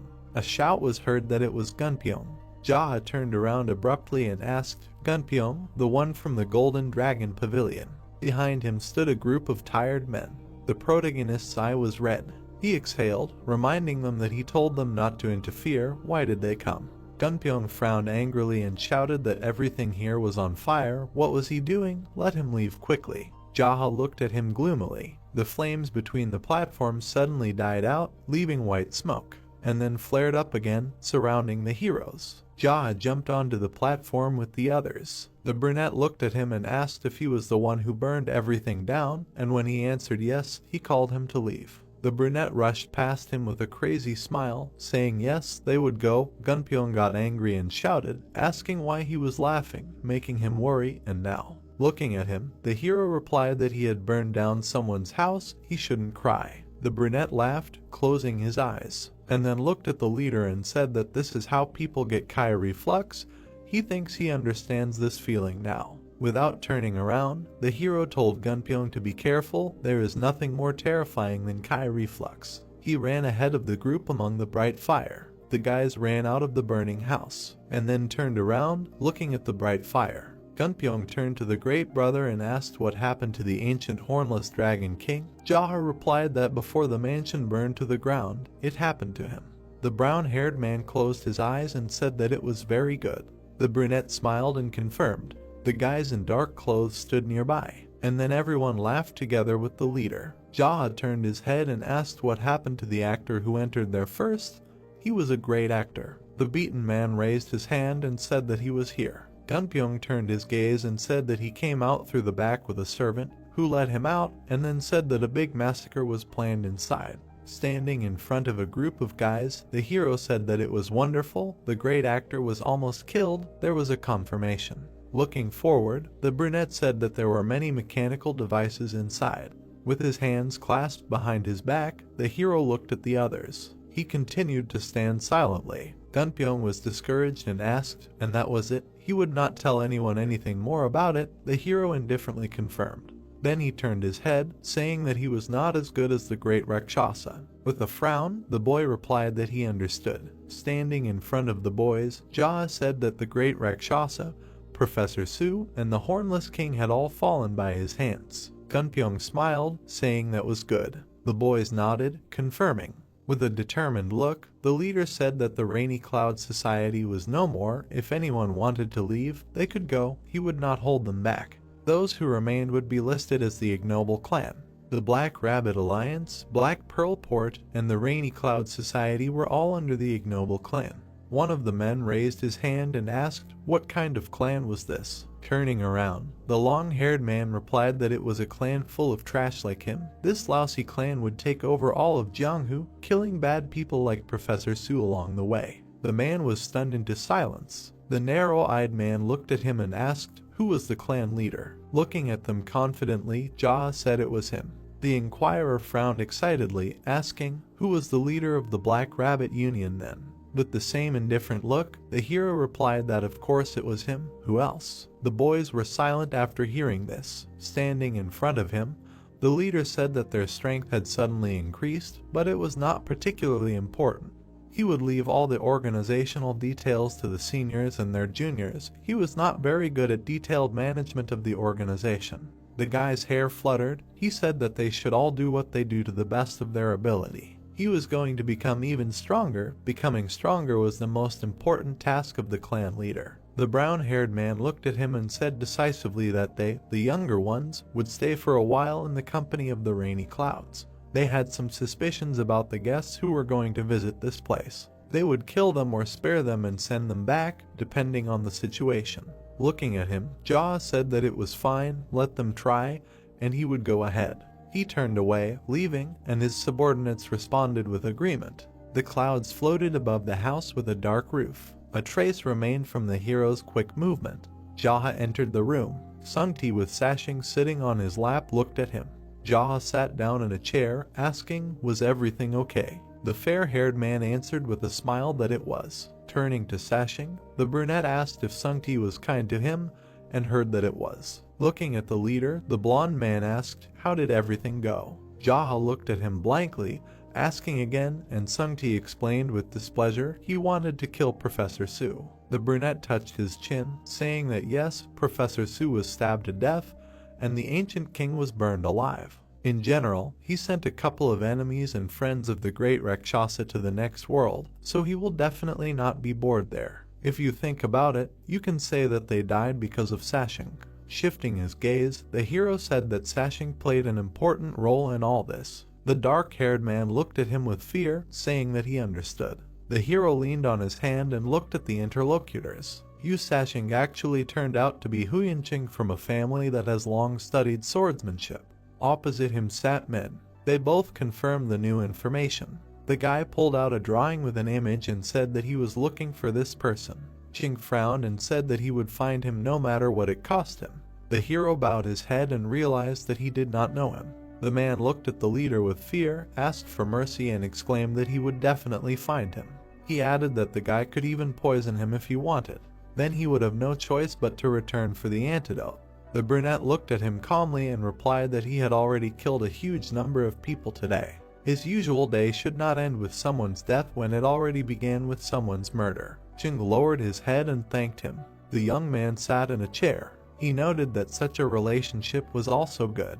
Not everything can be decided by force. The blonde got up from the table. Jaha turned to him and asked him to bring some booze and 3 glasses. The man put the bottle down and sat back down. The interlocutors looked at each other. The hero told Huicheng to listen carefully. The brunette leaned forward slightly and said that right now he didn't really care who he was, Huicheng or Yu Sashing.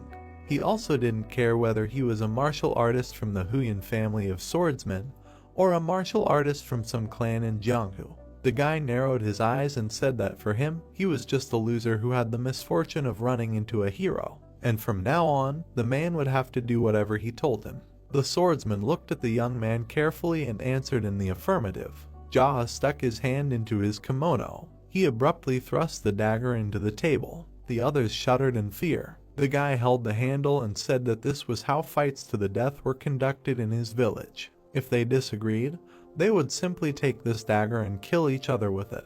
The men began to sweat. The manager didn't understand what had come over the chief. Jaha looked at Cheng menacingly and gave him 108 days to pass on every single technique he knew, including the sword technique, walking technique, Kai art, and cultivation technique to Sung Ti's head. The guest and the blonde shuddered in surprise. The man nodded, puzzled. The manager frowned and asked the boss how he could learn all the fighting techniques in just 108 days. The young man narrowed his eyes and turned to his subordinate. The latter tensed up.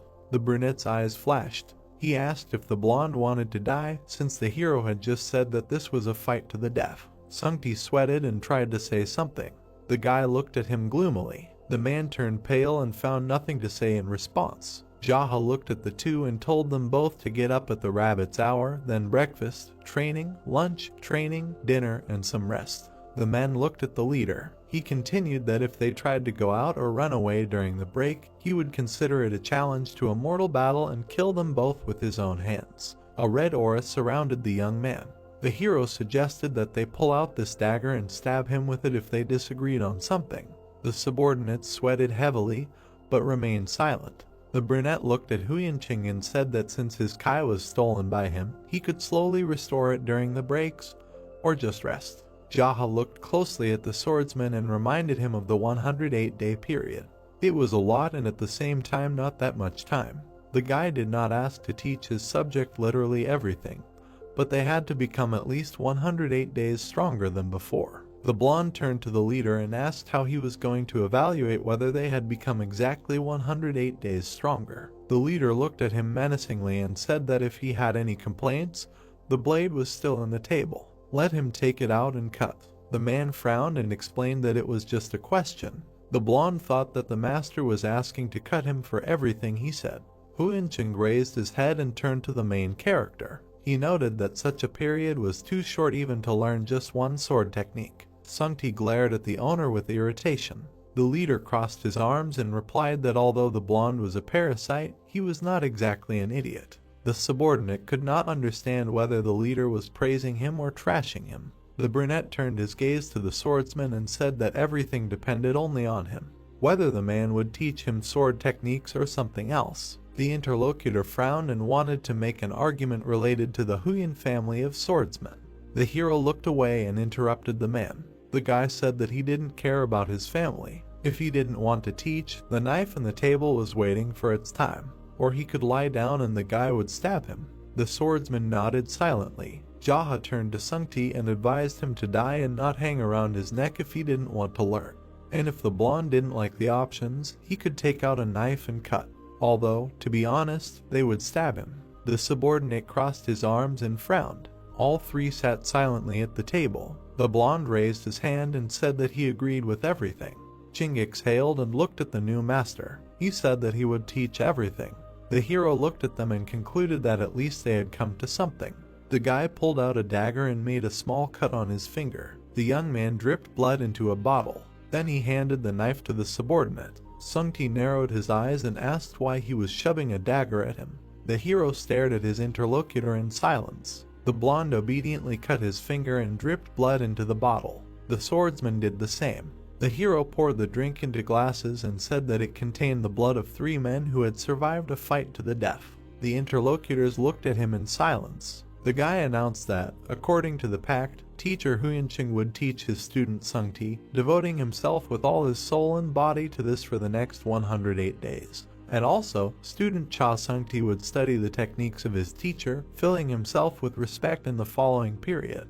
Jaha put the bottle on the table and looked at them. The leader said that he swears before the God of heaven and earth that he will end the lives of the two who made the pact with this beautiful dagger if they are naive about the duties of the pact or show insincerity as the overseers of this pact. The men turned pale. The hero held out his glass and asked if they swear to follow the pact. The interlocutors raised their cups and said that they swear. All three drank the drink. The boy put down the empty glass and smiled. He said that from tomorrow onwards they would have to undergo severe training, but for now they should enjoy a fine feast. The blonde looked at the master and said that there was no one to cook for them now because the servants had gone to Liang Prefecture and most of the subordinates were still in the Rainy Cloud Company. The young man leaned on his arm and thought that after killing Professor Su and the Hornless Dragon King, he was faced with the problem of not knowing what to have for dinner. What a dilemma. The door opened and Red Monkey walked in with a bag. She smiled and said that she had brought some dumplings that she had bought on the way back.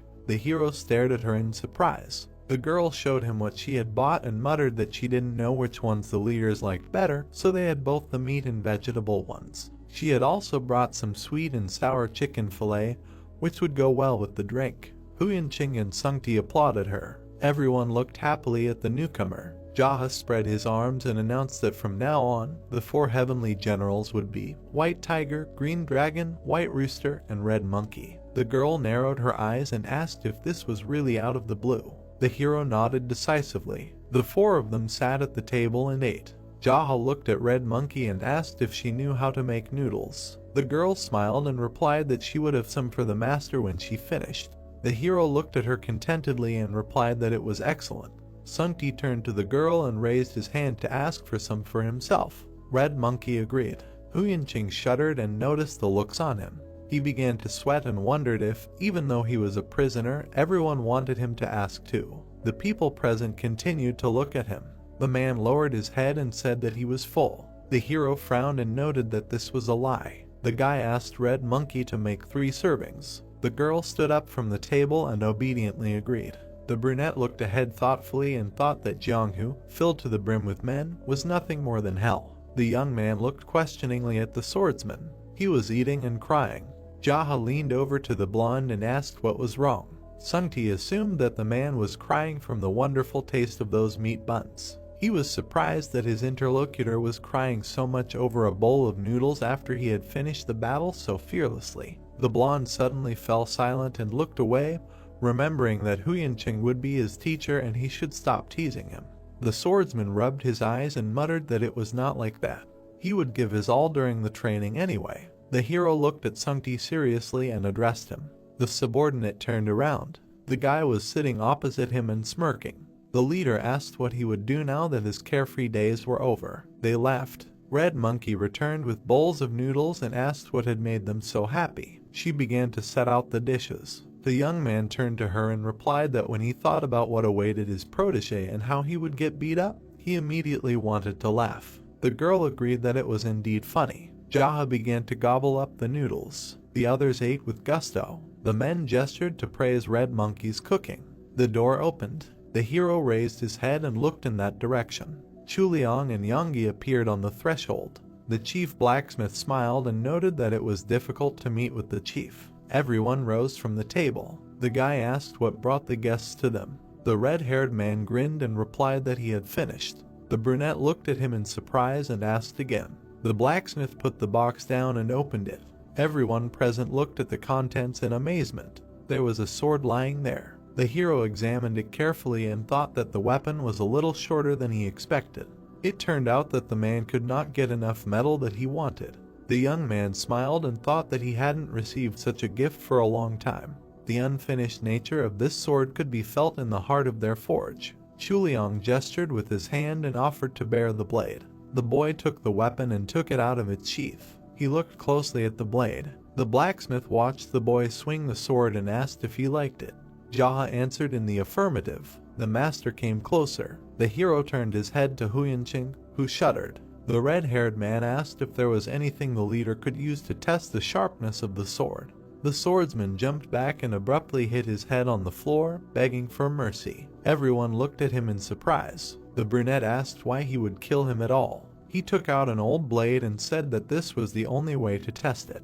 The blacksmith narrowed his eyes and asked if the boy really wanted to lose such a good sword. The hero directed energy into both blades, and they began to glow. The young man crossed them. A ringing sound was heard and the blade flew off. The people present looked on in shock. The swordsman turned around in fear. The hero silently looked at the broken and just given sword. The blacksmith frowned and exclaimed where the young man had gotten such a legendary sword. The brunette turned to him and replied that the head of the Black Rabbit Union owned this sword. The master lowered his head and muttered that he would like to know where he got something incredible. He darkened and said that he would go and do something else. Youngie quickly picked up the remains of the blade and ran after the head blacksmith. The guy patted him on the back encouragingly. The hero watched them go. The blonde laughed, but Jaa quickly stopped him. The head looked menacingly at his subordinate and said that everyone makes mistakes, even him.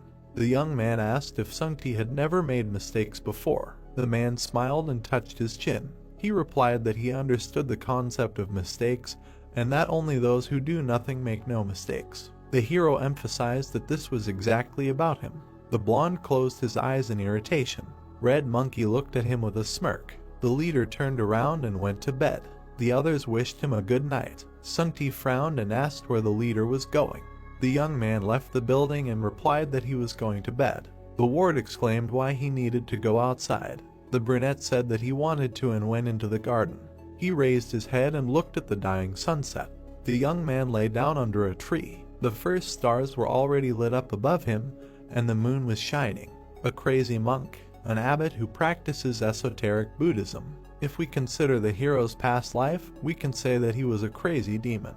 One of the so-called disaster people, with whom Jianghu is better off never messing.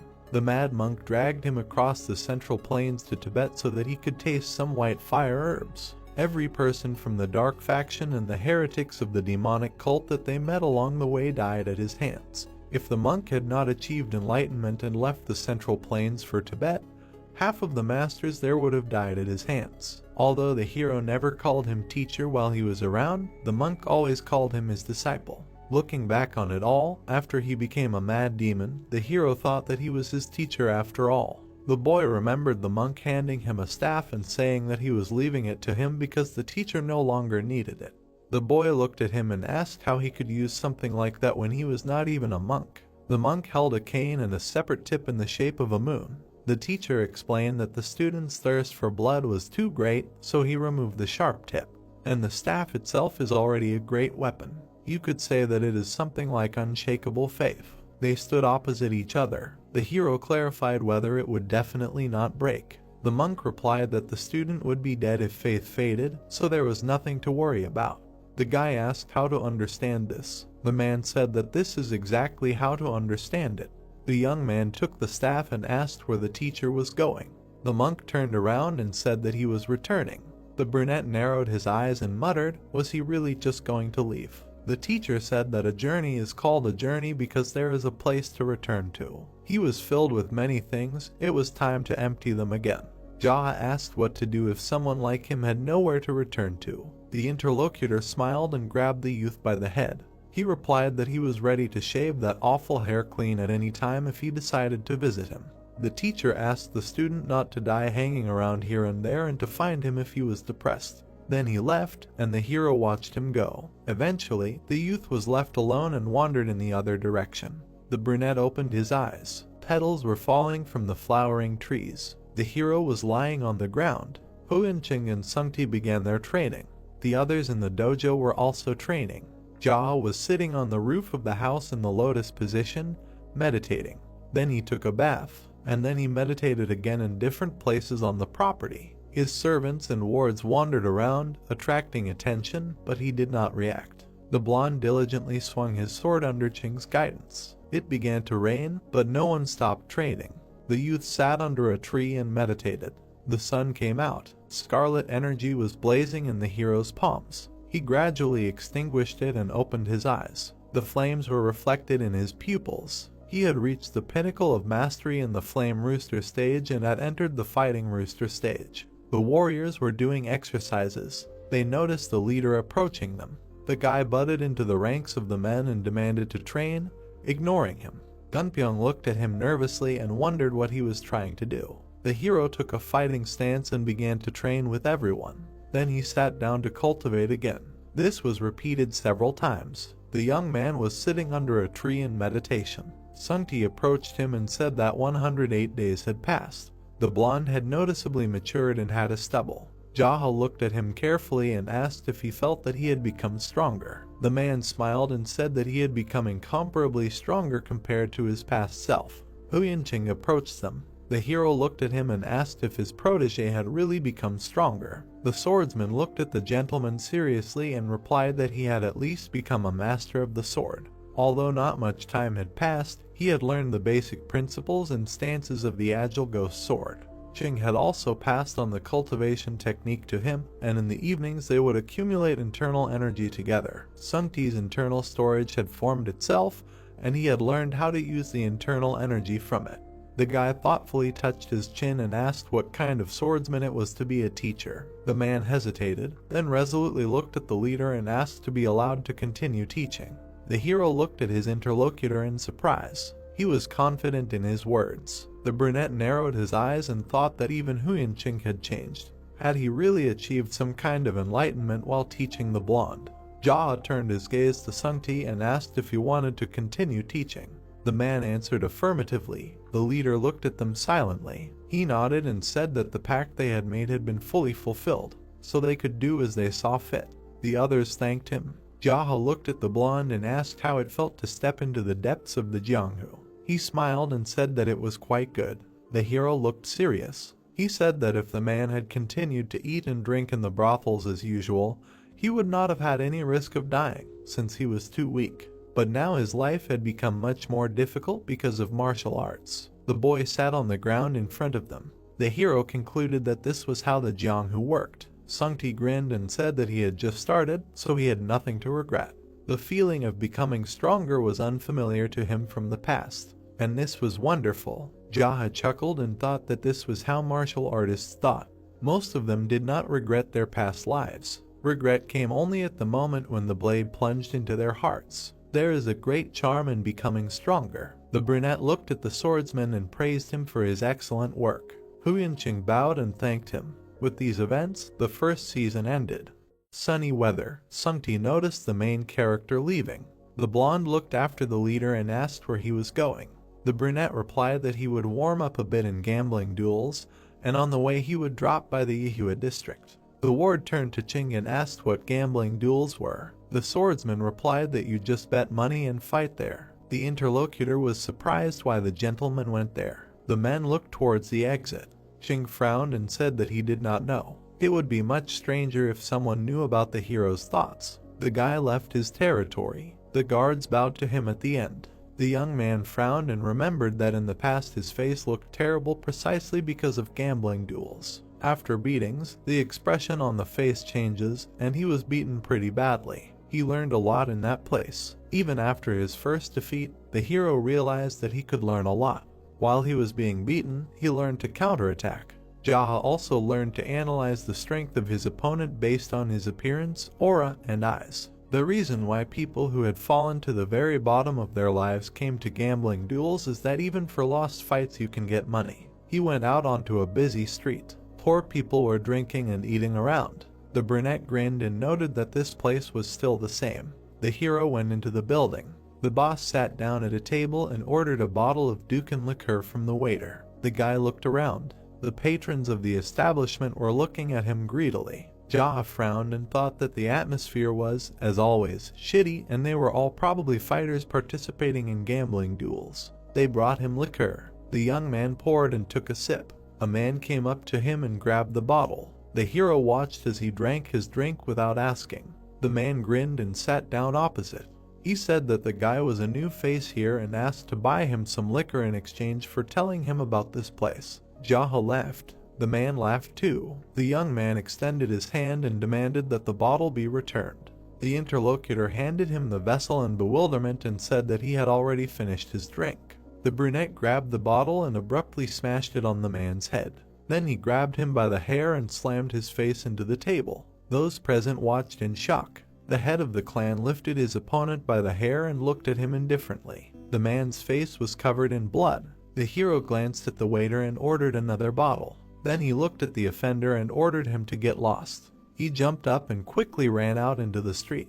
The waiter wiped the table and asked if the young man was okay. After all, the man was the owner of a brothel in the red light district and would probably bring his own people with him. The brunette looked at the worker and asked how many he usually brought. He was told that 10 or more people. Jaha took the cup and asked if it would bring him money. The waiter leaned over and asked if the boy had been there before, since he hadn't seen him. The boy explained that he had. The worker ran to the center of the room and rang the bell. Everyone turned to look at him. The waiter asked if anyone wanted to take part in the hotel duel. He pointed in the hero's direction and added that the young gentleman would be fighting the owner of the Black Whale brothel, whom he had just beaten up. He would have at least 10 subordinates, and there would be no participation fee. He set out 2 baskets, the left one for the young guest, the right one for the Black Whale. Their hotel would sponsor the winner with an additional 500 nines. The waiter walked around the room, and the visitors placed bets. The number of coins increased. An old man and an old man approached the main character. They asked where he was from. The boy calmly replied that they should pay first and then ask any questions. The boy took a sip. Memories of the past surfaced in his mind. A man entered the establishment. He stopped near the head of the clan and demanded to go outside. The brunette smiled and said that he would drink first. The ill-wisher hurried him. The hero emptied the cup in one gulp and stood up. The man turned to go outside. Jaha squinted and smashed the bottle on his head. The man fell to the floor. The customers exclaimed in surprise. The young man went outside to the sound of contented shouts. There, a group of men led by the owner of the brothel were waiting for him. The guy looked at them and clarified that they were unarmed. The attackers threw their swords on the ground. The man grinned and replied that they were unarmed. The hero chuckled and slowly moved towards them. People ran at him from all sides. He stopped and kicked one of the villains away. Everyone turned around in fear. The young man reached his target in a few leaps and dealt with several more men. The enemies quickly flew apart from his blows. The hero stopped in the center. The villains froze and picked up their swords from the ground. The brunette grinned ominously. One of the men grabbed his weapon and ran at the boy. Jaha deftly dodged and twisted the attacker's arm. He screamed. The others rushed towards them. The hero dodged again and twisted the arms of the next enemy. Time after time, he dodged the attack and left the villains crippled and defeated. The young man stood in the middle of people writhing in pain. The spectators opened their mouths in surprise. The brunette turned around and asked if that was all. The men shuddered. The old man quickly asked a waiter named Ilbo to bring money. The boy handed out the money to those who had bet on the main character. The visitors were delighted and decided to have another drink. The waiter ran up to Jaha and handed him a basket of coins. The guy took out some silver coins and asked to give them to the losers. The brunette smiled and handed the 2 coins to the boy as a tip. Ilbo was happy and thanked him.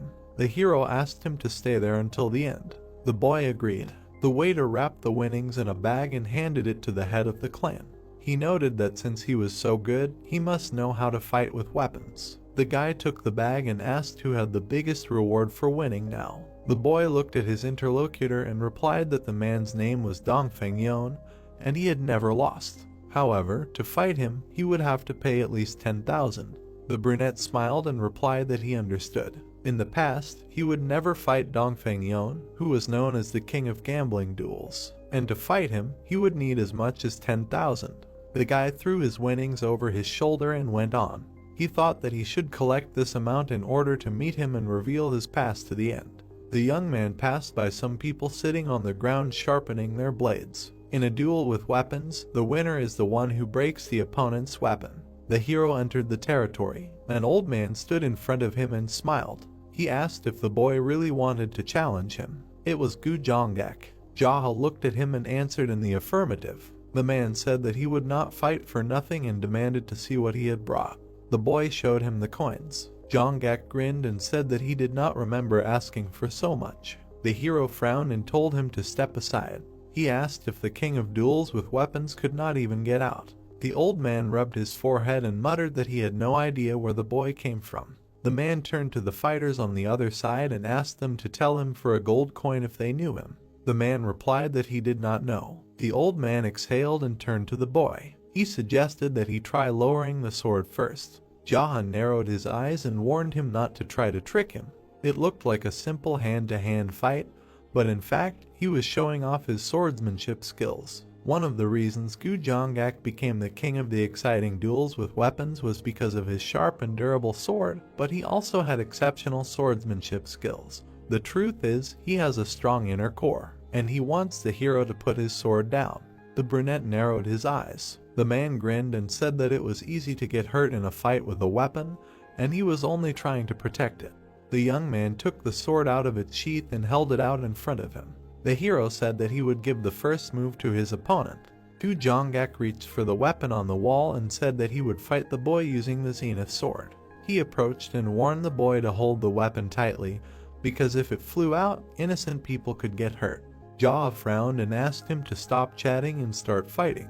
The old man frowned and got angry at his rudeness. He swung his sword sharply and hit the sword. The young man noticed that his opponent was trying to split his blade with a side blow. The hero squeezed the handle harder and turned the sword. The man's hand flew off. He squinted and held out his weapon. Now it was the boy's turn to attack. The clan leader raised his sword and clarified that Gu Jonggak was putting his life on the line if he lost. The interlocutor frowned and replied that he already knew the rules. The brunette hit the sword. The blade split.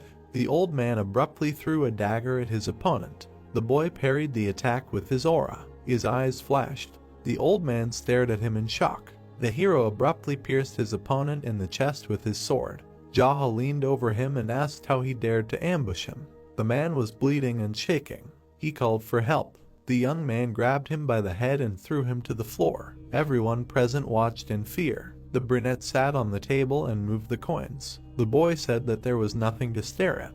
There was a rule that if you cheat, you would be punished accordingly. The hero sorted through the coins and asked why they hadn't stopped the old man when they saw that he had attacked first. The clan leader turned around. Everyone had turned pale and were sweating. The boy exhaled and muttered that they were dishonorable. The battle hall. In the center of the room, a battle was taking place between two men. The fans were cheering. In duels, people fight by showing only their strength. In such cases, it is forbidden to use poison. The hero put the bag of money on the table. The old man glanced at him. In the arena, a man fell face down. The crowd held. People were discussing that someone dared to challenge Dongfeng Yon. The man with the fan narrowed his eyes. Some information was brought to him. It was the leader of the battle hall, Pyang. He exchanged glances with the protagonist. Pyang asked if the boy really wanted to fight the man. Jaha confirmed that he had issued a challenge. The man shrugged and said that another ignorant bum wanted to lose his money. He called for applause for his stupidity. The hall was silent. Pyang smiled and waved his fan. The man suggested that maybe today would destroy the myth of Dongfeng Yon's invincibility. One of the spectators demanded that they stop talking about boredom. The manager of the hall looked away and said that they needed to demonstrate their skills to challenge the king of duels. He looked at the boy and offered 1,000 yang for a one-on-one exchange duel. The brunette agreed. The man narrowed his eyes and complained that young people were so hot-tempered these days. He turned to the audience and asked who wanted to challenge the man who was going to go to Dongfeng Yon. 3 men jumped into the arena. The manager grimaced and said that 3 against 1 was not enough, and that 2 could play snowballs in the background and then go into the forest. The men exchanged dark glances. Then the 2 of them left the arena. A man with a shield on his back remained. Pyang introduced him as a newcomer who often appeared at fights for 1,000 yang, named Banggeek. The hero looked at his opponent indifferently and thought that he had not seen him for a long time. This guy had once beaten and robbed Jaha. The manager gestured with a smile and said that the man had once lost a fight to Dongfeng Yon and was now training in the shadows to take revenge. The girl walked through the rows and collected bets. Pyang grinned and invited the hero to come out. The young man entered the arena. He and his opponent looked at each other. The man smiled and wished them a good fight after the countdown to 10. Banggeek took off his shield and glared at the boy. Pyang waved his fan and announced the start of the fight. The opponent quickly ran at the hero. He swung his shield, but the boy dodged. The young man swung his leg and hit the shield. The man rolled back and grinned. Jaha smiled and muttered that it was funny. The opponent swung his sword and ran at the hero again. The boy narrowed his eyes. A green aura appeared around him. He swung his leg. Bang Geek managed to cover himself with the shield. He was thrown to the other side of the ring. The man froze in fear. The young man jumped up and furiously delivered another blow. The edge of the shield cut the opponent's forehead. He rolled back again. The hero approached him and began to kick him while the opponent hid under the shield. The spectators watched silently. The young man's face was expressionless. He thought that the key to this fight was hitting the lower level, to the point that he would hardly be able to see the hidden Master Ho in him. Bang Geek closed his eyes and held his shield. The brunette looked down at him and muttered that he had turned into an arrogant turtle. His eyes flashed. He kicked again. The man shouted that he surrendered. Jaha stopped. The boy turned to the manager of the hall and demanded his money. The man gritted his teeth and frowned. Pyong pointed a finger at him and asked if it would not be good to show off his skills further. The hero glared at him and demanded that he stop talking like someone he did not know and just watch the fights unless he wanted to get beaten up himself. The manager clutched his fan in displeasure. Jaha swung it and said that he had warned him. Pyong raised his fan and declared that the boy had won. The crowd held. The hero turned around. Among the spectators, he saw a waiter from the hotel. The boy squinted and thought that he must have been placing bets. The manager held out his fan and said that even if the hero was eager to fight Dongfeng Yon right now, they should bring in other fighters today for greater success. The man frowned and said that they would hold a big party for him to rest and relax, and then organize the fight tomorrow. The brunette looked at him and asked why not now. The man advised him to work on his tone of voice. Jaha looked at him and said that if he wanted the boy to speak differently, it would cost him 2,000 yam. But since the manager looked older than him, so be it. The boy was willing to give a discount. Pyong spat, then turned to his subordinate and ordered him to take the fighter to the guest room. The manager headed in the other direction.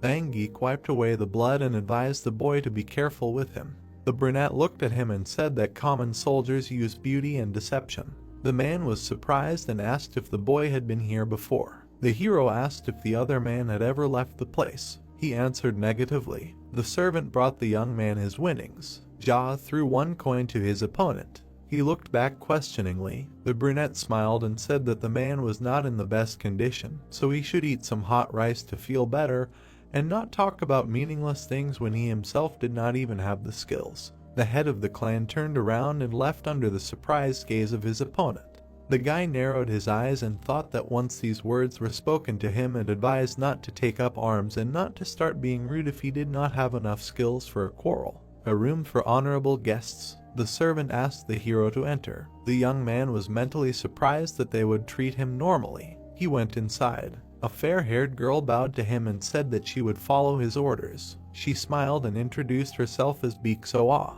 The blonde came closer and asked to speak if the young man needed anything, for example, to provide clothes, weapons, food and drinks according to his preferences. The brunette looked at her and asked if there would be poison in the food. She answered negatively. He smiled and asked why not, because if she tried hard, the hero would pay more. The girl asked if he really didn't want to win. They stood opposite each other. Jaha answered that he didn't want to, because having an undefeated player would attract more than others. A gambling fighter, raised by the same, a mentor invited from the outside, Dongfeng Yon, who was dared to challenge. All these people are ready to put their fortune on the line. Soa smiled and asked what the hero would like to drink if the food was not to his taste. The brunette answered that he only drinks rice soy. The blonde promised to cook. The guy asked if it was free. The interlocutor answered affirmatively. She looked at him in confusion. The young man asked again if it would be poisoned. The blonde assured him that it would not.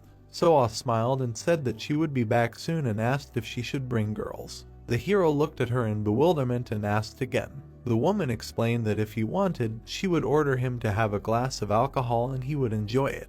However, most people would not agree to sleep with guests and would simply bring drinks. The blonde smiled and said that maybe there would be someone he would like. The boy frowned and demanded that she forget about it and bring someone who could drink well. The interlocutor looked at him in confusion, then nodded. The table was set. The hero sat down at the table next to the woman. She introduced herself as Hyuk Soryong.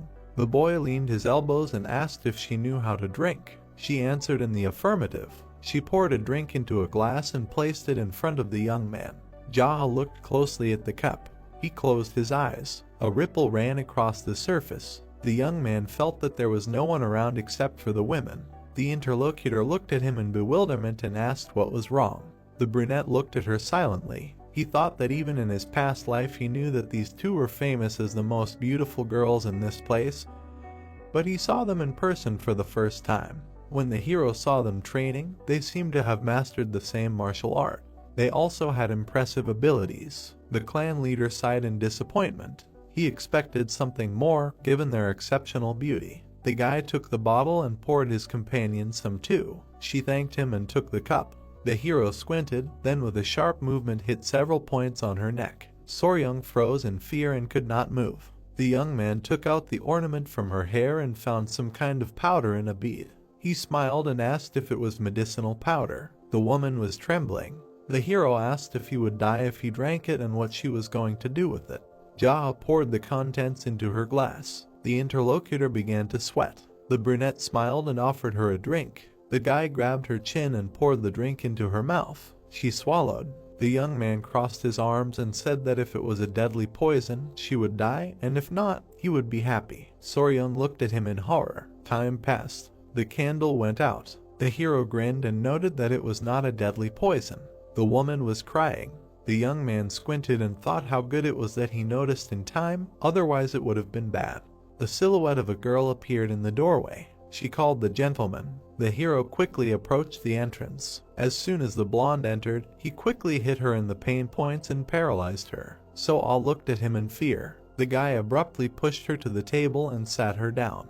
He also found powder in her hairpin. The brunette grinned, poured it into a glass and gave it to the blonde to drink. The girl also began to cry. The young man frowned and asked what kind of medicine it was that made them cry. The women blushed and breathed heavily. Jaha stared at them in surprise. They were red. The hero touched his chin and said it was an aphrodisiac, which was good because no one had ever died from it. However, even if they had died, it was none of his business. The brunette came up and said he just wanted a drink. He advised them to keep their eyes open. The guy went outside and looked thoughtfully ahead. This body didn't care anymore. Night. The hero was sitting at a table in a hotel, and the waiter put a drink in front of him. The young man happily thanked him for being able to earn money and giving his guest a free bottle. The hero squinted and asked if there was poison in it. Ilbo waved his hand and explained that if he had poisoned anyone, the gamblers would have beaten him half to death. The brunette looked at him and noted that anyone could make poison, so he was just testing it. The boy looked around and leaned closer. He told the boy that he was going to bet all his money on it tomorrow. Jaha looked at him and asked who he thought would win. The boy grinned and said that the main character would win. Of course. The clan leader asked why. The waiter rubbed his chin and muttered that he didn't know the reason, just intuition, and then maybe he shouldn't bet all his money. The brunette poured the drink and asked if the boy was going to do everything he said. Ilbo smiled and answered that he did. The hero narrowed his eyes and advised him to stop gambling. The boy looked at him puzzled and objected that if he won now, his whole life would change. They sat opposite each other. Jaha asked if a large sum of money would really change his life. The boy said that he couldn't stay like that for the rest of his life. The guy smiled and told the young man to be honest with himself, because he just didn't have the courage to do anything else. The waiter looked away, embarrassed, and replied that he needed money to do something else. The hero filled the second glass and said that in order to do what you want, you first need to find what you like. Ilbo looked at his interlocutor and asked what he wanted. The brunette frowned and asked not to ask other people's stories. They were silent for a moment and took a sip. Visitors entered the room. The waiter jumped up and greeted them. The guest looked at the boy and slapped him. He grinned and called the young man an idiot who drinks instead of working. Ilbo smiled awkwardly and apologized for allowing himself to drink, because luck smiled on him today. The men passed by. The boy turned to the main character, who smiled at him. The young man grinned and muttered that life sucks. The guest glared menacingly at the child. He turned around and asked if the waiter had told him that. Ilbo shuddered in fear. The man came up and asked in displeasure if the waiter had really dared to insult him. Jaha stood up from the table and said that it was he. The men surrounded him and asked why he was continuing. The hero passed two guests and grabbed the instigator by the throat. He looked at him menacingly and asked why he had hit the waiter. The brunette flicked him, and the man fell to the floor and screamed. The boy looked at him in surprise. The head of the clan approached the two men. The hero folded his fingers to flick. He folded the fingers of his other hand in the same way and simultaneously flicked the two men. Everyone flew back from the blow. The visitors turned around, looking at the man lying down. The waiter standing opposite asked, "Is this hard to learn?" Jaha replied that it was very difficult. He exhaled, sat down at the table and said that it was always like this in this world. He couldn't learn anything overnight. He looked up at Jaha and asked if they had ever met before. He replied that he hadn't. Thoughtfully, touching his finger, the servant said that he seemed familiar to him. If he left, where would he be able to find him later? Anyway, if the hero won tomorrow, he didn't think he would stay here. Looking at the young man, the brunette said that he couldn't tell him, he was too weak. With a pitiful look, he replied that it was because he hadn't studied martial arts. Jaha took a sip of alcohol, sitting across the table. He said that even a person who hadn't studied martial arts could be strong, but this was different. The brown-haired man asked if he really thought so, and then he cried out in alarm when the hero thanked him for the drink, pouring another one, and said that it was not that he wanted to become a strong man, but he was just speaking honestly because he thought his life would be better if he served him. Jaha extended his palm, saying that he would give him one task: let him come to his room tomorrow and tell the elite masters to gather here. In particular, let him tell them to bring everything they can to collect money. Will he cope? The young man with a bruise on his cheek beamed and said that it was good. Jaha sat in the VIP room opposite the girls. Covered in sweat, they closed their eyes. The guy stuck a dagger into the table. Squeezing the handle with his hand, he said that the effect would soon wear off. The girls were silent. Leaning his head on his hand, he threatened that if they screamed or said anything other than what he allowed them to say, he would pull out the dagger. Once the aphrodisiac wears off, they can try to do something if their hands are faster than his. The brunette said with a stern look in his red eye that it would be a matter of life and death. Let them blink if they can't speak. The blonde looked at the guy, and the brunette said that they didn't mean any harm. With an indifferent look, Jaha said that now he would ask, was this the general's order? Soryong stared at him in fear and hesitated in her answer. The guy smirked and asked, were you completely crazy? Okay, this also happens when you can't decide who you're more afraid of. He touched the hilt of the dagger and said that he would ask again. With a stern look, he repeated, was this the general's order? Soryong, gray with fear, answered that it was. The hero removed his hand and told her to remember that she had no right to make a mistake. Even if he killed her, Soa was still alive. Looking at the frightened brunette, he said that after her death she will be scared, right? She has no choice but to lay out everything she knows herself.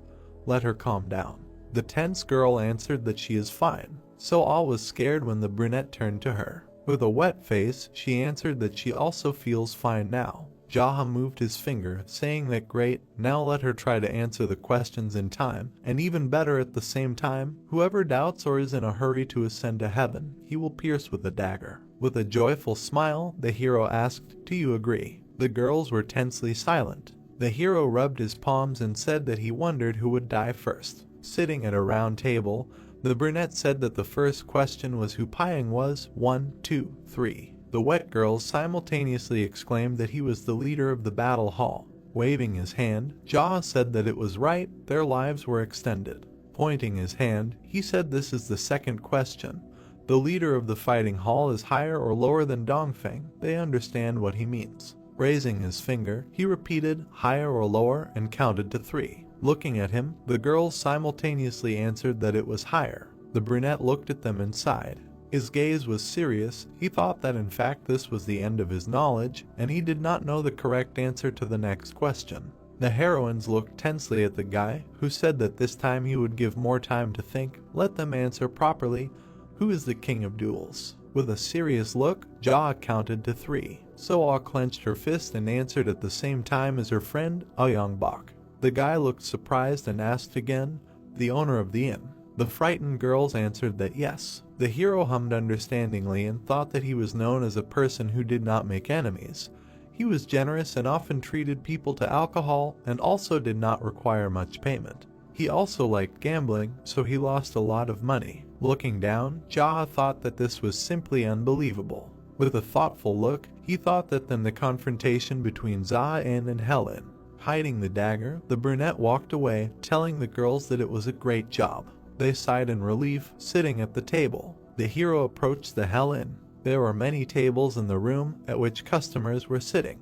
The man approached the table and asked the hero what he wanted. He replied that something with beiju. The waiter standing next to him replied that they didn't have anything like that. The guy said that it was boring. Let him bring something at least. An old man approached Jaha and said that he had never seen him among the players. The guy looked at him. The man was holding a phone. It was the dual King Aoyang. Jaha continued to look indifferently. Closing his eyes, the old man apologized for Soryung and Soa. It seemed that Pyong had fallen for his own evil joke. The silent guy thought that he realized that he knew everything, but it was still surprising that he revealed his identity so quickly. Aoyang sat down at the table and waved his hand at the man. The rest of the visitors began to leave the room. In the end, all the tables except theirs were empty. The man looked and said that he was still young. I bet he didn't come here to ruin his business. A total of 50,000 yang, including the challenge fee of 10,000 and the player's dividends. Considering his generosity, let him just agree. The man held the phone, saying that there were often black sword masters at the inn who only took money without fighting, and he never returned the sword to them for free. The hero asked, 50,000. Aoyang smiled and confirmed it. Jaha looked at him seriously and asked, didn't most of the people who competed with Dongfeng die? He knew that often their winners die or disappear within a few days. The old man frowned and said that he didn't know why he was still bringing this up. He waved his hand, saying that he had killed his acquaintance or Dongfeng his mentor or brother. If that was not the reason, then he didn't understand why he was saying that. A man appeared near the man who was speaking, and the old man suggested that, despite the fact that he was doing him a favor, the man looked at the interlocutors sullenly. Jaha shifted his gaze, thinking that Dongfeng was the king of gambling duels. The chair moved along the floor. Dongfeng sat down, crossed his arms, and glanced sideways at the hero. Holding the phone, the old man said that he had not changed his mind. 50,000 yang. Dongfeng looked at him indignantly and asked why he was giving him this. The old man told him to shut up, saying that he was still his guest. Jaha smirked, saying that they were not gambling, but cheating. Aoyang, sitting opposite, said, isn't it like this everywhere? This is the difference between big and small businesses. Big money is primarily based on cheating. Jaha replied that compared to his tricks, the others were quite innocent. The old man looked at him and said that if his business was damaged, he would raise the price. The boy tapped his finger on the table. He continued to tap and said that the biggest problem was that it was fun and hard to stop, but if people stopped, he would be penniless, right? Aoyang frowned and said that he knew very well. With a small smile, Jaha said that there was a legitimate aspect to the duel, but cheating was different. He regularly paid the neighboring island factions and landowners not to reveal him, only because he could afford to throw money around. Touching his lips, the brunette continued that one day, even if the owner of someone else's house spent all his fortune, he would also die. It would be natural for it to happen here. The surrounding islands received money from them and expanded their power. Aoyang looked grimly, saying that they did not do it openly, so they were difficult to detect. Jaha said with a serious expression that they were great in many ways. The old man offered to look at him calmly and asked, are you not ready for negotiations? The guy slapped his palm on the table and said that yes, what started as a gamble should end accordingly. They will play. Aoyang looked at him in amazement and asked, cheating in a game? What is he talking about? Shifting his gaze, the brunette ordered everyone to put everything against him. The old man's eyes widened in amazement and asked, what? The hero smiled and said that if he loses, he will die, and if he wins, he will take everything. What does he think about this? The gray-haired man frowned and remained silent. Jaha looked at him and asked, is he confused because it is too profitable for him, or is he afraid of losing everything at once? With a gloomy look, Aoyang asked, what if he refuses? Looking at him, the brunette replied that he would not advise it, because then he would suffer even more losses. With a gloomy look, the old man answered sarcastically. Jaha indifferently replied that tomorrow there would be a crowd of his people here, so he should consider that tonight was his golden ticket. Aoyang was sullenly silent. Dongfeng looked at the old man and said that he was crazy, he should just refuse him. The brunette turned to the old man, saying that he had long wanted to ask about something. He looked at him and asked, what about? The hero waved his hand and said that he hides his identity, gets the fighters drunk, uses girls and adds all sorts of powders to them. In general, he does everything to turn them into vegetables and then puts them to fight against Dongfeng. Touching his chin, he continued that if he suddenly loses, he begins to pursue the winners, eventually killing them. And he lives on the money he earns as if nothing happened, continues to give the fighters free alcohol, pretending to be innocent while paying bribes to the powers that be. Sitting across the table, Jaha asked, and because of all this shit he was called the King of Duels. Aoyang looked sternly ahead, and then he asked, saying that he still does not understand. If he is so confident in himself, then why does not he just kill them right now? It would be more profitable for him. Looking at him darkly, the hero asked who he was to judge this. Does he think that since they both own hotels, then they are somehow similar? The man frowned and mentally asked again, both own hotels. Looking at him, the brunette continued that it does not matter.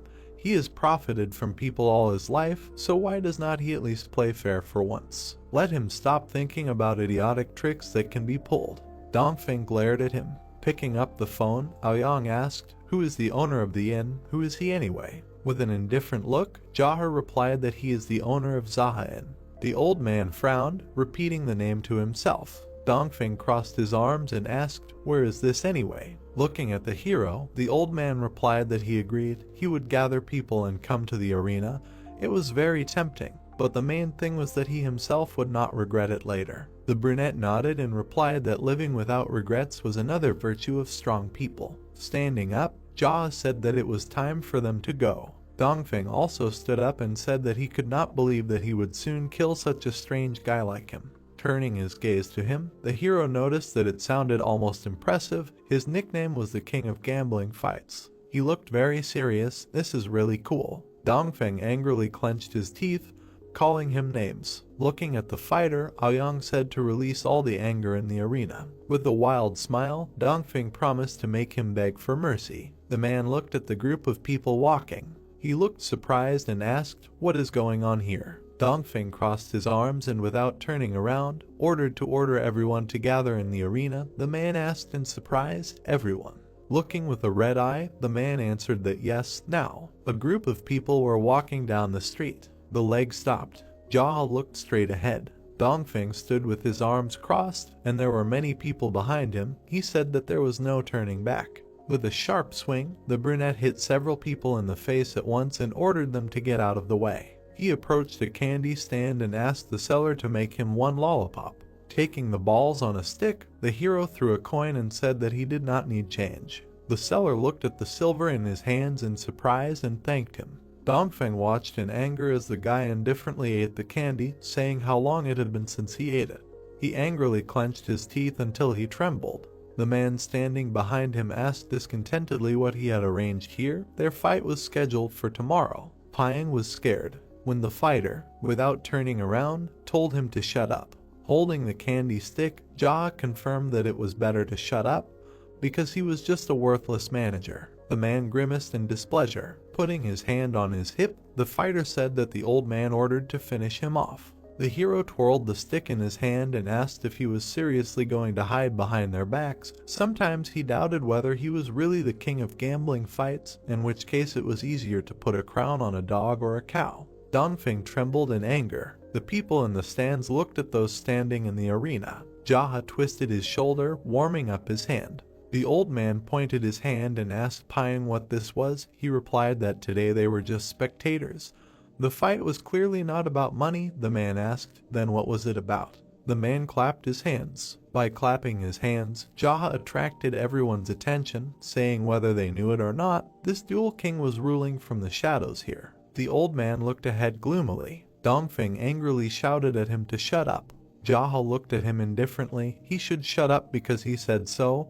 Why should he do this? The opponent frowned in displeasure. The hero put his hand forward, saying that the dual king was actually the owner of the Hell Inn. Everyone knew who he was talking about, right? The spectators in the stands were talking in surprise. The owner of the hotel, Aoyang. Is it true? Does he want to say that the old man is the king of the duel? Jaha put his hand on his hip and said that now he will fight this whole crowd, including the king alone. If he loses, they can continue to have fun with them, but if he wins, then everything he has will belong to him. The old man looked at the hero tensely. Dongfeng was angry. Jaha pointed his finger forward. Pointing his finger, the brunette said that this man is not here for nothing, he is his servant. If he fought only with his abilities, he would have died long ago. There was a crowd of people behind the fighter. Continuing to point his finger, the brunette said that he will allow the rest to save their lives. If someone is afraid, let them leave here and go to the spectator's place. The crowd behind the fighter remained standing. Pointing at them, Jaha asked, "Are there any volunteers?" He grinned and said that it was time to start the show. The frightened man was reflected in the blade. Holding the sword, Jaha walked forward. The people standing behind Dongfeng sighed in fear. The hero looked at them in surprise, and then put the sword back into the sheath. Looking down, he thought that it was pointless to waste his strength on majestic techniques like the plum blossom sword to kill these people. Dongfeng trembled angrily, clenching his teeth. He stretched out his hand and ordered the others to kill him. A glow of fire appeared around his palms. Jaha stood in a fighting stance surrounded by flashes. With a swift movement, he struck one after another. Moving forward, he grimly thought that his family had been poor for as long as he could remember. Jaha extended his fist, sending out coils of power, and thought that a man who achieved everything from the depths of despair. The opponents fell, knocked down by the blow. The hero dodged the attack with a whip. The next opponent swung his spear at him. With a sharp movement of his hand, the guy threw them back. Looking grimly ahead, he finished the thought that it was him. Jaha hit the man in the point of the neck. Then he crouched, dodging the attack of the next. The screaming man approached him. The hero quickly swung his palms surrounded by fire, and then, putting them forward, he threw the men back with a wave of force. The crowd stood, surrounding him. Defeated opponents lay on the floor. Dongfeng, frowning grimly, ordered everyone to step back, because pawns are useless. Trembling people ran away, and he stood straight. The bandits gathered behind him. Looking at them, the hero thought that all these people had been fighting in passionate duels for a long time. The man grinned. The second licked his knife. Jaha thought that most of them were familiar to him. He knew their fighting style, as well as their personalities. He began to take out his sword from its sheath. Holding the weapon, the guy thought gloomily that among them there were those whom he should finish off with his own hands. The opponents looked at this with excitement. One of them asked why he drew his sword again. Jaha quickly rushed forward. The look of his red eyes was calm. He looked at the man with a wide chin and thought that this was an evil-faced demon. In his past life he had committed all possible sins, and he would start with him. People ran away from the approaching brunette. Turning around, the evil-faced demon held the weapon and asked why he suddenly rushed after him.